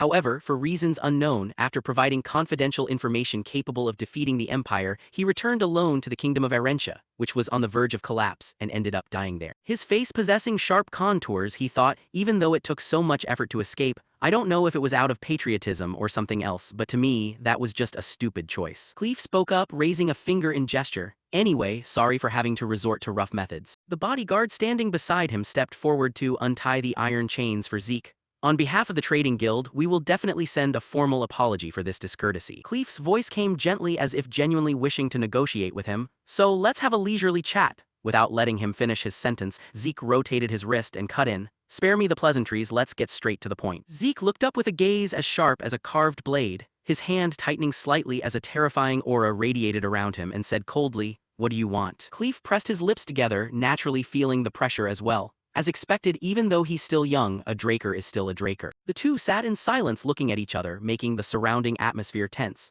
The others watched closely. No matter how seasoned a knight is, facing a situation like this makes it hard to avoid tension and vigilance, yet this person hasn't shown a shred of panic from the very beginning. Clef frowned, biting his lip in frustration. Despite setting up the scenario to seize the initiative in the conversation, his momentum was completely overwhelmed and he finally spoke up. All right, before getting to the request. He pushed a carefully wrapped file folder across the table towards Zeke and continued, could you take a look at this document? Listening to Clef while unrolling the folder to examine it carefully, Zeke noted, this is a list of people infected with the new contagious disease spreading across the southern continent lately. Flipping through the pages, Zeke asked, and why bring this to me? His eyes widened slightly, his sharp look gradually tinged with surprise. Clef quickly noticed Zeke's fleeting expression. He gripped the document tightly, staring at the familiar photograph upon it. Elena Stone. Zeke recalled the first retainer who had ever followed him, the mother of Liam Stone, his first retainer. Although she had once contracted the crimson flower disease thanks to the treatment prescription he had handed over, she had recovered. Throwing the file down onto the table with a loud thud, Zeke questioned Clef in confusion. So what are you getting at? Clef folded his hands together and replied seriously. In that region, this disease is notoriously known as the crimson flower disease, a painful and terrible affliction with a 100% mortality rate. Then Cleve placed 2 fingers on her photo and continued, "Yet, the sole survivor who even recovered is Alina Stone. When I asked the doctor in charge, I only received silence." His tone suddenly turned cold and low as he countered, "Do you know anything about this?" Zeke calmly let out a faint smirk. "I caught the scent of something unusual from the start, yet you pretended to probe me, truly a merchant through and through." He felt a bit perplexed, wondering, if so, is the goal to monopolize the cure for the crimson flower disease? Given the mortality rate of this illness, it's certainly worth pondering because its value is enough to rake in mountains of continental wealth. Zeke closed his eyes to silently assess and calculate. Still, from what I know, this guy isn't the type to be blinded by money. He isn't crazy enough to recklessly kidnap a pureblood family member just for profit. Opening his eyes, his gaze was both cold and powerful enough to terrify anyone. "Since that's how it is," Zeke finally replied, "of course I know." Confident to the point of certainty, it left Cleve smiling with a mixture of triumphant joy and unease. "From the very beginning, I was the one who provided that treatment formula." The chair crashed backward onto the floor with a loud noise. He slammed his hands on the table, looking overwhelmingly excited as if striking gold, and shouted, I want to buy it. Name your price, whatever you want." Zeke's hand abruptly shot up right in front of him, radiating an overwhelming presence. On his end, he sneered in amusement, because the guy had walked right into the trap. Reclining calmly against the chair, Zeke chuckled and remarked, "Why get so worked up? Doesn't look like a merchant at all." Cleve gritted his teeth in anger, quickly realizing his purpose wasn't simple. This person's goal isn't money. Zeke's face twisted into a satisfied smile as he voiced, "Then let's trade like merchants," while thinking inwardly, besides, it's to save a human life anyway. The two sat back down to talk seriously, with Cleve speaking first. "You want me to accept 3 conditions in exchange for the drug formula?" Zeke nodded slightly opposite him. "That's right, it's simpler than you think. You two conversed and made a deal in this place for a long time. Specifically, what about? Can you tell me in advance?" "Can't say for sure yet. I'll use them when the circumstances are right." Cleve rubbed his chin in silent contemplation, listening to his prompt. "Don't worry, I won't ask for anything beyond the trading guild's capabilities." Zeke lowered his head slightly to hide a cunning, triumphant smile at Cleve's words. "As long as it's within mutually acceptable limits agreed upon and clearly written down, it's fine." Afterward, he focused on watching Zeke jotting something down. Picking up the paper and handing it to Cleve, Zeke said, "Here, just do exactly as written on this." Cleve eagerly stretched out a hand to take it. "Oh, is this it?" Suddenly, Zeke snatched the paper back, making Cleve grab at empty air. Before that, I have a private question." Smiling casually, he continued, "Who is the person who genuinely needs this medicine?" Leaving him frozen in place, dazed, Cleve stammered, his face covered in sweat and his eyes betraying clear panic. "What do you mean? The trading guild is merely trying to acquire a high-value commodity." Zeke calmly laid everything out without leaving a single thing out. "You mobilized Northern Rangers to kidnap someone from a pureblood family, and on top of that reacted with extreme agitation without a shred of composure. That is not the image of the Reinhardt Trading Company I know." Cleve rested his arms on the table, burying his face down into a deep silence. Then Cleve slumped heavily back into his chair. Clenching his hands on the table into fists, he gritted his teeth and said, "It's the royal family of the Kingdom of Arentia." Zeke smiled in feigned surprise. "Oh, specifically which one of them?" Hesitating slightly, he replied, "I can't tell you that." Dissatisfied, Zeke pouted and exclaimed, Do you even know how many people are in the Arentia royal family?" Suddenly, Zeke's eyes went round as he realized something. He reminisced about the past, planning to return to the Kingdom of Arentia. "Don't be so foolish. Both the Kingdom of Arentia and the Reinhardt Trading Company have collapsed. Going back is a death sentence. Seeking refuge in the northern continent is the wisest choice. Thank you for the advice, but I'm tired. I want to end my remaining days in Arentia." Cleve's image from his past life flashed through his mind, contrasting with who he was now. "Sorry, I can't say anything more." Zeke frowned in deep seriousness, thinking, his gaze right now is completely different from that hollow, soulless stare before. Must be someone very important to him. He continued to recall what Kali had said during their conversation. After all, the Kingdom of Valencia is still at war with the Empire. The conflict between the Roman Empire and Valencia is growing increasingly tense, and the Empire is actively intervening. Not to mention, the scramble for control over the joined tribes' residential district has only added to the chaos, with the Kingdom of Valencia, the joined tribes' territory, and the Roman Empire all experiencing a weak monarchy that is surely fracturing from internal power struggles. Zeke offered a subtle smile as he slid the paper back forward. There's still some time before the Continental War breaks out, so establishing a connection with the Valencia royal family now will definitely come in handy later. Cleve took the paper back, his voice carrying a rather whimsical tone. "Fine, if you don't want to talk about it, then don't." Zeke spoke up calmly, causing the man opposite him to fall silent in mild surprise. "Good, then the contract is established." Cleve's hand gripped the paper tightly, trembling intermittently. He clutched it against his chest and let out a soft sigh of relief. Suddenly, Zeke's voice rang out, causing Cleve to freeze with his eyes wide in astonishment. sorry to interrupt this emotional moment, but can I make my first request right now? Hastily tucking the paper inside his coat, he stammered, oh of course, ask for anything you like, as long as it's within the Chamber of Commerce's capabilities. Clenching his fists with an excited smile, Zeke replied, excellent, then first of all, let me work inside your Chamber of Commerce. The peaceful scenery of a village basking in the soft sunlight appeared as a familiar voice spoke up, applying for a job or planning to do some trading. And Zeke's voice replied, strictly speaking, I need a temporary identity to use. In a wooden room bright with sunlight, Clef sat with his arms crossed and asked dubiously, if that's all, you didn't need to go through us for it, to which he calmly responded, I plan to use it on the southern continent where everyone is a seasoned criminal, so a half-hearted disguise won't cut it. Zeke rolled his eyes and raised his voice, but the Reinhardt Chamber of Commerce is a place trusted and used by the cartels, am I right? He nodded, his voice trailing off with a hint of hesitation, yes, though I'm hardly happy about it. Clef frowned, lowering his gaze while bringing a hand to his chin in a pensive gesture. All right, anyway, I understand what you're getting at, if it's just that, just use my cousin's name, that bunch won't dare to question it anyway. His expression instantly lit up with joy as he responded cheerfully, wonderful, furthermore, I need a regular means of transportation back and forth across the southern border, along with a house, and it needs to be big enough because I'll be using it for storage. Zeke rattled off a long list of demands nonchalantly that covers my first request. Oh, and since you guys dragged me here, you must have already prepared a way to send me back, right? Hearing this, Clef forced a smile while a visible cross-shaped vein throbbed on his forehead and the cords on his neck bulged. What a brazen little brat. Clef let out a light chuckle, ultimately resigning himself to the deal. Fine, I'll contact you when everything is ready, and the Rangers will take care of your safe return. As Clef slowly stood up while Zeke remained seated with his arms crossed, his eyes darted around as he thought to himself, I never expected the Reinhardt Chamber of Commerce to agree to a deal so easily. That person must be incredibly important to them. Shortly after, Clef and the mysterious figures in black cloaks walked out the door and departed one by one. A voice called out toward Zeke, making him turn his head. Hey. Two bulky bodyguards standing in front of Zeke pointed backward and said, follow this way. Stepping outside, a sturdy horse stood ready, snorting aggressively and looking quite fierce. He smiled and walked toward the horse led by the two bodyguards. Oh, this warhorse actually looks pretty decent. Wearing a calculating smile, Zeke stepped between the two bodyguards, tapped one of them lightly on the back and said with confidence, I'll make good use of it. In a flash, he hopped effortlessly onto the horse's back. Seeing this, the two men turned to leave, glancing back coldly as one of them spoke, we're done here, we'll take our leave. Zeke raised his voice, causing the two bodyguards who were about to leave to freeze instantly, their faces darkening.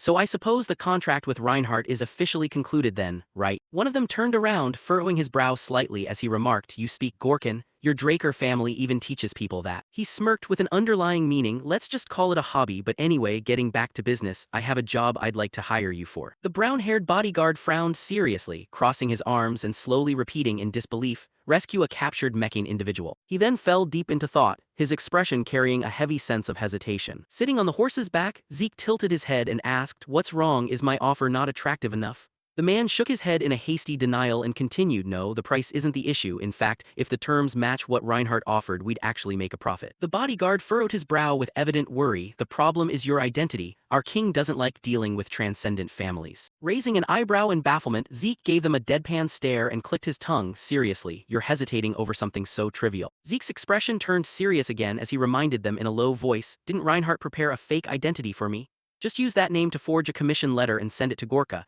and that'll be that, which somewhat eased his anxiety, though he still hesitated for a moment before replying, fine, as long as it doesn't get exposed. Zeke let out a sound and spoke up, causing the bodyguard to tilt his head in confusion, first of all, we still have a score to settle, don't we? Sitting on horseback with a smug smile, Zeke tossed out two daggers which plunged straight into the ground right in front of them. Their expressions shifted from calm to terrifyingly astonished. The two sharp daggers were deeply embedded in the dirt. To the Rangers of the Kingdom of Gorka, a kukri wasn't merely a weapon, but something bestowed only upon those recognized as true warriors. At some point, those daggers had slipped from their belts and ended up in his hands, and to the Rangers they were companions to the soul, as precious as their own lives. That was because as he brushed past the two bodyguards, Zeke had casually slipped the two daggers away and kept them on himself until now, meaning the fact that he could take them without their owners even noticing implied he could easily take their lives at any moment. The atmosphere among the three of them grew tense, his words carrying an invisible, terrifyingly heavy weight. Consider this a return gift for daring to kidnap me. an absolute disparity in strength. The bodyguard clenched his teeth tightly, beads of sweat dotting his forehead. What kind of freak is this? Squinting his eyes as he glanced at them, Zeke spoke in a mocking tone. You speak continental common pretty fluently too. See you later, my friends. After leaving the meeting place and returning, a complex, contemplative expression crossed his face. After meeting Reinhardt, I officially entered the phase of gathering companions. My targets are the heroes once dubbed the 5-star knights due to their brilliant exploits in the Continental War before my regression.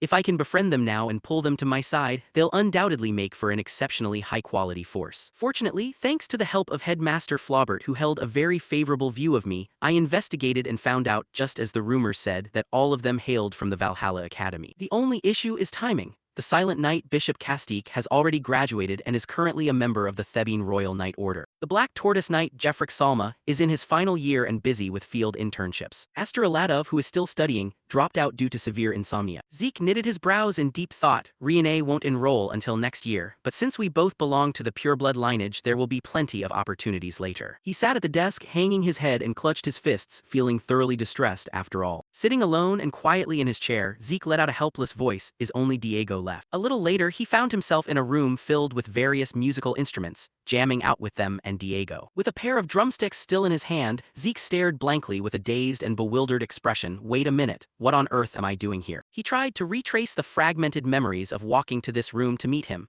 remembering that he had originally gone to Diego's club room to rope him over to his side. Then came Diego throwing an arm around Zeke's neck and dragging him into the music room. Yo bro, you came at the exact right time, the drummer's spot is open. And before Zeke could finish his bewildered, what do you mean I'm just here to? Diego cut him off. You're gonna say you just want to jam, right? Yeah, I totally get that feeling. And before he knew it, he had successfully joined their band as the drummer, wearing a blank face as Diego announced, congratulations on becoming an official member of the Southern Continent's New Age Fusion Music Research Club. Then the music started playing, vocals blending with the instruments. Bathed in dazzling lights, Zeke abandoned all thoughts and surrendered to the lively rhythm along with them. Screw it, he broke into a broad smile, pouring his heart and soul into the music. Let's just enjoy the moment. The pitch-black sword was driven firmly into the ground by Zeke, his voice echoing through the practice room. First, channel the aura to circulate around the body to clear the meridians, moving from the lesser heavenly orbit to the greater heavenly orbit. As Zeke sat seriously reading the glowing book with an astonished expression. What the hell is this? These are entirely terms I've never heard before. Zeke frowned and pondered. Come to think of it, I can now understand a bit of why Terrakin modified this technique into the dragon-slaying method. The text on the book glowed brightly, projecting martial arts movements onto the pages for him to follow.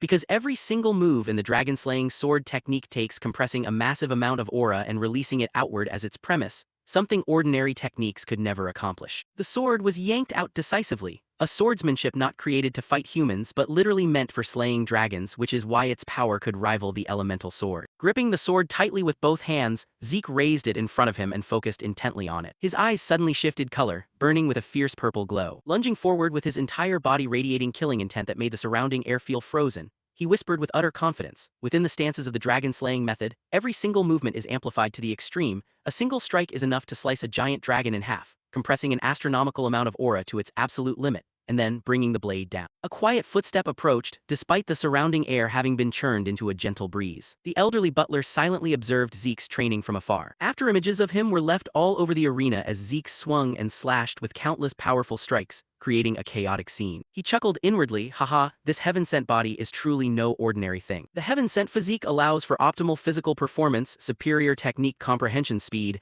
and heightened ether conduction within the body. A wide grin spread across his lips. Zeke frantically unleashed countless more sword strikes, thinking to yourself, it's like a map opening up right before my eyes, clearly pointing the way to perfect the technique. I can feel it, the more I repeat this. Frowning as his sword blazed with a blue flame, Zeke finally brought down one last powerful and mighty strike. The faster I master it. A shift in his perception made his eyes widen in shock. What's this? I just barely crossed the red wall as Zeke stood before a massive stone wall and stepped into a new realm, yet I've already reached the black wall. He tightened the muscles in his arms, bracing his posture. They say training too hastily will only make the barrier blocking the path to the next realm higher. But Bahamut's heart resting within the ether core is resonating violently with the dragon-slaying sword technique, continuously gushing forth power, followed by a barrage of sword strikes slashed down by Zeke. Before I lose this feeling, I have to swing my sword one more time. A red mark suddenly appeared on his chest. Clutching his face, Zeke's eyes turned pitch black as his heart beat heavily and rapidly. Bahamut's heart is reacting to Shatten Draker's dragon-slaying sword technique, recreating the memories deeply etched within Bahamut's heart. Glancing around in astonishment, Bahamut's memories. A dark void enveloped Zeke's entire body. It's too dark, I can't see anything. He stared in surprise as he noticed a strange presence. Someone is coming. A mysterious figure draped in a black cloak with his hood pulled tightly over his face spoke up. Ruler of Twilight Bahamut, I have a favor to ask of you. A massive, fierce-looking black creature listened in silence. The man reached into his chest pocket. Pulling out an ancient book, he said in a low voice, I wish to entrust the dragon-slaying sword technique, a technique I created myself, to your safekeeping. The majestic, powerful black dragon stood tall, finally speaking in a low, deep tone. I know you're an annoying bastard, but I never expected you to be crazy enough to do this, Shatton Draker. Zeke watched everything unfold from the side and thought, as expected, that person is Shatton. He put the book away again, listening in silence to the dragon's deep, eerie, and mocking voice, creating the pinnacle of dragon-slaying techniques for a dragon to keep. At that moment, the mysterious cloaked man replied, right, even Kronos agreed to it. The reason why is something you should know better than anyone, Bahamut. The ground cracked open with a violent noise, sending sand and rocks flying from the dragon's powerful step. Black killing intent filled the surrounding air. Lowering its head, it let out an angry roar alongside a barrage of spears pointing straight down. Kronos has been bewitched by humans and lost his qualification to act as a coordinator. The man leaned forward, lowering his center of gravity to ready himself for combat. He looked utterly tiny compared to the massive dragon ahead, standing all alone beneath countless spears aimed right at him. That kind of nonsense prophecy. It opened its jaws and roared, I don't believe it. Then countless spears above seemed to activate, plunging downward simultaneously toward the ground where he stood. The sharp sword at the black-clad man's waist flashed as it was drawn. Bracing his body, he spun his tiny blade to parry the giant spear glowing with purple lightning from the dragon. Then, using his strength, he deflected it elsewhere, sending dirt and rocks flying in all directions. Next came a flurry of other spears hurtling straight toward him, with the man blinking in and out to parry them one by one. Every time the two weapons clashed, sparks flew. The mysterious cloaked man gripped his sword tightly, showing no fear as he faced his opponent's formidable weapon. A loud crash rang out from the collision, kicking up thick smoke and dust that obscured everything from view as numerous other spears prepared to plunge into the impact zone. Standing high above, Zeke watched in silent observation as countless spears continuously stabbed downward with brutal force. He was filled with awe watching this. This is the ultimate magic of dragons, the peak of all creatures, truly an unbelievable power. If it were me, I'd probably only be able to block 1 or 2 strikes. Zeke stared in amazement at the tiny human figure standing completely unharmed amidst the massive spears embedded in the ground. Shatton actually blocked all of that. That human is also a monster operating outside all normal bounds. Amidst the thick purple smoke and shaking earth, while a barrage of pitch-black spears rained down to pierce everything, the dragon's majestic voice echoed, "Get out of my territory right now, Shatton Draker," followed by a cold warning, "Otherwise my next spear will target the kingdom of Kronos." Standing amidst the surrounding dangers, Shatton calmly continued his negotiation. Are you sure that's a good idea? Doing that will bring karmic retribution down upon you too. The dragon let out a contemptuous laugh as a chilling killing intent surrounded him. Karmic retribution? Ridiculous. Raising its claw to conjure a black magical orb that sucked in all the surrounding killing intent. It shouted loudly, "What do you puny humans know to talk nonsense like that? Even if I slaughter a swarm of crawling bugs like you, there's no reason for me to be punished." Shatton drove his sharp sword into the ground and spoke, "In the end, everything is playing out just like Kronos' prophecy." Shatton then pulled out a necklace with a very unique pendant. Seeing this, the dragon's burning golden eyes widened in shock as its pupils constricted. It shifted slightly and drew a purple-black sword, larger than any other weapon, pointing it at him as it roared, "Do you really think you can control me with Kronos' power?" Amidst the gray sky and swirling gales, the giant purple-glowing sword plummeted straight down from the air, accompanied by the dragon's angry roar directed at the tiny human on the ground. The pendant Shatton had just pulled out suddenly flashed violently, transforming into a pocket watch. A clock face magic circle appeared beneath his feet, radiating a brilliant golden light. This left Zeke completely speechless with astonishment. What he saw right then was the dragon's giant sword blade halting right in front of Shatton. Has Bahamut stopped attacking? No, this is. The dragon stood motionless amidst the blazing lights, its glowing red eyes flashing with killing intent but frozen like a statue due to the massive golden barrier enveloping it. Shatton had used magic to stop Bahamut. Zeke's eyebrows twitched tightly, his expression horrified and utterly disbelieving of the scene before him. The necklace he had pulled out was originally a pocket watch, and it had now frozen time. That extraordinary magic likely came from that watch. Do you really think Kronos' power can do anything to me? Hovering in the sky and watching it operate in Shatton's hands, he thought, judging by Bahamut's reaction just now, that watch is definitely an artifact containing Kronos' power. Suddenly, the dragon reared up from behind Zeke, producing a loud noise. Gritting his teeth, Zeke brought his hands up to cover his ears tightly against the deafening noise echoing all around. Has the magic been broken? Zeke tried to squint his eyes open for a peek. The dragon's foot slammed hard onto the ground, generating a mild tremor that caused cracks to spread beneath its feet. The magic circle under the dragon's feet was now fatting, and its body was about to move again. The dragon's claws dragged across the ground, gouging a long trench into the earth. Lowering its head with drool dripping from its jaws, it growled, "Shatton Draker, that illusion just now. Could it be?" Shatton tucked the necklace away into his pocket and said in a low voice, "That's right, it's Kronos' prophecy. By now you should understand why I entrusted the dragon-slaying sword technique to you." The angry dragon slammed its foot onto the ground and cursed, "Damn it, dragons forming pacts with humans was a mistake from the very beginning. I agree. Humans should stand on their own 2 feet using their own power." Baring its razor-sharp teeth, it breathed out an aura reeking of killing intent and hissed with an eerie screech. "All right, let me see it then, your so-called dragon-slaying sword technique, your method for killing dragons." The ancient book hovered in midair, emitting a faint glow alongside endlessly swirling red magical runes. Then the book slammed shut. The dragon's glowing golden eyes looked down at the book hovering beside Shatton with astonishment. "You actually dared to create this?" To which he replied coldly, "To protect the world." It leaned down close to Shatton, its glowing golden eyes glaring fiercely as it shouted, "Nonsense, not the world but you humans, that's what you mean." It then swiped the ancient book away and caught it. "I'll keep it anyway, but until the prophecy comes true, this thing shall never be brought out into the world." He responded coldly, "It doesn't matter, even without the dragon-slaying sword technique, humanity would eventually awaken aura on their own." The dragon stood tall, letting out a cold snort. "HMPH, when that time comes,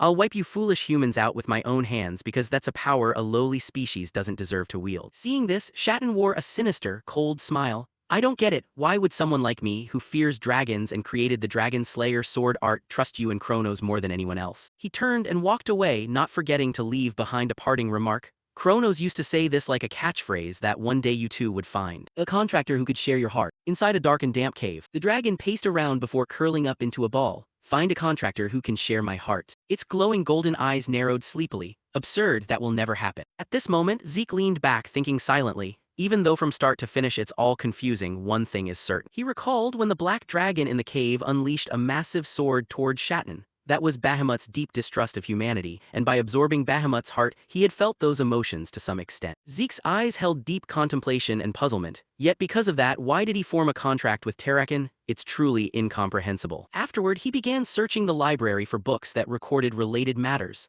After viewing Bahamut's memories, I started investigating to clear up my doubts. But all materials regarding Terrakin had been falsified by the Drakers. This era even calls Bahamut, the one who contracted with Terrakin, an evil dragon, leaving no valuable materials whatsoever. Just as Zeke finished his bath, he seemed to notice that a letter had been delivered. And while continuing to train in the Dragonslayer sword art and search for new clues, he received a message from Reinhardt stating that the first request was ready. In that room, a familiar voice rang out. "Even though I requested an identity that wouldn't arouse suspicion." Zeke sneered as he looked at the card in his hand. "Vice branch manager of the Southern Continental branch of the Reinhardt Trading Company, isn't that over the top?" A loud noise caught his attention and made him glance over. Zeke smiled as he looked out the window. A carrier pigeon was perched on the window sill. It seemed Kato had finally made a decision. In a towering building shimmering with magical, enchanting golden light, the secret garden under the management of the Atlas branch of the syndicate, Kay sat on a luxurious sofa, smiling as she greeted him. "Welcome, partner, to the VIP room of the Secret Garden Hotel Bar." He stepped over with a soft smile and sat down in the opposite chair. "Now you're really calling me partner, that feels genuinely fresh." Then he turned to look at the brilliantly lit city through the glass window beside them. Kay looked rather puzzled at his action. The two of them sat inside the room looking out at the glowing city under the night sky.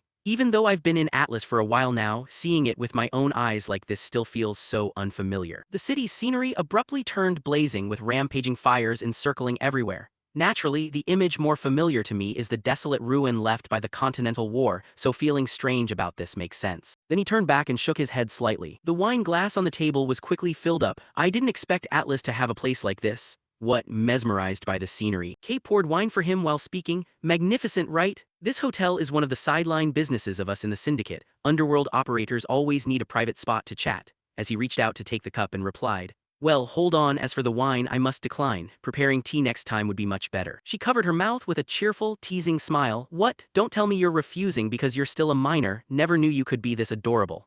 He made a helpless gesture of exasperation and answered, "Good grief, I just don't find drinking special in any way, that's why I'm passing." Zeke recalled being coaxed into drinking last time and couldn't help feeling worried.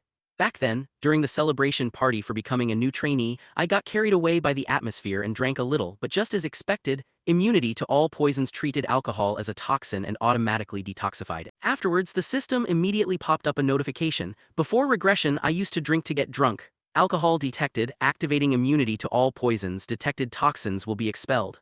Now that I can't get drunk anyway, I might as well drink the tea I like. The red-haired woman smiled and turned away. Fine, fine, in short you don't like alcohol, right? Anyway, let's drop the small talk, I've got something to show you, as he cast a deadpan, helpless look at Kay. You really don't pay attention when people talk, do you? Afterwards, the red-haired woman took out a file folder, placed it on the table along with a few photos and said, "That guy you're backing, Pavla, actually has a background as a pirate." Kay gestured forward, their reflections casting onto the glass panel beside them. I investigated it and the evidence is countless. The strange thing is, up until now nobody else has noticed it. The red-haired woman leaned forward, pointing at the photos on the table and continued. More importantly, the timing of when the Silver Knights swept through the pirates and they vanished completely coincides perfectly with the time Pavla started experiencing explosive growth. Not only that, I reaped information beyond expectations. Seeing this, Zeke's eyebrows twitched slightly with deep gravity. Then Kay pointed straight at a photo in front of her and continued. Joaquin Fernandez, nicknamed El Mencho, he's the number 2 figure of the Mecking organization, yet he's secretly traded with Pavla, who is supposed to be his rival. The moment the red-haired woman lifted her hand away, he reached out and snatched the photo back to review it. This is quite shocking, so I haven't reported it to superiors yet because it would definitely cause chaos within the syndicate. Sometimes staying in the dark is the better choice. Kay bowed her head slightly, glancing upward toward Zeke with a slightly hesitant voice. Ah, as for that antique you asked me to sell. A low, mocking voice echoed, filling the red-haired woman's face with sheer terror. You've rendered a tremendous service, Kay. At this moment, with a different expression, he wore a sinister, creepy smile and continued. Starting now, I will explain the plan to make you the new leader of the syndicate. Amidst heavy rain, steam locomotives successively puffed out smoke and hissed heavily. In an alley where raindrops ticked down, Zeke held an umbrella while looking at a notification on his system board. Activate portal at the designated location. Good, the preparation phase is complete. He paced down the rain-drenched alley. Even though it consumes quite a bit of karma points if I use the minimap's portal function, thanks to that I'll completely avoid being suspected, even if it's just the slimmest possibility. Among the 3 major transcendental families proficient in magic, the number of people who can use teleportation magic is extremely rare, and moving between cities at least requires using the magic tower's grand portals. In other words, this plan will be flawlessly disguised as an ordinary accident. Zeke twitched his lips into a smirk and muttered softly, just thinking about that bastard old man's expression makes me unable to hold back a laugh. He stepped out into the bustling street under clear blue skies and spoke gently. Tonight's going to burn fiercely, Don Juan. When night fell, a roaring, blazing fire swept through, burning everything down as panicked screams echoed, plunging the whole neighborhood into chaos with drifting ashes. Fire, fire's broken out, someone call the fire mages. Panic-stricken crowds jammed together in front of the blazing red alley, their screams ringing out amidst the scarlet flames, while a familiar figure slipped into the crowd. Otherwise, the fire's going to spread to the adjacent building. Has the owner of that building been contacted? When are the fire mages arriving? Inside the room, cigarette butts piled up in an ashtray. Kay clenched a cigarette between her lips, lit it with a flame and thought, that guy, regardless, he's got that true Draker quality, what a remarkably bold kid. She recalled the vortex of fire generated before surging violently. It's not just simply bold. The red-haired woman with a cold gaze, sweat trailing down her cheek, took a slow drag of her cigarette and frowned grimly. He's completely, truly insane. Kay recalled their recent conversation when she had slammed her fist on the table and yelled, "What, you intend to burn down all the Soma warehouses owned by Mecking in the center of the continent?" Compared to the flustered Kay, Zeke remained extremely calm and replied, "That's right, so give me the locations of those warehouses." The red-haired woman's face filled with anxious panic as she spoke. "That's top secret information. Only Mecking, high-ranking syndicate officers and myself know it. Doing this will definitely get us exposed immediately." He reached forward and immediately retorted, "Even better, I never intended to hide it in the first place." Zeke pointed a finger at a man in a photo. "Because I'm pinning all the blame on El Mencho. The fewer people suspected, the easier it is to handle. Besides, up until now the syndicate still doesn't know Pavla used to be a pirate, right? Right, because I haven't reported it yet." Seeing this, Kay's eyes widened in shock, sweat streaming down her face as she stared right ahead and stammered, "Wait, could it be that you?" He smiled, leaning forward with his arms stretched straight across the table. "I knew you'd catch on quickly." Then Zeke casually swiped aside all the wine bottles, cups, and everything else on the table down to the floor. "There, no need for us to lift a finger for much." His face darkened into a deeply sinister smile. "We just need to drag all the syndicate officers, those hesitating between Mecking and Pavla, into this game of chess, and then report everything to Don Juan." Hearing this, Kay's body grew dizzy, her surroundings turning hazy and blurred. Gritting her teeth, sweat pouring down her face, she stammered, Do you even know what you're saying?" Zeke remained utterly casual. "Of course I do." Kay turned pale, shaking hands clutching her chest as her eyes bulged in panic, and she screamed, That's an insane plan. You know damn well what happens to traitors of the organization. He slammed his hand heavily onto the table. Then Zeke shouted loudly, making even the red-haired woman jump in fright. When the entire batch of officers gets wiped out, who's going to tell who's a traitor and who isn't? His face grew grim as he growled in a low voice. Do you intend to spend your whole life acting as a lackey for the organization? Didn't you already accept the proposal to make you the leader? Zeke gripped the wine bottle on the table, his eyes blazing with fury as he looked ahead. From now on there are no folds, it's either call or raise. Make your choice. Kay widened her eyes in astonishment as she looked at his expression. The red-haired woman clenched her hands over her chest, biting her trembling lip as she thought. He's right, I didn't join the organization just to remain a lackey forever. Zeke Draker, possessing extraordinary intelligence capabilities that tracked down Pavla's true identity without anyone knowing. And not stopping there with those information-gathering skills, he even found unannounced ancient ruins and completely seized massive quantities of high-quality artifacts intact. After witnessing those absurd capabilities firsthand, didn't I already decide to get in the same boat with him? Kay reached out and tightly grabbed Zeke's hand, which was holding the wine bottle. Yet right now, the red-haired woman stood up trembling, snatching the wine bottle back toward herself with a noticeably flushed face. How can I not panic after hearing a plan like that? Kay closed her eyes tightly and tilted the bottle back to chug it in one go. She completely drained it before his stunned, admiring gaze. Kay slammed the bottle hard onto the table and shouted, "Is that all? If it fails, I'm dead meat anyway. This is the biggest gamble of my life." The red-haired woman broke into an excited smile, wiping away the remaining wine from her mouth and yelling, "No limit, all in." Zeke felt very satisfied seeing this, smirking. "Starting to feel the thrill of battle, aren't you? That gamble, I won't let you regret it." At this moment, the cigarette in Kay's hand was gradually burning out. The hand holding the cigarette also grew shaky, perhaps out of fear. Kay's other hand immediately steadied it. Standing on the balcony looking out into the distant horizon, the red-haired woman thought, "Zeke Draker, I'll bet everything on you." On the table inside the room lay a newspaper. A series of fires breaks out in the Continental Center. Coincidence or intentional crime? Last night, multiple fires broke out simultaneously across various locations in the Continental Center. Local investigative agencies unanimously agreed that due to geographical distances, it is hard to view this as a planned crime.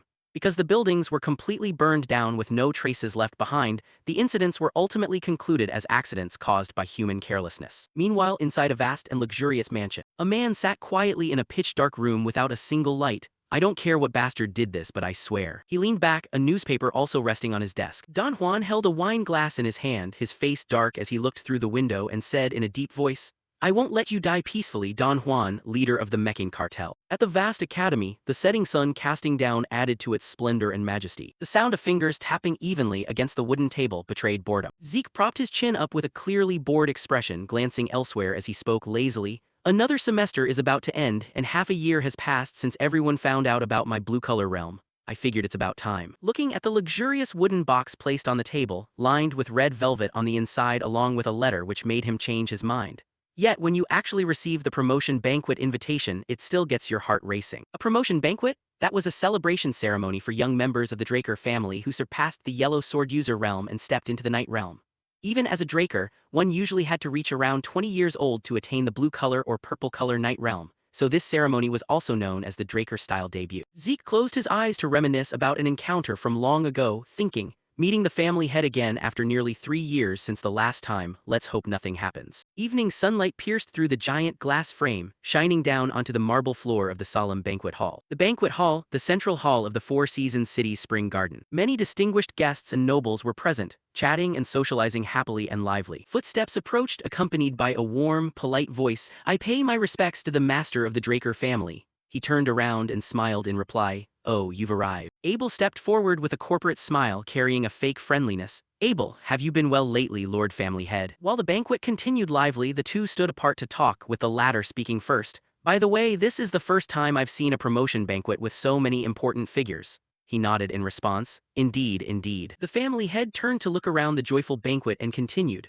"Well, after all, he's the youngest blue-collar knight on the continent, so having all eyes focused on him is only natural." Abel narrowed his eyes slightly as he looked at him, a flash of indignation surfacing in his gaze. Even though he knows full well the youngest blue-collar knight before Zeke was me, he still deliberately brings it up. Then the family head turned back, extending a hand politely. "Well, it looks like Zeke is about to arrive. I must go prepare for the ceremony. It's been a long time since we met and we couldn't talk much. My apologies." The other bowed low in respectful response. "Please don't worry too much, Lord Family Head." He walked away without forgetting to tilt his head, smiling as he left a reminder, "Make sure you take advantage of and enjoy this precious banquet." Abel maintained his bowing posture as he answered, I understand, my lord. Waiting until the man walked far away, he slowly lifted his head. His blue eyes flashed, his face now darkened and looking exceptionally terrible. Over on this side, Zeke reached out to tug slightly at his collar, complaining uncomfortably, "Man, this is suffocating." Walking down the luxurious corridor with Duke, he pulled slightly at his gloves and vented, "It's getting hard to run into Master lately, huh?" The lazy uncle walking ahead replied, "Don't even mention it. Retired only to get dragged back and worked like an ox, can't even go home." Duke frowned as he walked, his face showing clear annoyance and irritation. "On top of that, I'm dying of overwork having to deal with that damned Arthur, and today he even made me act as your tour guide." Then he said something about a master guiding a disciple being a matter of course. What a shameless blockhead. Zeke looked toward him, smiling awkwardly to himself. "No wonder your complexion looks so terrible, turns out you're overworked." He continued following right behind Duke and asked, "So are we heading to the spring garden now?" The latter walked ahead with his hands in his pockets, looking very dashing. "Right, within the Four Seasons city, that's the only place allowing outsiders to enter." He frowned and gritted his teeth with lingering irritation, while Zeke following quietly behind cast a sidelong glance, observing closely and thinking. The main facilities of the Four Seasons city are divided into 4 areas in total. According to Duke, the Spring Garden is the only place allowing outsiders to enter, so most events are hosted here. Summer Rock is where all business related to the Draker family is handled, and it's also where the family head's office is located. Autumnfell is the area for internal rituals such as induction ceremonies into the family's affiliated night order. And finally, Winter Cup, where rare artifacts collected by the family over thousands of years of history are preserved. He pouted as he looked around, thinking inwardly, "I'd only heard tales of it. This is my first time actually setting foot here." Before regressing, around this time I'd already been expelled from the academy. Finally, the two reached a massive, luxurious door and Duke spoke up. "Well, we've arrived." He looked toward the door before him with utmost seriousness. "From here on you must go in by yourself. This door is reserved exclusively for the protagonist of the banquet." Duke gently placed a hand on Zeke's shoulder to instruct him. "I have other duties, so I can't attend the banquet." He smiled with trust and pride, looking down at him. "Don't lose heart, go on in with confidence." He closed his eyes slightly, his lips curving into a warm, gentle smile as he thought, "Having someone worry about you doesn't feel half bad." Zeke tilted his head to tease, "Master really worries about everything, huh?" Seeing this, Duke put his hands on his hips, laughed out loud and said, "Anyway, as long as you don't cause trouble, that's good enough, right?" Inside the grandiose grand hall, golden trumpets blared ceremoniously, red banners embroidered with a golden dragon and crossed swords fluttered, along with a shouting voice. "The protagonist of the banquet, Lord Zeke Draker, is entering." Abel, holding a wine glass on the side, watched with a displeased expression. A red carpet stretched out along the path ahead, with neat and solemn people standing on both sides. Then came the image of Zeke clad in a red cloak, majestically stepping down the stairs with a cold gaze. As he reached the center, everyone around was astonished by his powerful aura and whispered, "Oh, is that Lord Zeke? Reaching the blue color realm at just 15 years old, truly deserving of a golden pureblood awakener, but I never expected him to shatter Lord Abel's record for the youngest blue color knight promotion. Oh, it looks like you haven't heard the news yet. Lord Zeke even surpassed the academy achievements Lord Abel once attained. Oh, truly astonishing." Zeke walked up and knelt, bowing his head before the family head who was already standing there holding a greatsword prepared for the investiture ceremony. "Arthur Draker, head of all Dragonslayers, hereby proclaims that Zeke Draker shall take his first steps on the path of becoming a knight." He drew the sword and gently placed it across his shoulder. The voice resonated throughout the grand hall where many were witnessing the ceremony. "In the name of Draker, I bestow blessings upon the bright future of Draker, who shall walk the glorious path of a knight." Suddenly, his words paused for a moment, catching Zeke's slight attention, and his sharp golden eyes opened wide, his gaze filled with astonishment upon hearing, "Zeke Draker shall be appointed as an official knight of the Draker family." The nobles and knights watching below were startled, and simultaneously granted the title of official knight. The grand hall erupted into buzzing whispers. What, just 15 years old and already an official Draker knight? Even if he's the youngest blue-color knight, isn't this decision way too hasty? Zeke looked up slightly, his eyes flashing with complex emotions and growing unease. Yet the requirement to be granted the title of official knight in the Draker family relies solely on achievements. Because Draker is a family blessed by the power of aura, awakening early and reaching the purple or blue color realm is practically a given. Because of that, rather than judging based on aura realm, they value achievements above all else. Even Abel, who held the record for the youngest blue-color knight before me, had to spend 3 months accumulating achievements before being appointed an official knight. That alone shows the absolute importance of achievements within Draker. Yet Arthur's proclamation just now completely contradicts past rules. After the investiture, the sword was returned to its place, his contemplative expression reflecting off the gleaming blade. Even though granting titles is the family head's prerogative, so there's no opposition, it's still baffling. Who knows what he's plotting? Immediately following was the family head's voice. "Today I am honored to have the opportunity to introduce my son to everyone." Standing proudly beside Zeke, he announced, Zeke is not only the only unprecedented Golden Awakener but also the youngest to reach the blue-color Night Realm. I believe that hereafter he will become a knight far superior to even myself. Then he picked up a wine glass placed on the table beside him. I don't wish to become an overly boastful father, so I'll stop the bragging here. The family head raised his celebratory toast high, smiling happily yet full of calculation. Now I shall conclude the ceremony with a toast. Let's all celebrate the future of this talented young man and pray for peace and prosperity for the continent. For Draker. Everyone present simultaneously raised the glasses in their hands in celebration. For Draker. He tilted his head back and drained his wine glass. Everyone finished their drinks together. Zeke frowned, gritting his teeth as he glanced at the man's calm demeanor. In the previous life when Howard threw me out of the house, he just kept silent and showed no reaction, yet now he's voluntarily playing the role of a proud father of a talented child. A call interrupted his train of thought. Zeke. Zeke placed his hand over his chest and bowed respectfully. Yes, Lord Family Head. The family head placed his emptied glass back on the table, turned toward him and spoke, let's move somewhere else. He wore a fake, affectionate smile and said, I want to have a private conversation between the two of us, father to son. Afterwards everyone dispersed, each going their separate ways. The blonde-haired young man wearing glasses frowned slightly, turned to Abel, who was standing behind him with a cold glare, and said, Hey Abel, don't you think you should keep your facial expression under control? His face was already darkened, his mood worse than terrible. That was not the look an older brother should have when congratulating his youngest sibling. His face was already darkened, his mood worse than terrible. That was not the look an older brother should have when congratulating his youngest sibling. Abel remained silent, pressing his lips tightly together. He finally ended up asking, Where is the prince? To which the other replied he said he'd come after these boring ceremonies wrap up, he should be here soon. The two stood side by side chatting away like that, Abel's voice carrying a hint of danger. Well then, we better seize the moment, and the guy beside him nodded slightly, I think so too. The luxurious door swung open and Zeke stepped through it before closing it behind him, his gaze fixed intently on the token in his hand. As he walked, he examined it thoroughly, a heart full of doubt weighing on him, a token that can be exchanged for one of the family's treasures. Why on earth did the family head give this to me? Irritated, Zeke ruffled his hair and muttered, as long as it isn't anything bad it should be fine, right? Damn it, I just don't get it. Glancing toward the main hall where the banquet was taking place, still packed with nobles, knights, and influential figures, he realized the bigger problem was that this banquet wasn't just for a single day but would drag on for multiple consecutive days. How on earth was anyone supposed to endure that? Zeke walked along, scratching his head in puzzlement. How can they maintain completely unchanging expressions while attending this for days on end?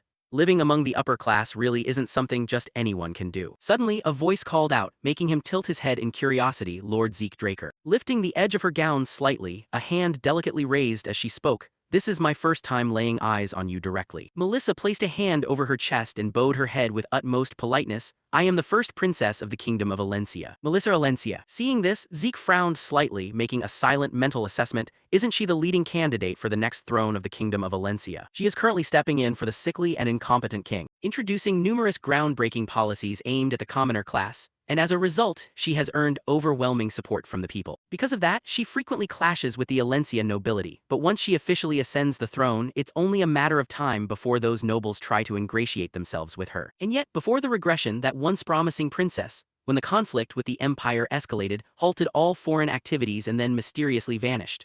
Rumors had swept across the continent that she was assassinated by the empire, but after the kingdom of Alencia was destroyed in the war, the truth was buried forever. Pressing his lips together, he glanced at her cautiously as if probing her in this lifetime. Although she's keeping a relatively low profile, if she's showing up at a formal event like this, things must still be alright. His shining eyes narrowed slightly as if realizing something. Wait a minute. Zeke recalled what Clef had said during their private chat. The royal family of the Alencia kingdom, huh? Then he looked back at the blue-haired girl smiling so warmly before him. Could it be? Zeke placed a hand over his chest and bowed in response. It's an honor to meet you, Princess Melissa. He smiled, extended a welcoming hand and strode toward her. I've heard of your reputation for a long time. It's an honor that you came to my promotion banquet, prompting Melissa to let out a surprised gasp. Oh, you know of me. Zeke replied warmly, momentarily leaving her speechless. Of course, I've taken an interest in the princess's pro-people policies for a long time. His calm, composed voice rang out amidst the lively chatter of the surrounding VIPs. Many might think those are just for show, simple acts of doling out whatever one has on hand. Tilting his head with a professional yet understanding smile, Zeke continued. But in reality, everything from the budget down to the smallest detail has to be meticulously calculated, doesn't it? His spot-on words left Melissa stunned, completely at a loss for words. The blue-haired girl covered her mouth with a smile, thinking to herself, just as the rumors say, he really is different from other knights. Looking baffled, Zeke hurriedly waved his hands to explain. Did I accidentally commit some discourtesy toward the princess?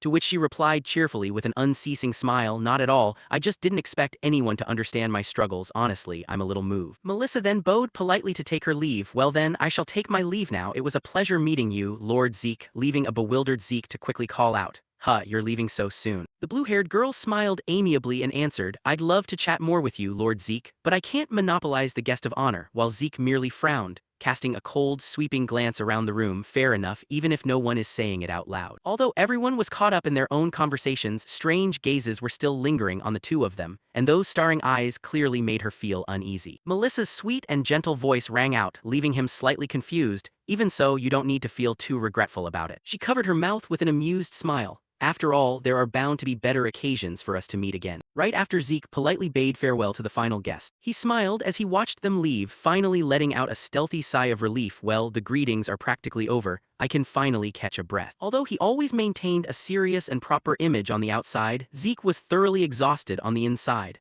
Banquets like this really didn't suit his personality at all. He'd rather train with Kaishir. The heavy clanking of footsteps echoing across the floor instantly put him back on guard. Zeke looked toward the group of banquet attendees, making a silent assessment at the sound of heavy armor clashing. Frowning slightly, his expression darkening as he thought, "Who on earth wears armor to a banquet?" A booming, cheerful voice rang out, accompanied by a flowing red cape fluttering in the air. "Ah, found you, finally found you." A man appeared, wearing a suit of gleaming steel armor with a longsword strapped to his waist. "You must be the guest of honor for this banquet." Karis and a group of knights marched over with an imposing aura, flashing a wide smile as he said loudly, "Zeke Draker, the youngest person ever appointed as a Blue Knight, right? The fourth prince of the Roman Empire, Karis, and the very bastard who caused the continent-wide war alongside Abel before my regression." He extended his hand, offering a friendly greeting. "I am the fourth prince of the great Roman Empire." Strutting forward with an imposing swagger, Karis thrust his hand out decisively, his eyes burning with arrogant confidence as he announced in a ringing voice, "Karis Nerva Constantinus." Instead of reciprocating by offering his hand, Zeke lowered his head slightly. Placing one hand over his chest and the other behind his back, he replied with respectful formality, "It is an absolute honor to meet your Highness Karis.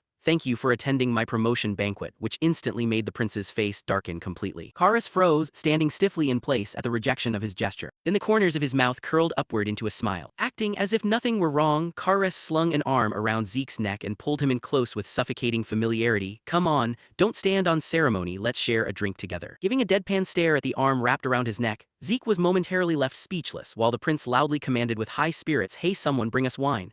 Bring the absolute best vintage worthy of this historic encounter between Karis, the most dashing man on the continent, and Zeke, who's bound to become the continent's strongest knight in the future." Red wine was poured into a glass, sloshing and spilling a few drops over the rim. Then came Karis's booming, commanding voice as he raised his glass with a radiant smile. "Now then, this is wine bestowed by the Empire. Don't let a single drop go to waste, bottoms up." The surrounding crowd watched in alarm as Zeke boldly accepted the glass, whispering among themselves to accept the fourth prince's offer just like that.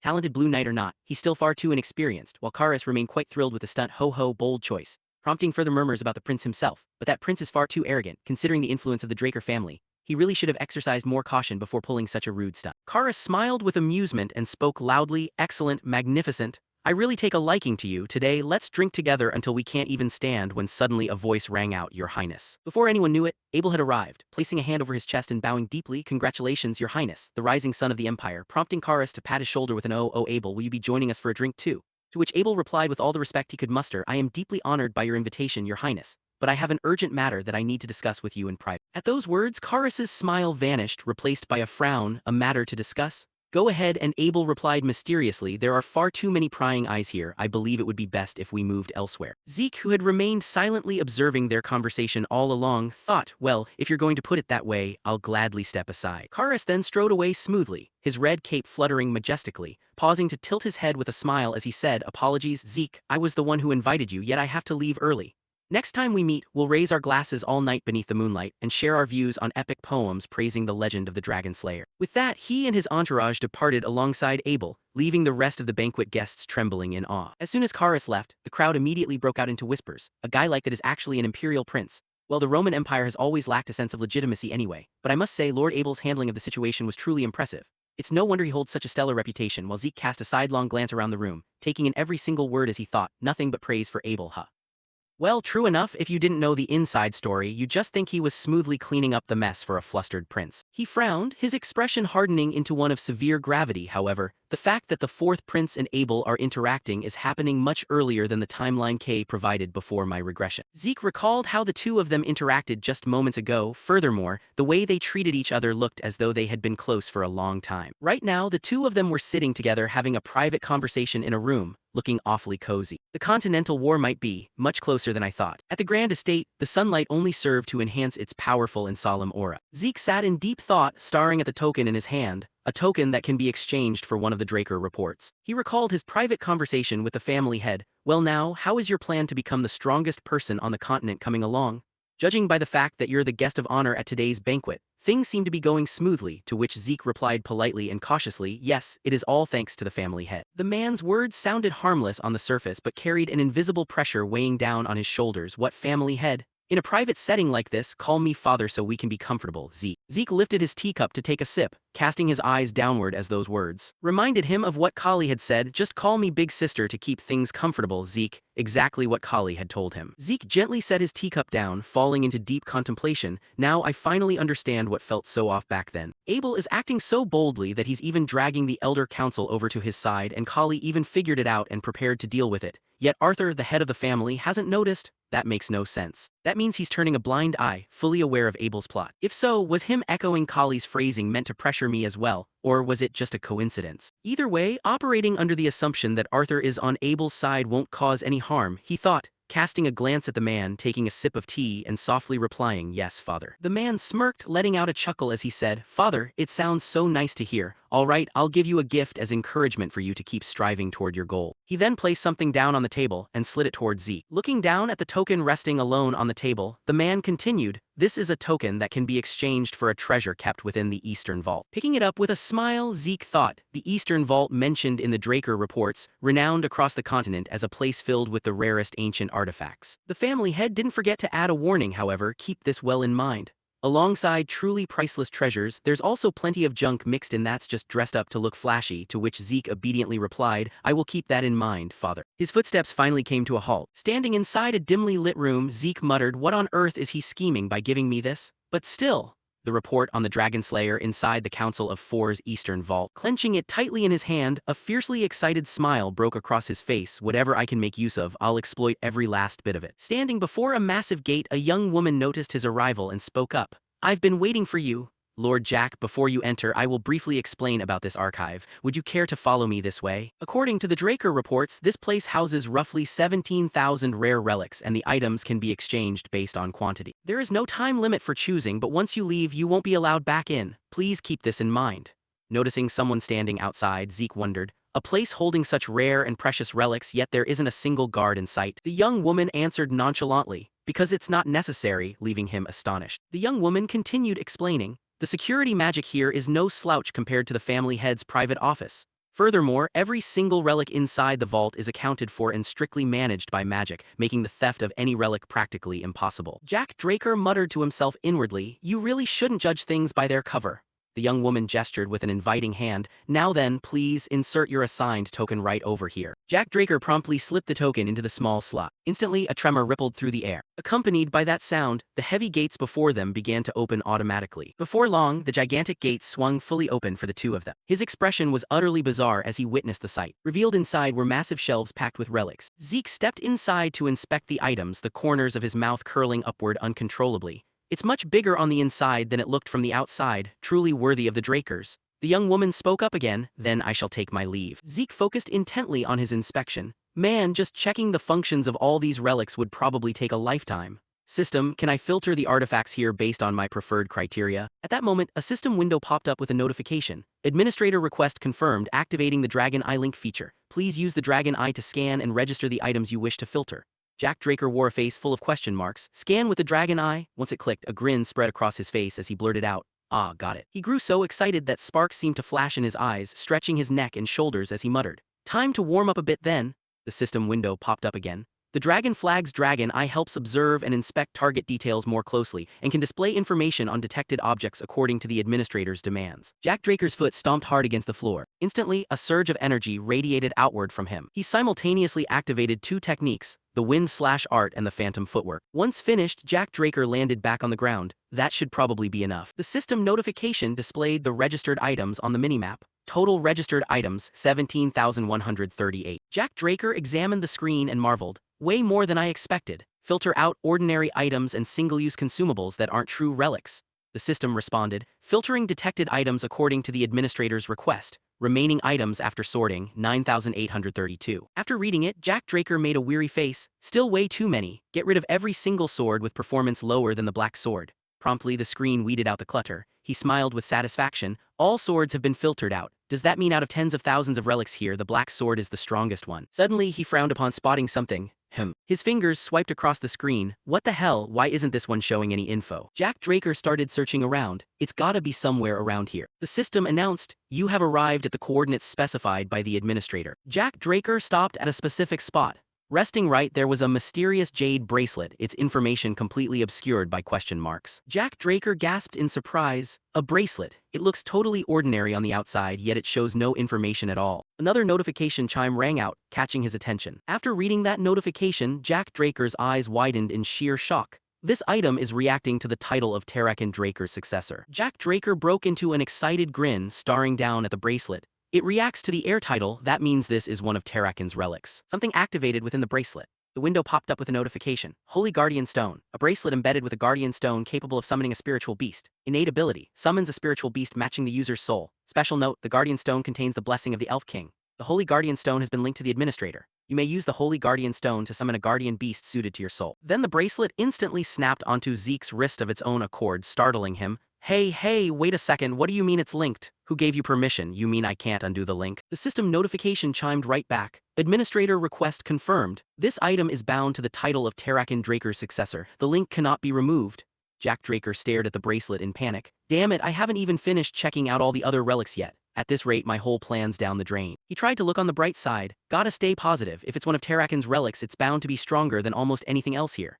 Zeke could only sigh helplessly. System, activate the bracelet's innate ability. The system replied, Administrator request confirmed, activating the Holy Guardian Stone to search for a spiritual beast matching the user's soul. Instantly, a wave of energy surged forth from the bracelet. Jack Draker felt as though he were being pulled into a floating, shimmering space. Beneath him, a magical circle was activating. The system announced, thanks to the Elf King's blessing, the search radius has been expanded to a higher tier of spiritual beasts. A spiritual beast matching the user's soul has been found, now summoning spiritual beast. A sudden beam of light materialized. That light appeared right in front of Zeke, leaving him completely startled. The beam shot straight upward through the relic vault. At that moment, a creature appeared, boasting a mysterious and fierce appearance. Accompanying it were bolts of light flashing like lightning. The newly summoned spiritual beast possessed a shape that was part horse, part dragon. The system announced, spiritual beast summoned, dragon horse. Zeke gasped in astonishment. Is this a spiritual beast? The aura it's giving off is terrifying. Then an excited grin spread across his face as his heart pounded. And on top of that, a relic that can summon a spiritual beast. Just how many insane things did Tarakan own? Suddenly, the dragon horse lowered its head and touched its forehead against Zeke's. He reached out to stroke its head. So that's what matching the soul means, meeting it for the first time, yet it feels just like reuniting with an old friend. He then hugged its face, leaning against it as he spoke. All right, I've taken a liking to you too. I feel strangely close to you. Suddenly, another notification caught his eye. If you name your spiritual beast, you can summon it at any time via the Holy Guardian Stone. Jack Draker blurted out quickly, a name, how about Bucephalus? The dragon horse gave a swift, satisfied nod, tossing its head high in excitement. Zeke chuckled, good thing it seems to like the name. The system notification chimed. Bucephalus, a dragon horse bearing auspicious spiritual energy. Innate ability, can wield the power of thunder from its two manes. Note, ultimate spiritual beast, king of the dragon horses. Jack Draker read it and muttered in deep thought. King of the dragon horses sounds cool and all, but this is the first time I've ever seen a dragon horse in real life. How am I supposed to know how strong it actually is? Suddenly, Bucephalus moved again, gently grabbing hold of Zeke's hair, making him fluster. Hey, Bucephalus, what's gotten into you all of a sudden? Some kind of mysterious force shifted his body. Jack Draker stared in amazement as he found himself already sitting atop Bucephalus's back, happily wrapping his arms around its neck. You're saying you want me to ride you? As expected of a supreme spirit beast, it can read my thoughts, clearly knowing I wanted to test its abilities and lowered its back so I could climb on. Then Jack Draker cheerfully blurted out, all right, Bucephalus, come on, run at full speed. Bucephalus swiftly moved its step. Streams of power resembling lightning flashed across the space. Bucephalus darted forward like an arrow. Jack Draker was extremely excited, running so fast yet not making a single sound of hooves. Just what kind of absurd creature have I tamed? Then Zeke's eyes opened wide. Bucephalus's hooves stepped down upon a magical circle. He excitedly laughed out loud at this surge of power. Ha ha ha, absolutely top tier. Scene transition. Outside, a carriage was traveling along the road. Remembering just moments before, upon seeing him choose the ring, the gate guard girl had been utterly astonished. My lord, do you really want to choose this thing? Jack Draker sat in the carriage, leaning against the window, thinking merrily. The instructor's attitude when I said I wanted this ring wasn't enthusiastic in the slightest. Afterwards, he recalled Alencia Draker's warning. In this archive there are priceless treasures, but there's no shortage of trash, either things that only look flashy on the outside, so you must be careful. In other words, this ring was precisely one of the pieces of junk Alencia had mentioned. Naturally, before reacting to the title, even the system couldn't display information about it. It was entirely understandable that people failed to recognize the true value of this ring. Zeke thought to himself, I figured Terrakin's relics could only be retrieved from ruins indicated by the system. I never expected to stumble upon this item so easily. Talk about good luck. Zeke leaned back against the seat, feeling immensely comfortable. No matter what, this is definitely a massive haul. Talk about a great mood boost. After all the exhaustion from the banquet battle, today he would head back and have a proper, well-deserved rest. As soon as he arrived, he heard a congratulatory voice. Congratulations on officially becoming a Draker Knight. Lord Jack. Zeke wore an utterly weary expression, all of a sudden speaking all formal like this. With his hands tucked in his pockets, he stepped inside. The newly appeared person was Clift Reinhardt. He smiled brightly. You've become an official Draker Knight, so it's only natural that I change how I address you. Jack Draker sat down on a chair, scratching his head helplessly, and cautioned, all right, but from now on don't show up like that out of nowhere. If someone finds out about the connection between us, our whole plan down the road could fall apart. Clift Reinhardt. Regarding that matter, Clift Reinhardt replied, I sincerely apologize, but there really was someone insisting on meeting Lord Zeke at all costs, so I had no other choice. At this moment, the person sitting in the chair, wrapped tightly in a hood, removed it. It was a familiar, long, blue-haired look. She spoke up, fancy meeting you again, Zeke. Let me reintroduce myself once more. I am the master of the Reinhardt Trading Company. Melissa Alencia, first princess of the Alencia Kingdom. Zeke frowned slightly, blurting out, the first princess of the Alencia Kingdom, Melissa Alencia. Sure enough, the real master of the Reinhardt Guild is the princess. Melissa covered her mouth, giggling softly. Surely you already figured that out beforehand. Lately, Princess Melissa rarely appeared in public, only to show up again right at your promotion banquet. Coincidentally, that timing also matched when patients injected with the Crimson Flower cure brought back by Clift recovered instantly. Anyone who isn't a fool would realize this immediately. Thinking this, Jack Draker smiled and said,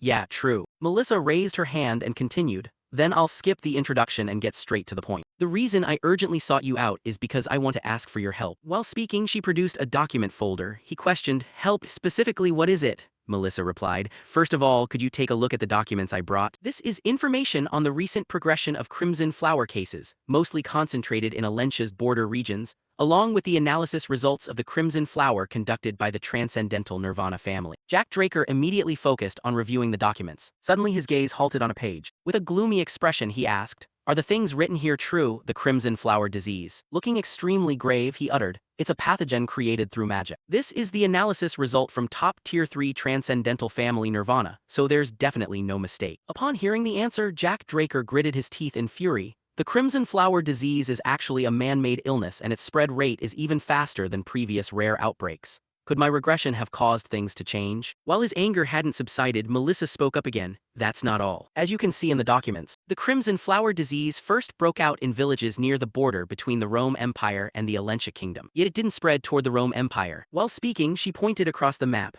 Melissa held a piece of chalk and marked a location on the map. Instead, it only spread in the direction of the Alencia Kingdom. Jack Draker looked incredulous, blurting out, wait a minute, you mean? Alencia, with a sharp gaze, confirmed, that's right, I share the same thought as you. It's highly likely that the Rome Empire created the Crimson Flower disease and intentionally spread it toward Alencia. By now, the map was pinned full of markers. Zeke's expression was filled with panic. This matter is truly serious. The reason the Alencia Kingdom easily fell to the Rome Empire before my regression was also because of the Crimson Flower disease. Turns out that was why the princess needed his help. Finishing his thought, he laid the document folder down. What the princess wants is likely the manufacturing and mass distribution rights for the Crimson Flower cure, right? Wearing a cold expression, he challenged. Melissa simply replied calmly, yes, exactly. Zeke then analyzed, in our previous contract, our guild only acquired the manufacturing principles. Distributing the medicine on a nationwide scale requires a supplementary new contract. Furthermore, the princess has put forward a very interesting clause. Even so, I have no intention of breaking the contract. Melissa cheerfully affirmed, naturally, I'll do the same. As a merchant, whoever reveals their intentions first gets the short end of the stick, but getting the chance to work with you now can hardly be called losing out. The corners of Draker's mouth couldn't help curving upward, followed by an excited, grinning smile as he made an unmasked inward remark. Sure enough, the true master of the Reinhardt Trading Company. It's no wonder the Reinhardt Guild grew this powerful. Melissa presented the contract. The medicine will be distributed to the common folk as relief supplies. You also don't need to worry about your manufacturing formula getting leaked. Of course, we will pay a fitting amount. I will grant you a 20% share of our trading company. Zeke Draker's expression turned startled upon hearing this. Then he began pondering. The Reinhardt Guild is still one of the top 10 prestigious trading guilds. If it doesn't collapse alongside Alencia during the Continental War like before my regression, then the guild will grow even more formidable. The value of a 20% share in this guild amounts to at least several million gold pieces. If the war is prevented and the guild expands further, that value could soar up to tens of millions of gold. At this moment, Jack Draker sat in silence in deep thought for a moment, then looked seriously at the other person. This is truly an enticing offer, but first I have a few questions for the princess. For all I know, I could be an agent for the Empire, so the fact that you're willingly sharing such information and using 20% of the guild's shares just for relief goods leaves me puzzled. Hearing these doubts, Melissa chuckled coldly. HMPH, I'll answer your questions one by one. I am already certain that Lord Zeke is not an agent of the Empire. If a princess has any strength besides her title, let me tell you, it's keen intuition forged through enduring many wounds. She continued, actually, after parting ways with you at the banquet, I didn't head straight back but watched from afar. Though subtle and hard to notice, you treated people associated with the Rome Empire coldly. Most importantly, you refused to shake hands with the fourth prince of the Rome Empire, Caris. People might think Lord Zeke simply chose a polite alternative to greeting instead of shaking hands, but in my eyes that was an instinctive resistance and aversion, as if wanting to avoid contact. Therefore, I am certain you are not with the Empire. Hearing this explanation, the corners of Zeke's twitching mouth tightened. The princess's observation skills are truly sharp as a god's. Suddenly, Melissa's expression turned serious. The second question needs no lengthy explanation, with just 20% of the guild's shares. If it saves people's lives, this is undoubtedly a profitable venture. Hearing this declaration, Zeke was momentarily left speechless. Recalling his past life, loud voices echoed, Alencia, please don't push it anymore, we have to retreat. Even if we stop the Empire right now, what meaning is there if the ruler dies? That's right, Zeke, that's your job. For the sake of the future, retreating right now is probably the right choice. Zeke argued, you understand it clearly too. The girl interrupted, but Zeke. The girl continued, just trading my life to buy time for the refugees to escape. That same girl in the past life also turned away with a confident remark, uttering, that is definitely a profitable venture. Presently, Jack Draker cradled his head in utter helplessness, not knowing what to do. Damn it, I tried so hard to prevent this from happening, yet she said the exact same thing Alencia said back then. He found it immensely difficult to make a decision. Then Jack Draker blurted out, all right, it's a deal. Hearing this, Melissa clapped her hands in joy. Really, good decision. He cautioned again, but be careful, don't let my identity leak. She reassured him, rest assured I can guarantee that. Very quickly 2 weeks passed. In the basement training room of the mansion, sword auras swept up into midair, as the training ground was continually battered by striking attacks. Jack Draker diligently practiced his swordsmanship without rest, executing tremendously powerful techniques. He rushed forward repeatedly to perform them. Dust billowed thickly from his powered movements, generating a massive vortex. After a while, Jack Draker's sword auras finally came to a halt. Suddenly, a notification window popped up. Successfully comprehended the beginner tier Dragonslayer sword art. Reading through it, Zeke let out a long breath. Finally done, took about a month, huh? Other notifications followed shortly. Completed the mission conditions for Shatten's successor achievement. Completed achievement mission, completion time added to the reward. Mission rewards include Chronos Kingdom Treasure Coordinates, Title Sword Art Inheritor, 500 Karma Points along with 2 random fruit boxes. Intermediate Administrator Status, Name, Zeke Class, Immortal Unique Title Blessed by Dragon, Descendant of Terrakin Draker, Successor of the Sword Saint. Powers, Dragon Shield. Physique, Poison Immune Saint Body. System functions.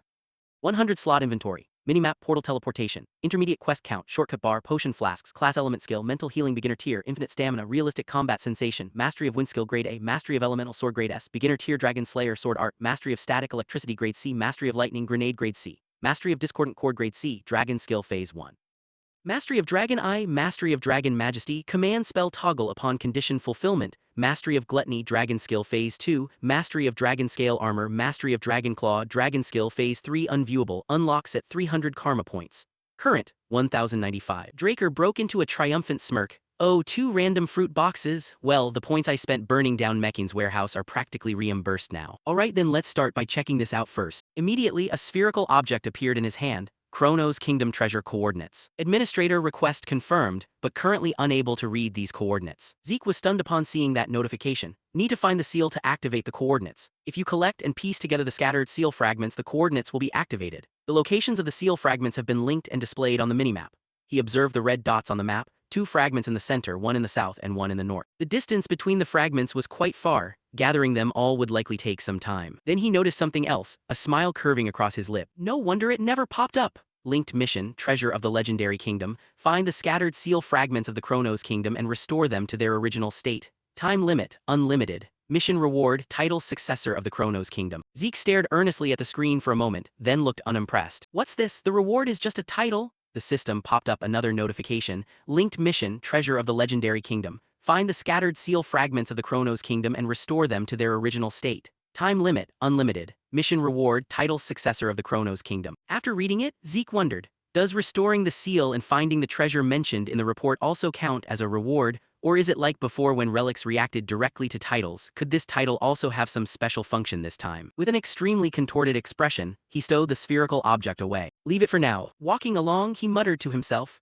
there's no time limit anyway, I'll handle urgent matters first and figure this out slowly later. Good thing I just got in touch with Kay. It's been a while since I met those drug dealers in the south, huh? Saying that, Jack Draker wore a terrifying, crazed expression. Scene transition to Gopaport, a southern continental harbor village. Jack Draker had arrived in disguise. The blend of sea breeze and the stench of blood, the southern atmosphere was still as wretched as ever. As he stepped off the ship, a line of people stood bowed in respectful greeting. It's an honor to serve you, the southern branch's vice manager spoke up. Zeke Draker waved his hand. You guys went through a lot of trouble, the group continued. I look forward to the day you return to your position as vice manager. His expression was deadpan. Cut it out, that's way too dramatic. Jack Draker looked around while thinking, at least the sea smell is still the exact same. Whether before regression or now, it seems not everything changes. Must stay focused. As he walked, someone waved and called out, Murray. Jack Draker looked toward that direction, right on time for a mission hub. An image from the past surfaced. Northern Rangers, those were 2 people waiting for Jack Draker. Dressing as a merchant suits you pretty well, Purple Hair replied. Thanks. Jack Draker walked closer and continued. You've grasped the plan attached to the mission letter, right? Purple Hair wore a serious expression. Of course, on the day of the operation we'll take advantage of the chaos to rescue the girl held captive by Meccan. Hearing that, he felt satisfied, tapping the other person's chest. Good, looks like you understand very well, but the mission also includes protecting and escorting the target to a safe place, so don't get careless till the very end. Purple Hair added, got it, but I have one question. Zeke wondered, what is it? He asked. Perhaps to prevent information leaks, the letter didn't explain the chaos happening on the day of the operation. Is it a special day like a festival in the southern continent? Jack Draker's lips curled up upon hearing that. Both his pupils glowed with an eerie blue light. It's not a festival, it's going to be way more chaotic because that's the day Meccan vanishes from this world. This expression made Purple Hair break out into a cold sweat. At that moment, a voice rang out, catching Jack Draker's attention. So you were here, Vice Manager. Ah, are you chatting? I'll come back when you're done. The person scratched his head awkwardly. Zeke asked, are you the trading company's guide? No problem, no problem, finish talking and let's go right away. The person turned away. Ah yes, I understand. I'll take you in the carriage that was prepared, follow me. Zeke followed the guide. The 2 young men left behind wondered, could they be planning to go to war with Meccan? Hearing that, he paused, then waved and shouted loudly, no way, just joking around, don't mind it. The 2 young men remained uneasy, but hearing that brat speak, it didn't feel like a joke at all. Agreed. At that moment, a carriage was traveling down the road and a voice rang out. Did you check the place prepared by the guild? Of course, it looks fancy on the outside, but the red warehouse and the interior are managed entirely by us. Standard hotel quality. Isn't that great? Oh, by the way, to recap the plan, let's summarize it one more time. Today is Don Juan's birthday. Jack Draker propped his chin on his hand, looking out the window. This is an occasion to celebrate him and also a meeting of all top leadership for upcoming transactions. Therefore, Kay, the key figure in the transaction, and her assistant Jack Murray will both attend the meeting, right? The person replied. Ah, yes. Zeke Draker continued. How many times have we talked about this? Probably the 5th time already, to the point where every word is memorized. Kay, sitting opposite him, pointed and yelled angrily. Well, what can you expect, partner? I'm not as thick-skinned as you. Feeling anxious is normal, or did you rope me in just so you refuse to let me vent a little? Jack Draker smiled bitterly, thinking, I thought something was out of the ordinary, turns out it's because of that. Kay clutched her head and trembled. What should we do if we get caught burning down the Soma warehouse? I heard Meccan's method for dealing with traders is to paralyze their entire body and shove them into a shark dragon ship. Ah, this is bad. We laid down smoke screens so thoroughly nobody noticed, right?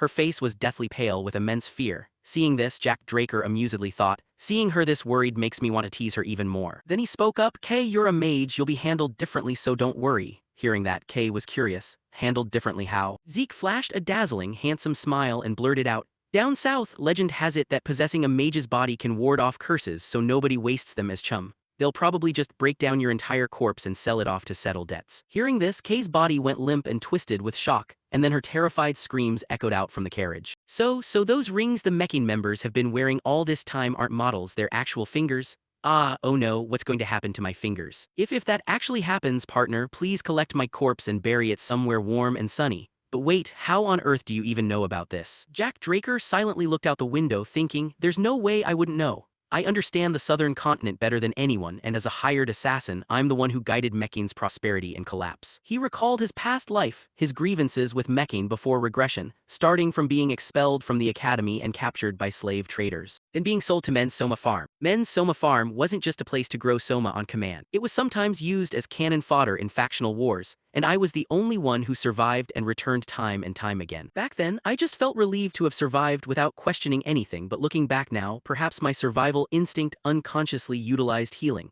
And anyway, after surviving 5 or 6 cannon fodder missions, Don Juan began forging me into a hired assassin. And look, Don Juan's sharp eye was right. The work of a hired assassin suited my abilities perfectly, so by luring the opponent off guard and then using poison, taking down a purple knight became a breeze. But blue knights were different. Even when I approached while concealing my traces, they would miraculously notice, and even when poisoned, they could adjust the aura within their bodies to burn or purge the poison out. Yet blue knights were human after all, so I learned how to subtly target the flaws that only humans inherently possess, making it possible for me to take down blue knights. By the time the number of blue knights I killed reached double digits, I had firmly established my position as a hired assassin within the Mecking organization. Afterward, I continued to expand my standing through major achievements in wars and the elimination of the Pavla organization, eventually becoming Don Juan's adopted son with the promise of an official succession. But on the night all the top leaders of the gang gathered to announce the successor, I killed everyone present, including Don Juan, and left the Mecking organization. Well, never mind, it's all in the past now. As Jack Draker was sinking into memories of his past life, Kay waved her hands to snap him out of it, saying, hey partner, you've been dodging my questions this whole time. Could you be a spy for Mecking? Are you planning to use me to swallow up the syndicate? She pointed and questioned with a tense expression. Jack Draker raised an eyebrow, looked at her without saying a word, and then went back to glancing outside. This attitude made Kay feel like she was turning to stone. Impatiently, she pressed on, am I wrong? Say something, partner.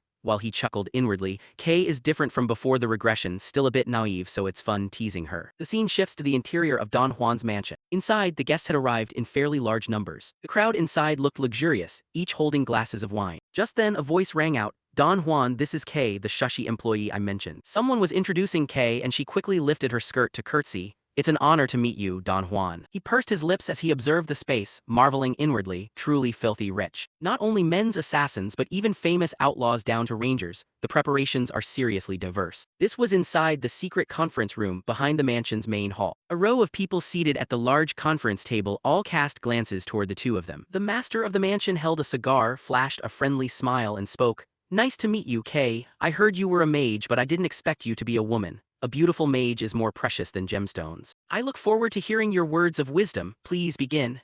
This old man was none other than Don Juan, the boss of the Mecking organization. Kay placed a hand on her chest, taking a deep breath, then blurted out, a few months ago, do you remember the warehouse fire? These words shocked everyone present in the room. Old Don Juan put out his cigar and replied, of course I remember, it's not like I could ever forget. But why are you bringing that up now? His expression turned as cold as a demon's as he questioned her. Intimidated by that heavy pressure, Kay grew tense and began to stammer.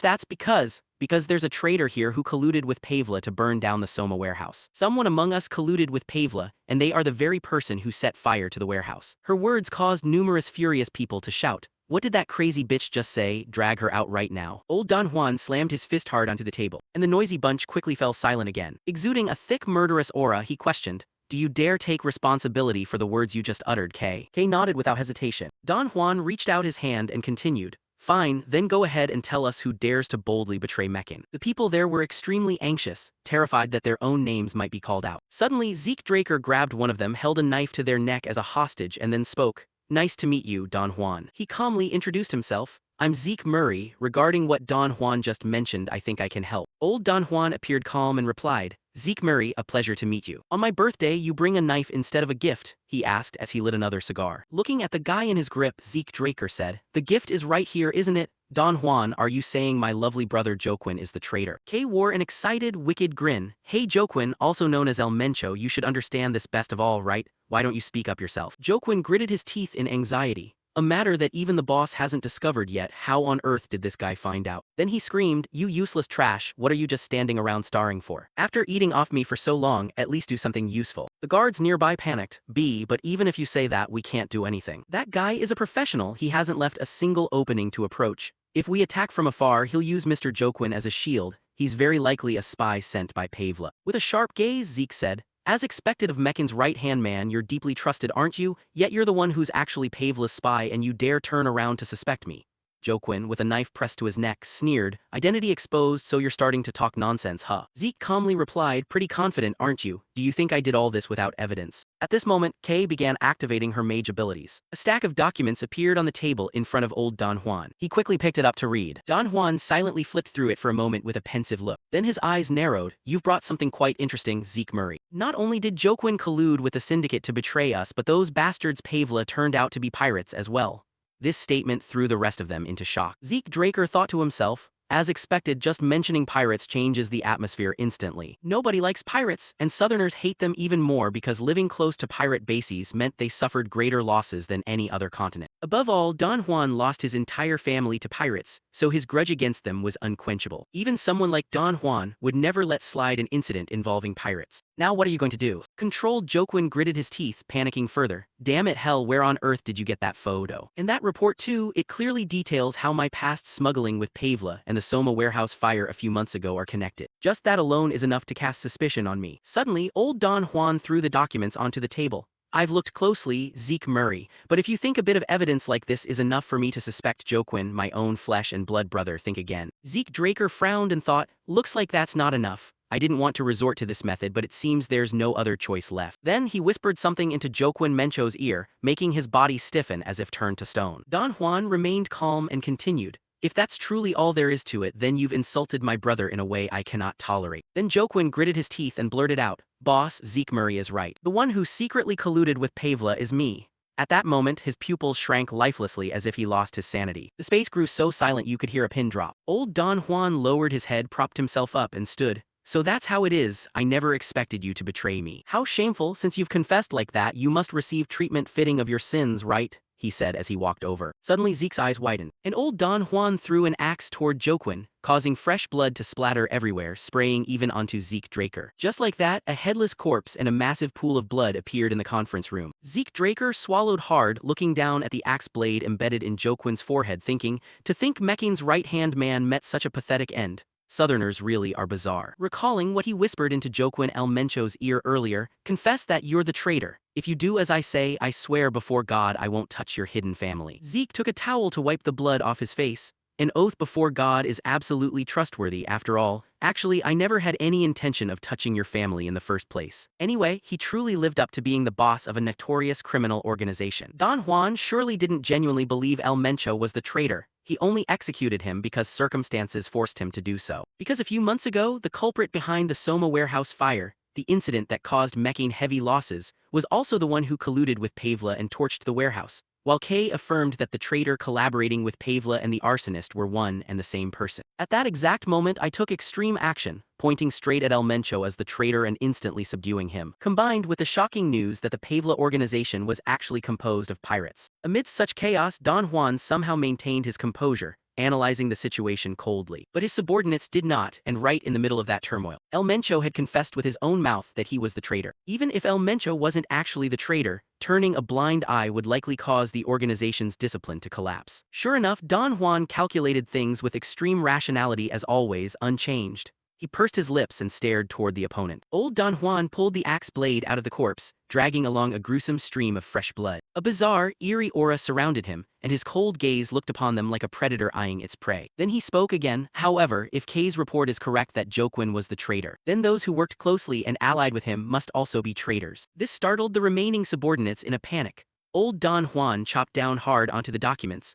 The report clearly states that burning the Soma warehouse was merely a stepping stone for you all to prepare to side with Pavla along with Joquin. If you confess like my brother Joquin, I'll send you off without making you suffer any pain. Someone tried to justify, this is a complete slander. With a sharp gaze surveying the situation, a sweating subordinate pointed at Kay. We never plotted anything like that. This is definitely a dirty trick by that damned bitch of a mage, if you'd interrogate that mage. Before he could finish his sentence, an attack instantly shot toward him, cutting him off completely. A stream of fresh blood splattered onto Kay. Her expression turned stunned at the situation, her body trembling as she looked down at the corpse at her feet. A voice of interrogation rang out. What are you doing, Zeke Murray? The person who launched the attack was none other than Zeke Draker. He calmly replied, I'm simply helping the boss deal with traitors. Joquin confessed himself and you personally executed him.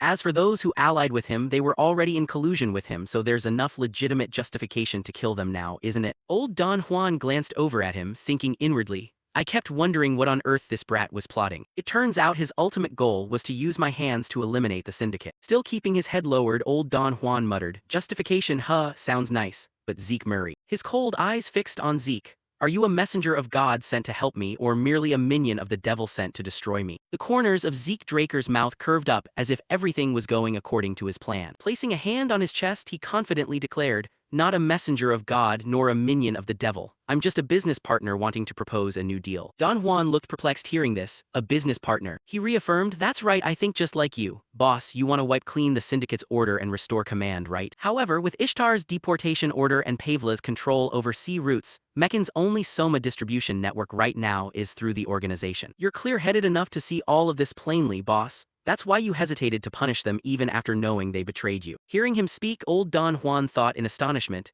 you talk as if you've known me for a very long time. Zeke Draker continued, don't worry, by now the Federation's Soma distribution has been entirely handled by Kay.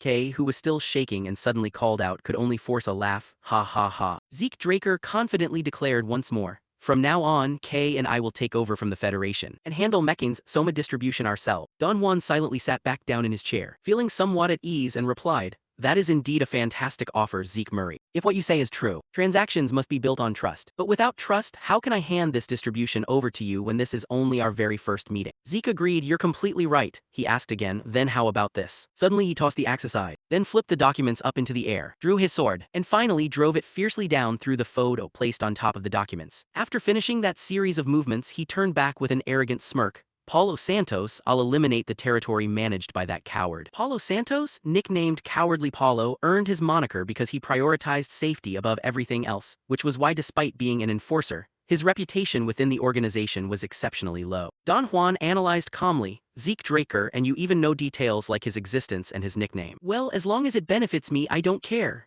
Finishing his assessment of pros and cons, Don Juan stood up and spoke, all right, that brat has earned my trust. But even though I'm impressed by your boldness and nerve, that place is still too dangerous to ambush alone, so I'll send Mechan's elite assassination squad to support you. Zeke thought to himself, support my ass, they're definitely just going to spy on me, he continued. And while you prove your courage just as a precaution, young lady here will be under my protection. He turned toward Kay, speaking with a vile expression while she grew extremely tense and terrified, her body still shaking. Zeke Draker's gaze turned sharp as he thought, that's just a long-winded way of saying she's been taken hostage. Then he replied, I understand, please take good care of Kay, boss. Vast is the port of Soma, so I'll send Mechan's elite assassination team to support you. By now it was nighttime, and with a raised arm as Kay led the assassination team to the destination, he signaled, stop. At this point, Manuel, the leader of the assassination squad, glanced over at him and marveled. Even as the team leader, I unconsciously stopped at his command without even realizing it. Well, after seeing his skills, only a fool wouldn't follow his orders. He had more stamina than assassins like them, moved faster and was more precise, as if he knew the northern forest by heart. But above all, he was exceptionally skilled in battle, even when facing powerful beasts capable of easily defeating the most expensive mercenaries of the wolf tribe. He truly was a monster.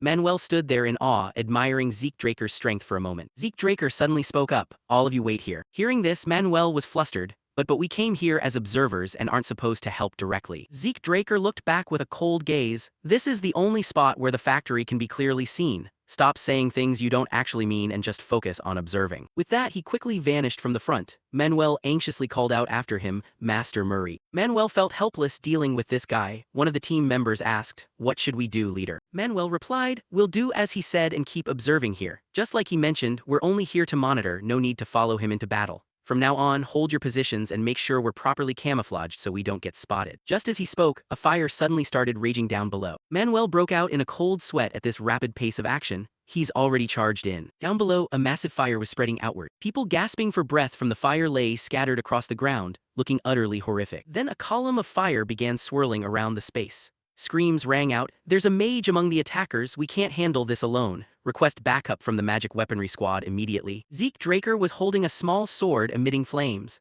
Such reactions were obvious when seeing an elemental sword for the first time. Someone who spotted him yelled out, "The intruder has been sighted." Zeke closed his eyes and sighed. But for an organization clashing with Meccan up north, I already anticipated that their reaction would be lightning fast. A group of armed individuals rushed in to attack him. Streams of power unleashed in unison, answered by flying fireballs. This was an attack of the elemental sword. Below his firefield luminous flame. Zeke Draker swept past, instantly setting those people ablaze. Having finished them off, Zeke Draker landed back on the ground. Looking at the burning corpses, Zeke Draker let out another sigh. Still, this isn't nearly enough to get things started. Suddenly he glanced off to the side, frowning as he muttered, "That cowardly bastard Paulo really is a crazy freak." At this moment, Zeke found himself targeted by the barrels of several tanks. He's even exploiting a magic pool. How much money went down the drain here? Wouldn't hearing mages be cheaper? The tanks quickly powered up, and an explosive shell fired, heading straight for Zeke. He casually pointed his elemental sword forward, cleaving the large projectile in half, and thus easily neutralizing the attack. Delayed explosions erupted right behind his back. After taking care of it, Zeke broke into a triumphant smile.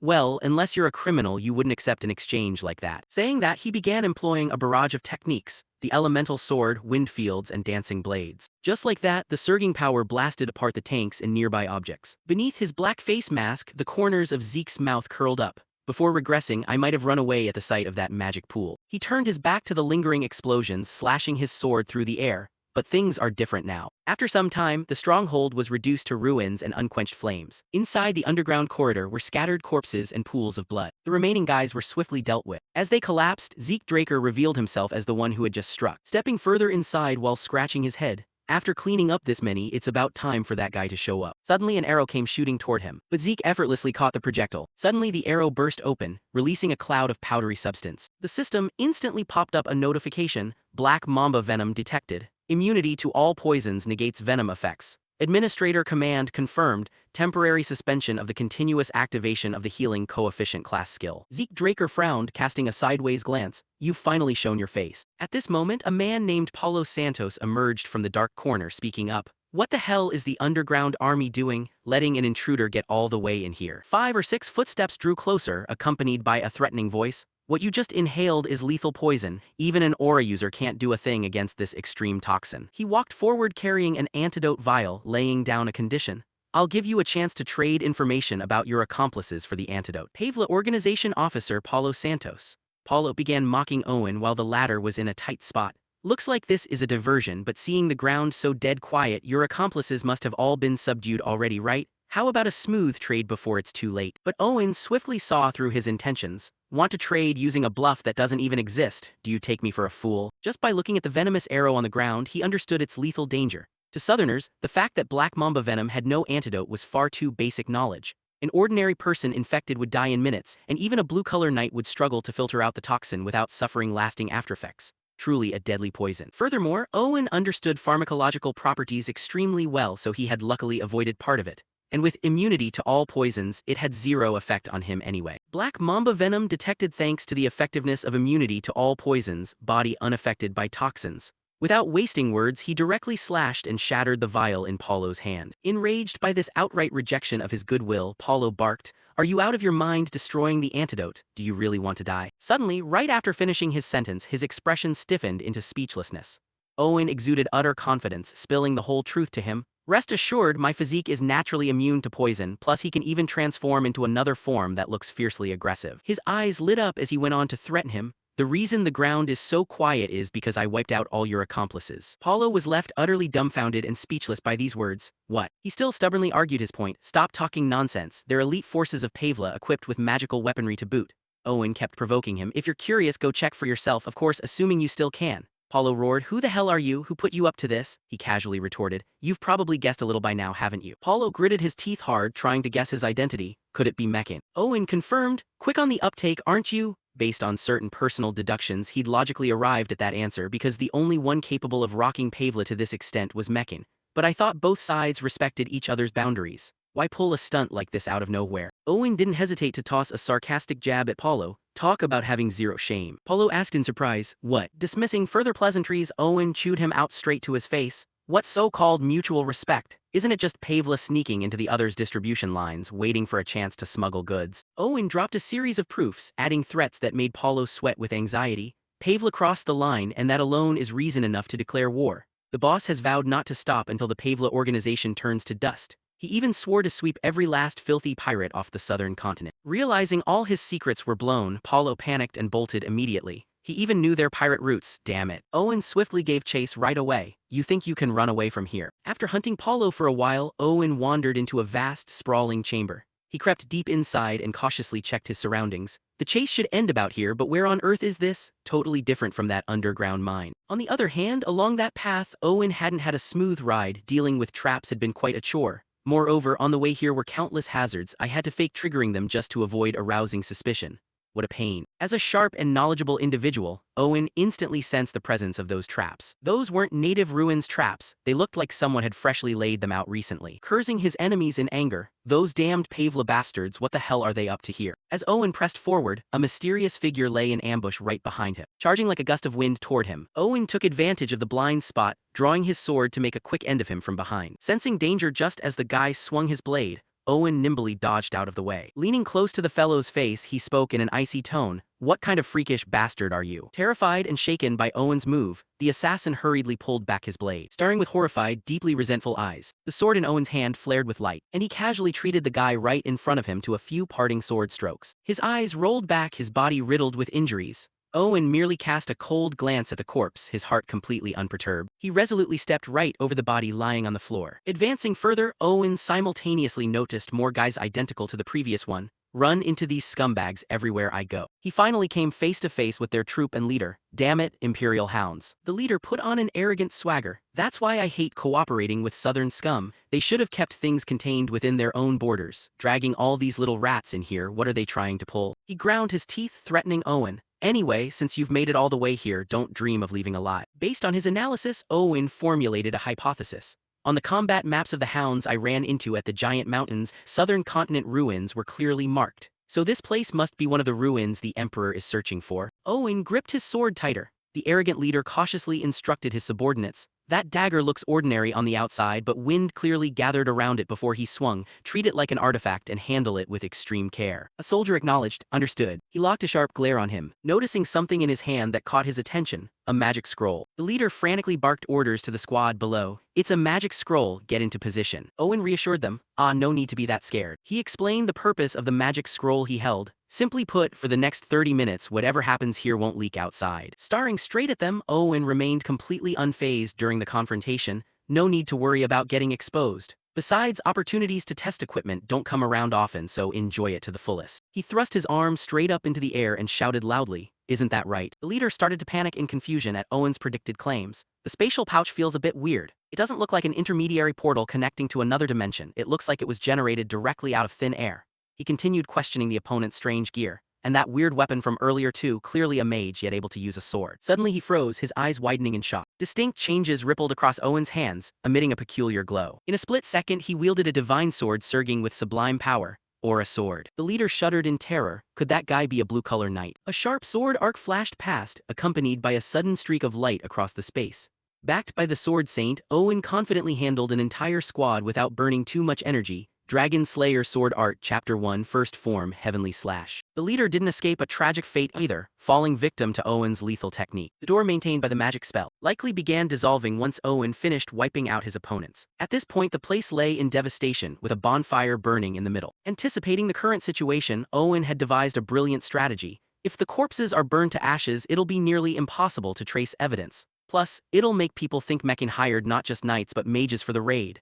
That way, the conflict between Meccan and Pavla would escalate even further. A hard-to-explain premonition welled up in his heart. Pondering over a series of thoughts, he muttered, come to think of it, why did Pavla and the Rome Empire show up here together? If I had to guess, it must be an alliance to hunt for ancient ruins in the south. Recalling the past, Owen immediately deduced the most likely outcome prior to his regression.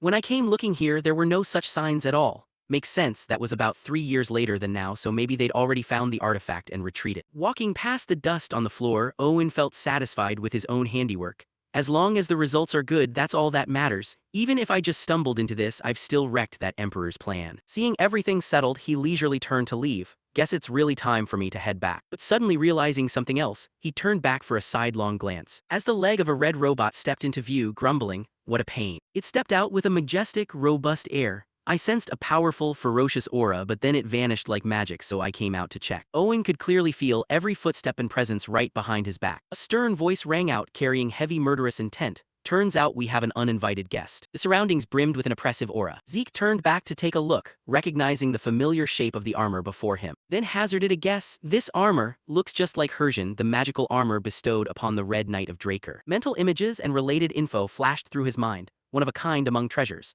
Hersian is engraved with all sorts of auxiliary magic, from weight reduction spells to self-regeneration magic. After a moment of observation, Zeke simultaneously noticed the difference between the two sets. Wait, his Hersian looks slightly different from the Imperial version. Zeke bravely questioned him directly. "Who are you? The armor you're wearing looks a lot like Hersian. Could you be an Imperial Red Knight?" Before he could react, the guy pressed a sword against his throat to threaten him. Left with no choice, Zeke drew his own holy sword to counter. Both sides clashed in a hard-fought battle of equals, matching in strength and stamina. A fierce blue light flashed in the knight's eyes while Zeke braced himself to push back against him. The battle grew even more intense as the red-armored knight turned the tables with a vicious, aggressive strike. Zeke nimbly dodged the classic shockwave attack, getting blasted straight into the wall behind him, but he refused to give up. As the ironclad knight leaped high for the finishing blow, Zeke already had his defense set. Their collision generated a powerful tremor across the ground. Zeke and the Iron Knight resumed fighting, neither side willing to yield an inch. Zeke realized his endurance and iron will firsthand. Damn it, is this strength even human? A sinister premonition suddenly arose in his mind. Could that Hersian be reinforced with strength-enhancing magic too? Zeke was left with only one option: actively dodge the guy's continuous moves. The knight still stood tall and proud amidst the billowing smoke, completely unscathed, raising his eyes with a terrifying, fearsome glare. Behind him rose a chest-high outcrop of rock. Activating skill, Elemental Sword Metallic Force Field. Within a remarkably short span, it enclosed the red-armored knight inside. He easily smashed a small opening right through the top, then unleashed an innate transcendent technique, slashing furiously at the fractured barrier. The peerless knight quickly tore them apart into scattered debris. He emerged prouder and loftier than ever after breaking out of the opponent's encirclement. A blinding flash of light approached, causing him a moment of disorientation. Affected by the strange light, the knight stalled for a second. Activating skill, Flash Calamity. Following that, a barrage of large and small boulders rained down mercilessly across his body. Taking advantage of the knight's distraction, Zeke quickly stepped forward. A tiny streak of light flickered across the silent space. Zeke panicked, astonished that despite trying everything, he still couldn't put the guy down for good. Got him, but he even blocked the aura sword. He bravely stepped out right in front of the knight without the slightest hesitation. Zeke suffered some disadvantages in actual combat, making him hesitate slightly as he prepared for a new technique. Activating skill, Dragon Race Dragon Scale Armor. Activating skill, Dragon Race Dragon Scale Armor. He still resolved to rise up with the sword saint by his side, while the knight remained bound in chains. For safety's sake, Zeke temporarily decided to hold a defensive position in one spot to be secure. Zeke used a contemptuous gaze to mock him. "Turns out you've got plenty of weird tricks up your sleeve after all." The knight paused for a moment, echoing the question he had mentioned earlier. "Just now you asked who I am, right?" Zeke frowned, looking as though he eagerly expected the guy to reveal his identity. "With your strength, at least you should let me know your name." The knight finally uttered his alias. "I am Cain Siemens Constantinus." He began to harbor suspicions regarding that name. His name isn't just Siemens. It seemed Zeke had realized an abnormality concealing a secret. And even Constantinus too. The origin of his lineage had also been updated beforehand. Constantinus was a surname passed down exclusively to the imperial family of the Rome Empire. Furthermore, the middle names of the royal family could only originate from the elector noble families, meaning the aristocrats with the right to elect the emperor within the Rome Empire. From these minor details, Zeke pieced them together into a massive picture. Does that mean the Siemens family, a major house of Draker, is actually one of the elector families of the Rome Empire? He began shifting into a different state. The system announced, "Demonic aura detected. Eliminating the bearer of demonic aura will grant bonus points." He shielded himself with his hand, feeling slightly bewildered inwardly, not entirely sure what demonic aura actually is. Seeing the glaring light radiating from Cain forced Zeke to shield his eyes, but it was undoubtedly dangerous. The guy prepared a decisive move to display his power and authority. "To think I'd meet a knight on par with me in this desolate place. So I shall personally pay due respect and grant you a glorious death with all my might." Zeke knew his limits well. Recognizing the impact of the guy's ability, he calmly reasoned, "Ordinary techniques can't fight this anymore. Even if I use the elemental sword to cope, my level is still way too far behind. Zeke stomped his foot down hard onto the ground, having figured out a countermeasure. In that case, there's only one way left. Zeke swung his sword up, beginning to unleash a crucial technique. Dragonslayer Sword Art Chapter 8 Second Form Dragon Scale Pierce. Yet he felt a lingering worry that a counterattack alone might still not be enough. Having witnessed Kane's terrifying skills and strength firsthand, Zeke knew to stay on high guard. His defensive capability and power amplification were overwhelming enough to bounce back even the Aura Sword. As long as Hersian remained, landing a fatal wound on him was impossible. Raising his sword and lightly stroking across it, he hatched a plan. The prerequisite is at least dragging him down to my level. Activating skill, Magic Reflection. Just as Zeke readied his move, Kane abruptly stopped, surprising him. What? Hersian suddenly stopped working. The guy blankly turned to ask him, "What did you just do?" Zeke felt even more bewildered than him, asking, "What? I have no idea what the hell you're talking about." Kane laughed like a madman, drawing his spiritual energy to ready for battle. "How fascinating. If you won't answer, so be it." Kane unleashed a surging attack. Judging enemy counts himself being another joy in combat. While several spots were struck by his ability, creating glowing friction marks. It came in rapid succession, as if he were striking wildly rather than targeting a single point. Zeke stood firm against the berserker. Kane continuously exerted his power to take him down, rising up and turning everything upside down into utter chaos. The whole room was smashed to pieces by him, leaving no spot undamaged, while several spots were struck by his ability, creating glowing friction marks. It came in rapid succession, as if he were striking wildly rather than targeting a single point. Zeke stood firm against the berserker. Kane continuously exerted his power to take him down, rising up and turning everything upside down into utter chaos. The entire room was wrecked by him, leaving 0 undamaged areas. It exploded so violently that the ground shook and debris flew everywhere. After the skirmish, the chamber was left in ruins, completely unrecognizable. Zeke was critically injured to the point of bleeding profusely. Damn it, the demonic aura ratio in the administrator's body has exceeded the threshold. The efficiency of the element-type healing class skill is degraded. Struggling back to his feet, clutching his agonizing wounds with a heavy mood, this situation is genuinely dangerous. Kane stood before him, unable to hide his admiration, truly deserving of the Draker bloodline, quite impressive. He recalled one of the crucial experiences from fighting Zeke. Even for just a flash, being able to neutralize Hersian's function could only possibly be the sealing mana of the Draker family. Furthermore, the swordsmanship you displayed in the final blow, when exposed by Kane, left Zeke startled, bears a striking resemblance to the dragon-slaying technique. Sure enough, paying attention to his every move allowed the guy to immediately deduce how he used it and analyze it in precise detail. The Dragonslayer sword art was the original source of the dragon-slaying technique, so naturally both shared many similarities. However, the dragon scale pierce he had just unleashed only appeared in the later sections of the dragon-slaying technique.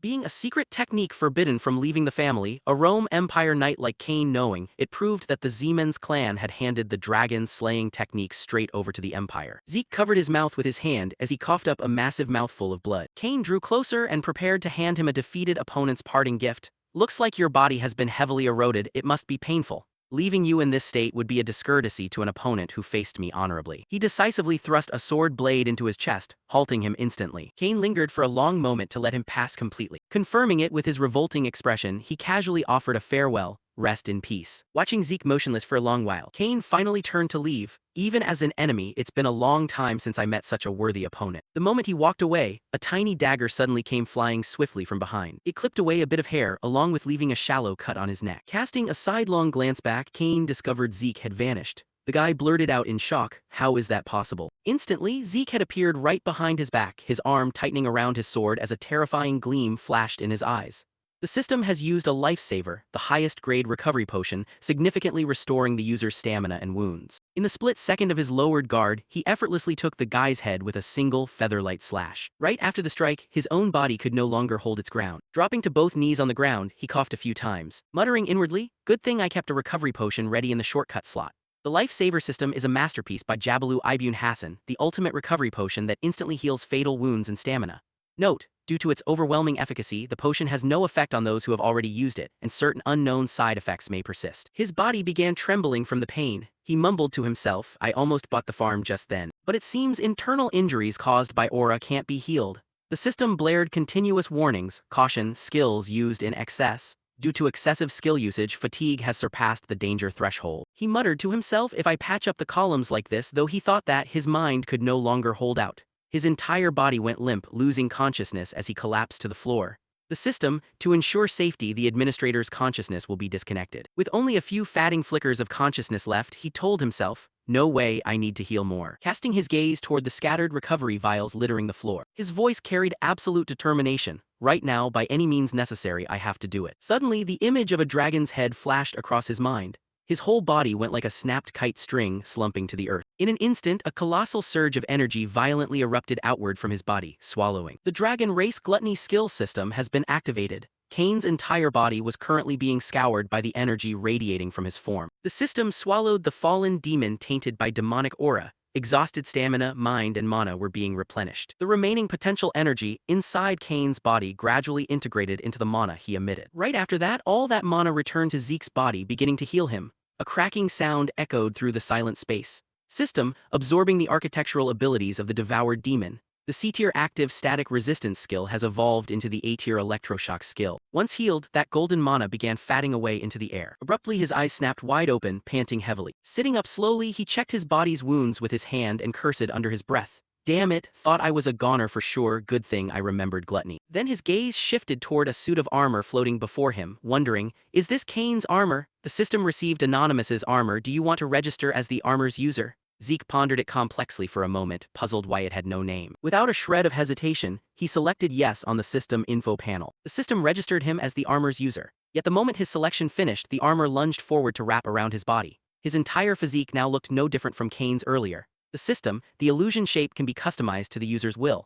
Out of the 28 grand magic circles engraved on the armor, 3 can currently be activated. Looking at the armor, which looked cumbersome yet felt unusually light when worn, Zeke found it thoroughly delightful. Such a sweet set of armor. Wearing this around will just get me spotted by the Empire's bunch. Better stash it for now, change appearance later before using it. More importantly, I gotta get the hell out of here right now. Then he suddenly caught a whiff of a certain scent diffusing through the air. That smell is, looking toward the source of the odor, he muttered, the stench of blood and corpses, figures. Tracing it to inspect, he discovered this was a human experimentation site. Countless researchers were carrying out experiments right here. Gritting his teeth in fury, he cursed under his breath. Those damned imperial bastards. The moment he appeared, the mages blurted out, intruders, capture him. True to their words, countless vials of poison in their hands were unleashed outward. He angrily raised his voice, to dare take human lives for experiments. Summoning via the system chimed. Toxin synthesized via poison magic detected, surpassing the effectiveness of the poison-immune physique, afflicted with poison status. The poison rapidly coursed through his body, but he instantly produced an antidote vial.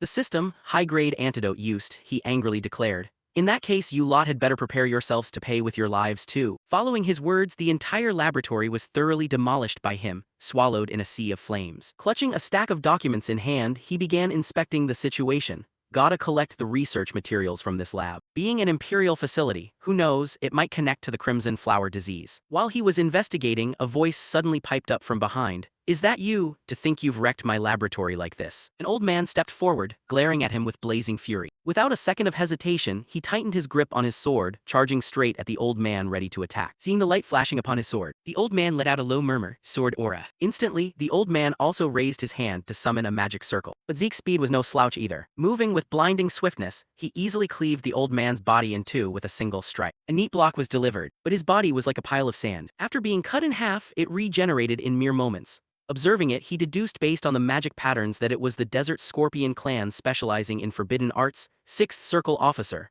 Ah, this guy's a real pain, never expected the Empire to team up with these lot. The Mana Reflection skill system activated. In just a few seconds, the old man's body fully regenerated. The old man angrily shouted, damn it, could you be a pureblood Draker? Realizing his identity, the old man tore apart a magic scroll in his hand. If so, the moment the summoning paper in his hand was torn, a colossal sand dune began forming right behind his back, and within seconds, it morphed into a giant monster standing before Zeke. He judged internally a synthesized chimera. The old man laughed proudly and self-importantly. Ha ha ha, this is my ultimate masterpiece, even a Draker can't hope to fight it. Without a moment's hesitation, the monster lunged forward, swinging its claws to strike at him. He instantly used his weapon to block its attack. The moment the two attacks collided, sharp metallic clashes rang out incessantly. Exchanging continuous blows, Zeke's eyes narrowed slightly as if calculating something. Right after that, a massive amount of mana circulated beneath his feet. At the same time, the monster's claws slammed down hard onto the stone floor, shattering the earth. By then he had vanished from its sight. Utilizing his agility to slip around behind the monster, he executed the wind technique footwork of the phantom. Quickly realizing the situation, the monster lashed out with its scorpion tail toward him. But without a second thought, he swung his sword and lopped its tail right off. He marveled inwardly, it has 0 blind spots. Regaining his composure, lowering his stance to the ground, he began weighing his options. I don't intend to waste time in a place like this.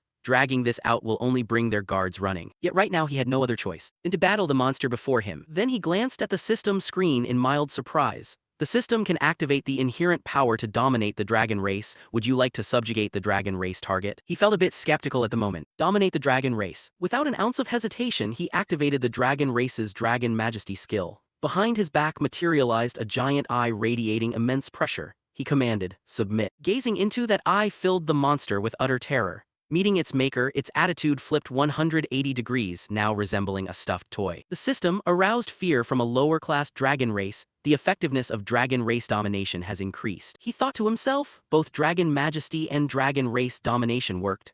Turns out when the chimera was created, part of the dragon race's traits got mixed in. System, activate dragon race domination to subjugate the target dragon race. Do you agree? Reaching out to touch the system screen? Yeah, subjugate it. The moment he confirmed, 2 golden chains suddenly materialized, wrapping around the monster's body and filling it with dread. System successfully subjugated lower-class dragon race. Glancing at the notification board, he cheerfully declared, nice catch. Stepping up to stroke it, he praised, as obedient as a puppy. Noticing his summoned beast suddenly acting affectionate towards Zeke, the old man hiding behind the wall was utterly astounded. Why is the chimera ignoring my commands? Spotting him then, Zeke spoke in a cold stare, sick him. Mere seconds later, the old man collapsed in a pool of blood with bottled-up frustration he couldn't voice. Advancing to collect the loot, he began inspecting. Let's see, what did this guy bring? Glancing at the file folder, he uttered, Gulabu al-Lamani. Looks like this guy is the Scorpion Clan's number 2. He wondered curiously, turning to ask his new pet, but suddenly 2 system windows popped up to interrupt his thoughts. System, would you like to name the subjugated dragon race? Named dragon races can be summoned at any time upon calling the power wielder. Staring at the notification, he looked surprised. Want me to name it? From now on, I'll call you Gurav.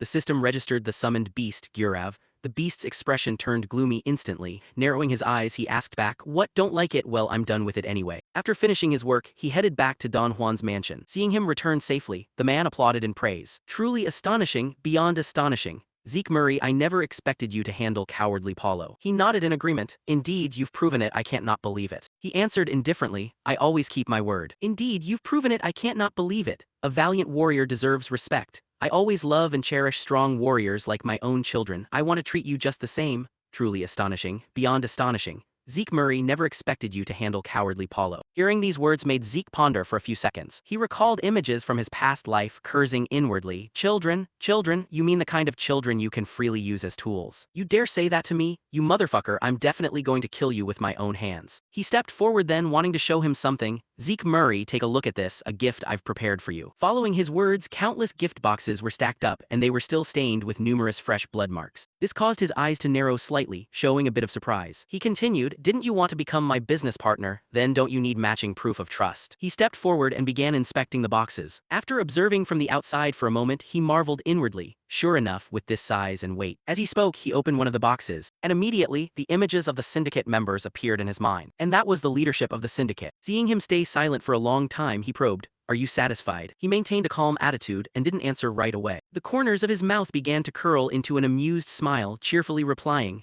of course, boss. He thought to himself, good, everything is going according to plan. This has wiped out the syndicate leadership. Now all that's left is to put K at the top. He turned around, cutting off his train of thought. However, there's a problem that just came up. He wondered, what problem? He explained. It seems Pavla's side has figured out we were the attackers. They're even talking nonsense that we mobilized both knights and mages. At this, he exhaled a breath, thinking, well, it's bound to look that way. He continued. So taking this opportunity, I want to give those filthy pirates a definitive warning. The master of this southern continent is mecking. Hearing this, he thought to yourself, so you mean you want me to attack Pavla again? Thinking that in his heart, outwardly he didn't refuse at all. I'll do it. Seeing him agree so suddenly left the old man extremely puzzled. He explained, I'll go to Pavla and clearly convey the boss's will. But in exchange, I have a request. Grant more power to Kay so she can become the center of the new syndicate. Facing his proposal, the old man pondered for a few seconds, then immediately agreed. Fine, I'll take responsibility for becoming her protector. And for your sake, I'll send you the best assassin along with a squad from the cartel. As he spoke, he snapped his fingers lightly, and instantly 4 figures appeared extremely quickly around them. A man with an extremely cold expression appeared behind his back. He stared at him without speaking. Don Juan explained, he'll be of great help. Looking at this man, he thought inwardly, that person is. The scene shifts to the territory of Paulo Santos from the Pavla cartel. The intelligence bureau now looked utterly desolate after a bloody battle, as 2 pairs of feet slowly stepped inside. The person behind spoke up,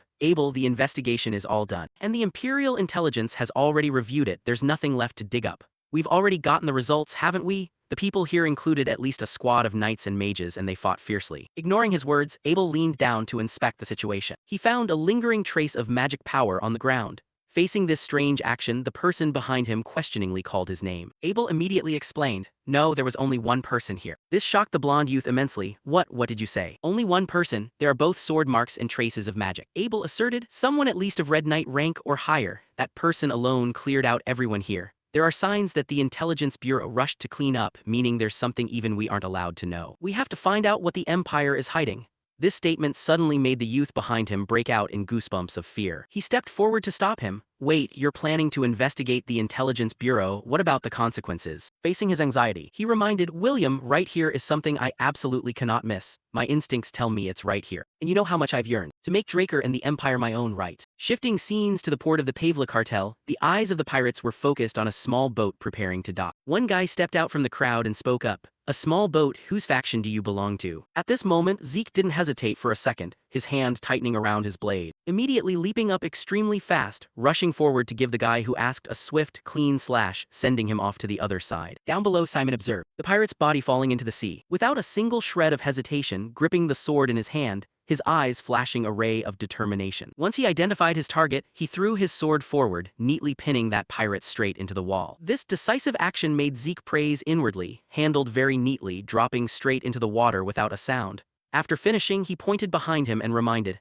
let's go, Simon. He still wore an extremely cold expression, not answering him at all. Simon Zapatero, in my past life, he was the one who taught me southern swordsmanship and assassination techniques. Even within the Meccan cartel, a place full of scumbags, this is the only person I can trust. Furthermore, even after the regression, his combat coordination skills are still very good. It would be great if I could pull him over to my side. Across the city now, countless soldiers were walking everywhere. Zeke exclaimed, soldiers are stationed all over the city. Simon wondered, is there a way to infiltrate the central district? He replied, of course there is. This place originally belonged to the Holy Empire, so there are definitely sewers built since those times. He asked back doubtfully, going through the underground? That's absurd, how are you supposed to find a way in a maze-like sewer system?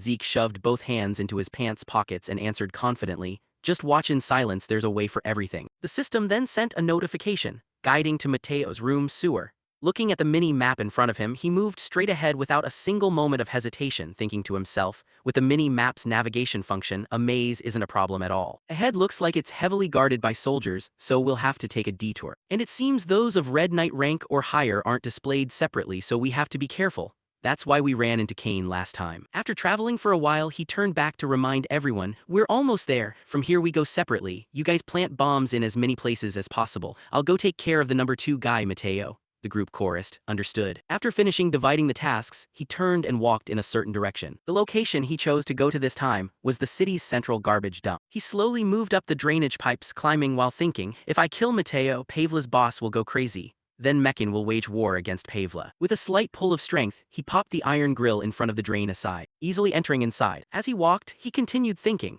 did Don Juan really desire that when he sent me? A guy so cautious he personally eliminated his own right-hand man just for fear of shaking the organization's discipline. No way, on the contrary, he hopes everyone sent here will go and never return. He intends to use this very raid as a warning to Pavla, while also flaunting that this level of sacrifice means nothing to him. But it seems things won't go the way you want, Don Juan, because I'm actually going to kill Mateo. At this moment, he was moving toward the end of the tunnel, instantly kicking the manhole cover outward. The soldier startled and blurted out, who is it? Without a second of hesitation, he dropped down, moving as fast as the wind, treating each guy to a sweet slash right through the center of the chest. After dealing with a few small fries, he sensed something unusual. Strange, Pavla teamed up with the Empire. Why isn't a single Imperial soldier here? The mini-map doesn't react either. Just as his thoughts ended, a sudden blinding light appeared ahead, obstructing his vision. Just as he regained his sight, countless Imperial knights and mages appeared all around, shouting, capture him alive. 3 soldiers rushed toward him, preparing to attack. He immediately swung his arm to grab one guy, taking advantage of the momentum to leap into the air, then turned and kicked hard, his blade piercing straight through another soldier's head, sending him packing for good. The mage in the back gave the order, and the mage squad fired immediately. The system sent a notification, dash skill activated. His speed was multiplied many times over, easily dodging the mage's recent attack. He dashed toward them at lightning speed, gripping the sword just taken from his inventory tightly in his hand. Using the wind elemental sword skill, with a single very simple move he easily wiped out all the mages. Looking at the remaining mages, he coldly spoke up, "I'll give you one last chance."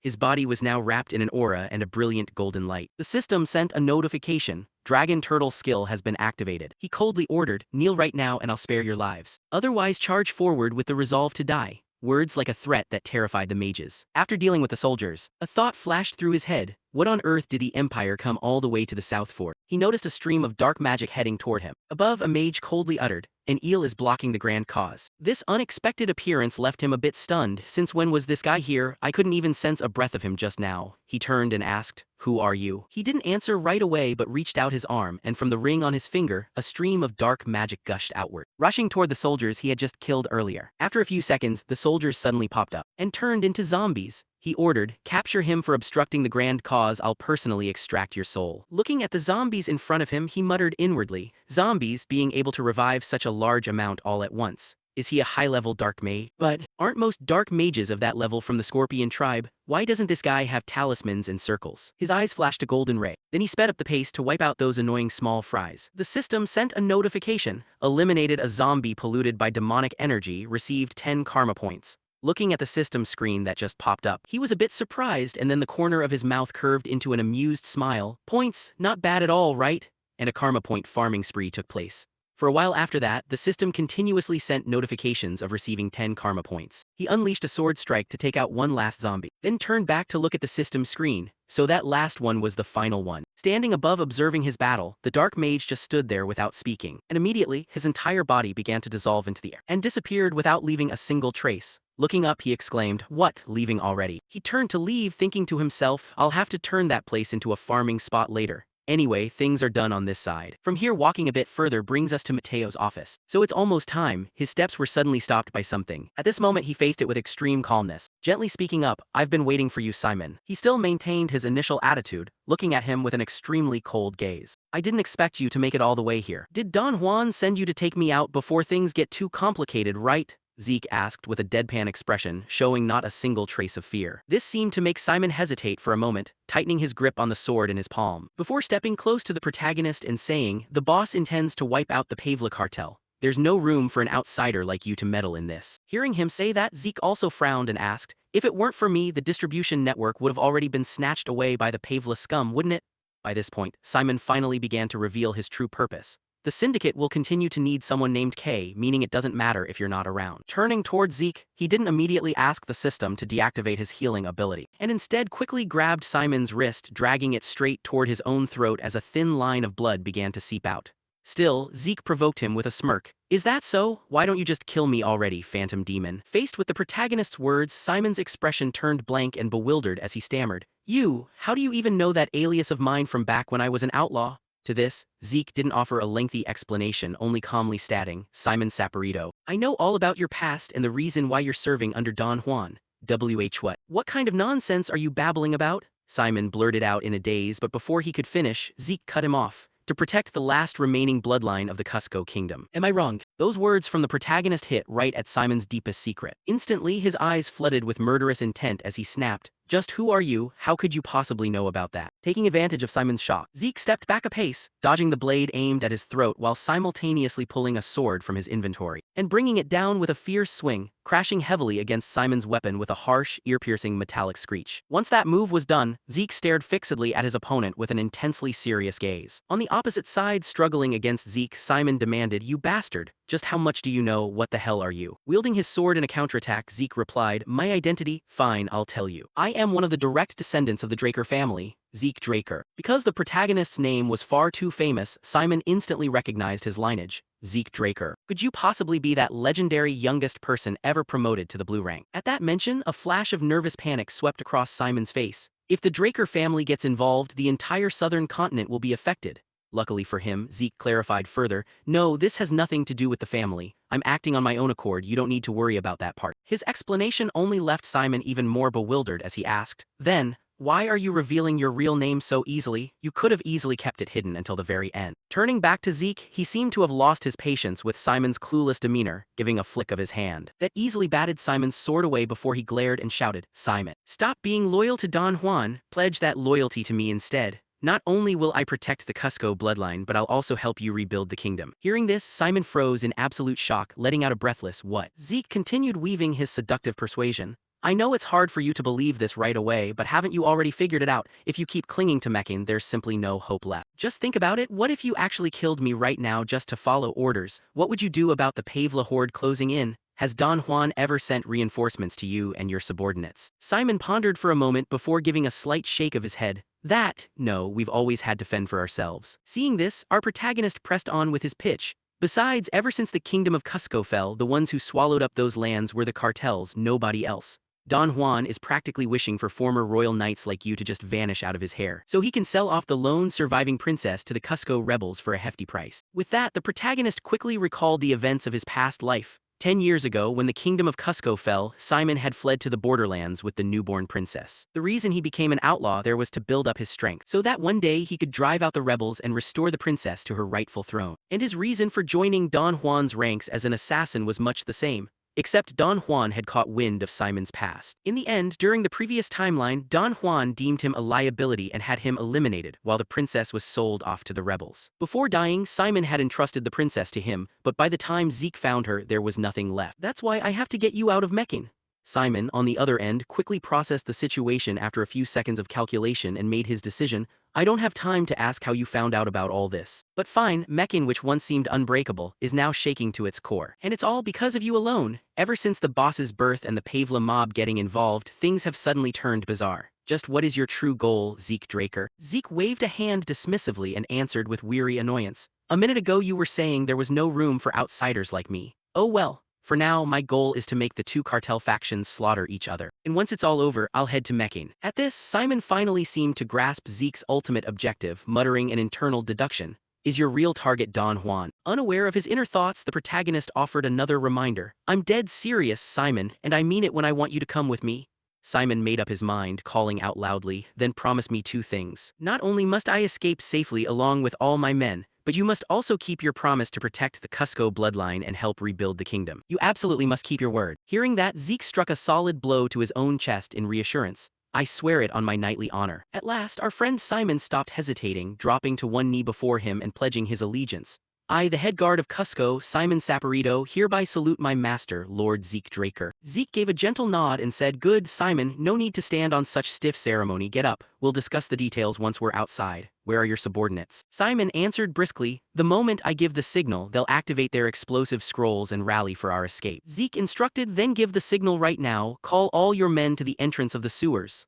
Simon added, "Understood, our target Mateo was captured earlier and is tied up inside." "Great, see you shortly," the protagonist replied, and with that the two of them split up to carry out their respective tasks. Zeke headed inside to meet the target Mateo. At this point, the fat bastard Mateo still hadn't woken up to the reality of his situation and was howling like a mad dog. "You bastards, do you really think Mekin is going to stay safe and sound after pulling a stunt like this?" Brushing off the empty threat as mere wind whistling past his ear, Zeke chuckled and replied, "As if. Naturally, when a war breaks out between two sides, nobody gets to stay peaceful. But hey, this is all thanks to you, thanks a lot, Mateo. Now then, chew on this." He shoved a scrap of paper into the man's mouth bearing the message, "Rest in peace to anyone foolish enough to tear Mekin apart." Just like that, the fat lard Mateo was eliminated right then and there. Soon after, Zeke briskly walked out of the room thinking to himself as he moved, "I've already grabbed all of Pavla's secret ledger books, time to make a move." Around the same time, Simon came running up in a rush after sending the signal. "Boss, I've already signaled the brothers." Turning his attention to Simon, Zeke noticed a faint twinkling light behind him and instantly drew his sword from his inventory, roaring, "Simon, get behind me right now." With that, he drove his blade deep into the ground, using it like a makeshift shield to block the volley of incoming arrows. Fortunately, the attackers were just a bunch of nameless grunts, one of whom screamed, "Intruders, catch them." Up front, our protagonist unleashed his skill, blazing annihilation sword Kai, coating his blade in searing flames as he charged forward to clash directly with the thugs. Time flew by. Scene shift to the sewers where it seemed Zeke and Simon had already cleared out the annoying small fry blocking their path and arrived at the rendezvous point.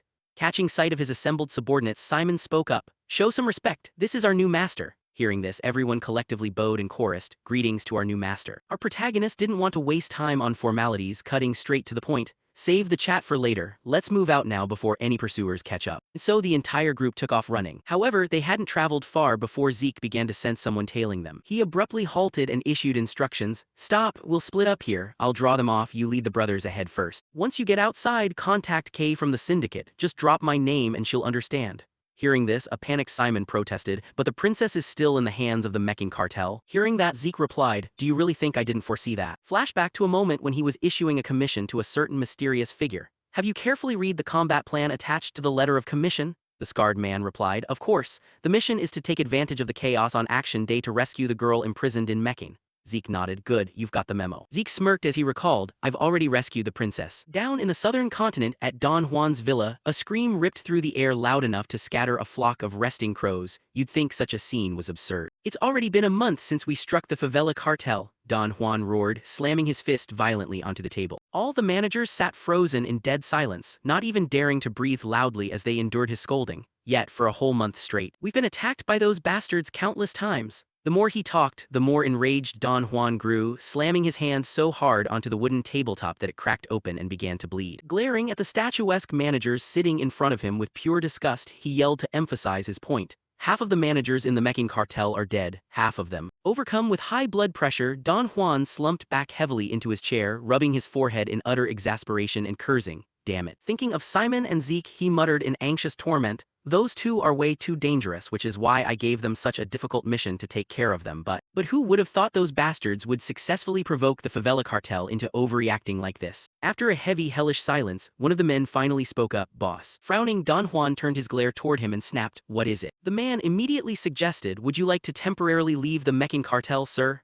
Hearing that, Don Juan asked back in displeasure, "Are you telling me to run away like a coward?" Reading his arrogant tone, the man cleverly analyzed and reasoned, "Not at all, sir. Those frantic pirates are currently blinded by a desire for revenge. They don't know their place and will soon attack the meching cartel. We should use that to our advantage." Pausing for a second, Don Juan instantly caught on to his scheme and asked, "So, lure them here and wipe them out entirely?" The man eagerly replied, "Yes, and you can command everything safely from the Tahuani villa." Hearing this brilliant proposal, Don Juan gave a satisfied nod of approval and praised him. "Very well." Straightening his posture with an air of dignified authority, he spoke calmly to everyone present. "As you all know, crises only make us stronger, and this time will be no exception. Am I right?" The managers instantly leaped to their feet and shouted in unison, "Yes, boss." The meeting adjourned and everyone cleared out one by one, leaving only the man from earlier behind. Just as he was about to stand up and leave, Zeke, completely shrouded in a face mask, somehow materialized right behind him out of nowhere. Pressing a sharp blade against the man's neck, Zeke mocked him with chilling sarcasm, "You guys sure talk a big game."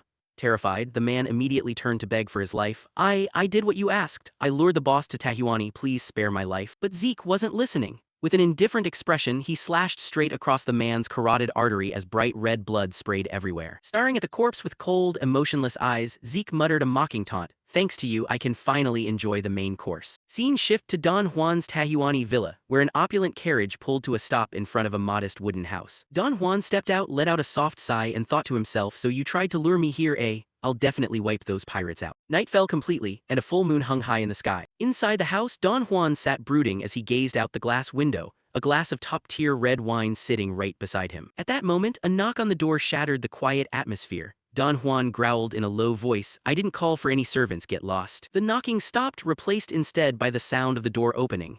Irritated by the defiance, Don Juan barked and repeated, "I told you to get out." By now, the surrounding atmosphere turned bone-chillingly cold. Zeke was standing right in front of him. Pulling off his face covering, Zeke looked down at him with contemptuous mockery. "Enjoying your peaceful vacation, Don Juan? Even though things have turned completely to hell." Recognizing the face of the intruder, Don Juan widened his eyes in shock and shouted, "Zeke Murray." Regaining his composure, he slowly drawled, "You really think I climbed to the top without ever facing threats like this?" As he spoke, he reached out and grabbed the bottle of wine beside him, casually pouring a glass before sneering, such a cheap little act. A sword blade stabbed straight down into the wine glass, shattering it into pieces. Zeke leaned in close to his face, his cold, biting voice dripping with malice. Good. I was actually worried you'd sit there crying and begging for your life, Don Juan, because if you did, getting revenge wouldn't be fun anymore. Furious, Don Juan bounced to his feet, bellowing an angry command. Insolent brat, a punk like you dares. Guards, drag this bastard out and make him kneel before me right now. Zeke coldly shattered his last thread of hope. Nobody is coming. Hearing that, a stunned Don Juan gasped. What? Zeke answered nonchalantly, because I killed them all. Staring blankly at the wide-open door, Don Juan listened as Zeke flatly confessed, in my past life I didn't have enough time to make you suffer properly. That's always been my biggest regret. Lately, I've still been having those dreams, about the years I spent running errands under your command like a dog, dreams about countless people who died because of your orders. As he spoke, he used the sword in his hand to carve a jagged line across the table. Looking at Zeke's terrifying, icy aura, Don Juan backed away in fear while stubbornly denying it. What are you talking about? Stop spouting nonsense, I never forced you to do those things. Zeke suddenly asked him, do you even know what they said to me in my dreams? Without waiting for an answer, Zeke grabbed Don Juan by the throat with a firm grip, slamming his entire body hard against the glass window. The dark, eerie pressure radiating from him turned downright grotesque as he roared every single word. Please save me, imitating those who begged while Don Juan enjoyed his fame and wealth built on their blood. That's how they pleaded, Zeke said, raising the sword in his hand high into the air. Struggling to pry Zeke's hand away while choking for air, Don Juan stubbornly deluded himself. That's not. I am a savior chosen by the gods, thanks to me the impoverished. Before he could finish, Zeke roared, shut up. Without a moment's hesitation, Zeke ruthlessly delivered the blow, sending Don Juan's body into a sheer freefall as he screamed in absolute despair. Covered head to toe in fresh blood, Zeke panted heavily, trying to steady his breathing. After a long moment, he wiped the streaks of blood off his face, staring down with cold, grinding hatred. Fine then.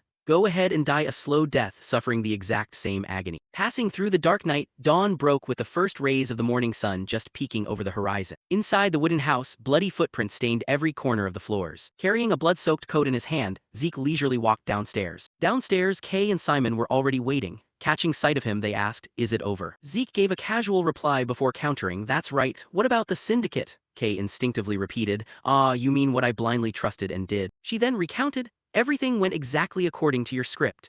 The managers were pinned as being killed by Don Juan while trying to defect to the favela cartel, and since I was already doing all the actual administrative work anyway, it all wrapped up without drawing any special suspicion. Handing his coat over to Simon to hold, Zeke pulled out a stack of documents, handed them to Kay, and instructed, good. The syndicate will take over operations from here on out. Taking the file and flipping through it, Kay looked up with a mix of shock and confusion. What is this? Reinhardt, Merchant Guild contracts. As he peeled off his fake wig, Zeke explained, I heard the Merchant Guild is setting up a pharmaceutical company. We're going to produce high-grade soma and distribute it to them. If processed correctly, soma can also be turned into various medicines. Anyway, long story short, Zeke left her with a flat command, I'm leaving the transportation to you guys. Seeing him just walk away like that, Kay hurried after him to demand answers. Wait, where is the production going to take place? What about management? And we can't possibly transport this openly under our own banner, can we? Continuing his stride without looking back, Zeke gave an enigmatic reply. Once I help the Kingdom of Cusco, I'll secure a cultivation license from them. I've already got a plan for the rest. Turning back with a teasing smirk, he added, but I don't have time to explain all of it right now, we'll catch up later. Frustrated, Kay hollered at his back, we're supposed to be allies. Outside, a lush green forest stretched beneath rolling white clouds as a flock of white birds soared into the distance.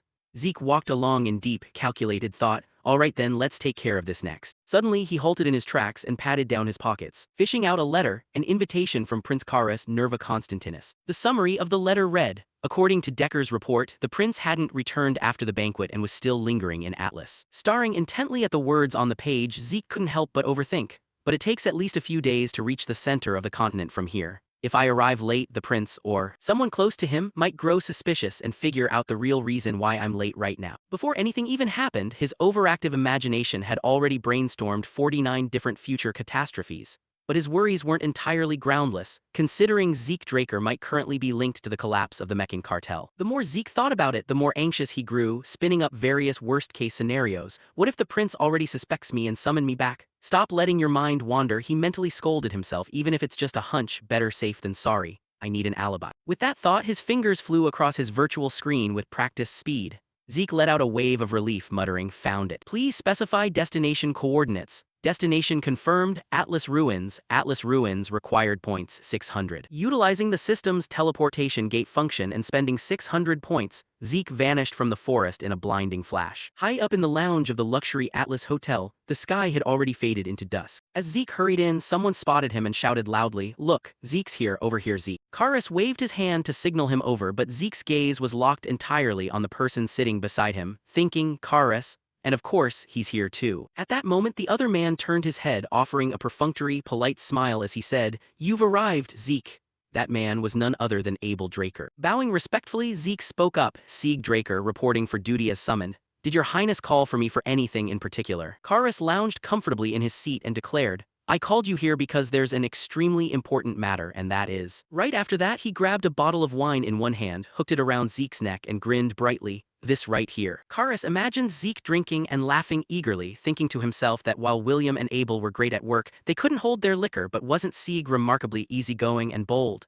That was why he had invited him here. Feeling utterly helpless, Zeke looked away and muttered to himself, "Did I really leave an impression like that back then?" Recalling Adele's sharp facial features, he began to ponder, but putting that aside for a moment, he could already roughly guess what Prince Karis, Abel, and William Siemens had been talking about among themselves. Looking deep into Adele's sharp eyes, Zeke suddenly realized something, and moreover, it seemed that Abel also had something specific he wanted to tell him. Karis cheerfully pushed a glass of wine in front of Zeke and said with a smile, "Come on, no need to be formal, let's have a drink together," while Zeke gave a strained, awkward smile and stammered, "Right, well then." Immediately after that, the two of them clinked their glasses together, to a wonderful time, cheers. It wasn't long before Karis was completely plastered, having to lean on someone else just to stay on his feet. The system notification popped up right on cue, alcohol detected, passive skill absolute immunity triggered, neutralizing the detected toxin. Zeke looked over at the heavily intoxicated Karis and smiled faintly, thinking to himself, "This is a bit awkward, being the only sober one here makes me feel kind of bad." Adele suddenly appeared right in front of him and said, "Sorry about this, I heard you were in closed-door training, I hope I'm not disturbing you too much." Zeke replied with a weary sigh, "It's fine, if anything, I was starting to feel frustrated from making zero progress anyway," prompting Adele to offer a gentle smile and say,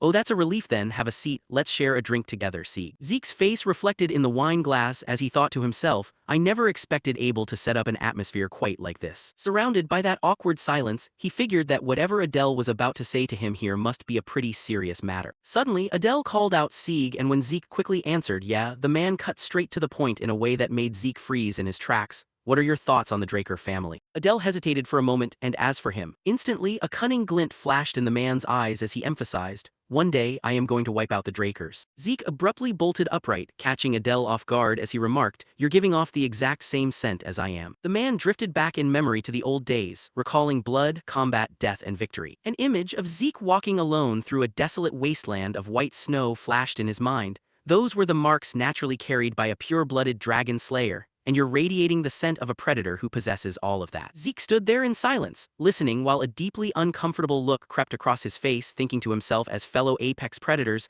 "I figured you would understand what I mean," before cursing under his breath in anger, "Damn it, not this bloodline nonsense again." Glancing at Adele, who was casually sipping his red wine, Zeke asked, "So, is getting cozy with the Empire part of your plan to overthrow the family too?" The man downed the rest of his drink in one gulp, slammed the glass down hard, and answered, "Absolutely." Adele slowly raised a hand and said, "They call Atlas the greatest city on the continent, but my vision goes far beyond that. We can't just be satisfied with ruling a single city. If we want to truly claim the title of number one, we need to become much more powerful." A miniature illusion of an empire flickered across his palm as he continued, "Just look at the Rome Empire, aren't they constantly forging new paths forward? From north to south, they're even trying to connect the entire eastern continent into one." Adele praised admiringly roads, culture, and all the vast resources under their control. The moment everything flows freely and connects with Rome. Clenching his hand into a tight fist with fierce ambition, Adele declared, "That's when the world will truly become a much better place than it is now, an ideal land where everything unites as one." Zeke stated with a serious expression, "That certainly sounds like the kind of grand ambition only an imperial emperor would talk about." He thought of the man in red armor, Cain Siemens Constantinus, whose middle name was also Siemens, the very maternal family backing Abel from the shadows.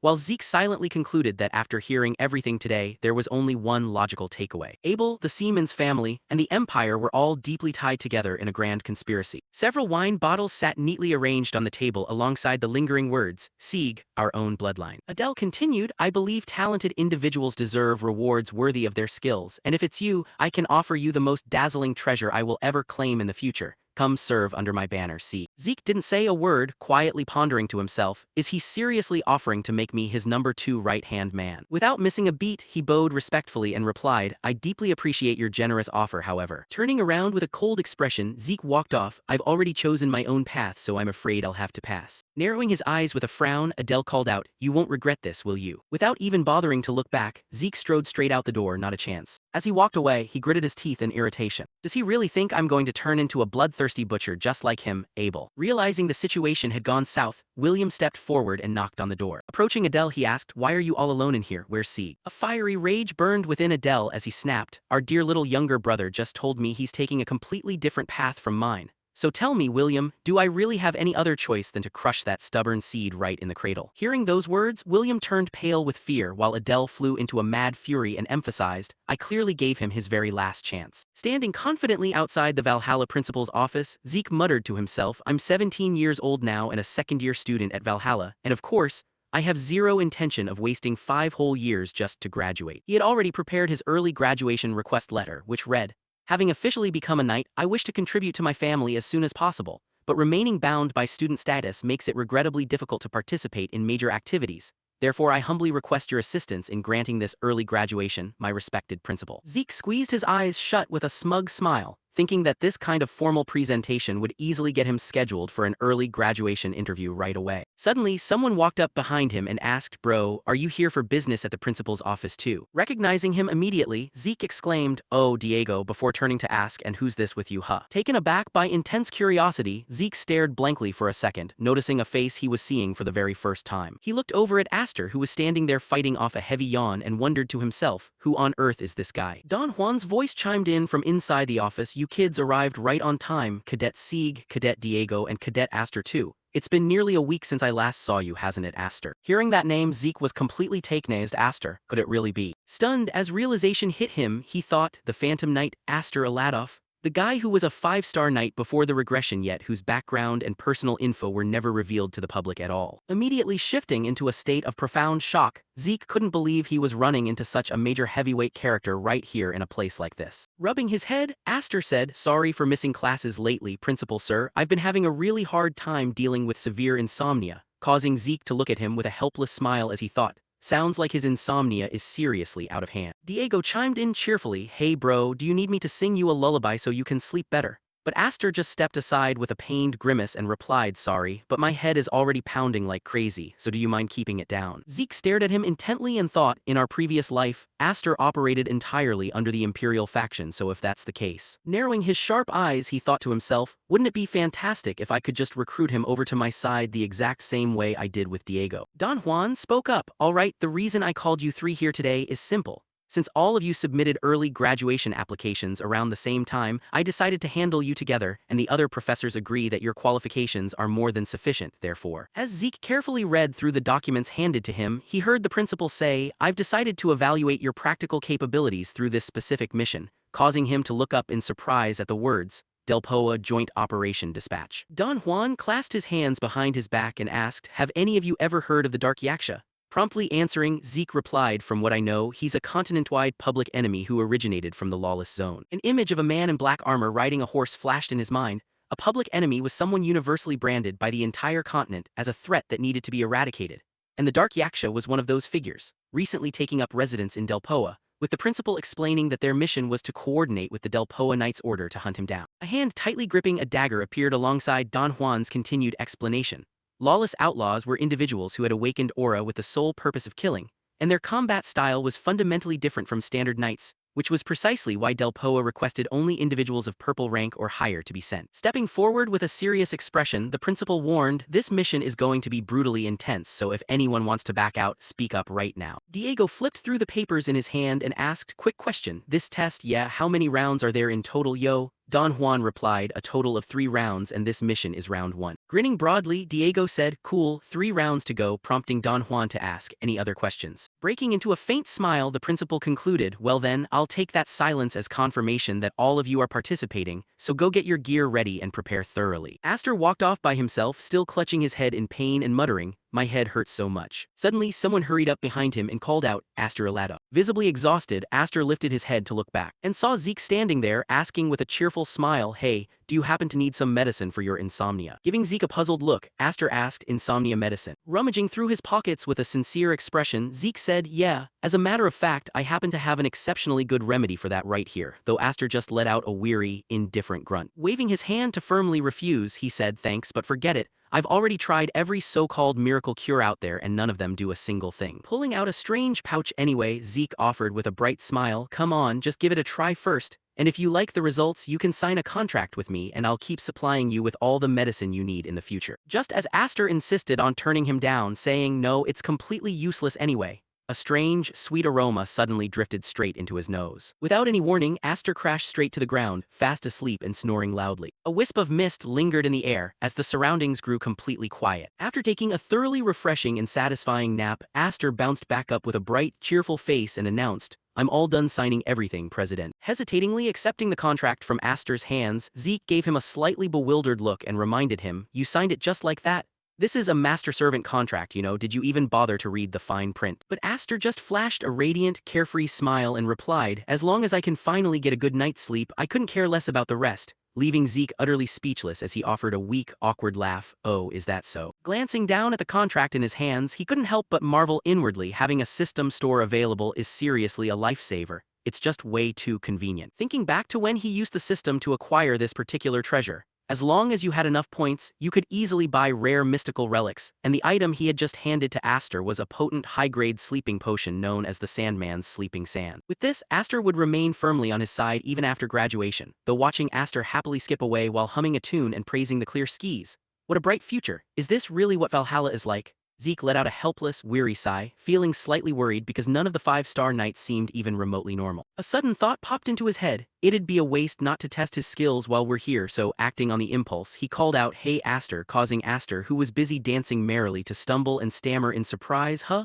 Oh yes, right here, President. Lugging a massive sword over his shoulder, Zeke walked right up to Aster and demanded, before we head out for the mission, show me what you're really capable of. Hearing that, Aster immediately drew his familiar spear. He spun and twirled the weapon through the air, executing a few flashy routine forms. Then he took a combat stance, pointing the tip of his spear straight at Zeke. Watching him, Zeke thought to himself, his entire aura completely changes the moment he picks up that spear. Before giving a serious command, attack me with everything you've got, you can use your aura too. Aster replied calmly, then I won't hold back, and the moment the words left his mouth, the two of them, one wielding a spear and the other a sword, charged forward simultaneously. Neither of them gave an inch, locked in an evenly matched exchange where every attack was met with a swift defense. Leaping backward to put some distance between them, Zeke kept his mind focused on the objective, analyzing Aster's movements internally. Because it's a spear, his response range is massive and he blocked my sword pretty well too.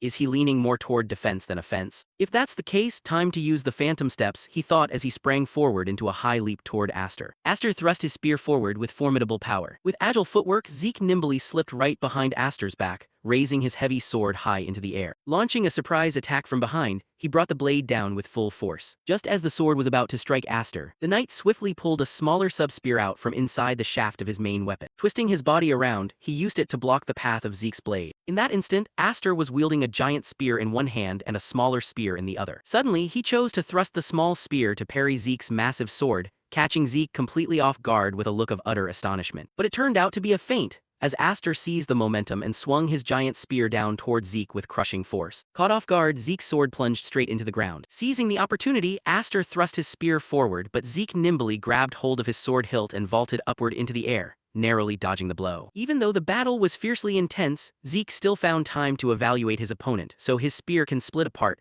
allowing for unpredictable combat styles. That's the kind of tricky tactic you'd normally only see from outlaws and criminals. How interesting, he thought as he pulled another smaller sword out from his gear to re-engage. He hurled it straight at Aster. Grounding his stance, Aster pointed his spear at a 45-degree angle. Spinning the weapon in a blur, he batted the flying sword away, while Zeke dropped back down to the ground at the exact same moment. Yanking his stuck sword out of the ground with lightning speed, he lunged fiercely back toward Aster. Aster calmly reassembled his spear into its full, single-pole form and held it horizontally to block. Zeke suddenly halted mid-charge, observing the situation with a mental note, doing that trick again, huh? However, keeping his sword dragging low along the grassy turf. Zeke built up momentum and burst forward toward Aster with absolute confidence, thinking to himself, there's no way you can block this one the same way. For this strike, he unleashed a dual sword technique combining two distinct forms, Dragon Slaying Swordsmanship Chapter 2 Paragraph 1 and Earth Slash. Taken completely by surprise, Aster froze in place for a few seconds. Recovering his wits in a flash, he spun the spear in his hands. Mimicking Zeke's dual move strategy, he unleashed two techniques back-to-back, the Aladov counterstyle reverse flow spear. Once again, both combatants lunged at each other at full force to settle things once and for all. Their weapons collided with a deafening crash that rang through the air. As the duel came to an end, Aster stared down at his trembling arm and couldn't help but groan in disbelief. Is the president actually a monster? Tugging at his hair in frustration, he muttered in self-doubt, I'm supposed to be a recognized genius, so how did I get beaten this easily? Hearing him, Zeke didn't hold back at all, bluntly stating, because you've spent your whole life basking in praise as a genius, the tip of your spear has gone completely dull. Tilting his head with a sinister, mysterious grin, Zeke warned him, you're still way too far behind, so from now until the mission starts, I'm going to put you through some special training. Hearing those words felt like a bolt from the blue to Aster, who instantly foresaw his grim future and thought with a sense of impending doom, I have a very bad feeling about this. The moment Zeke stepped back inside his mansion, he ran straight into Decker near the entrance, who bowed respectfully at the sight of him and said, Welcome back, young Master Zeke, to which Zeke gave a casual, offhand nod, Oh, Decker. At that moment, Decker spoke up, You have a visitor waiting for you inside, sir. Meanwhile, Galleon was taking a tour of the estate, marveling with deep awe, This mansion of yours is seriously grand. Suddenly, Zeke appeared right in front of Galleon wearing a strange set of armor, saying seriously, Long time no see, Galleon, I called you over because there's something I want you to take a look at. Hearing that, Galleon immediately tensed up as dozens of melodramatic worst-case scenarios flashed through his mind, asking nervously me,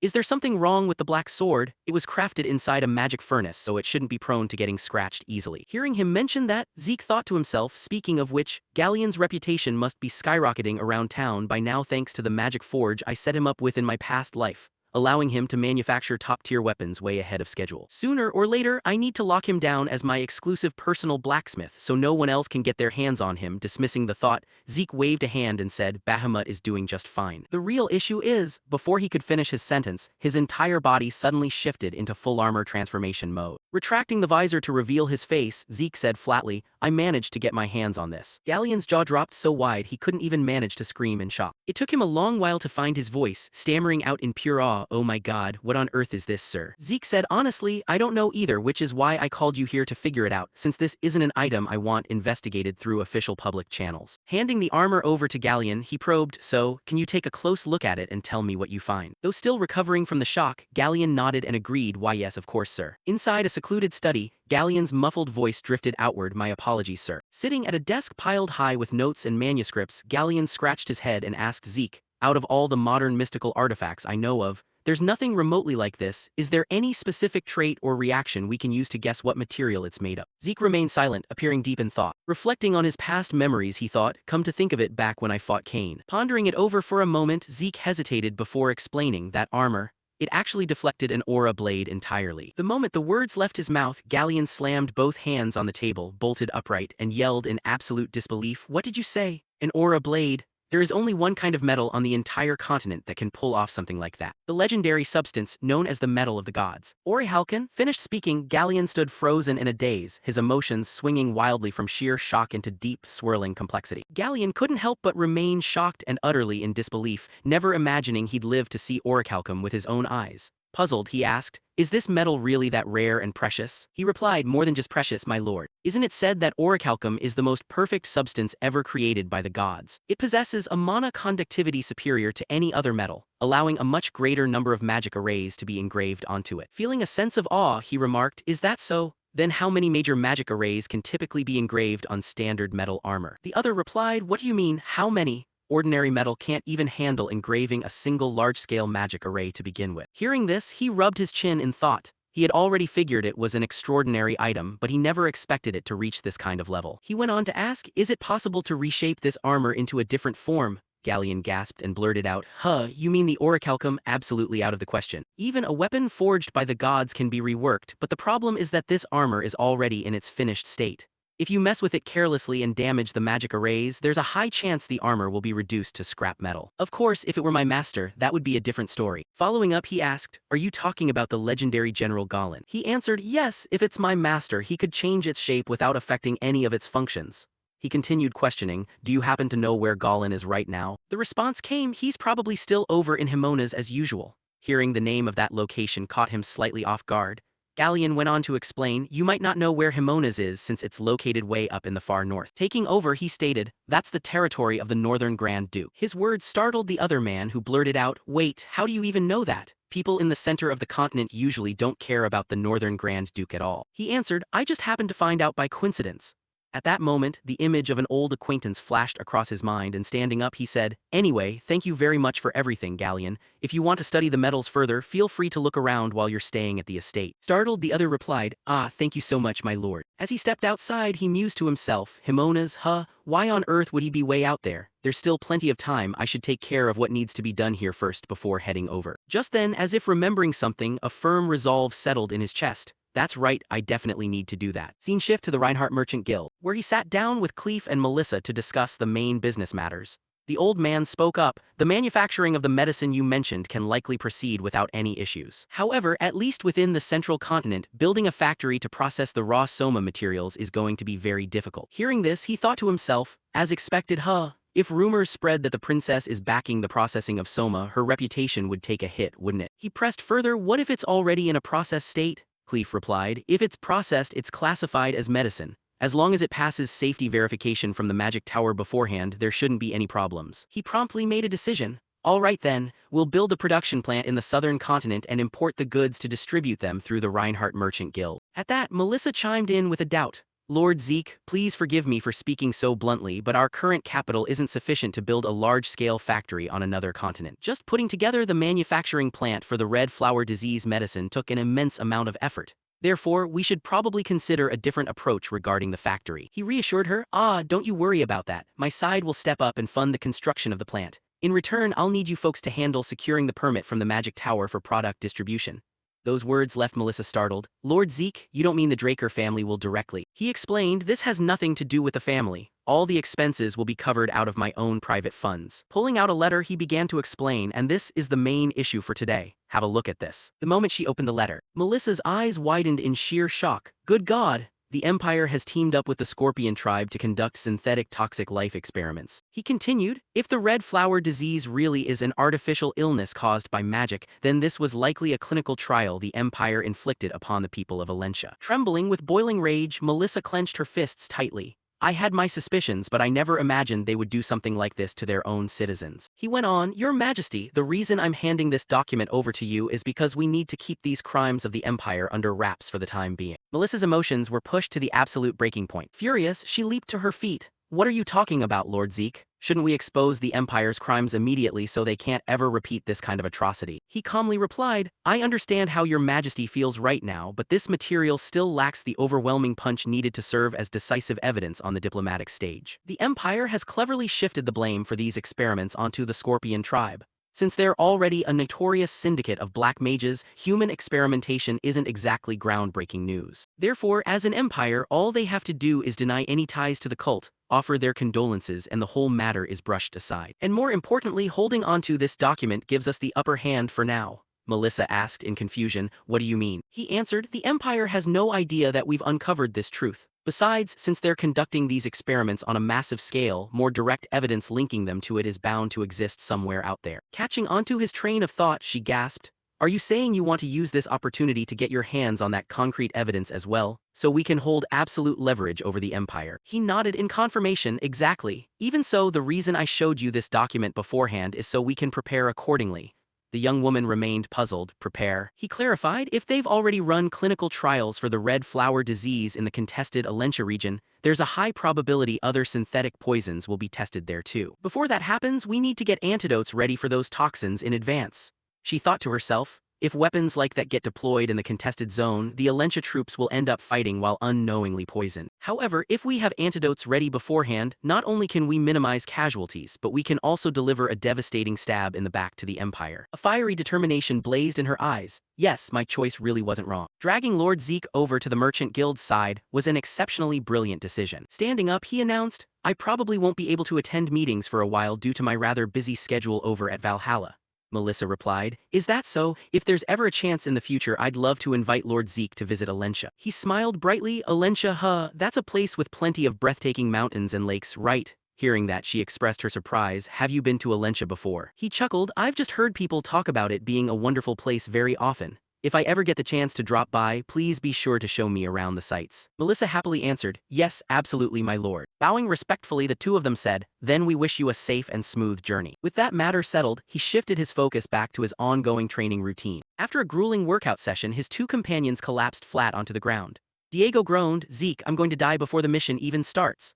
Unfazed and showing not a single trace of exhaustion, he retorted, quit whining and stop crying like a weakling. Instead of wasting time complaining, go swing your sword one more time. Angered, the young man bounced back up to his feet and yelled, Zeke, you're an absolute demon. The Draker bloodline really shows, no doubt about it. Following those words, he lunged forward to attack him once more. A satisfied smile crept onto his face. Right, you gotta push their buttons if you want to get them motivated to train. Under his guidance, Diego and Aster had been steadily assimilating over a week of intense drills. Especially Diego. Unlike his previously laid-back and sloppy appearance, after going through these rigorous sessions together, he had become remarkably obedient and well-behaved. While they were busy training, someone approached from outside and offered a compliment. You guys are working really hard, huh? Seeing who arrived, Diego looked thoroughly surprised. The visitor was none other than Andre. He greeted him, oh, hello there, Professor. Stopping his training as well, he turned with a puzzled look. Professor Andre, what wind blew you all the way out here? He answered, I'm here to deliver an announcement to the three of you. He asked out of curiosity, what kind of announcement? He explained, the three of you have been assigned to participate in a mission to subjugate a continental public enemy. Naturally, we couldn't just send the students out on their own, so I'll be accompanying you as well. After a few more days of preparation, they finally set off aboard the royal train. Andre's voice echoed through the carriage, I didn't expect you kids to be joining the Black Knight Yaksha mission this time either. As I mentioned earlier, I couldn't just send the students alone, plus I have a few extra things to explain. Looking toward the three of them, he asked, do you guys know what kind of place Delpoa is? Sitting across from him, he answered, we only briefly covered it in theory classes. Word is that unlike most places, mages hold the supreme authority there. Andre nodded in agreement, that's right, they operate under a rather unique system. Engineers in Delpoa primarily rely on shields, which is different from other regions. While the knights use their shields to pin down the enemy from the front, the mages launch attacks from the rear to finish them off. Hearing that, Aster raised his hand with a question, doesn't that mean our frontline melee troops take heavy friendly fire casualties? Facing the question, Andre praised him, good question. He elaborated, because of that, Delpoa knights train much more on running while holding shields than actual combat. That's precisely why Delpoa's Knight Order isn't very well liked by graduates coming out of Valhalla. Diego chimed in with his own doubt, doesn't that mean this Knight Order just exists to serve those mages? Sounds like they don't give a damn about the knights at all. Gazing out the window, Andre replied, you hit the nail on the head. So don't be too surprised when we get to Delpoa, because the mages over there are arrogantly sickening. A short while later they arrived at Delpoa. The moment they stepped off the train, someone was already there to greet them. Andre spoke up, a pleasure to meet you. I am Andre Draker, a teaching assistant from Valhalla. Across from him, a man responded with formal politeness, I never expected the Draker family to dispatch someone personally. This is quite an honor for us. Scratching his head, the man introduced himself, I'm Jorge Outer, captain of Delpoa's 8th Knight Order. Glancing toward the three youths, Andre introduced them, the students traveling with me are top-tier talents from Valhalla. There won't be any obstacles during the mission, so please don't worry. With a smile, the man said, ha ha, hearing you say that puts my mind right at ease. Gesturing toward a carriage parked nearby, he added, the Grand Captain is waiting inside the carriage. Hearing this, Diego looked thoroughly confused. Grand Captain? Wasn't that bearded guy just introduced as the captain? Standing beside him, he dropped his voice into a cold warning, shut it, Diego. He continued, this is Delpoa so naturally. Just as the carriage door swung open, a blond man with an intensely unlikable expression came into view, casting a cold, condescending glare at them. Diego muttered under his breath, man, what a punchable face. He reminded him once again, I told you to keep quiet. Diego thought to himself, is that guy really the captain of Delpoa's mage unit? To the point where even a Night Order captain has to act all submissive like that. Stuttering slightly, Jorge offered an excuse. Well, the Grand Captain stated that he prefers to travel alone. You guys will probably need to find a separate carriage. Diego instantly reacted, what the fuck? Staring in the direction of the departing carriage, he shouted, what the hell is going on here? The bastard treated us like trash and just drove off. No matter how you look at it, this is completely unacceptable. We came all the way out here for this cooperative mission, you know. Before he could finish his rant, Zeke spun around and delivered a sharp kick to Diego's shin, making him yelp in surprise. Ow. Clutching his leg, he complained, you total demon, why didn't Professor Andre say anything either? After pondering in silence for a few seconds, Andre spoke up. Once you graduate and start operating as knights, you'll run into situations like this quite often. Make sure you engrave what you're about to experience from here on out into your minds. Shifting to evening, inside a dimly lit room, a mocking laugh rang out, ha ha. While his two companions were fast asleep, Zeke was still wide awake. He muttered, talk about a night and day difference. Our lodging is as old and rundown as if it were thrown together haphazardly just for show. While the mage's facilities we saw along the way spend money like water. Well, I wasn't expecting anything fancy to begin with, but still. Thinking to himself, he sat up, might as well go outside and get some fresh air. Walking down the hallway, he reflected, I couldn't care less about these lousy accommodations. After all, I've been through things far worse than this back in my past life. But what I'm genuinely worried about is that doomed Black Knight Yaksha mission. During the tactical briefing, from Captain Jorge Outer down to the rest of the knights, everyone just sat there in dead silence the moment the mage gave his orders. I already anticipated it, but I didn't expect it to be this bad. As he sighed, a figure stepped right into his path and demanded, what are you doing out here all by yourself? Casting a glance at the person who just spoke, he thought to himself, is this guy that mage captain from earlier? The man continued staring at him with undisguised contempt. Well, I actually have a few words for you. Glad I ran into you here. He sneered, you folks from Valhalla aren't going to be of any real use anyway. So stop sticking your nose into magic and causing trouble, you'd better just quietly pack up and go back. Hearing those words made Zeke's blood boil as veins bulged on his forehead, thinking to himself, if that's how you feel, why even ask for joint cooperation in the first place? But punching him right in the face is out of the question. Noticing his gloves, the man appraised them. Those gloves. Are you a pure-blooded Awakener from the Draker family? He answered with equal coldness, that's right, got a problem with it. His attitude infuriated the man. What's with that arrogant attitude? You'd better keep those gloves glued to your hands while you're here. If you want to make it through this mission alive and return home in one piece. With an angry expression, the man spun around and stormed off, leaving Zeke standing there in deep contemplation. He's pretty sharp. Then again, purebloods do possess the power to suppress mana. Just then, another person walked up and called his name, startling him into turning around. The newcomer pressed on, is that you? He turned back to look at the person who called out, wearing a blank expression. After a few seconds, he blurted out, Professor Payne. The other smiled and replied, ha, it really is you. Long time no see, how have you been holding up? He answered, I'm doing fine, but why is the professor here? Scratching his head, the man answered, there's no better place for a mage to gain practical experience. I figured studying alone wasn't enough, so I volunteered for military service. What about you? What brings you out here? He replied, I'm here for the Black Knight Yaksha mission. Hearing that, Payne gasped in shock. What? Then he said, Zeke, come here for a second. That caught him off guard. Why all of a sudden? Is there something you want to tell me, Professor? Professor Payne grabbed his hand in a tight grip and spoke up. Zeke, about tomorrow's mission, you absolutely must not participate. He looked puzzled. What do you mean by that, Professor? Payne explained, it's a mission destined to fail from the start. So under no circumstances should you go. Those words sent a chill of unease through Zeke, freezing him in place for a few seconds. Returning to his room, he heard Diego groaning from his bed. Damn it. Sleeping feels like I didn't even sleep at all. I'm so exhausted. He was still caught up in thoughts about his recent encounter. Professor Payne said he couldn't reveal any more details. What on earth does a mission destined to fail mean? In this scenario, two possibilities come to mind. Either the commanding officers of the scouting force are corrupt, or they have a shady underground deal going on with the exact target they're supposed to punish. Even though Delpoa is a place where mages frequently abuse their power, internal corruption shouldn't run so deep that it compromises military operations. If there's foul play involved, colluding with the subjugation target sounds a lot more realistic. If that's the case, then the second possibility definitely warrants serious attention. At that moment, everyone had gathered on a mountain slope. The captain began assigning duties. Squads 1 through 3 will move up along the mountain slope, while squads 4 through 6 will launch a frontal assault. Turning to Jorge Outer, he barked, any objections, Jorge? He immediately answered, none at all, sir. Turning back to the rest of the group, he continued, as for everyone else, before he could finish his sentence, Zeke spoke up in a cold voice, I have a question. What are we supposed to do here? Enraged by the question, the captain yelled, didn't I tell you yesterday to just sit tight and stay out of the way? I even went out of my way to warn you. Zeke pressed on, I am a Blue Knight, and Diego and Aster are Crimson Knights. With a combat force of this caliber dispatched to provide backup,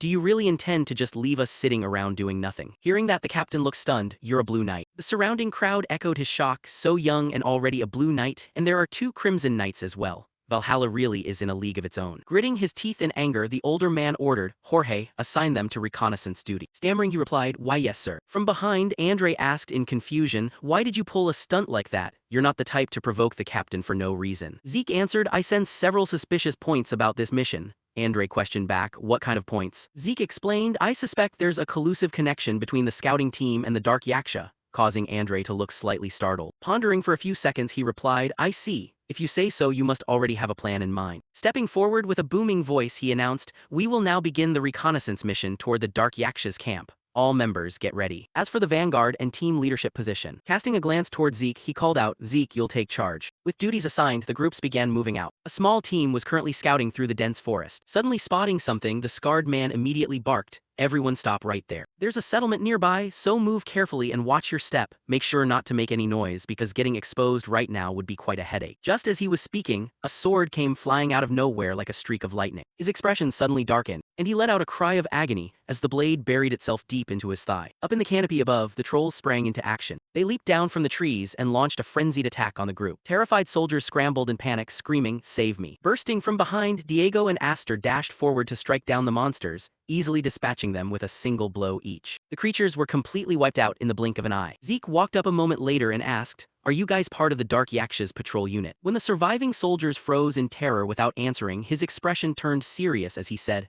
fine, then spill it. Where is the Dark Yaksha hiding? Having extracted the information, the group soon found themselves positioned near a fortress deep within the mountains. Aster remarked with a hint of awe, a fortress built entirely from natural bedrock, it's heavily fortified, breaking through won't be easy. Turning back to look behind him, he asked, Georgia, where on earth is the mage unit? We can't possibly breach a place like this with just our current numbers. Looking away with a hesitant, evasive tone, the man replied, about that. Once we clear out the surrounding area outside the fortress, they'll start providing fire support from the rear. Hearing that, Zeke grew furious. What the hell does that mean? You expect us to clear out this entire fortress with just this handful of people? Are you trying to get all of us killed? Right then, Diego suddenly spotted something soaring across the sky. Recognizing what it was, his eyes widened in shock, and he blurted out in panic, What is that flying toward us? Hearing the warning, Zeke spun around in alarm. What is it? Those are artillery shells. He instantly barked orders to the team, scatter, get as far away as you possibly can. But it was already too late as the incoming cannonballs slammed down and detonated right among them, accompanied by a chorus of continuous screams. Jorge Outer stood frozen in a daze, staring blankly at the carnage, and muttered, Good Lord, what on earth is happening? Before he could recover from the shock, Zeke strode up and yelled, Jorge, snap out of it. Are you trying to kill all your own subordinates? Stammering in a panic, the man replied, and no, that's not. Zeke gritted his teeth in fierce anger, thinking to himself, how the hell did they know our exact coordinates?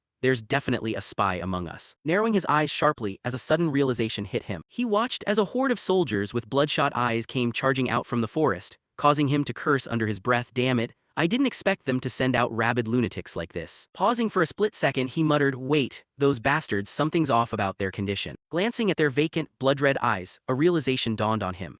This is completely hopeless now, there's no doubt about it. Every single one of those bastards is hooked on Soma. Originally smuggled into the inland territories from southern syndicates, Soma had eventually spread to every dark corner of the continent. While lower-level mages occasionally used small doses to temporarily boost their magical power, the true hazard came from mercenaries, people who treated human life like dirt and viewed survival as a joke, making severe overabuse of Soma an everyday occurrence for them. Zeke shouted at the top of his lungs, those are the Dark Yaksha's mercenary troops, watch out for ambushes. As the enemies threw themselves forward like moths to a flame, Diego gritted his teeth, are these guys completely out of their minds? While Aster chimed in from the side, damn it, their reinforcements are endless. Zeke called out a warning, Diego, Aster, conserve as much mana as you can, don't blow all your strength too early. Inwardly, he calculated with the enemy charging like rabid beasts, the knights alone won't be enough to suppress them. What's our next move? Should I just forget about playing nice and flatten this entire fortress right now? A massive explosion echoing from the rear snapped him out of his thoughts. That surge of magical power. They finally decided to show their faces. Leading them was that damn commander. He bellowed, the mage division has arrived for reinforcements. Fall back behind us, everyone. Observing from the sidelines, Zeke evaluated, leaving aside their late arrival, the sheer magical pressure they're radiating is genuinely terrifying.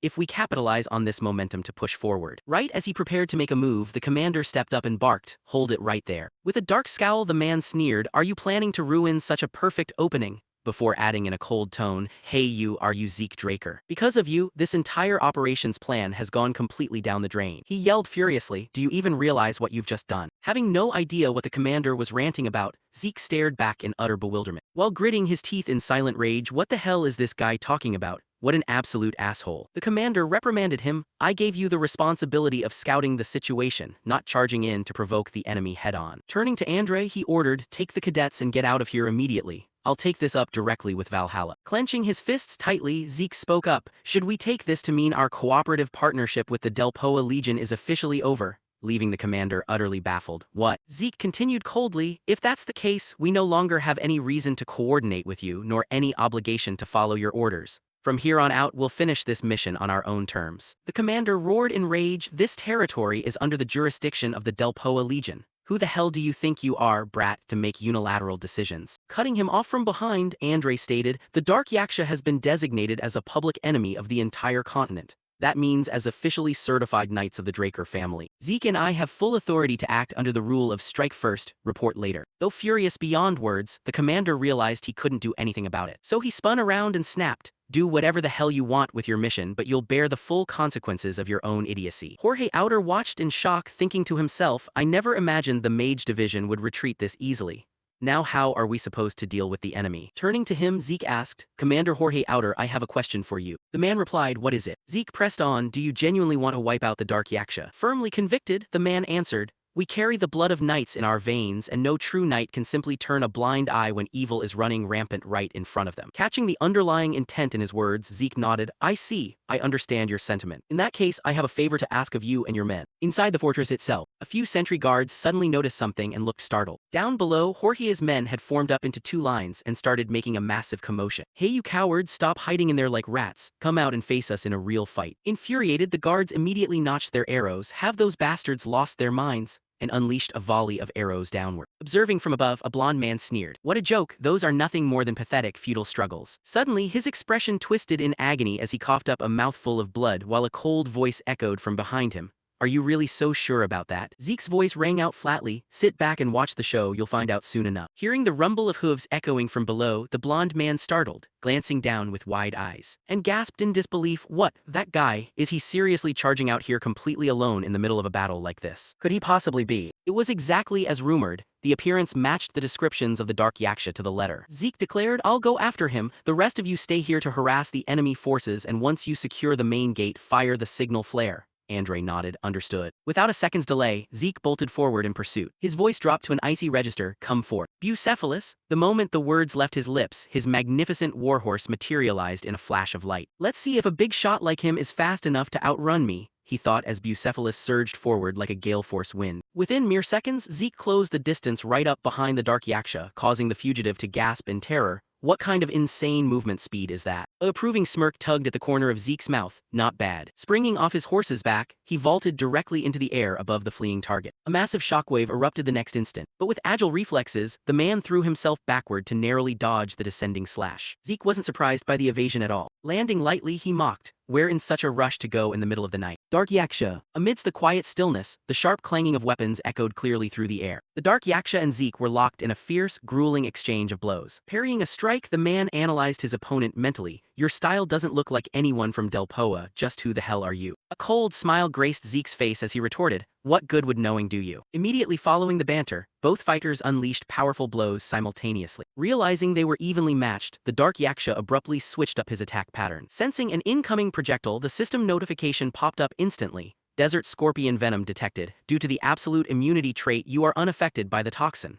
Cursing under his breath, Zeke thought, "Desert scorpion poison? These outlaws really love playing dirty tricks." Seeing that Zeke remained completely unfazed, the Dark Yaksha stared in utter astonishment. The poison had zero effect. "Where the hell are you from, the desert wastes or the southern borderlands?" Without answering, Zeke offered a dry, sarcastic jibe, "You sure ask a lot of questions for a dying man." Dropping the inquiry, the man drew a handful of throwing darts and prepped his stance. Whatever. The next second, the Dark Yaksha lunged forward with explosive speed. "Either way, you're going to die right here." In a blur of motion, Zeke batted the flying darts away with his sword while activating his Dragon X scale armor skill. Catching the remaining projectiles with his armored hand, he evaluated inwardly pretty decent attack speed. But the moment after, Zeke's eyes dilated in shock as he spotted something that's. Recognizing the technique, he murmured, an aura blade, so you were hiding your true power all along. Having fully charged his attack, the man shot forward like a cannonball, shrieking, time to end you. In a split second, the Dark Yaksha slashed his sword toward Zeke, screaming, die. Yet right after the strike landed, he heard Zeke's calm voice say, judging by your swordsmanship, you're an Imperial regular and an intelligence operative at that, causing the Dark Yaksha to panic and blurt out, how do you know that? Out of nowhere, a violent burst of lightning slammed directly into his body. Unable to withstand the shock, the Dark Yaksha collapsed flat onto the ground as Zeke slowly approached him. Now then. With an ice-cold expression, Zeke interrogated, my turn to ask a question. What is an intelligence operative doing stirring up chaos in Delpoa? Realizing he couldn't win against Zeke, the Dark Yaksha resolved to bite his tongue to end his own life. But the next second, Zeke forced a potion down his throat. Save your effort. Staring down with a ruthless gaze, Zeke stated flatly, I know damn well how stubborn you intelligence spooks are, as he consumed a recovery potion. He added a casual threat, if you give me information that satisfies me, I'll grant you the luxury of death. Terror flashed across the agent's face. A short while later, the Dark Yaksha sat slumped on the ground, panting heavily. Zeke asked leisurely, ready to talk now? And the cornered operative capitulated, muttering slowly, what do you want to know? Without a moment's hesitation, Zeke put forward the core inquiry, your identity and what you've been doing here. Glancing up warily, the man confessed, I'm an agent belonging to the 13th Bureau of the Imperial Intelligence Agency. Prompting Zeke to mutter thoughtfully, the 13th Bureau? I thought they only went up to the 12th, turns out they still have garbage like you crawling around down here. Hearing that, the Dark Yaksha gasped in disbelief. How do you even know the 12th Bureau exists? Leaning down with a dark, menacing aura, Zeke warned, I'm the one asking questions here. Now what have you been doing here? Terrified, the man stammered, conducting experiments. Hastily adding detail, the Dark Yaksha babbled, experiments on awakening drugs, which immediately reminded Zeke of the encounters he'd had earlier. Awakening drugs? Could it be those mercenaries? With a hint of skepticism, Zeke pressed, aren't those just regular guys addicted to soma? And the agent exposed the dark truth, it's brewed using refined components extracted from soma. Pushing for more details, Zeke asked, and why manufacture something like that? To which the Dark Yaksha revealed the Empire's sinister plot, to mass-produce soldiers who feel no pain and know no fear. A flurry of realizations crossed Zeke's mind, so this was another human experimentation project run by the Empire? You were bleeding Delpoa's forces dry while using them as live combat test subjects. Glancing down at the captive, Zeke analyzed silently, the only reason the Dark Yaksha managed to hold out in this fortress for 3 years while slowly infiltrating bandits and mercenaries to expand his syndicate was because he had the backing of the Empire all along. An intense wave of anger boiled up inside him as he cursed mentally, you damn Imperial bastards, just what the hell are you planning to do across the entire continent? Calming down after a moment, Zeke spoke up. Hey, you do realize that at this rate the Empire is going to eliminate you to tie up loose ends, right? Wearing a look of total despair, the Dark Yaksha replied, I know, I've already spilled everything, just kill me. To his surprise, Zeke calmly offered an alternative, what if I told you there's a way to survive? Skeptical, the Dark Yaksha scoffed, there's nowhere on Earth you can hide from the Imperial Intelligence Agency. But Zeke's next words stopped him dead in his tracks, what if the Draker family uses its authority to protect you? Staring in sheer disbelief, the Dark Yaksha choked out, Draker, what are you talking about? Without answering verbally, Zeke raised his hand and released a burst of aura. Feeling the overwhelming vitality radiating from him, the man shuddered in dread, you're a pure-blooded awakened of the Draker family? To which Zeke replied casually, that's right. Ripples of turbulent thought surged through the Dark Yaksha's mind, of course I don't want to die in a dump like this, I've done way too many dirty deeds to have any patriotism left anyway. And even if I survived and went back to the Empire, I'd just be executed to silence me. Reaching a silent verdict, he decided that becoming a witness under the protection of the Draker family was infinitely better, so he steadied his breathing and asked, can you guarantee a complete identity wipe and safe relocation for me? Unexpectedly, Zeke offered something even better. Stating nonchalantly, I'm going to set you up with a brand new career. With absolute confidence in his tone, he judged, since you're an operative from the Imperial Intelligence Agency, I'm sure we'll find plenty of good ways to put your skills to use. A moment later, something flashed swiftly through the quiet forest. It was none other than Zeke, who sped along while pondering deeply, wondering why the fortress hadn't fallen yet. His mind raced with non-stop speculations. A fortress without a Black Knight Yaksha should theoretically be easily handled by Andre's group alone. Did something happen? Either way, I need to get back to the Night Orders camp first. Shortly after, Zeke touched down at a certain spot. The moment he lifted his gaze, absolute shock washed over him. Ahead of him, a group of people were huddled together discussing something. What on earth are these mages gathering for? Right after that, one of them raised a staff into the air. Zeke's eyes instantly dilated in sheer horror. With a freezing expression, he snapped and challenged them. What the hell do you guys think you're doing? Why are you targeting your own allies? The reply came as another figure slowly stepped forward, Zeke Draker. With a cold and ruthless tone, Ingrid delivered his accusation. Because of you, the Black Knight Yaksha we managed to capture has managed to escape. Without a shred of courtesy, Ingrid coldly declared, therefore, to hold you accountable for this grave blunder, I will be placing you under arrest and escorting you back to camp immediately. Hearing this, Zeke let out a sharp sigh. A moment later, he muttered darkly under his breath, that asshole is throwing a tantrum again. Glaring at the man before him, Zeke forced himself to stay calm as he questioned, what is that supposed to mean? Are you seriously blaming me for letting the Black Knight Yaksha get away? Ingrid showed no mercy in his criticism. Naturally, it's because of your clumsy raid plan. If it weren't for you, I wouldn't have lost a prey that was already firmly in the bag like the Black Knight Yaksha. Hearing that, Zeke mocked him with cold derision. So you've already confirmed that the Black Knight Yaksha wasn't even inside the fortress. If that's the case, the fortress defenses were still way too sturdy for you, weren't they? Struck right where it hurt, Ingrid immediately panicked and bellowed, shut your mouth. I verified it earlier, someone was seen rushing out of the fortress in a hurry. Zeke laughed with a sense of utter absurdity as he rebutted, that could easily have been just a messenger sent to call for reinforcements.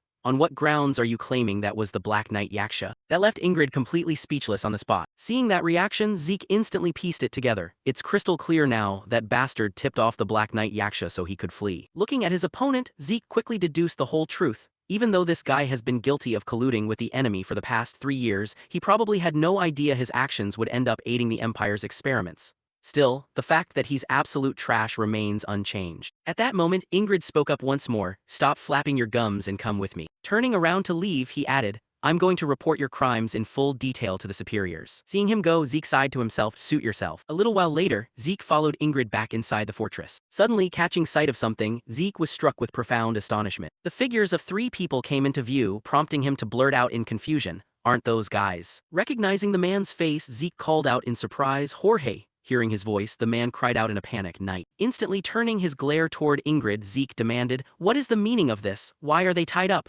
Ingrid's cold voice cut him back, shut your trap and stop poking your nose into business that isn't yours. At that moment, Jorge suddenly shouted at the top of his lungs, Knight, we don't regret helping you. Growing more and more emotional, he passionately expressed, we wanted to become honorable knights too. The next second, a streak of lightning struck Jorge directly, cutting him off mid-sentence. Witnessing the scene, Zeke delivered a harsh, chilling criticism, treating your own allies like this is going way too far, isn't it?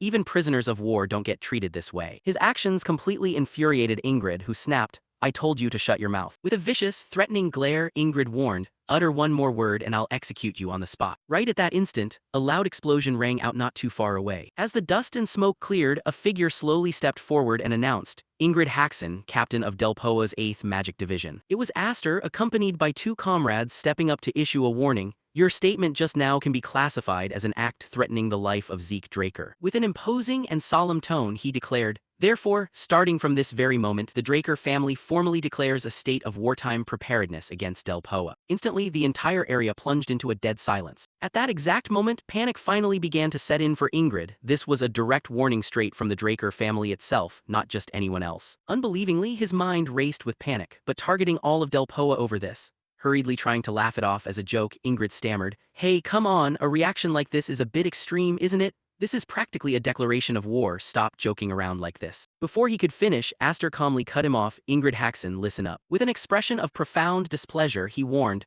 the name Draker is never something to be taken lightly. Realizing the gravity of the situation, Ingrid scrambled to make excuses in a rush, that was just a slip of the tongue on my part. My nerves were a bit frayed from the battle, don't misunderstand. Softening his tone, he desperately tried to justify his actions. I only wanted to bring Zeke Draker back to camp to conduct a more thorough investigation, that's all. At this point, Zeke casually chimed in with a request. Before that, would it be alright if I spoke with my teammates for a moment? Instantly, Ingrid's brow furrowed in severe annoyance. Unable to flatly refuse, he led them toward a nearby room and grumbled, I'll give you 20 minutes. Once Ingrid walked out of earshot, Zeke raised his hand and released a wave of energy that spread across the room, murmuring, this should be enough to jam any surrounding magic monitoring devices. Standing nearby, Aster waited for him to finish before asking, Zeke, didn't you say you had something to tell us? With absolute calmness, he revealed, I've already captured the Black Knight Yaksha. Shocked, Aster asked back, you mean you went head-to-head with the Black Knight Yaksha all by yourself? Zeke nodded affirmatively. Yes, I planned to take him alive before the battle dragged on. Hearing that, a wave of profound dread washed over Aster. He managed to single-handedly capture a continental public enemy that even veteran knights struggled against, as expected of Zeke. Turning to face them, Zeke continued sharing what he had uncovered. After interrogating him, it turns out he has deep ties to Captain Ingrid, to the point where handling this might get pretty complicated.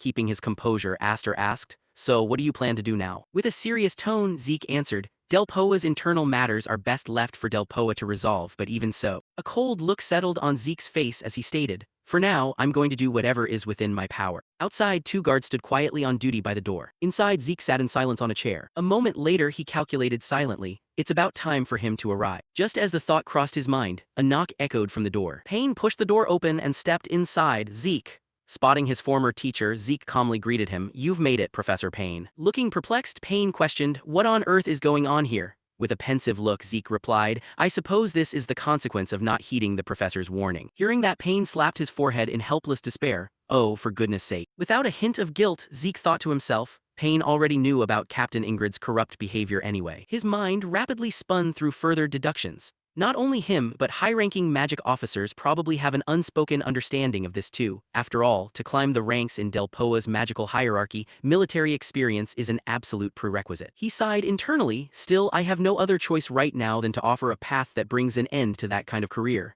The next second, Zeke gently spoke up, "I have something I need to discuss with you, Professor." With a puzzled look, Payne asked, "What is it?" With a solemn expression, Zeke asked, "Professor, do you happen to know about the Empire's awakening drug experiments?" Following that was a lengthy debriefing, as he shared all the truths he had uncovered regarding the Black Knight Yaksha with Professor Payne. His purpose in doing so was to place Payne on a moral balancing act. Now, the professor would have to weigh his options between blowing the whistle on the systemic corruption he already knew about or turning a blind eye to preserve his own status and position. Once he finished recounting everything, Zeke calmly made his request. "Professor, there is a favor I have to ask of you." Facing Payne's horrified expression, he earnestly urged, "Will you stand with me and help expose these atrocities?" Under the cover of night, Ingrid and his subordinates held a secret rendezvous. Rushing over, the mage subordinate called out, "Captain Ingrid." Ingrid immediately turned to inquire, "All right, what's the situation?" The subordinate reported respectfully, "Word is that Professor Payne turned down Zeke Draker's proposal." Hearing that, Ingrid broke into a jubilant smile. "Is that true?" Triumph swelled within Ingrid's chest. Naturally, personal status matters far more than blind faith. There's no way he could have been persuaded by something as flimsy as that. Composing himself, he calmly issued an order. "In that case, we can start moving things along." With a cold look in his eyes, Ingrid instructed, "Cause a bit of commotion and then retreat. Just put on a convincing enough show."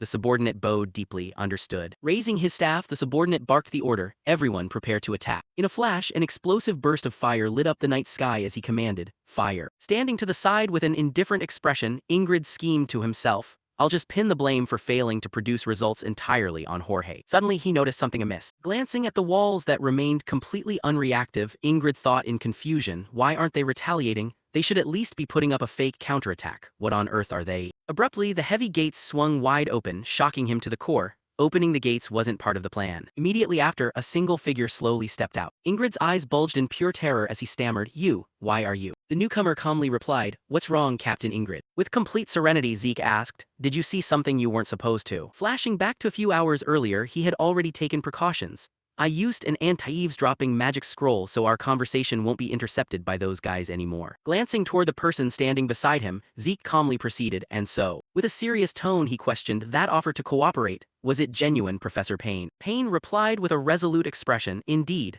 I cannot simply sit by and ignore human experimentation involving stimulant drugs." Hearing his answer, Zeke pressed further without letting his guard down. "But doing this will make it nearly impossible for you to continue building your career in Delpoa, Professor." Undeterred, the older man answered with unwavering conviction, "It's fine, Zeke. Rather than building a shameful career, I'd rather give it up entirely." Only then did Zeke truly set his mind at ease, offering a friendly smile, "Thank you, Professor. Let's get out of here." With a hint of disgust in his tone, Zeke muttered, "Time to teach that captain a bitter lesson." Snapping back to the present upon seeing his members, a furious Ingrid roared, "Payne, you useless piece of trash, you dare betray me? Do you really think you'll get away with this?" Before he could rant any further, Zeke cut him off with a chilling voice, "Ingrid Haxon." With a cold, authoritative declaration, Zeke stated, "I have brought people here to investigate your collusion and partnership with continental public enemies, alongside numerous charges of corruption." With commanding dignity, Zeke ordered, "Submit to arrest quietly." Across from him, terror gripped Ingrid's heart as he recognized the 3 individuals standing there. Those people,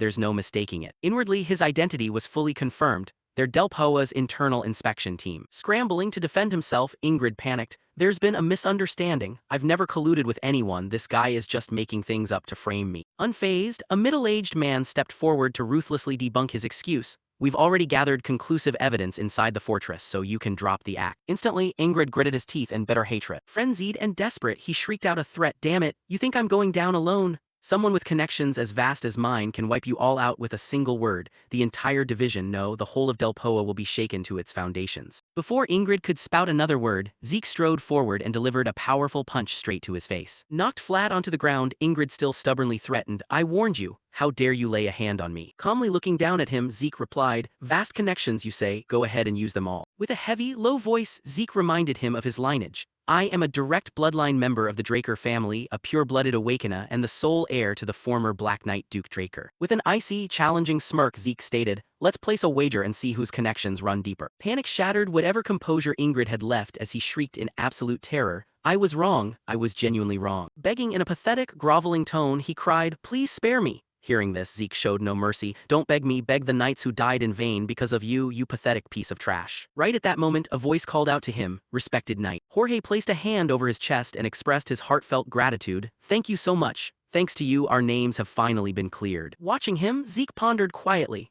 They were cleared from the investigation list thanks to my testimony that they had nothing to do with it. But if the 8th Magic Division dissolves, the attached Knight Order won't have a reason to exist either. He was well aware of what awaited Jorge's group. Unless other magic divisions absorbed them, the 8th Knight Order would inevitably face disbandment. Weighing this, Zeke asked without hesitation, do you have any regrets? Taken aback, Jorge responded in disbelief, how could we, my lord? With a sorrowful expression, Jorge continued, we only feel a deep sense of guilt toward our comrades who died unjust deaths all this time, purely for having the misfortune of serving under such a wretched captain. Without missing a beat, Zeke offered, if you don't mind, I'd like to present an opportunity for a new job. Stunned, Jorge stammered, a job, my lord. Rummaging through his belongings with one hand, Zeke casually confirmed, yes. He pulled out a document and handed it over, read this for the details. Glancing over the contents, Jorge's eyes widened in sheer disbelief. My lord, this is. Trembling, he asked, the terms are too generous, did you accidentally write down the wrong currency unit? Chuckling, Zeke replied with smug confidence, when you work for me, you get what you're worth.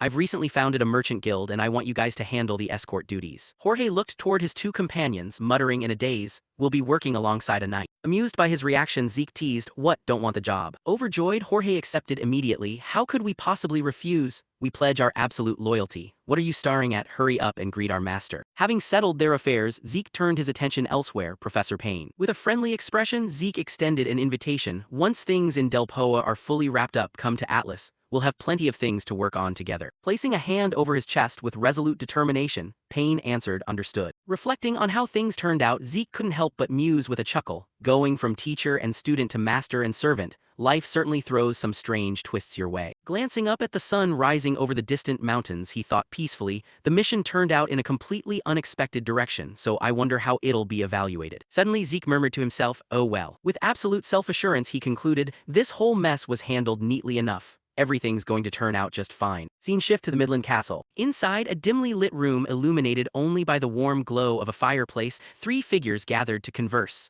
Draker spoke up, apologies for calling you all here during such a busy time. His tone suddenly turned serious. This recent incident requires discussion among the key members of our Black Feather unit. Narrowing his gaze, he cut straight to the chase. Let's skip the pleasantries and get right to the point, Baron Draker. Lately, the situation in the southern continent has been acting rather unusual. Hearing this topic brought up, the other 2 individuals reacted with surprise. The bearded man spoke up in objection, but Captain, even if the South is a hotbed for criminals, they're nothing more than petty drug pushers. Is there really any need to worry to this extent? Sitting across from him, a young man countered, not necessarily. Don Juan of Mecking seized control of the South through the Soma trade, turning himself into a monster sitting on a massive fortune. If a guy like that starts kicking up a fuss, it's definitely no small matter. A hint of displeasure flashed across the Baron's face as he asked, right-hand vice captain, you're in charge of intelligence gathering, haven't you heard the news yet that Don Juan is dead? Raising both hands in disbelief, the young man protested, that's impossible. The current confirmed reports state that Don Juan has merely gone into hiding to avoid the favela faction's offensive. the Baron calmly replied. Following Don Juan's disappearance, the Mecking cartel fractured into pieces. The opposing favela faction is in a similar state since most of their key figures are dead, but don't you find it strange that he still refuses to show his face under these circumstances? The young man's pupils contracted in disbelief. The Baron continued, footage was recorded from both cartel factions about a month ago. The screen showed a mysterious team heading toward a certain location, with masked figures appearing on both sides. As the Baron zoomed in on the display, a suspicious young man with striking blue eyes came into view. Among them, the most notable is the one leading the pack. We suspect this individual operated between both organizations and brought the cartels down, but neither side has managed to identify him yet. Draker made the announcement that from now on, they would track down that individual. A look of fierce anger crossed his face as he thought, whoever he is, why on earth did he mess with the southern cartels? I need to get to the bottom of all this. Elsewhere, Zeke was left completely bewildered by something unexpected. He asked again to confirm, Headmaster, what did you just say? Flaubert slid a file across the desk and said, you did a fantastic job on the mission to suppress the Dark Yaksha. Placing the documents firmly on the table, he continued, Professor Andre recorded everything in meticulous detail, and the Delpoa inspection team also sent over glowing reports along with their official thanks. Zeke sat there in blank surprise for a moment. Pondering deeply to himself, he thought, I figured it'd be tough to get a good evaluation for this mission since following superior orders on the battlefield is just standard protocol, so I never expected to get such high praise. Suddenly, the headmaster's voice cut straight through his thoughts. However, there is one regrettable point. It's a bit unfortunate that the Dark Yaksha ended up dying during the transfer. Hearing that, Zeke offered a dry, internal chuckle as he thought, actually, I let the Dark Yaksha lie. Remembering his plan from earlier, he thought, for now, we'll treat him as officially dead and later on, I'll wipe his identity clean and bring him back to the central continent. He recalled those documents, the records of the Empire's human experiments found in the south, along with the Dark Yaksha, who served as a living witness to the awakening drug experiments. Not to mention the man he had encountered earlier. Narrowing his eyebrows into a tight frown, he realized that all of these pieces would serve as crucial leverage to put serious pressure on the Empire. Flaubert announced, Cadet Zeke, considering the exceptional caliber you displayed during this mission, the Council of Professors has proposed an alternative form of examination for your graduation, prompting Zeke to ask, what kind of exam would that be? The headmaster replied, a demonic beast hunt. His eyes rounded in utter disbelief. A demonic beast hunt? He thought to himself, isn't that way too easy for a special graduation exam? The headmaster clarified, of course, it's not just a straightforward hunt, it's an unsolved case and you'll have to investigate and resolve it entirely on your own. Hearing that, Zeke instantly got a bad feeling that something dangerous was coming his way. Unlike standard monsters, demonic beasts didn't belong to any fixed species,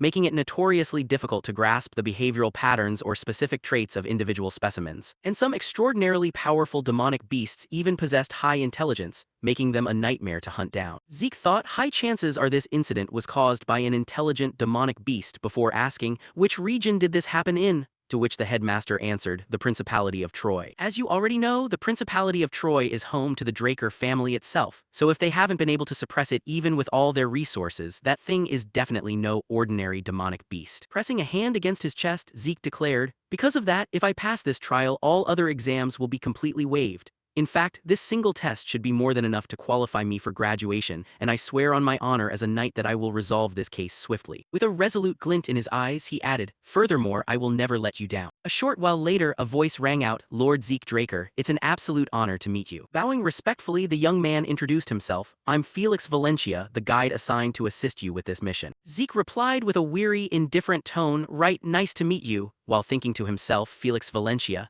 that's a name I've never heard before, neither in my past life nor this one. Suddenly, his gaze turned sharp and cold, as a strange detail caught his attention. Spotting a faint blue aura wrapping around the young man, he thought, there seems to be some unusual energy hidden inside his body. For a regular young knight who isn't a blood-related Draker to reach this level, there's definitely something fishy going on. Probing further, he asked, are you originally from the Principality of Troy? To which the youth replied smoothly, yes, I was born and raised there, trained at the local swordsmanship guild since I was a child and currently serve in the Atlas City Guard. Hearing that, Zeke thought, he looks normal enough on the surface, but you never really know, so it's better to stay on guard before offering a polite nod. Thanks for letting me know. Turning around with a serious expression as he prepared for the journey ahead, he declared, well then, let's set off for the Principality of Troy. After a long journey, the two arrived in the Principality of Troy, where the Grand Duke personally stepped out to welcome them. Welcome, Lord Zeke, I've heard word of your arrival here in Troy. Shaking his hand with deep gratitude, the Grand Duke said, for a pure-blooded awakened of your status to personally come all the way out here is truly an honor for us. To which Zeke replied, the honor is mine to be of assistance. Prompting for details, he asked, could you brief me on the situation right away? Lowering his head with a heavy, sorrowful expression, the Grand Duke began, it all started a few weeks ago. At first, livestock started disappearing one by one, but as time went on, people who ventured into the mountains stopped returning altogether. Starting from children and women to grown men, it seems like the monster has been steadily moving on to larger prey over time. Asking for evidence, Zeke inquired, are there any crime scenes where clues were left behind? Leading the Grand Duke to guide the way, this way, please. Pointing ahead, the Grand Duke explained, from the farming area where the livestock vanished up to the trail leading into that mountain over there, that's the main incident zone. Staring at the blood still smeared across a wooden post, Zeke thought, the fences are completely intact despite all this scattered blood. I need to check the surrounding area. Channeling his magic to scan the terrain, he suddenly spotted something. Right in front of him was a massive footprint embedded in the dirt, giant footprints. Examining the clue left in the soil, he deduced, considering the sheer weight required to leave prints this deep. And looking at the nearby posts, it could easily clear these fences with a single bound without leaving a scratch. Gritting his teeth in annoyance, he muttered, this behavior doesn't match the habits of any ordinary demonic beast. Wearing a grave expression, Zeke stated, looks like this mission isn't going to be a walk in the park. After a long day of travel, the two set up camp to rest by a campfire for the night. Sitting quietly and watching Felix Valencia fast asleep, Zeke muttered thoughtfully, the kid looks completely wiped out, though that's to be expected after running investigations all the way into the late hours. Piecing together the events of the day, he reviewed, we tracked the beast's traces up the mountain trail, and before long we reached a deep forest that human feet had never touched. When the two of them walked deep into the woods, they came to an abrupt halt upon discovering a horrifying sight and the clues left behind. After inspecting it closely, Zeke reached a definitive conclusion. It was a corpse sucked completely dry like a mummy, without a single visible physical injury on it. Recalling that shriveled corpse in the forest, a thought clicked in his mind, a demonic beast that drains bodily fluids without leaving a trace.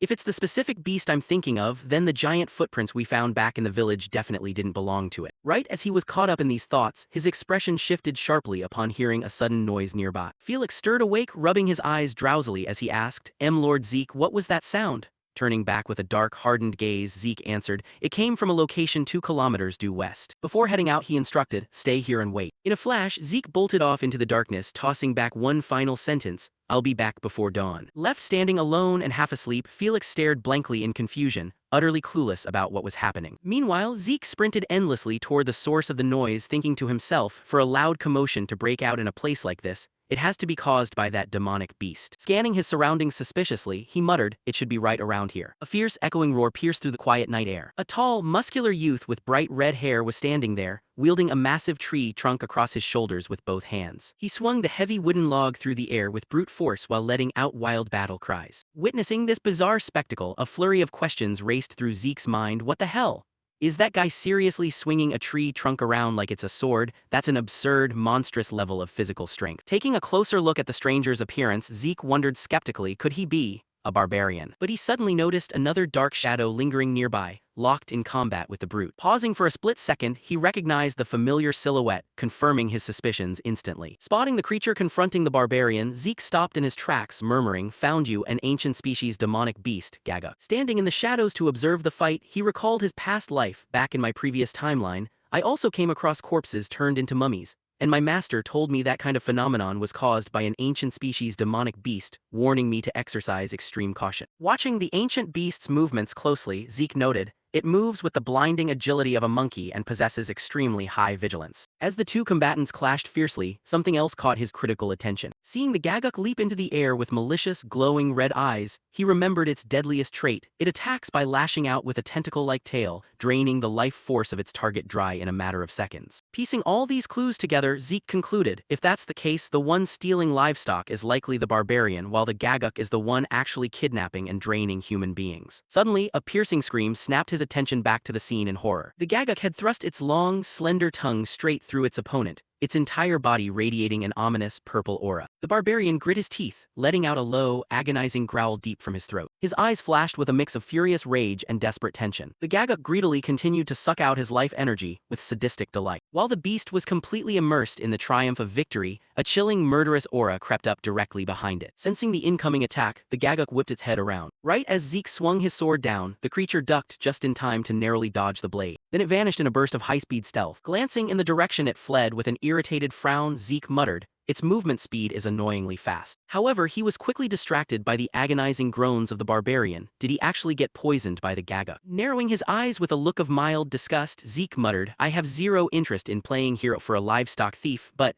I suppose doing a little charity work won't hurt." Scene transition to inside a dim cave. After hauling the barbarian into the cave and applying first aid, Zeke stared at the medicine bottle in his hand with doubt. Healing potions have no effect. Is it because he isn't human? Seeing that standard medicine failed, Zeke decided to switch tactics. If that's the case, let's see if this works. Placing his hand directly over the wound, a bright glow emitted from his palm as he activated a wide area support skill. Instantly, a brilliant wave of blue light surged forward as he invoked the skill, Factor Healing. Once the treatment took effect, the barbarian let out a few soft moans of relief. Opening his eyes, the man glared around with sharp, fierce vigilance. He instantly threw himself into a defensive combat stance. Seeing this, Zeke raised a hand to calm him down. "Hey, relax." Explaining the situation, he said, "I'm the one who just saved your life." Hearing those words, the man stammered out, "Thank you," prompting Zeke to let out a quiet sigh of relief. "Thank goodness I actually know the barbarian language." Following this misunderstanding, the barbarian's background came to light. His name was Wang Quan, and despite being only 16 years old, he was already stronger than any warrior in his village. Consequently, as a rite of passage for coming of age, Wang Quan was given the trial of capturing a Gagak, the most powerful demonic beast inhabiting barbarian territory. However, because the Gagak proved too elusive to hunt down, he ended up chasing it all the way into the Principality of Troy without realizing it, and sitting cross-legged with his head hung low in dejection, he muttered, "Hunting it is too hard. I'm gonna fail the trial for sure." Offering a tempting proposition, Zeke asked, "How about a hunt? Wanna help me out?" Leaving Wang Quan to stare back in blank astonishment. "For real?" Zeke flashed a confident, reassuring smile. Thumping his thumb against his chest, he affirmed, "Leave it to me." Felix called out in surprise, "Lord Zeke." Staring at Zeke walking alongside a stranger, the guide asked with a bewildered expression, "Who is this person?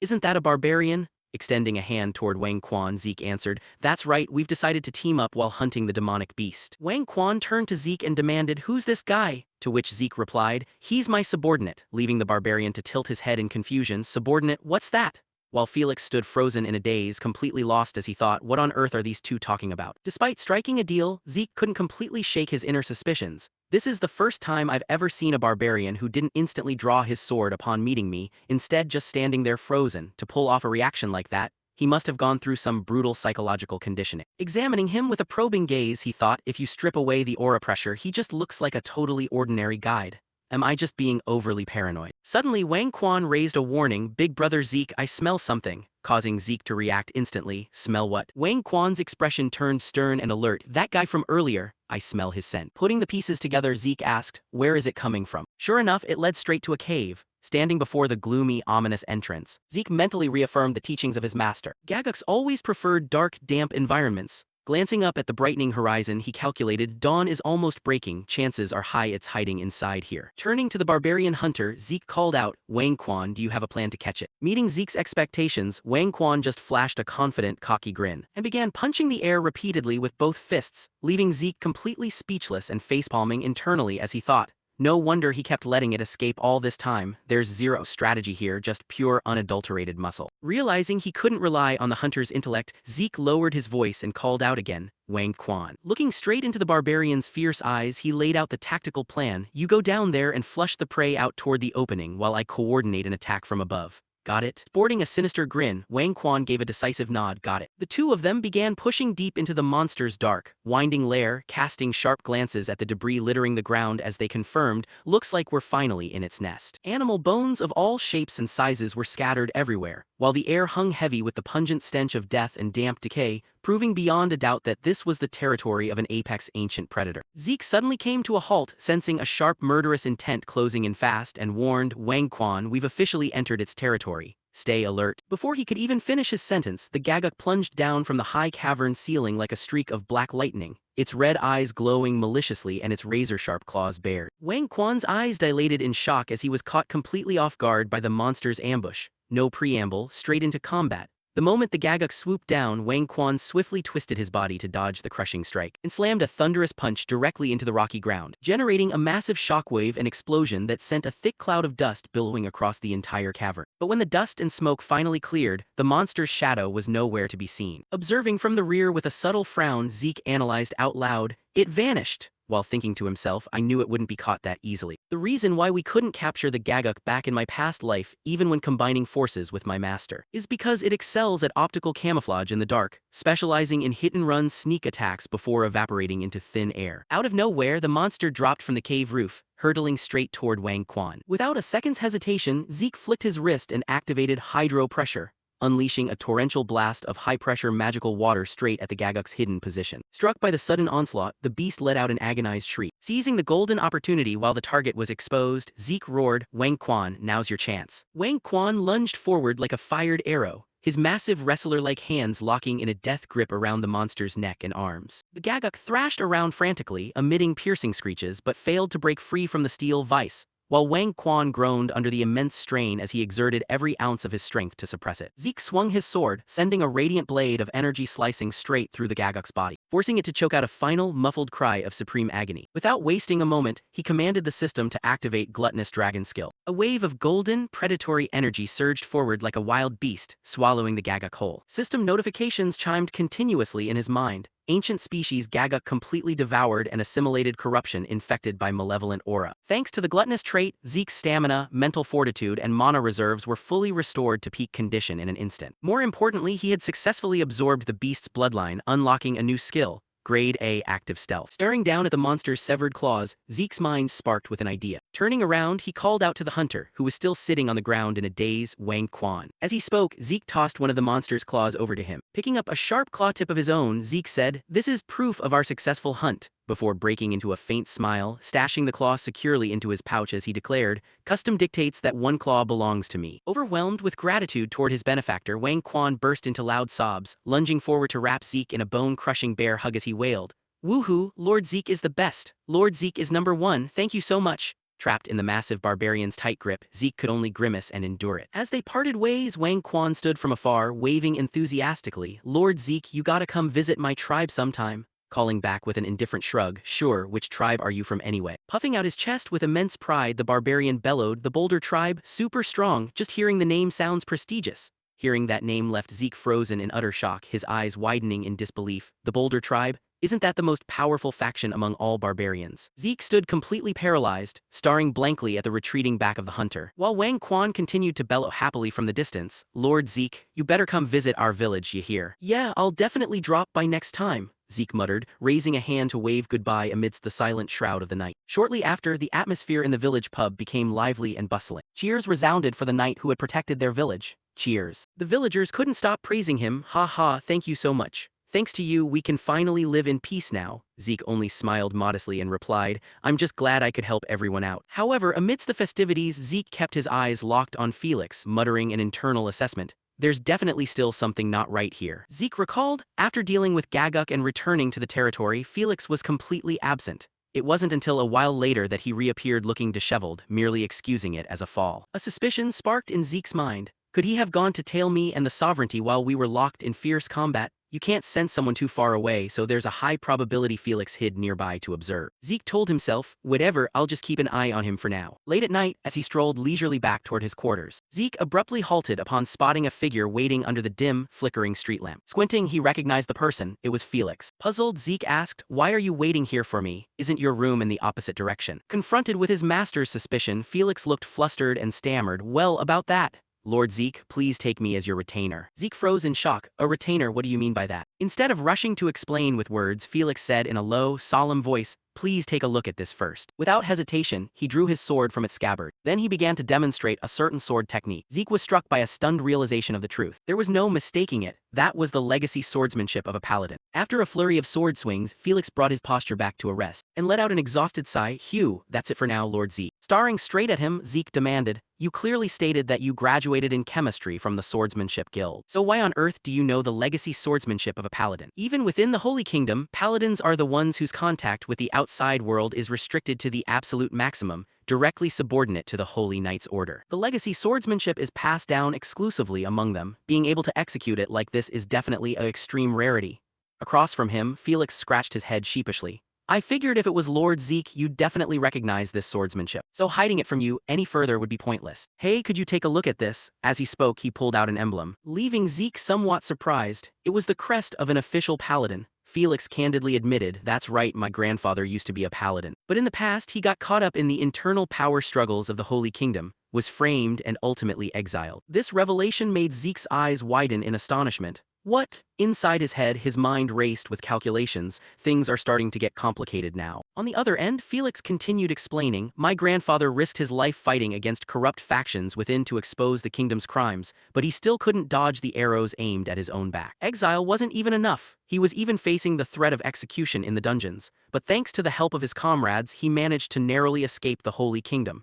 Ever since then, he concealed his identity and lived in the Principality of Troy up until now. As time went on, before passing away, he recounted everything and passed down this swordsmanship to me." Hearing this, a sudden realization clicked in Zeke's mind. Passed down? Could it be that too? He hastily questioned Felix before he passed away. "Did your grandfather try to perform an aura legacy on you?" Caught off guard, Felix looked flustered. "An aura legacy? What's that?" Without giving him room to ask more, Zeke directly commanded, "Hold out your hand right now." Just like that, the protagonist firmly grasped the man's hand and began to sense intently. Sure enough, just as he predicted, his aura conduction rate was vastly higher than his actual power level, and even his aura meridians were completely unblocked. Seeing Zeke's grim expression, Felix asked anxiously, "Lord Zeke, is something wrong?" Zeke spoke with a hint of envy in his voice. "Quite the opposite. Felix, you should be grateful to your late grandfather. Your grandfather must have been a grand paladin. To put it simply, someone on par with the Black Knight." Hearing this, Felix realized he had struck the jackpot. "Is that really true?" he asked back. Zeke nodded with absolute certainty. "That's right. The paladins of the Holy Kingdom possess a unique technique passed down since the Empire era, and that is the aura legacy. It's a technique that allows one's aura to reach milestones much faster than normal. But your grandfather didn't just stop at that, he even unblocked your meridians to boost the aura conduction rate inside your body as well."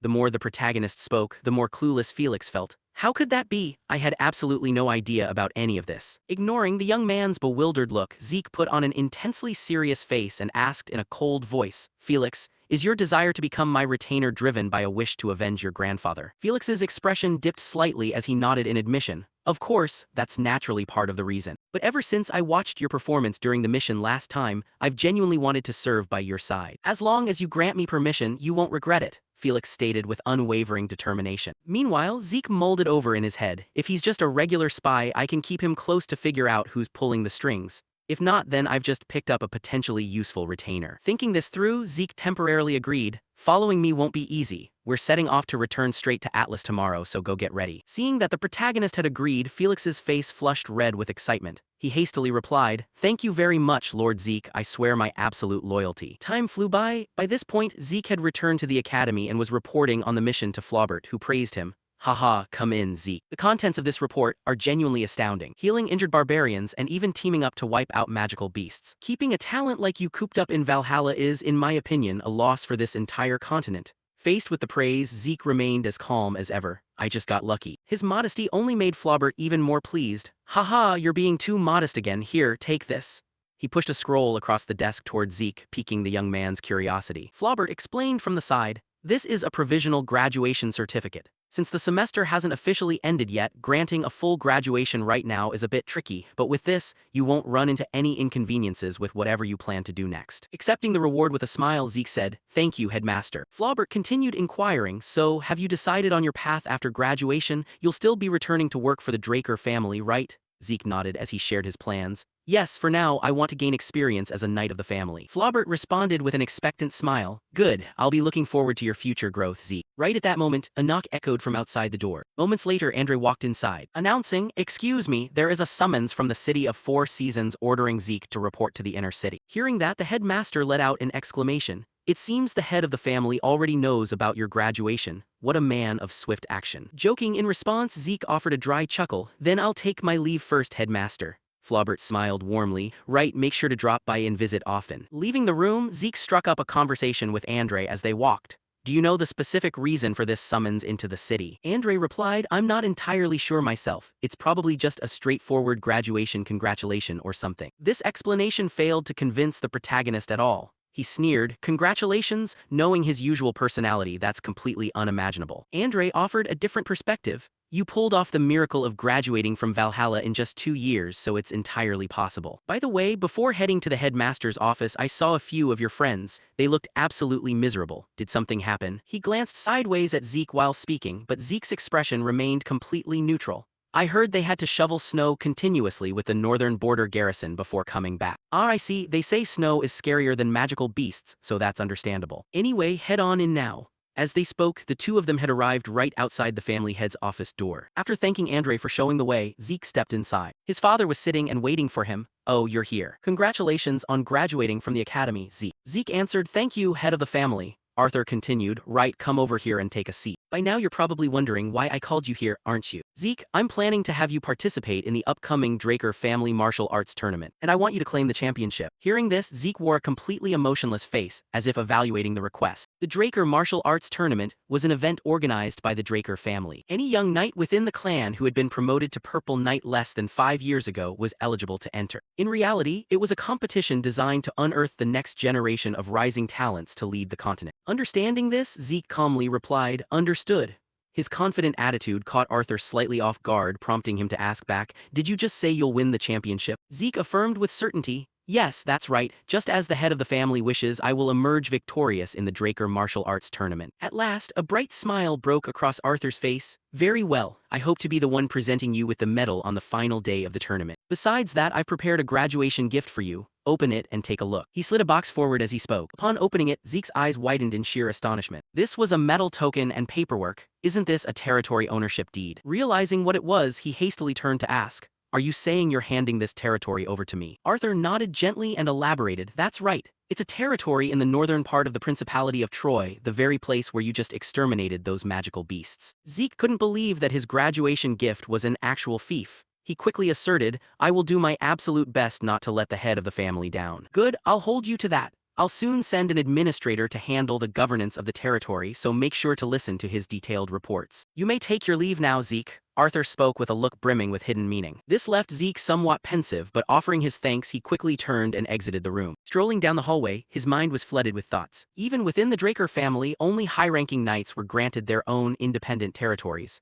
But he had only just become an official knight. This was truly an unprecedented level of special treatment. Just as he was lost in thought, a familiar voice suddenly called out from behind, Hey, Zeke. Turning around, the protagonist recognized the newcomer as Uncle Duke, his master. He greeted him cheerfully, Master. Duke nodded, right, you busy little disciple, long time no see. Zeke turned to question him, What are you doing here? Duke replied, I plan to come rest comfortably at your place, only for Arthur to rope me into doing a mountain of chores. Even though I've retired from active knight service, my standing in the Draker family still holds weight, you know. Zeke cast a sideways glance at him and teased, You've been slacking off and playing around for 10 years, doing a little work won't kill you.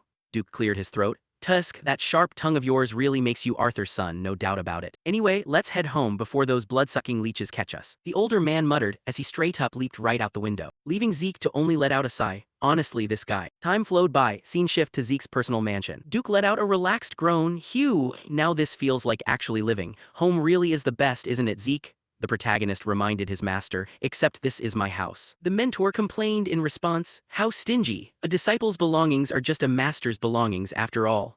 That remark left Zeke completely at a loss for how to reply. After a few seconds, Duke finally steered the conversation to the main point. So, why did that guy Arthur call you over? I'm guessing it wasn't just to casually congratulate you on your graduation, was it? Zeke answered, I received my graduation gift. Duke waved a hand dismissively as if brushing off the notion of a gift. Oh really, what did he give you, a sword or some armor? Zeke stated that he had been awarded a territory. That statement caused Duke to snap up like a corpse jolting awake. What, you received what? He asked back. Zeke shrugged and repeated, I got a territory in the northern part of the Principality of Troy. At that point, even Duke sat frozen in stunned silence for a few seconds before letting out a sigh. Good grief, seriously, getting your own territory right after coming of age. Looks like Arthur is in a fantastic mood. Plus, since it's the Principality of Troy, even if it's the north, the tax revenues won't be bad at all. Zeke nodded in agreement. Coincidentally, that happened to be where I carried out my recent mission, and the locals there are quite nice.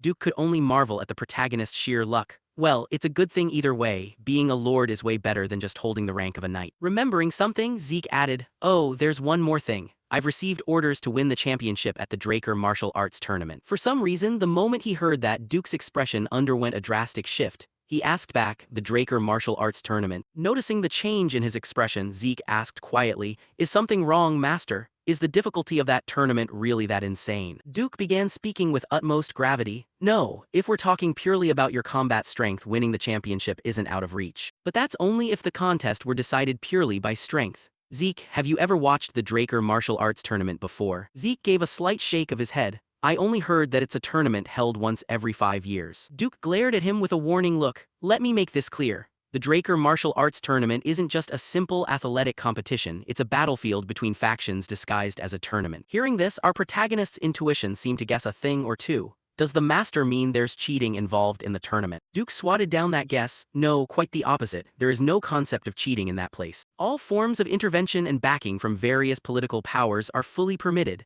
and the champion is decided based on the culmination of all those factors. Over on his end, Zeke fell into deep contemplation after hearing that. He had thought that just beating everyone would be enough, but if even Master Duke is making a face like that, the problem definitely isn't that simple. Turning back to Duke, the older man spoke bluntly. Zeke, I'll spell it out for you. Without the backing of a powerful faction, there is zero chance you will win the championship in this tournament. Even I am largely clueless when it comes to politics. But there's still some time left, so I'll try looking around for a few familiar families to see what we can do. Zeke fell back into a pensive mood over his master's words. Before leaving, my political sense is terrible too. Damn it, is there really no other way? Right on cue, the butler Decker's voice rang out. Pardon the intrusion, young master. I have a few important words to discuss with you. I happened to overhear your conversation with Lord Duke just now. You'll be participating in the Draker martial arts tournament? Not fully grasping the butler's intent, Zeke acknowledged it. That's right. But my master said that without backing from a powerful clan, it's going to be very difficult. After a few seconds of reflection, Decker suddenly continued, Young master, please take a look at this. As he spoke, he drew his sword from its scabbard. A shimmering layer of deep blue aura pulsed across the blade's edge. This left Zeke unable to conceal his shock. Decker, you're a paladin. Decker quietly replied, I knew you would figure it out sooner or later, young master. Zeke nodded awkwardly, inwardly praising Decker's sharp observational skills. Then the butler stated, Young master, I am actually a knight sworn directly to the Draker family, and I served as the personal bodyguard tasked with protecting the madam, your mother. Once again, Zeke was taken aback by this revelation. He blurted out in shock, my mother. The butler slowly began to unfold the story. Young master, do you know why not a single person within the Draker family ever speaks of the madam? It is because the madam's ancestral family was none other than the house of Agamemnon. Hearing that name, Zeke went completely blank. Agamemnon, this is the first time I've ever heard that name. What kind of place is it? The butler's expression turned grim as he began to share what he knew. The house of Agamemnon used to be the most powerful force among all of Draker's blood-allied houses, even surpassing the current Thurn or Siemens. The more he listened, the more confused Zeke grew. That massive, but why have I never heard of that family before? Decker let out a heavy sigh, because everyone shuns the Agamemnon family and calls them the cursed bloodline. The women of that family always suffered stillbirths during pregnancy, and the few children lucky enough to be born alive all died before reaching the age of 5. But there was only one exception, the young master's mother, the lady of the house, who managed to survive and grow up. Hearing this part, Zeke easily grasped what Decker was trying to tell him. Decker, are you asking me to use that curse as a backing force for my own ambitions? The elderly butler nodded in acknowledgement. Yes, that place used to be the most powerful influence in the central region. Furthermore, the young master is the only one qualified to become the heir of that family. After listening, Zeke only replied temporarily, all right, I'll think about it. As for Decker, having said everything he could, he didn't wish to push any further. I understand, thank you for listening. And young master, even though you know I am a holy knight, thank you for trusting me without any suspicion. Zeke flashed an intensely confident smile. Think nothing of it. Scene shift to the Mycenae region, where Zeke and Felix had now arrived. The city's remarkable development left Felix in absolute awe. Oh man, young master, stepping in here feels like walking straight into the Holy Empire era. So this is what Mycenae looks like. Paying little heed to what his subordinate was saying, the protagonist instead looked around and thought to himself, coming to see it with my own eyes was definitely the right choice. Mycenae was one of the central region's cities backed by the Draker family, and according to Decker, the Agamemnon family were nobles who had ruled Mycenae and its surrounding territories for generations. But about 50 years ago, misfortune struck the family, rumors of a cursed bloodline spread far and wide, and Mycenae became isolated, which was why that name had become such a rarity within the Draker inner circle. At that moment, the two of them walked up to a tavern and Zeke suggested to Felix, let's grab something to eat first. Without wasting any time, the pair strode straight inside the restaurant. The elderly tavern owner warmly welcomed them. Welcome, travelers. Zeke walked up to him and placed an order. Boss, bring us whatever you consider your best dish. The owner laughed heartily. Let me serve you our signature house special soup. While waiting for the food to be served, Zeke took the opportunity to observe the patrons inside the restaurant, noting that everyone seemed quite relaxed and the security appeared decent. The city itself wasn't half bad either. Sitting nearby, a bald guy suddenly turned around with a bright smile to strike up a conversation. Are you guys tourists? If you haven't eaten yet, let us treat you to a plate of grilled beef ribs. At the next table, a red-haired fellow chimed in, "That's right, once you're in Mycenae, you've got to try this dish." Zeke glanced sideways at the nearby patrons and offered a smile. "Thank you, the people of Mycenae really are very friendly. Boss, please be so kind as to treat these fine guests to a mug of beer each," the owner replied, coming right up. The red-haired guy turned back to the protagonist with a grin. "Aw, come on, no need to be so formal," while the protagonist replied that he simply wanted to express a small gesture of goodwill. Then, testing the waters to gather information, Zeke asked, "So, have you guys lived here for long?" They answered, "That's right, we're born and raised locals of Mycenae, so feel free to ask us anything." Reaching the point of his inquiry, Zeke stated his purpose. "Then let me ask, who is the mayor of Mycenae? I looked around earlier and couldn't find any building that resembled a town hall." For some inexplicable reason, the moment that question dropped, the expression on the guy's face instantly shifted. Not only him, but the entire tavern suddenly plunged into a dead silence, leaving Felix quite puzzled as he wondered why the atmosphere had turned so tense out of nowhere. The red-haired guy abruptly stood up as if wanting nothing more to do with the protagonist.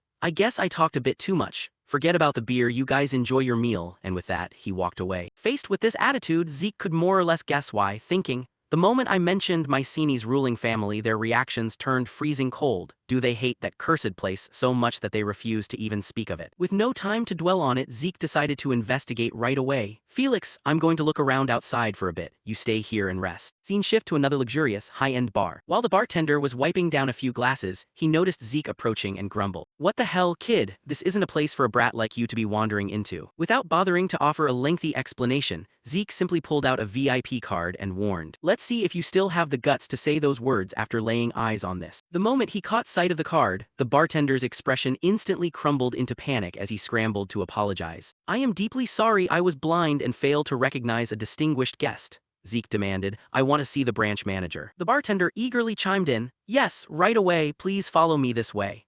Meanwhile, the protagonist maintained his grim expression, thinking, "Since Kay gave it to me, this item clearly holds weight within the syndicate, and it looks like this card will continue to come in quite handy." Walking behind the bartender, Zeke stepped into a dimly lit corridor. Hurried footsteps began echoing from ahead. A blonde-haired man rushed forward and dropped to his knees in sheer terror. "I sincerely apologize. I had no idea a person of such high status was gracing us with their presence. Please forgive my impudence." Zeke questioned him, "Do you know who I am?" The blonde man pressed his forehead hard against the floor and answered, "I'm not entirely clear on the details, but I was strictly ordered that you are an absolute VIP whom we must never offend." Zeke continued his questioning, "How long have you been stationed here in Mycenae?" Breaking out into a cold sweat under the immense pressure, the man stammered, "Counting up to now, it's been about 20 years. A duration that took Zeke slightly by surprise. "Oh, really that long? All right, then you must know the situation inside Mycenae inside out, right?" The man nodded frantically. "Yes, Mycenae is a place where the black market thrives far more than the surface city. If you're interested in that side of things, allow me to." Before he could finish his sentence, Zeke cut him off. "Unfortunately, the black market isn't what I'm interested in. Do you know anything about the true master of this city of Mycenae?" Just like before, the moment the ruling family of Mycenae was brought up, the man's expression instantly froze solid, and his entire body began trembling. "Could you possibly mean," Zeke reminded him, "did you seriously ask because you genuinely didn't know? I'm talking about the Mycenae family." Observing the man's terrified reaction, Zeke let out an internal sigh of complaint. Just how far have these rumors spread for everyone to be scared out of their wits like this? Based on Decker's previous words, mentioning the name of that household seemed to be a strict taboo. Was there a specific reason behind it? The man stammered out with a face drenched in cold sweat, "Sir, that family is cursed." The protagonist said in a chilling tone, "I'm already well aware of that, but isn't the curse supposed to mean all children born into the family just die?" Panicking, the man hastily interrupted, "That's not all of it," Zeke asked back in mild surprise. "What do you mean, then what kind of curse is it really?" The man whispered with extreme tension, "Anyone who sets foot inside that family's castle dies." Hearing those words, the protagonist couldn't conceal his shock any longer. Taking a few seconds to steady his composure, Zeke asked for clarification. "So according to you, anyone who approaches the Mycenae family castle is as good as dead, is that correct?" The man nodded vigorously. "That's right. Not only that, but speaking of that name too often is extremely dangerous as well." Standing off to the side, Zeke fell into deep thought regarding the man's words. "Let's see. Looks like there's some shady business going on here. A spell grows stronger the more people believe in it, which means the likelihood of that curse actually manifesting is quite high." Having pondered that, he pressed further, "Has anyone actually lost their lives by going to that castle?" the man stammered. Yes, exactly. The incident where everyone who went there decades ago lost their lives because of the curse is very famous. Because of that, to this day, the people of Mycenae don't dare venture anywhere near that castle. At that point, a cold smile crept across Zeke's face. Ah, now I think I'm starting to understand a bit. This curse is just a rumor deliberately fabricated and spread by Mycenae itself. Time flew by quickly. Scene shift to the front of the Mycenae family castle where the protagonist and Felix had now arrived, with Felix saying in a frightened voice, "Young master, are we seriously planning to investigate this place? This gloomy atmosphere gives me a really bad omen. Shouldn't we hurry back now?" Ignoring the advice of his trembling subordinate, Zeke opened his mouth and shouted at the top of his lungs with an imposing voice. "Hear this! A pure-blooded awakened of the Draker family, blue rank promoted official knight, and the continent's youngest prodigy, Zeke Draker has come to pay a visit to the Mycenae family." Following that commanding announcement, the heavy castle gates slowly creaked open. An elderly female servant stepped out from the interior to greet them. "Did you say you are the knight Zeke Draker?" Zeke nodded in response. "That's right, I wish to meet the head of the Mycenae family." The old woman suddenly broke into a bizarre, eerie chuckle. "Hee, welcome. In that case, please step right inside," she said while gesturing toward the castle's interior. Without missing a beat, Zeke and his servant stepped inside. As they walked, he took the opportunity to observe his surroundings, noting that it was an extremely ancient castle that looked like it had stood for at least 1,000 years. Trailing behind him, Felix suddenly spotted something, causing his face to turn completely pale. "Why, young master, look over there. Those are wraiths, and there's more than one." Lined up ahead of them were members of the Mycenae family sitting quietly in the reception hall, waiting for their arrival. Casually rewarding his useless subordinate with a solid smack to the head, the protagonist admonished, "Shut your trap for a second." With that, he directed his gaze toward the elderly man sitting right in the center. The old man's eyes lacked any hint of light, making him look almost like a sleepwalker, prompting Zeke to think, "Is that old geezer sitting in the middle, the head of the house?" He offered a polite greeting. "Greetings to the senior elders of the Agamemnon family, the true masters of Mycenae. And as a direct bloodline descendant of Mycenae, I expect you all to back me up." Cutting straight to the point, the protagonist watched as the aged family head slowly stood up. The old man ambled over to a nearby wall and raised his head to stare upward. Figuring there must be a painting hanging up there, Zeke instructed Felix, "Felix, shine your light on that wall." Moving quickly, Felix aimed his lantern straight at the wall. In a flash, the artwork was illuminated, causing him to blurt out, "What on earth is this? What kind of grotesque painting is that?" Zeke also observed the painting before him with a dark, somber gaze. There were two paintings the family head was looking at, one depicting countless people vomiting blood and meeting their demise, and another showing bodies being dumped into a lake. Beside them, the elderly family head's chilling voice continued to echo, "The symbol of the family. The family symbol is gone, cursed, unqualified for succession, the curse of this place. Everyone will die, they'll all die." Without showing a shred of panic, Zeke countered with a question of his own. "Are you saying that because the family symbol is lost, I lack the qualifications to inherit the house?" The old man silently nodded in agreement. Meanwhile, Felix could only stare at his young master with wide eyes, wondering how on earth he managed to deduce all of that from those disjointed ramblings. Oblivious to his subordinate's inner thoughts, Zeke rubbed his chin as he calculated, "The family symbol and a lake, huh?" Turning to the female servant from earlier, Zeke asked, "Let me ask you this, the family symbol sank to the bottom of that lake, didn't it?" She silently nodded. Zeke issued his next instruction, "Then lead the way to that lake." Before long, the two of them were guided to the edge of a vast, sprawling lake. Inspecting the scenery, Felix expressed his amazement. "Whoa, this is my first time seeing a lake this massive, though the water's so murky it'd be impossible to find anything in there." Zeke shared the sentiment, reviewing the details from the painting as he deduced, "The painting showed someone clutching something and jumping to the bottom of the lake. Right now, that's the only clue we have. I'll have to dive down there myself to check it out firsthand." Whale's breath, "This is an item that lets me breathe underwater." Without a second thought, he drank down the potion and turned to instruct Felix, "Felix, I'm heading down into the lake for a bit. It might take some time, so wait for me here." Just as Felix opened his mouth to try and dissuade him, Zeke plunged straight into the water. He swam downward with maximum speed. Before long, Zeke noticed something catching his eye. "Those are piles of white bones, looks like a massive graveyard." So the scene in the painting was completely true after all. But what in the world is that? Hovering ahead of him was a mask radiating a shimmering golden glow. Swimming forward quickly, he picked it up to inspect it closer, noticing that the intricately crafted golden mask bore rare decorative motifs characteristic of the Holy Land. Before the protagonist could ponder it further, a ferocious roar rang out, shocking him back to reality. "What's that? That roar? What the hell? Where on earth did that thing crawl out from?" Without him realizing when it arrived, a vicious aquatic dragon had stealthily closed in right behind Zeke, while a system notification flashed into view. Ancient aquatic dragon corrupted by malevolent aura detected. At the bottom of the lake, a corrupted ancient dragon suddenly lunged forward with a mouth full of sharp teeth. Zeke was completely caught off guard, never expecting the creature to show up at this exact moment. Being at such a severe disadvantage underwater, he was forced to channel his energy and figure out a way to fight back. His water armor and elemental sword were instantly summoned to level the playing field. Zeke unleashed a tidal wave slash, creating a massive whirlpool that engulfed his opponent. The monster let out a miserable roar as it was tightly trapped within the powerful attack. Even so, the crushing water pressure made Zeke feel like fighting this way was still far too disadvantageous. Right as he hit a dead end, he suddenly remembered he still had another precious artifact he could use. The blazing red Hersian armor instantly materialized, radiating an overwhelming presence that eclipsed the dark, murky lake. Zeke began executing the dragon-slaying sword art True Dragon Sword Form, Chapter 8, Section 1. His dragon scale slash tore right through the water, striking the ancient dragon head-on. The sheer power of the slash made the corrupted creature start trembling in fear. Right after that, the system asked Zeke if he wanted to subdue it using the dragon domination skill. Realizing this would be much more beneficial than killing it outright,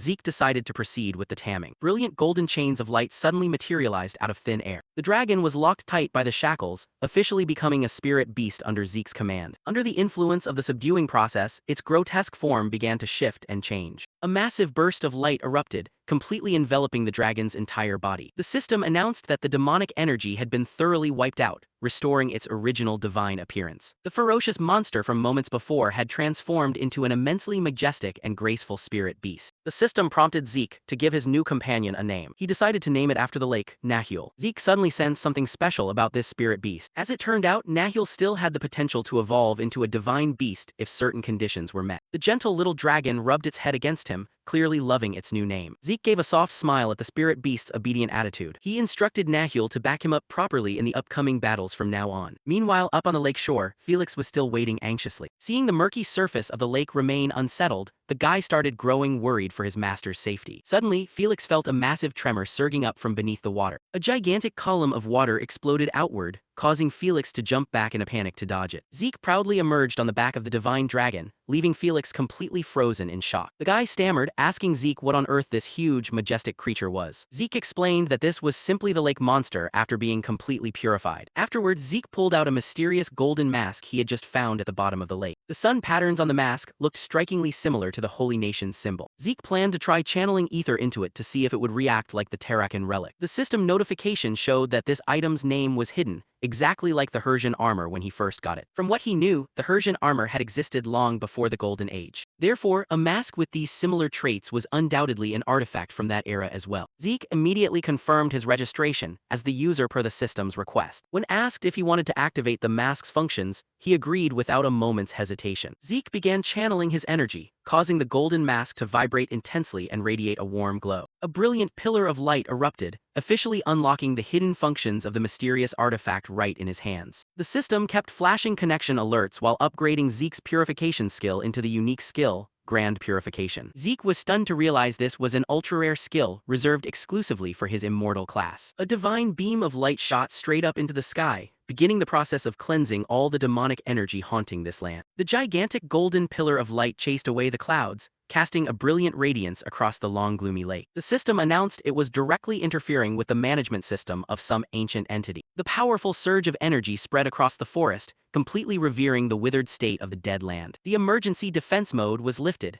paving the way for life to make a miraculous return. To the utter shock of them both, the deadly forest suddenly turned lush and vibrant under the sunlight. Felix stood frozen in disbelief, utterly unable to fathom how nature could revive so quickly. In the distance, the veteran warrior Rufus Agamemnon, head of the Agamemnon family, shouted with deep emotion as the prophecy finally came true. A solemn cavalry unit clad in dazzling red armor suddenly emerged from the newly revived tree line. Out of pure instinct, Felix immediately drew his sword to stand his ground and protect his master from these strangers. Zeke remained completely calm, telling Felix to lower his sword because he could sense they bore no hostility. Felix stared blankly, taking a closer look as he felt this cavalry unit looked strangely familiar, like he had seen them somewhere before. A wild guess crossed his mind, leaving the young guards startled and shaking. It turned out that the flesh and blood people before them were the actual manifestations of the phantom souls they had encountered earlier. Their footsteps crunched against the grass, a dry yet vibrant sound of walking. Rufus Agamemnon led the cavalry, declaring that the prophecy had finally been fulfilled. The emotional patriarch looked at Zeke, treating him as the one who had brought the family back from the dead. Zeke simply accepted it in silence, his gaze remaining as nonchalant as if he had foreseen everything. The cavalrymen behind him let out a resounding cheer, and the gloomy atmosphere of so many years completely vanished. Felix was still shaken, so Zeke explained that those ghosts were actually just people who had been heavily cursed. Rufus walked and talked, his voice trembling as he saw everyone regain their human forms. He spread his arms wide, calling Zeke the black-eyed grandson who had saved their entire lineage. A rare smile touched Zeke's lips as he gently replied to his grandfather. Zeke placed a hand over his chest, feeling relieved to be able to greet his grandfather properly like this. The once ruined castle now loomed as grand as a Gothic palace in broad daylight. Felix stood frozen, unable to believe his eyes at the miraculous transformation that happened overnight. Dazzling crystal chandeliers hung high above, casting a warm glow across the entire hall. Everyone gathered in the grand dining room, a scene they hadn't even dared to dream of for 50 years. Zeke mused, remembering the system notification about turning off the emergency defense mode back then. He realized everything seemed tied to the ancient dragon artifact he was holding. The elderly maid cheerfully served the meal, happy to put her skills to use after half a century of waiting. Felix looked at the plate of food in front of him with pure awe and hunger. The old woman smiled, confirming she was the very person who had guided them yesterday in her wraith form. Rufus sighed as he recounted the dark times when they couldn't see the sunlight or eat a proper meal. The curse had weakened their bodies to the point where they ultimately couldn't even speak normally. Zeke placed an object on the table, saying he had something he wanted to show his grandfather regarding that matter. It was the golden mask Zeke had found at the bottom of the sacred lake earlier. Rufus stared in shock as he realized the family's treasure and symbol of honor had finally returned. Zeke asked him to tell the story of what had happened, and Rufus agreed to share all the family's secrets. The story began 50 years ago, when a horrific plague swept through the Mycenae region. The Agamemnon family at the time did everything they could to stop the plague from spreading outside the city. Those infected broke out in red spots, ran high fevers and vomited blood, dying in a mere 3 days. Zeke realized these symptoms were extremely similar to the red flower disease he had read about. Rufus looked out the window, recounting that the real nightmare only began when the sun went down. The people who had died from the plague suddenly came back to life and attacked the living. Zeke frowned, bluntly asking if they had turned into a horde of zombies. Rufus explained they were completely different from the zombies controlled by mages, and just a single bite meant instant infection. Back then, everyone could only call it a curse because it was too terrifying to accept. They fortified the castle for defense, but the number of corpses just kept growing hopelessly. Rufus gazed at the golden mask, an item passed down from the family's most ancient ancestors. Zeke asked if he knew who made it, but most of the old records had been lost. Zeke was slightly disappointed, as he had hoped to find some clue related to Hersian. Even so, this castle and the golden mask had always remained the symbols of the Agamemnon family. The divine power within had kept the undead from flooding in, but it also had its limits. Rufus stood before the ancient paintings, recounting the painful decision made by the patriarch of that era. The elders had volunteered to jump into the sacred lake to cleanse that rock. Rufus explained that the corrupted energy had tainted the sacred lake, turning the guardian spirit beast into a monster. Zeke listened in silence to the reason why Nahul had been warped into such a terrifying demonic beast. Standing in the middle of the hall, Rufus admitted it was a decision made for the city's future, though no one could have foreseen the consequences. Zeke asked if spreading the rumor of the curse was meant to protect the people,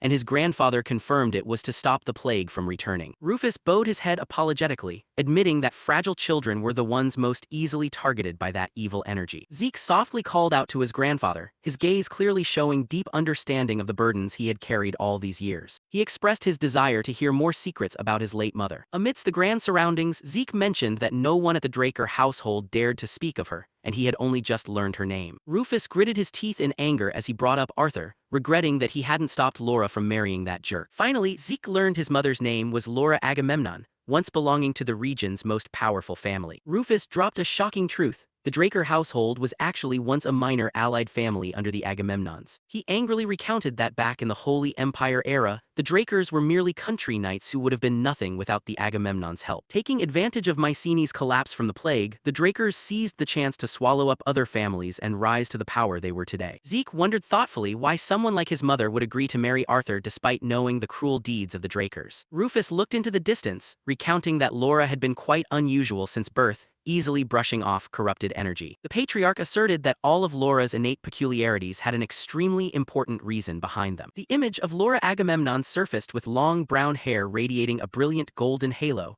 and he revealed she was a talented healer. Zeke was completely stunned, unable to believe his mother possessed such a powerful healing gift. Rufus began explaining the concept of classes, or loosely speaking, occupations. Anyone with a talent for swords naturally followed the path of a swordsman. Similarly, those with a talent for archery found their path as marksmen. And of course, anyone with an aptitude for spears would be a true lancer. That was originally the true meaning of classes from ancient times. But Zeke's mother, Laura Agamemnon, possessed an ultra-rare healer class with enough power to purify and suppress all kinds of dark powers. His grandfather recounted that back in the day, the class system was divided in great detail to maximize everyone's potential. But when the Age of Knights arrived, everything was lumped together into swordsmen and mages, causing the true meaning of classes to be gradually forgotten. The Draker family was famous for their bloodline of swordsmen.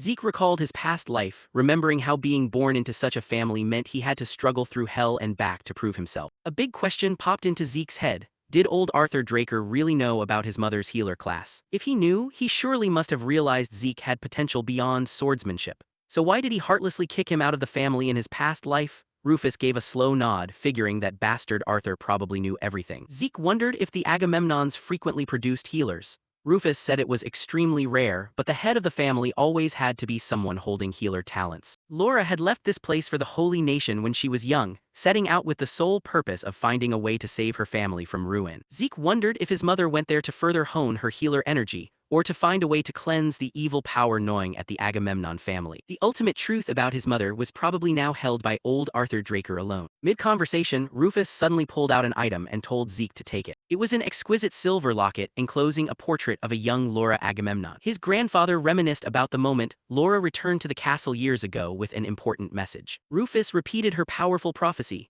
The child bearing black eyes will be the one to revive this entire family. Staring at his mother's photo, Zeke wondered if that was truly an accurate prophecy about him. Rufus admitted no one could verify it, but since Laura was an irregular, an extraordinary person from childhood, what she said definitely had grounds. An irregular, Zeke clenched the keepsake in his hand, feeling destiny weighing heavily on his shoulders. Returning to the main issue, Rufus brought up Zeke's request for the family's backing. As Laura's son and the hero who lifted the curse from the Agamemnons, he proclaimed in a resonant voice, "From now on, Zeke is the sole and official heir of the entire Agamemnon family." Cutting to the training grounds, Zeke's shout rang out, "Don't twist your body like that, keep your center of gravity steady." He was personally training Felix. Just looking at Felix gasping for air was enough to show how brutal this training session was. Felix pitifully begged for mercy, but Zeke coldly brushed it off, telling him he was still far too weak and needed to push himself many times harder. While Rufus was busy with inheritance paperwork, Zeke decided to stay at the castle and train to best prepare for the upcoming tournament. Making the most of this time, Zeke trained Felix while squeezing in time to learn the family's golden sword art secret technique. The shadow of a majestic golden knight materialized behind him. Zeke closed his eyes to sense the power. He had activated the Hersian armor and equipped Bahamut onto the Galan shield, feeling extremely steady while executing the golden sword art. The golden sword art required smooth coordination between both sword and shield. Zeke silently planned to further upgrade the Hersian set later to deal with those bastards in the Empire. In his office, Rufus was pulling his hair out over a pile of ledgers. Being the head of the house sounded grand, but this paperwork was an absolute nightmare. To unwind, he invited Zeke out to the vibrant, flower-filled royal garden to catch some fresh air and discuss a few weighty matters. Rufus was curious about how Zeke had managed the city while he was away. Zeke revealed that he had reliable underlings outside and that all orders were communicated through letters. Rufus nodded in satisfaction before getting straight to the main reason he had called him out here today. Agamemnon was the protector of Mycenae, and under them were 3 loyal vassal families who always stood together through a deep, binding oath. "You mean the vassals?" Zeke asked for confirmation. Rufus nodded affirmatively. Rufus explained that to become a legitimate heir, Zeke was required to earn recognition from these vassals. Hearing this, Zeke smiled faintly. Actually, he had been planning to ask his grandfather about something related to that very issue. He suggested that Rufus send a formal invitation to all the vassal heads, demanding that they gather at the castle immediately. The summons sent ripples of excitement across the entire region. Crowds began pouring toward the magnificent, newly revived Agamemnon castle. Everyone's jaws dropped in astonishment, unable to believe that the castle had magically regained its original glory. The gigantic castle gates slowly swung open. People began whispering among themselves about whether the terrifying curse had truly come to an end. The first important guests appeared. They froze at the warm welcome and the smile of the new head of the house. Rufus Agamemnon loudly expressed his deepest gratitude to the allied families for carrying the burden for him during Agamemnon's long absence. The crowd of guests was left in shock. They silently gasped in awe, seeing that the great head of the house still maintained such majestic presence and robust health after all these years. Whispers began to echo throughout the hall. People wondered whether the true king of the central continent had genuinely returned. Rufus continued to announce that the most important reason for today's gathering was to make it official. The Agamemnon family had completely broken free from the curse and was back. The atmosphere heated up even more when he announced that he would introduce the heir of Agamemnon right here, in front of all the vassal families. All eyes turned toward the entrance, everyone holding their breath in suspense to catch a glimpse of this powerful successor. And the name called out was none other than Zeke Draker, leaving everyone present utterly stunned. Rufus proudly introduced Zeke as the continent's youngest Green Knight, a genius who had just graduated from Valhalla in an unprecedented record time. Amidst the solemn atmosphere, Arnold Achilles suddenly stepped forward. As a longtime friend and loyal vassal, he asked permission to express his opinion. Arnold wore a polite smile, expressing immense joy that the family had finally found an official heir for its glorious status. However, he unexpectedly cited the law of representation, arguing that the Achilles family had the duty and responsibility to test the qualifications of the new heir. Immediately, representatives from the Hector and Aegis families also stepped up, showing their agreement with Arnold's request. Faced with a calculated challenge, Rufus smirked and declared that he would follow the ancient traditions of the family to prove the qualifications. Arnold loudly declared on behalf of the alliance, they would verify Zeke's status as heir through a public knightly duel in front of everyone. The Agamemnon family arena blazed with roaring cheers from all the stands. All eyes were fixed on the center of the stage where a historic event was about to unfold. The vassal heads sitting in the guest area could not hide their excitement. They had never thought they would witness a traditional knightly duel of this scale firsthand. The head of the Hector family nodded in admission that this event truly far exceeded their initial expectations. Zeke Draker stepped into the middle of the arena wearing gleaming silver armor. His expression remained as cold and calm as ever, showing no hesitation before thousands of spectators. He told himself that using this temporary armor today would be enough. The Hersian sword was too prominent, it was best to keep it as a trump card for truly necessary situations. The first opponent appeared. A warrior clad in bulky white armor with a horned helmet approached, looking at Zeke with eyes full of skepticism. It was the great warrior of the Hector house. He smirked, declaring that he would personally test whether Zeke's title as heir had real substance or was just empty hype. He charged forward like a whirlwind, grinning from ear to ear with a crazed look. He challenged Zeke to show him his full strength. Bam! A harsh clashing sound echoed through the space as the first blow was delivered. But the result completely floored everyone. The Hector warrior lay knocked out on the arena floor, muttering in pain while Zeke still stood firm with his sword in hand. In the stands, the head of the Hector house dropped his jaw in astonishment. His strongest warrior had been taken down so fast no one could even see it. Seeing his rival fall, the head of the Aegis house immediately urged his own man onto the stage to reclaim their honor. The Aegis warrior immediately entered the battle with blazing momentum, determined not to repeat the predecessor's mistake. With spear and shield in hand, he poured all his might into a direct frontal attack, hopping to pierce Zeke's defense. But life isn't a dream. A thunderous counterattack from Zeke sent the Aegis warrior flying backward, his face distorted in pain. Not giving his opponent a chance to breathe, Zeke glided across the arena at astonishing speed, leaving faint streaks of light behind every step. Wham! Another direct blow landed. The terrifying power from Zeke's sword caused cracks to start appearing on the opponent's sturdy armor. The warrior screamed miserably as the pressure from the blow crushed him down to the floor. He was completely helpless against Zeke's skill. Zeke's eyes flashed with a cold look. To him, these opponents were still not enough to make him use his full strength. He concentrated his strength into his sword, unleashing a powerful slash that tore through the air. This strength was truly unimaginable for a 17-year-old youth. I think this is enough, Zeke said in an even voice, standing and watching his opponent hopelessly trying to get back up. His eyes were locked onto the opponent, cold and full of pressure. This match was practically over. One final harsh clashing sound echoed, completely ending the Aegis warrior's resistance. The referee loudly declared victory for Zeke Draker. The entire arena sank into terrified whispers at his talent. Zeke sheathed his sword, his gaze directed toward the entrance. He knew the real match was only beginning now with just one final opponent left. Out of the shadows stepped a knight with romantic blonde hair. This person's aura was completely different from the guys he had just taken down. That was the reigning champion of the tournament, someone well acquainted with peak battles who had never tasted defeat. Feral Achilles stepped forward with a confident and calm expression. This was the biggest wall Zeke needed to overcome. The two warriors stood facing each other in the center of the arena. The atmosphere instantly thickened with pressure from both sides. Feral smiled politely, greeting Zeke with the utmost respect of a true knight. I am Feral Achilles, he loudly introduced himself, gripping his weapon tightly, preparing for the encounter. Zeke also replied briefly, Zeke Draker, a formal greeting before the real storm arrived. Zeke closely observed his opponent. Feral's eyes were very steadfast, not wavering even a bit in the face of Zeke's pressure. The aura radiating from this opponent was very steady. It was clear he possessed extremely profound mental discipline. Zeke adjusted his stance, lowering his center of gravity. He began to focus entirely on every movement of Feral. In that case, let's see what skills you have, Zeke thought to himself, preparing to meet the challenge. Swish, the two lunged at each other lightning fast. The sound of clashing metal tore through the quiet space of the arena. Sword strokes and spear tips intertwined, creating brilliant electric sparks.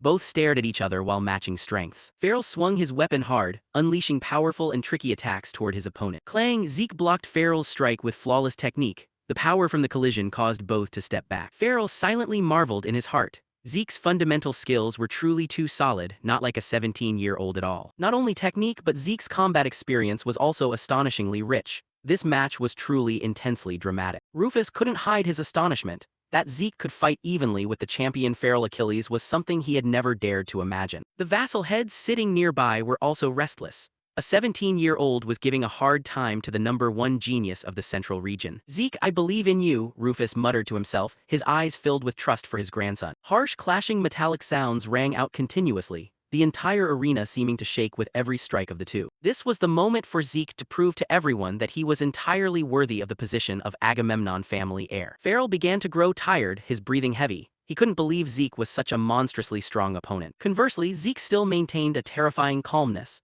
Every stroke of his sword remained extremely accurate with no decrease in power. "He doesn't waver at all," Farrell horrifiedly realized his opponent's incredible stamina. Unable to drag it out any longer, Farrell decided to bet everything on the next attack to decide the winner. He employed the peak technique of the Achilles house, darkness enveloping the spear tip to create a deeply suffocating pressure. Dark Spear Wrath, Farrell's strongest ultimate technique, was unleashed, tearing through the space and rushing straight toward Zeke. Witnessing that attack, Zeke's eyes flashed with a cold light. He had been waiting for this moment for a very long time. Zeke decided to use the traditional swordsmanship of the Agamemnon house to end this match in the most glorious way possible. "Majesty of the Golden Sword!" A brilliant golden aura burst forth, confronting the opponent's dark energy head-on. The entire arena held its breath, witnessing the collision of the two supreme techniques, light and darkness intertwining. Boom! A heaven-shaking, earth-shattering energy explosion erupted, devouring everything in a chaotic sea of light. Thick smoke and dust blanketed the arena after the earth-shattering energy collision. The crowd in the stands started bustling, no one knowing what was happening or who the winner was. A noble sweated profusely, pointing toward the center of the arena with an astonished look. As the smoke gradually cleared, both Zeke and Feral Achilles were still standing firmly, neither having collapsed yet. Looking closely, one could see that both of their equipment had shattered into pieces, especially the two shields pulverized under the terrifying pressure of the final blow. Seeing that things were about to go too far, Duke Rufus Agamemnon jumped up and shouted loudly, demanding to stop the match. He looked down at the two young talents, loudly declaring the result of this match a draw. Rufus believed that in a peak match like this, determining a winner and loser no longer had any meaning. Arnold Achilles stood up on behalf of the family to officially recognize Zeke's status as heir. Following that, the heads of the Hector and Aegis houses also nodded in turn, confirming that Zeke was fully qualified. The old man Rufus smirked smugly. His trump card had brought home an absolute political victory. The arena echoed with cheers, everyone celebrating the new heir of the Agamemnon family. Zeke smiled confidently, not forgetting to praise Farrell's excellent performance. But Farrell only closed his eyes and smiled bitterly, admitting that if the match had lasted longer, the one lying down would definitely have been him. Farrell pointed out that in the last attack, if Zeke had wanted to, he could have counterattacked instead of just smashing his shield to pieces. Zeke was slightly surprised, not expecting his opponent to be acute enough to realize that he had actively held back. He smiled cryptically. Everything was happening exactly according to his calculations. The plan to become the heir was done. Now it was time for Zeke to seriously prepare for the upcoming martial arts tournament. The scene shifted to a quiet and luxurious resting room after the noise outside the arena. Felix was endlessly excited,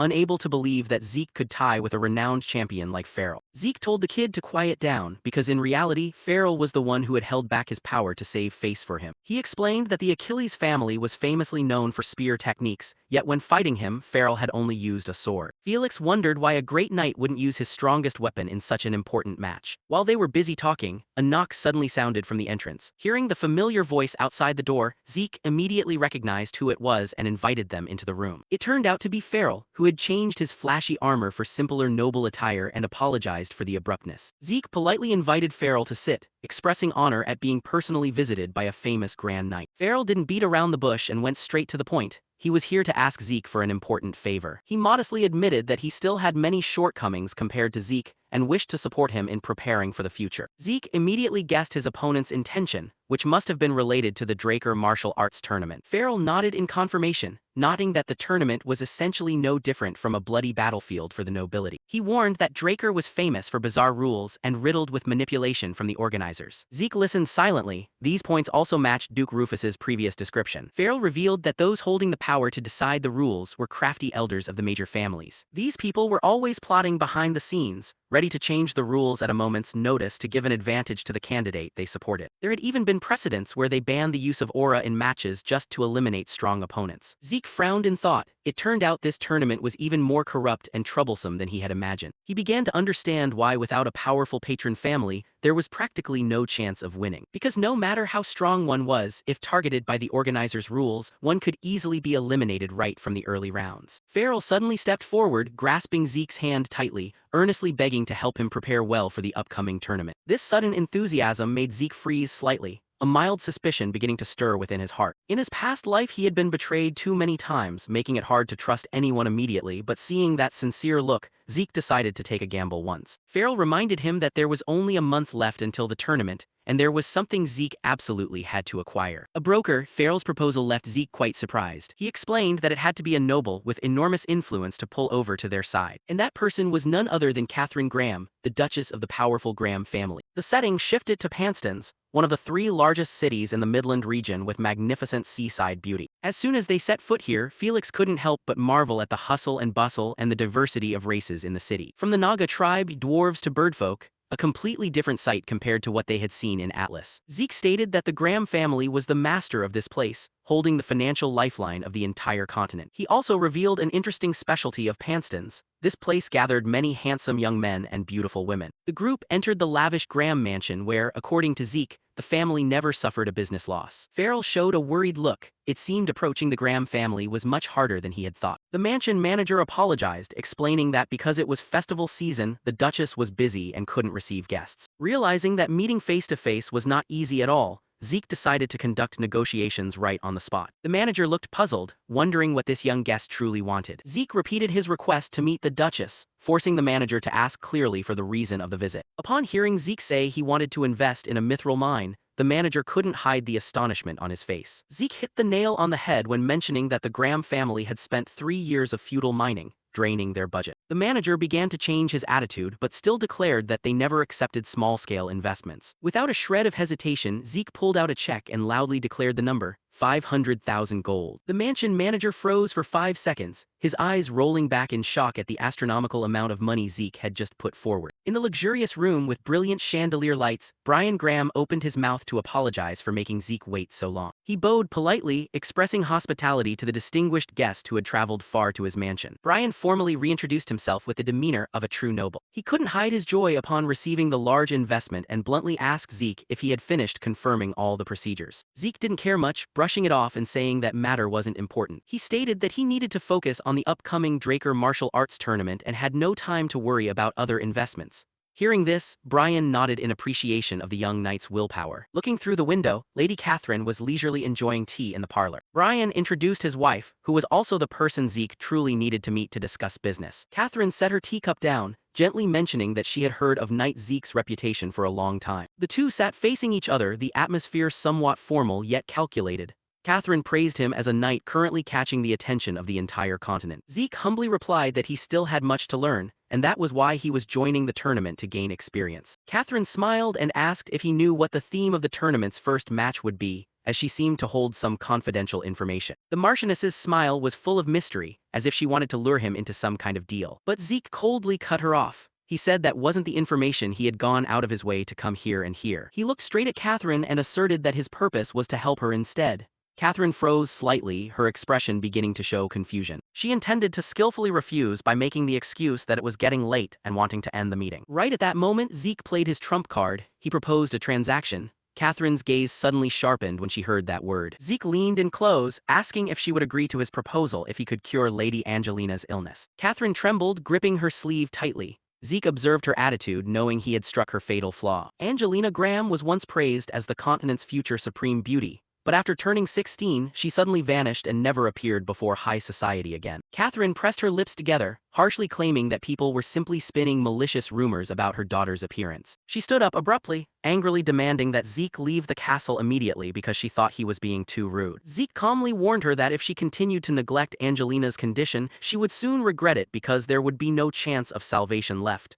Catherine began to panic, asking why he knew so much about that illness. Zeke looked at her with a piercing gaze, firmly asserting that he knew everything. He revealed that the thing tormenting her wasn't a normal disease, but a cruel curse. Catherine gasped in shock. The secret she had tried so hard to hide for so long was exposed. Catherine broke out in a cold sweat, stammering as she asked how he knew about the rotting flesh and blistered symptoms on Angelina's body. Zeke intertwined his fingers, explaining that it was a vicious curse created from forbidden magic, so conventional medical arts could never cure it. He dug deeper into her fear by asking if she had ever heard of the Agamemnon family's curse. Catherine was stunned, having heard the news that the curse had just been lifted recently. She suddenly realized the true identity of the young man before her was the new heir of the Agamemnon family. Zeke nodded in admission, stating that he was the one who lifted that curse with the help of the god of light. Catherine immediately grabbed Zeke's hand like a drowning man clutching a straw, desperately begging him to save her daughter. Zeke coldly said everything was according to the divine will, but he needed to take action immediately. He emphasized that the more time passed, the greater danger Angelina would face. Zeke ordered Catherine to take him to see Angelina right now.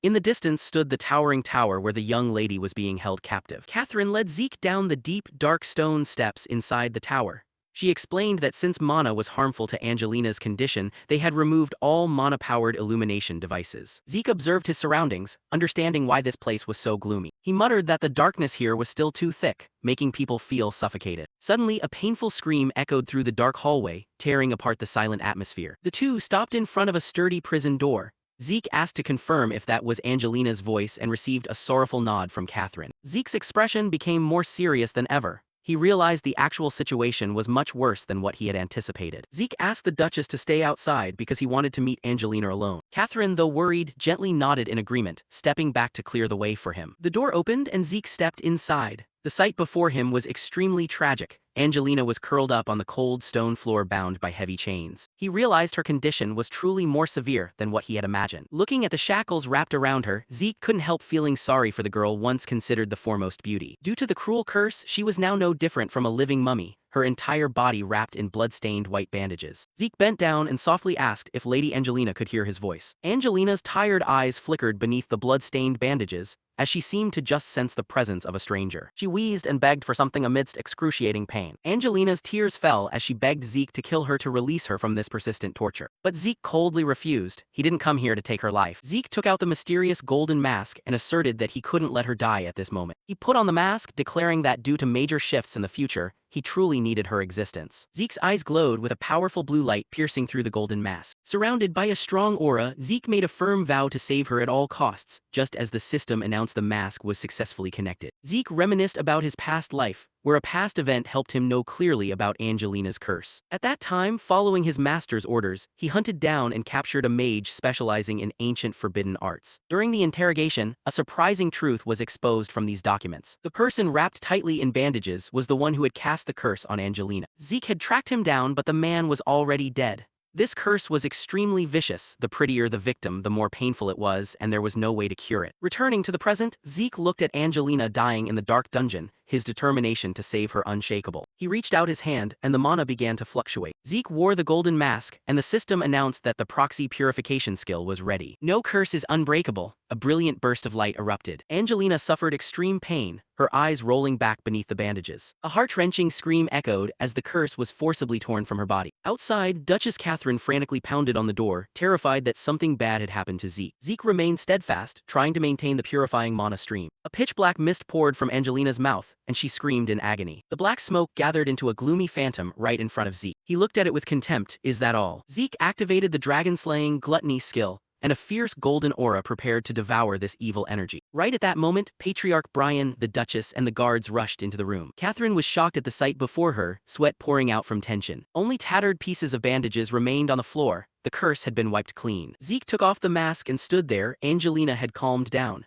Catherine tremblingly called his name. Zeke quietly turned around. He softly called out to Duchess Catherine. With a confident smile, Zeke announced, "Thank you for waiting patiently." The group quickly left the dark dungeon, their footsteps echoing down the hallway. In the main hall, Catherine still couldn't believe it. asking once more if Angelina was truly cured. Zeke smiled, saying this was the will of the sun god. Farrell stood nearby, looking at him with an expression full of admiration. Catherine thanked him profusely, promising to do anything to repay him. Zeke seized the opportunity, asking her to support him in the upcoming martial arts tournament. Marchioness Graham smiled brightly, affirming she would help him to the fullest. Suddenly from behind, a gentle voice rang out to greet everyone. Farrell and Brian froze in unison, their eyes wide with shock. Angelina appeared in a gorgeous dress, completely shedding her previous haggard look. The young lady with stunning beauty smiled and greeted, "I am Angelina Graham." Her radiant beauty made Farrell and the man beside him blush and daze. Angelina approached to thank Zeke. He only smiled in response, glad that she was healthy. Farrell secretly admired the master's ironclad spirit, remaining totally nonchalant even when facing a beauty. Zeke went straight to the point, asking if she suspected anyone. He meant the person who had acted so cruelly toward her. Angelina shyly thought to herself,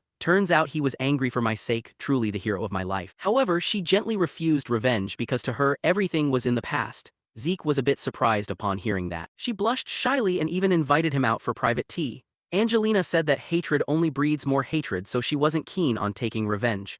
Zeke was left speechless. She had almost died and now talked casually as if nothing had happened. The luxurious scenery of the Graham estate appeared, and everything seemed to have temporarily settled down. In the parlor, Farrell recounted a shocking piece of information. Zeke looked slightly stunned upon hearing it. Farrell asked for confirmation if it was true that the preliminary event of this martial arts tournament was javelin throwing. Marchioness Catherine smiled and confirmed, asking Farrell if choosing the javelin throw as a preliminary event was anything strange. Farrell shook his head and said no, he was just surprised that this event was strangely simple. Marchioness Catherine calmly sipped her tea, continuing the story about the competition. She explained that this event wasn't simple at all.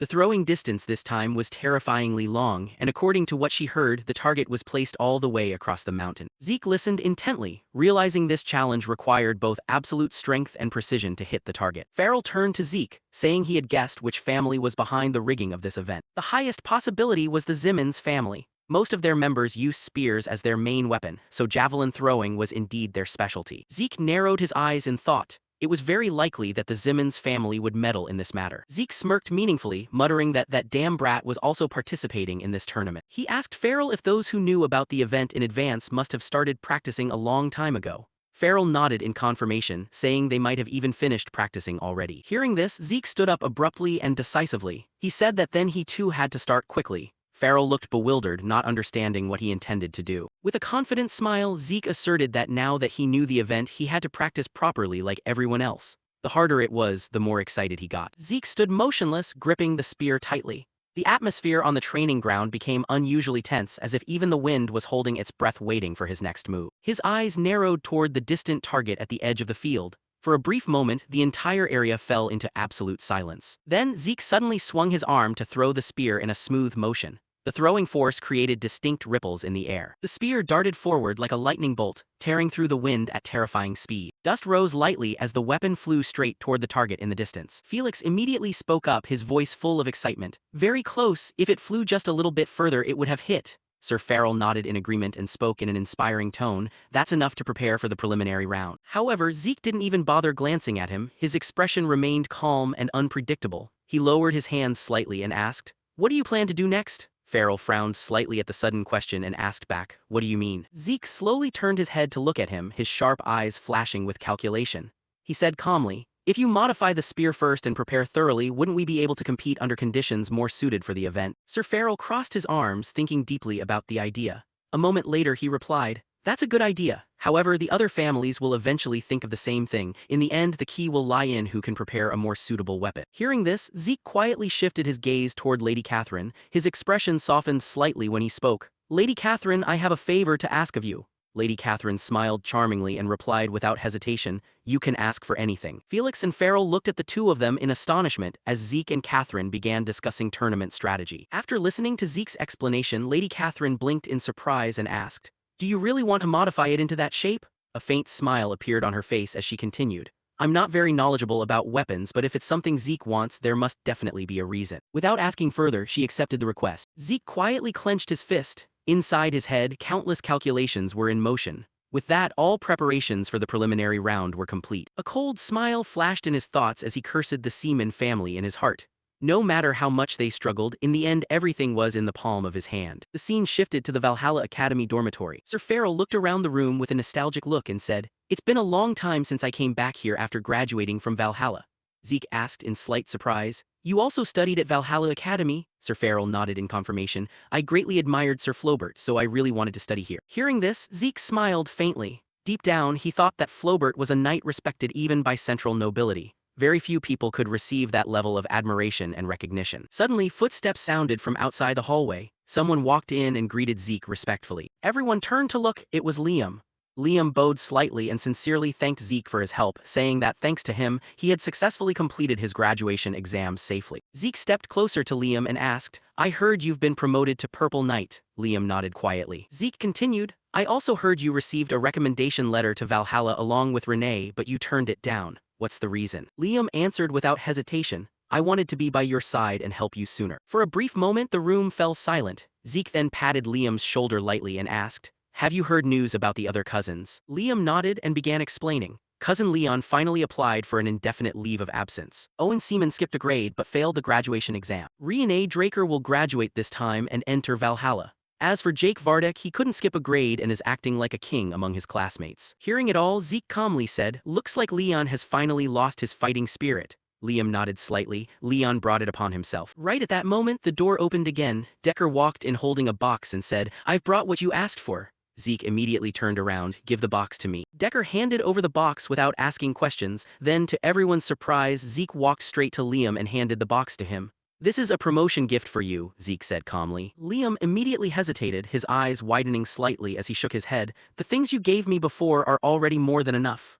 Zeke frowned slightly. "Stop nagging, just take it." Unable to refuse further, Liam carefully opened the box. The moment he looked inside, his expression froze completely. His eyes widened in shock. Zeke asked calmly, "Do you like the gift?" Liam clenched his fists with excitement and replied, "Of course I do." Inside the box was a custom-made set of armor. The craftsmanship was extremely exquisite. The armor had a delicate structure balancing mobility and defense. Even Felix looked on with noticeable envy. Liam quickly tried it on and after minor adjustments he was amazed once more. "It fits perfectly." He immediately thanked Zeke sincerely for the gift. Meanwhile, Zeke quietly thought to himself that in his past life he had used the Mercenary King's armor as a reference. This time he had specially ordered it made for Liam from Jillian, therefore he was very confident Liam would like it.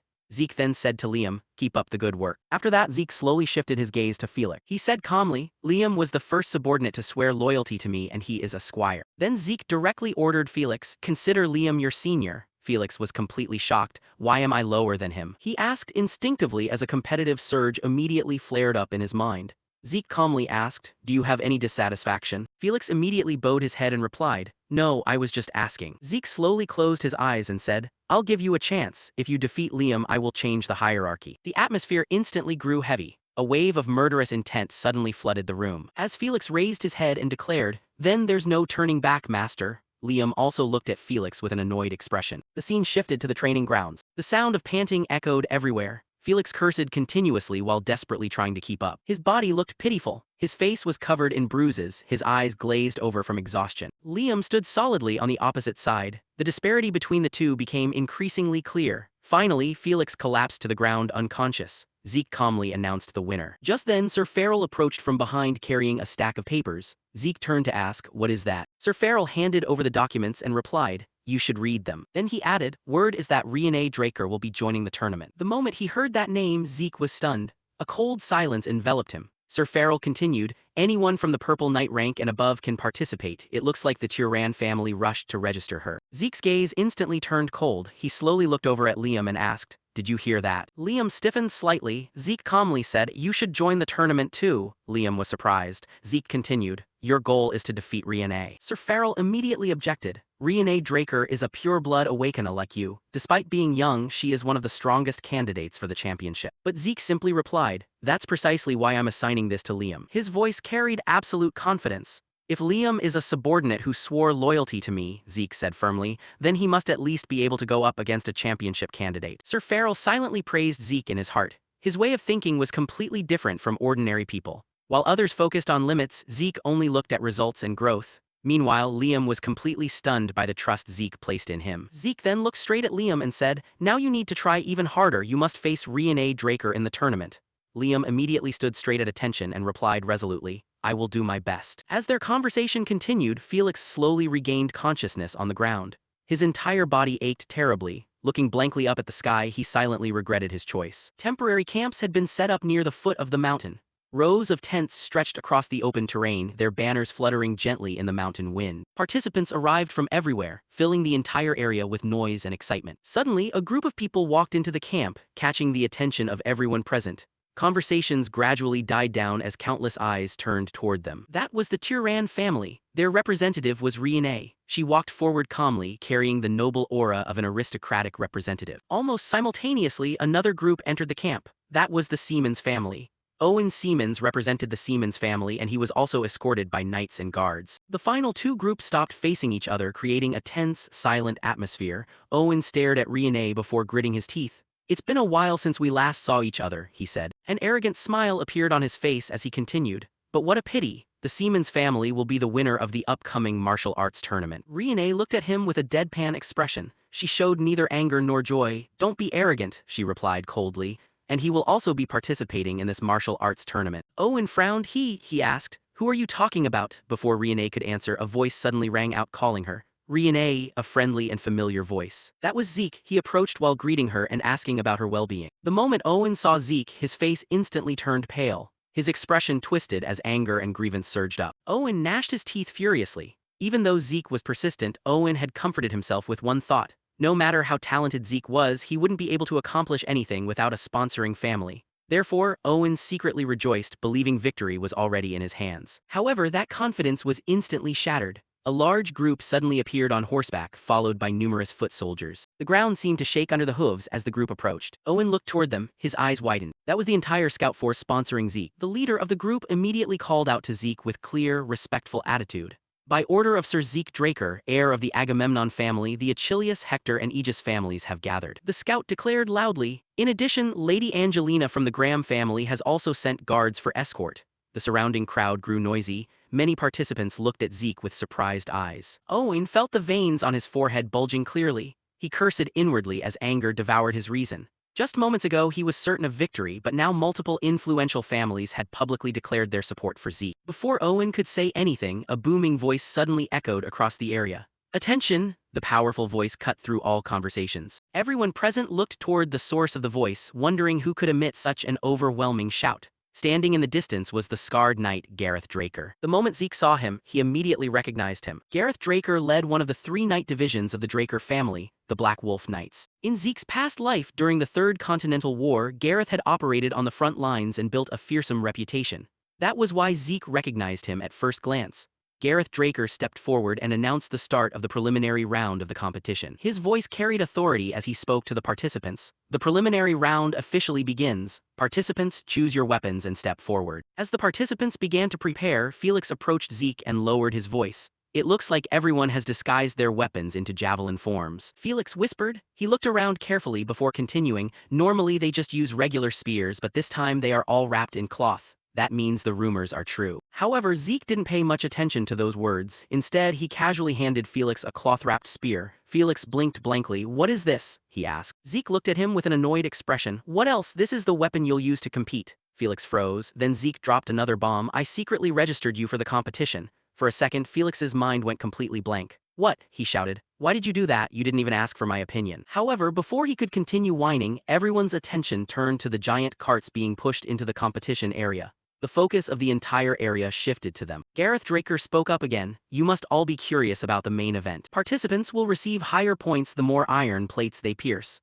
As soon as he finished explaining, countless soldiers pushed carts filled with giant iron plates forward. The thick metal plates looked extremely sturdy. Looking at them, one participant anxiously asked, "Is piercing these things hard?" Another participant immediately replied, "Just channeling force into the spear is already difficult." Felix began to panic. "I thought this was a distance-throwing event." Zeke looked at him calmly. "Don't panic, look at your weapon." Finally, Felix checked his weapon carefully. Only then did he realize something important. This was not a throwing javelin, this was a sharp spear specially designed for piercing. Felix turned back to look at Zeke. Did you already know the content of the preliminary round? Zeke nodded. The Siemens family doesn't like throwing javelins. Why would they choose spear throwing for the preliminaries if it were about distance? Felix instantly understood. The first person to compete was Owen Siemens. He stepped forward confidently while holding the spear. An arrogant smile spread across his face as he looked around at his competitors. Watch closely, Owen declared proudly. He twirled the spear once before taking his stance. I will surpass all of you. At that moment, he thrust the spear forward with terrifying force. Boom! The sound of impact echoed across the arena. The giant iron plates were torn apart as his spear pierced through 6 consecutive iron plates. The crowd reacted with surprise. Owen slowly turned his head and stared straight at Zeke with a triumphant smile. He was clearly very satisfied with his result. However, Zeke didn't pay attention to him at all. Meanwhile, Felix was still whining. I'm not confident at all, he muttered. Don't make noise, Zeke replied. Finally, Felix stepped up. Taking a deep breath, he thrust the spear with all his might. His attack pierced through 3.5 iron plates. Felix looked relieved of a heavy burden. After him, Liam stepped up and pierced 3 iron plates. Next was Renee Draker's turn. She thrust her weapon with considerable force and pierced 4 iron plates. However, afterward she couldn't help feeling regretful. Her spear wasn't specially designed for piercing, which limited its effectiveness. After finishing, she looked toward Zeke. Finally, it was his turn. Zeke stepped forward calmly. The weapon in his hand instantly drew attention. It looked like a sword attached to a spear shaft. Owen looked at it with a puzzled expression. Is that a sword attached to a spear shaft? Zeke just gave a faint smile and stepped forward. Seeing the strange weapon, even the instructor became curious.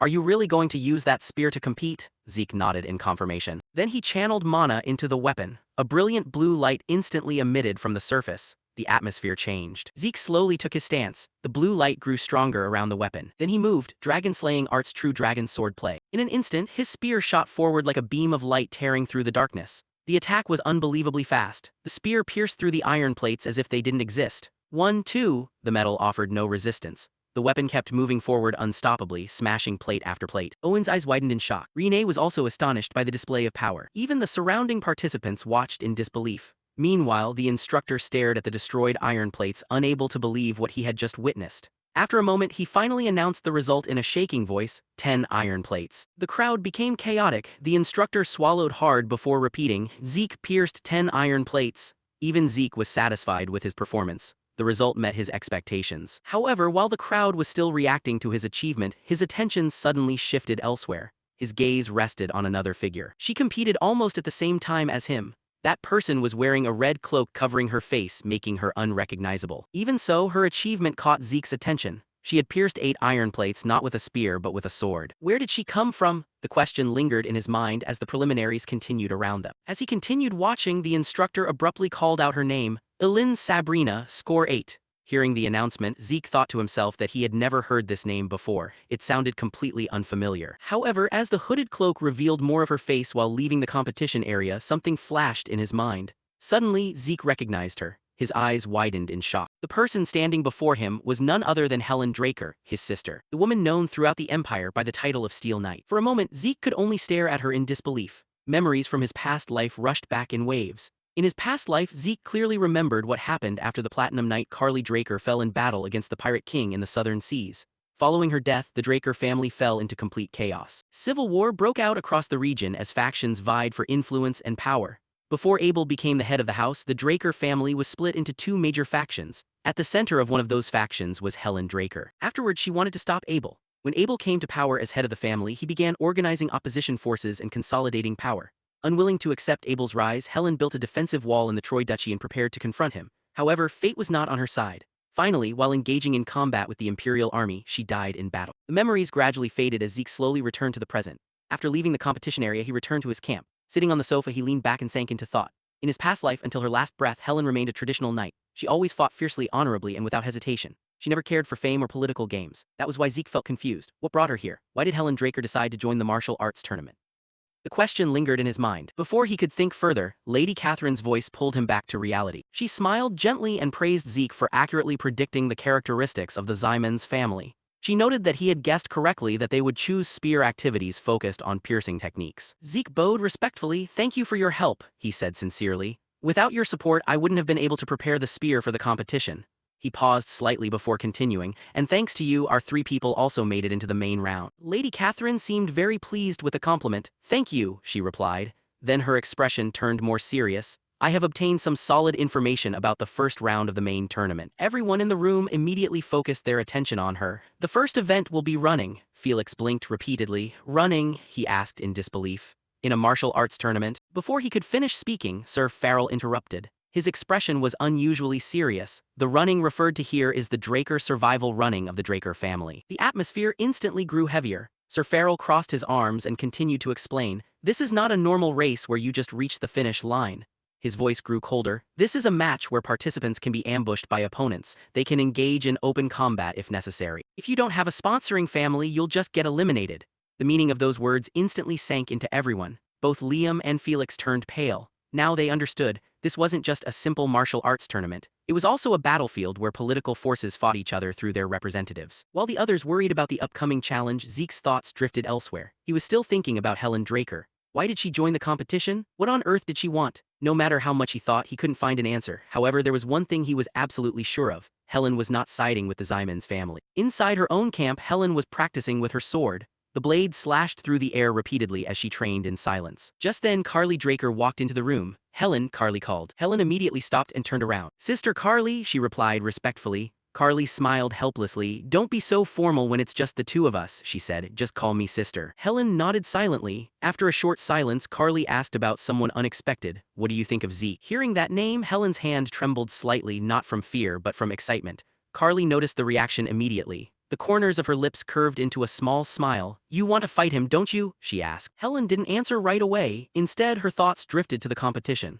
She recalled the technique Zeke had used, dragon-slaying arts, dragon scale pierce. That image was still vivid in her mind. It was an extraordinary attack. Helen silently praised that technique in her heart. Then she whispered softly, almost to herself, "Zeke's dragon scale pierce is more vivid, as if he could really catch a dragon." For a moment, the room grew quiet. Carly then pulled herself out of her thoughts and stepped closer. Placing a hand on Helen's shoulder, she said seriously, "Zeke will be a huge asset for us." She looked straight into Helen's eyes. "Keep testing him until you acknowledge him." Helen was silent, she said nothing. However, deep down, she felt increasingly excited. The more she thought about Zeke's potential, the more interested she became. The scene shifted to the day the official round began. Countless participants gathered at the starting area. Cold wind swept across the land as everyone prepared themselves. Standing before the crowd was Gareth Draker. He looked over all the contestants and asked loudly, "Are you ready?" His voice echoed across the area. After receiving responses from the participants, he began explaining the rules. "This round is nothing special." As he spoke, he pointed toward the giant snowy mountain towering behind his back. "You just need to reach Mount Atlas within the next 48 hours. Many participants looked at the mountain.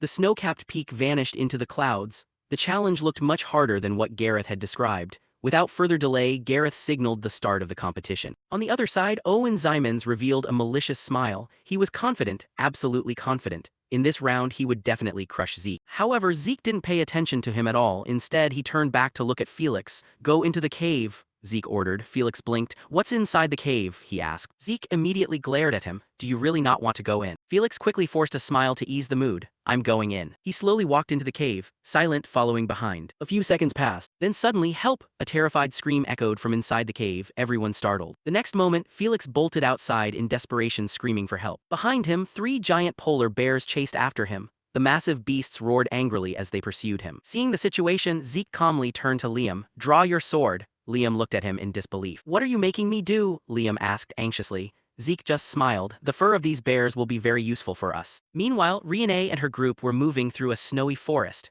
As the group leader, Riene walked in front. Behind her, subordinates trembled continuously. The bitter cold weather was ruthless. Although most of them stayed silent, they complained endlessly in their hearts while enduring the cold. Suddenly, Riene felt something was wrong. A strange feeling ran down her spine. She stopped immediately, then she looked behind her. At that moment, her eyes widened. A group of giant creatures was following them, yetis. Several giant yetis were moving through the forest behind. Riene was surprised. Normally, yetis rarely appeared in front of humans. Their appearance made no logical sense. Then realization struck. Her expression darkened immediately. "This was caused by the Zymans family," she muttered. The answer became clear. The Zymans family had somehow lured the yetis toward them. Riene gritted her teeth in anger and cursed them inwardly as she understood what had happened. A yeti lunged forward and attacked Riene. The giant beast moved with terrifying speed despite its massive body. Its giant arms swung through the freezing air, carrying enough force to crush a human in the blink of an eye. Riene luckily dodged the blow at the final moment by twisting her body away from the attack. Her expression tightened. At that moment, Renee thought to herself that at such a high altitude and in sub-zero temperatures, even the smallest movement consumed a terrifying amount of stamina. Every breath was heavier than usual. The freezing wind cut into her skin like a blade, and the cold environment continuously swallowed her strength. Her gaze then shifted to her team. Renee immediately understood the situation. Even though she could try to endure this battle, her subordinates couldn't. Their condition had deteriorated badly due to the harsh environment, and the enemies standing before them were completely overwhelming, especially with such a terrifying number. Dozens of Yetis stood before them, their tall bodies surrounding the area like a monster army. Their growls echoed through the snowy mountain forest, making the atmosphere even more suffocating. Realizing what needed to be done, Renee stepped forward and stood before the Yeti group. She gripped her weapon tightly and turned to her subordinates. "You guys get out of here," Renee ordered decisively. "I'll hold them off." The subordinates instantly froze, however no one retreated. Instead of backing down, they stood their ground. They refused to abandon her alone. Seeing that they refused to retreat, Renee's expression darkened angrily. "What are you doing?" she asked sharply. "Are you refusing orders?" Her authoritative tone instantly silenced them. The subordinates hesitated for a moment as they were torn in their decision. Each of them wanted to stay and fight beside her, but they also understood the leader's intention. Finally, they gritted their teeth. With expressions full of frustration and helplessness, they bowed slightly. "We are sorry." They apologized before turning around. Then they sprinted away from the battlefield. The Yetis immediately noticed the retreating figures. A few roared and tried to chase after Renee's subordinates, but Renee stepped out to block them. She stood right in their path. Like an unshakable wall, she completely blocked their way. The Yetis stopped and glared at her. Renee gripped her sword with firm determination. Even if she had to die here, retreating was not an option. To save those who followed the tyrant family faction and entrusted their lives to her, she was ready to sacrifice herself without hesitation. Cold wind swept across the snowy mountain forest. The atmosphere grew tense. Suddenly, a figure appeared amidst the snowy mountain woods. The mysterious person rushed forward with astonishing speed. Before Renee could even react, that figure leaped over her head and charged straight at the Yetis. The newcomer was wrapped in bare hide, covering their face and making immediate identification impossible. The Yetis barely had time to react. With a swift movement of the sword, the figure swung the blade. A sharp flash of light gleamed. One Yeti was instantly decapitated. Its giant head flew through the air before slamming down into the snow. The battlefield fell silent for a moment. As the mysterious figure stood before Renee and rescued her from the approaching monsters, she wondered who on earth this person was. Then she looked closer. Her eyes widened slightly. It was none other than Zeke Draker. Not long after, two other figures rushed through the snow. It was Liam and Felix, Zeke's two subordinates. "Master," they shouted loudly as they hurried over. Upon getting close, Felix immediately threw a spear toward Zeke. The weapon spun rapidly in the air. Without any delay, Zeke reached out and caught the spear with flawless precision. Then, without hesitating for even a single moment, he took his stance, his muscles tightening. Using all his strength, Zeke hurled the spear toward the pack of Yetis. The spear darted forward like a lightning bolt. It pierced straight through several Yetis in a straight line. Several monsters were killed instantly. Blood stained the white snow red. Seeing the terrifying power of their opponent, the remaining Yetis hesitated. Fear was evident in their eyes. After a brief moment, the surviving Yetis retreated. Their gigantic bodies vanished deeper into the snowy forest. By now, the battlefield finally grew quiet again. Zeke shifted his gaze to Renee. Staring right at her, he asked, "The Turan family never forgets a favor, right?" Renee nodded. "That's right," she replied. "What do you want?" Zeke looked toward the distant peak. "Nothing much," he said calmly, "and it's not a difficult condition either." Then he suggested that they head to the finish line together quickly. Meanwhile, at the mountaintop, Gareth Draker was waiting for the participants to arrive. Beside him, an instructor was reporting the current results. "A total of 30 participants have made it through," the instructor reported. Gareth Draker nodded. "The deadline for the competition is approaching," he said. Nearby, Owen Zymans flashed a smug smile. In his mind, he believed that the plan to use Yetis to block Renee was definitely the right choice. Everything had gone just as he expected, or at least so he thought. Just as Gareth Draker was about to announce the end of the allotted time, a voice suddenly echoed from afar. "Wait a moment." Owen Zymans' expression changed instantly. Everyone turned toward the source of the voice. A few figures emerged. It was Renee and Zeke's group. Zeke casually remarked, "Looks like we made it just in time too." Seeing them, Gareth Draker nodded. "Just barely," he said. Then he officially announced that since they were the last participants to arrive, the first round of the main stage had concluded. He announced that after resting, everyone should prepare for the second round tomorrow. The participants began buzzing about the results. Right then, someone approached Zeke and called his name, Zeke. Zeke turned around. It was Helen Draker. She looked at him calmly before speaking. "You shattered all of the Zymans family's obstructions," she said. Zeke looked straight into her eyes. "What are you trying to say?" he asked. Helen showed no reaction. "I'm not interested in such childish games," she replied. Her tone turned serious. "I just wanted to test your limits and abilities." Finished speaking, she turned and walked away. Without looking back, she added, "Don't disappoint me. I'll keep an eye on you until the tournament ends." then she left. Zeke quietly watched her receding figure. As he observed her, he thought to himself that since she was watching him so closely, she must have joined Sister Carly's faction. He then whispered softly that it seemed she joined the competition specifically to determine if he was qualified. And indeed, she lived up to the title of the Steel Knight. Right at that moment, a familiar voice cut through his thoughts. Zeke, Renee called him. The voice pulled him out of his reverie. She walked closer and said sincerely, "I owe you my life." Renee said, "What do you want?" Zeke smiled. Since things had turned out this way, he saw an opportunity. "How about doing the second round together?" he asked. A smirk appeared on his face. "No doubt those bastards from the Zymans family are going to pull tricks again." Hearing those words, Owen Zymans looked toward them. His eyes were filled with boiling anger, however he couldn't say anything. Renee considered the proposal for a moment before nodding. "It seems the logical choice is to cooperate," she admitted. Therefore she accepted the offer. Then Renee looked at Zeke and continued, "Since we're in the same boat now, I'll tell you some special information." Zeke grew curious. What could she possibly reveal? Renee's expression suddenly turned serious. "The next match," she said slowly, "the second round of the main stage, I know what the event will be." The moment those words were dropped, Zeke, Liam, and Felix were all startled. The three of them looked at Renee with surprised eyes. Seeing their reaction, Renee continued,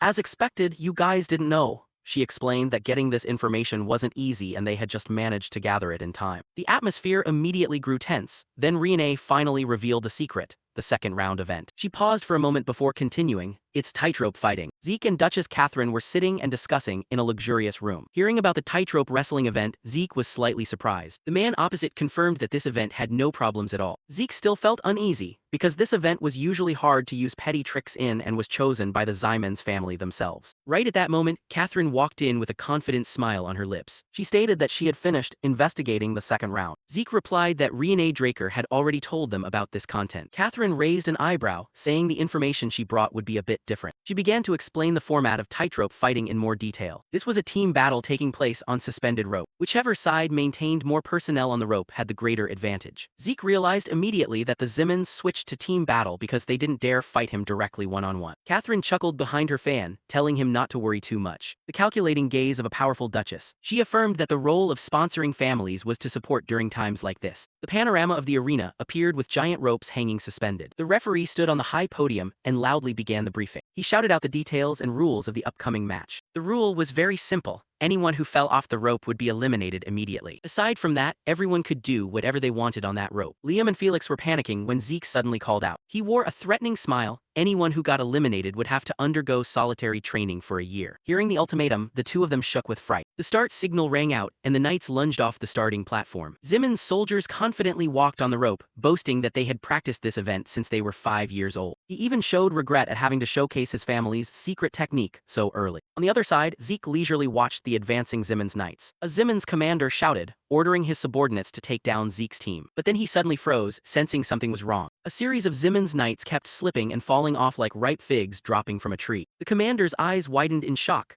unable to understand why his men were so incompetent. Seeing the opponents dropping off, Zeke vaguely guessed this was Catherine's monetary power. Zeke glanced up at the balcony, marveling at the Duchess's wealth and willingness to spend. Catherine stood high above, watching quietly without a change in expression. Seeing the small fry culled, Zeke decided to let his team start taking real action. The female knight from the Turan faction began unleashing her secret technique. A bull skull crusher erupted, instantly knocking away those blocking the path. Liam leaped high into the air and landed solidly on a rope. The entire arena was in chaos from the overwhelming offensive from Zeke's team. A Zymans knight was horrified to see the opponents charging in so fast. A powerful kick landed straight in the face, sending the guy flying out of the arena. Zeke's team began their sweep, unleashing powerful sword arcs high in the air. Zeke smiled with satisfaction seeing his teammates doing a great job clearing the arena. Right at that moment, Owen Zymans stepped forward with a murderous gaze. Owen proposed a fair one-on-one duel in a knightly fashion, and told Zeke not to use his weak subordinates. Zeke chuckled mockingly, asking the guy back if he really thought he would easily fall for such a provocative trap. Despite saying that, Zeke still decided to indulge his opponent with a preemptive strike. He vaulted off the rope, swinging his sword and charging straight at Owen with astonishing speed. Just as his sword was about to hit the target,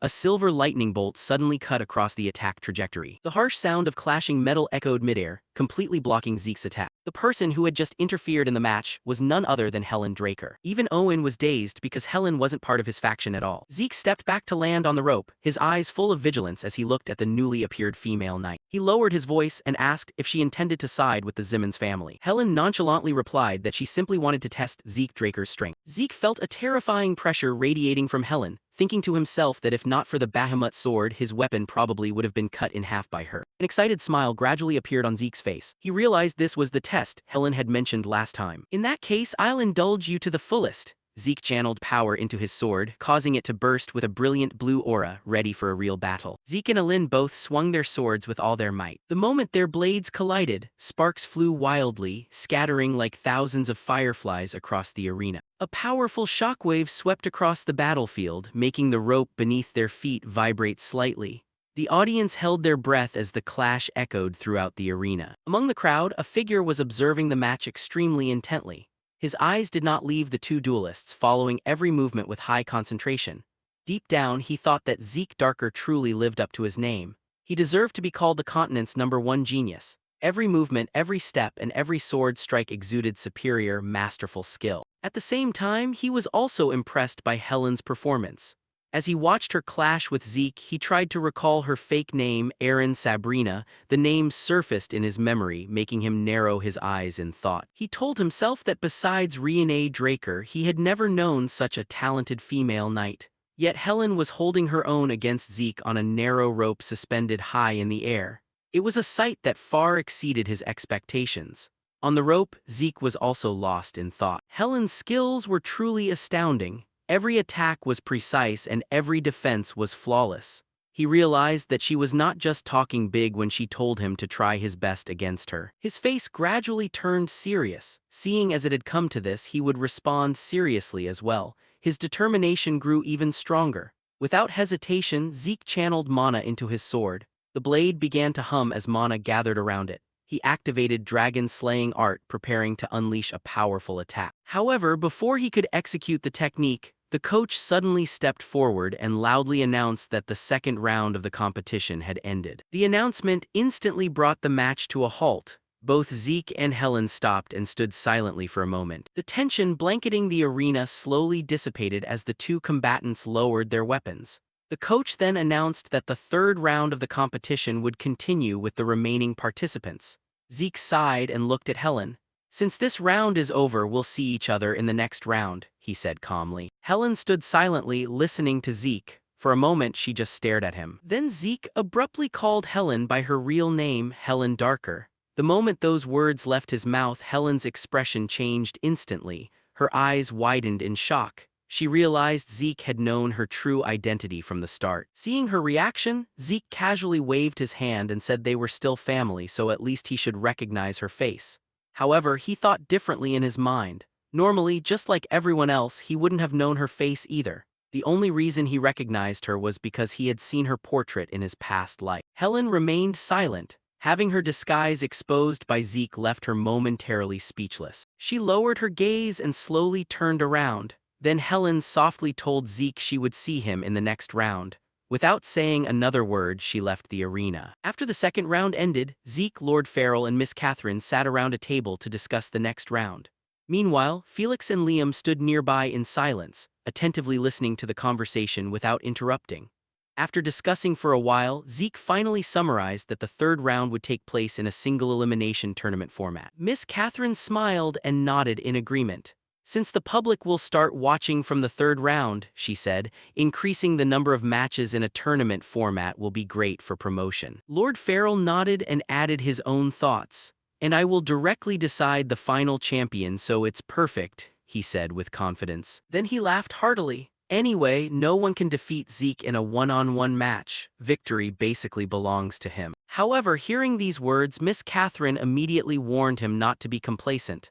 "There is an important rule for that match," she said. Her face turned serious. "The use of aura is banned in the next round." The atmosphere around the table shifted instantly. In other words, Miss Catherine continued, "Zeke will have to fight using purely physical strength." Hearing this, Lord Farrell bolted from his chair. "What?" he cried out. He looked at Catherine in disbelief and asked if that was really true. "That's an extreme rule." However, Zeke remained calm. He told Lord Farrell to calm down and said it was fine. A faint smile appeared on his face. "Even without aura," Zeke said with confidence, "the swordsmanship I've cultivated all this time is still within me." His eyes reflected unwavering confidence. "Therefore, I will win." Lord Farrell looked at him with a worried gaze. Even though Zeke spoke with such confidence, the older man couldn't help but worry. The next moment, Lord Farrell abruptly grabbed Zeke's hand. "I'll help you train even harder until the tournament starts," he declared enthusiastically. "Leave the rest to me." Zeke awkwardly nodded in agreement. However, he thought to himself that he still wasn't used to Lord Farrell occasionally being so overly spirited. Afterward, Zeke headed toward a pharmaceutical company. Before long, he arrived at the building and went inside. Inside was his master Payne. The moment they met, both Payne and Zeke greeted each other. Then Zeke asked if he had gotten used to the new environment. Payne nodded. "At first I was a bit overwhelmed by suddenly taking on such a big role," he admitted honestly, "but I've been learning and trying my best not to become a burden." Payne had become the chairman of the pharmaceutical company Zeke was preparing. However, this role focused strictly on external affairs while someone else handled the actual work in the shadows. As Zeke's gaze swept across the room, it finally landed on a figure lazily sprawled across a desk. It was the guild's new boss, Kay. She was stretching on the desk as if it were her own bed. Recognizing Zeke, she greeted him while yawning. Kay then asked Zeke why he had time to come here when he must be busy with the martial arts competition. Zeke immediately replied that she was the one who had called it urgent. He then asked why she had sent him an emergency message. "It can't just be because there's too much paperwork to handle," he added. Kay nodded. "That's part of it." She admitted, "But I called you for another reason." Zeke immediately asked if there was trouble with the cartel. Kay shook her head. "No." Then she pointed straight at Zeke. "The main problem is you." Zeke froze for a moment. Kay began to explain. "The Royal Intelligence Agency and the Dark Knight are both investigating in the south." Her face grew more serious. "The Intelligence Agency is looking for whoever destroyed the Paybella cartel's camp, while the Dark Knight is looking for the person who killed Don Juan." Hearing this, Zeke fell into deep thought. He already had an idea why the Royal Intelligence Agency was looking for him. He guessed it might be because of Cain Zeman's Constantinus. After all, he had killed him and acquired the magic armor. That alone was reason enough for them to hunt him down. At the same time, he wondered what the Dark Knight was doing. Seeing him deep in thought, Kay waved her hand. "You don't need to wonder why the Dark Knight is chasing you," she said. "It's just the nature of their organization." Kay then casually asked if she should have Simon kill everyone who leaked information if he was really worried. Talking so casually about murder made Payne visibly tremble. He looked terrified just hearing such a discussion.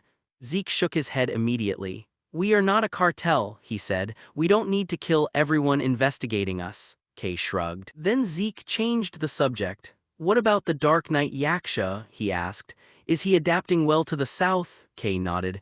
"Actually, he was the one who brought this information to us." She continued. "Perhaps because he used to belong to the intelligence agency, he's very sensitive to the royal family's movements. And Simon likes him a lot because he does a great job." Hearing this, Zeke thought it was a good thing he hadn't killed the man back then. Kay stretched a little and spoke again. "There's one more issue." Zeke immediately asked what it was. Kay replied that there was trouble with the newly recruited alchemists. Zeke frowned, not understanding what the problem was. Before Kay could continue, Payne stepped up and explained, "We invited them to brew a new potion with Soma." Payne sighed as he spoke. "But a while ago they suddenly went on strike and stopped their research." Zeke blinked. "Is there a way to persuade them to work again?" Payne shook his head. "We've tried." Annoyance was clearly visible on his face. "Those two are just too difficult to deal with." Suddenly, a memory surfaced in Zeke's mind. His eyes widened slightly, then he looked at Payne and asked, "Are those alchemists twin brothers?" Payne looked genuinely surprised. "How do you know?" he asked. A slow smile spread across Zeke's face. Deep down, he thought it really was them. The troublesome geniuses he remembered, the genius twin alchemist brothers Al and Jeff.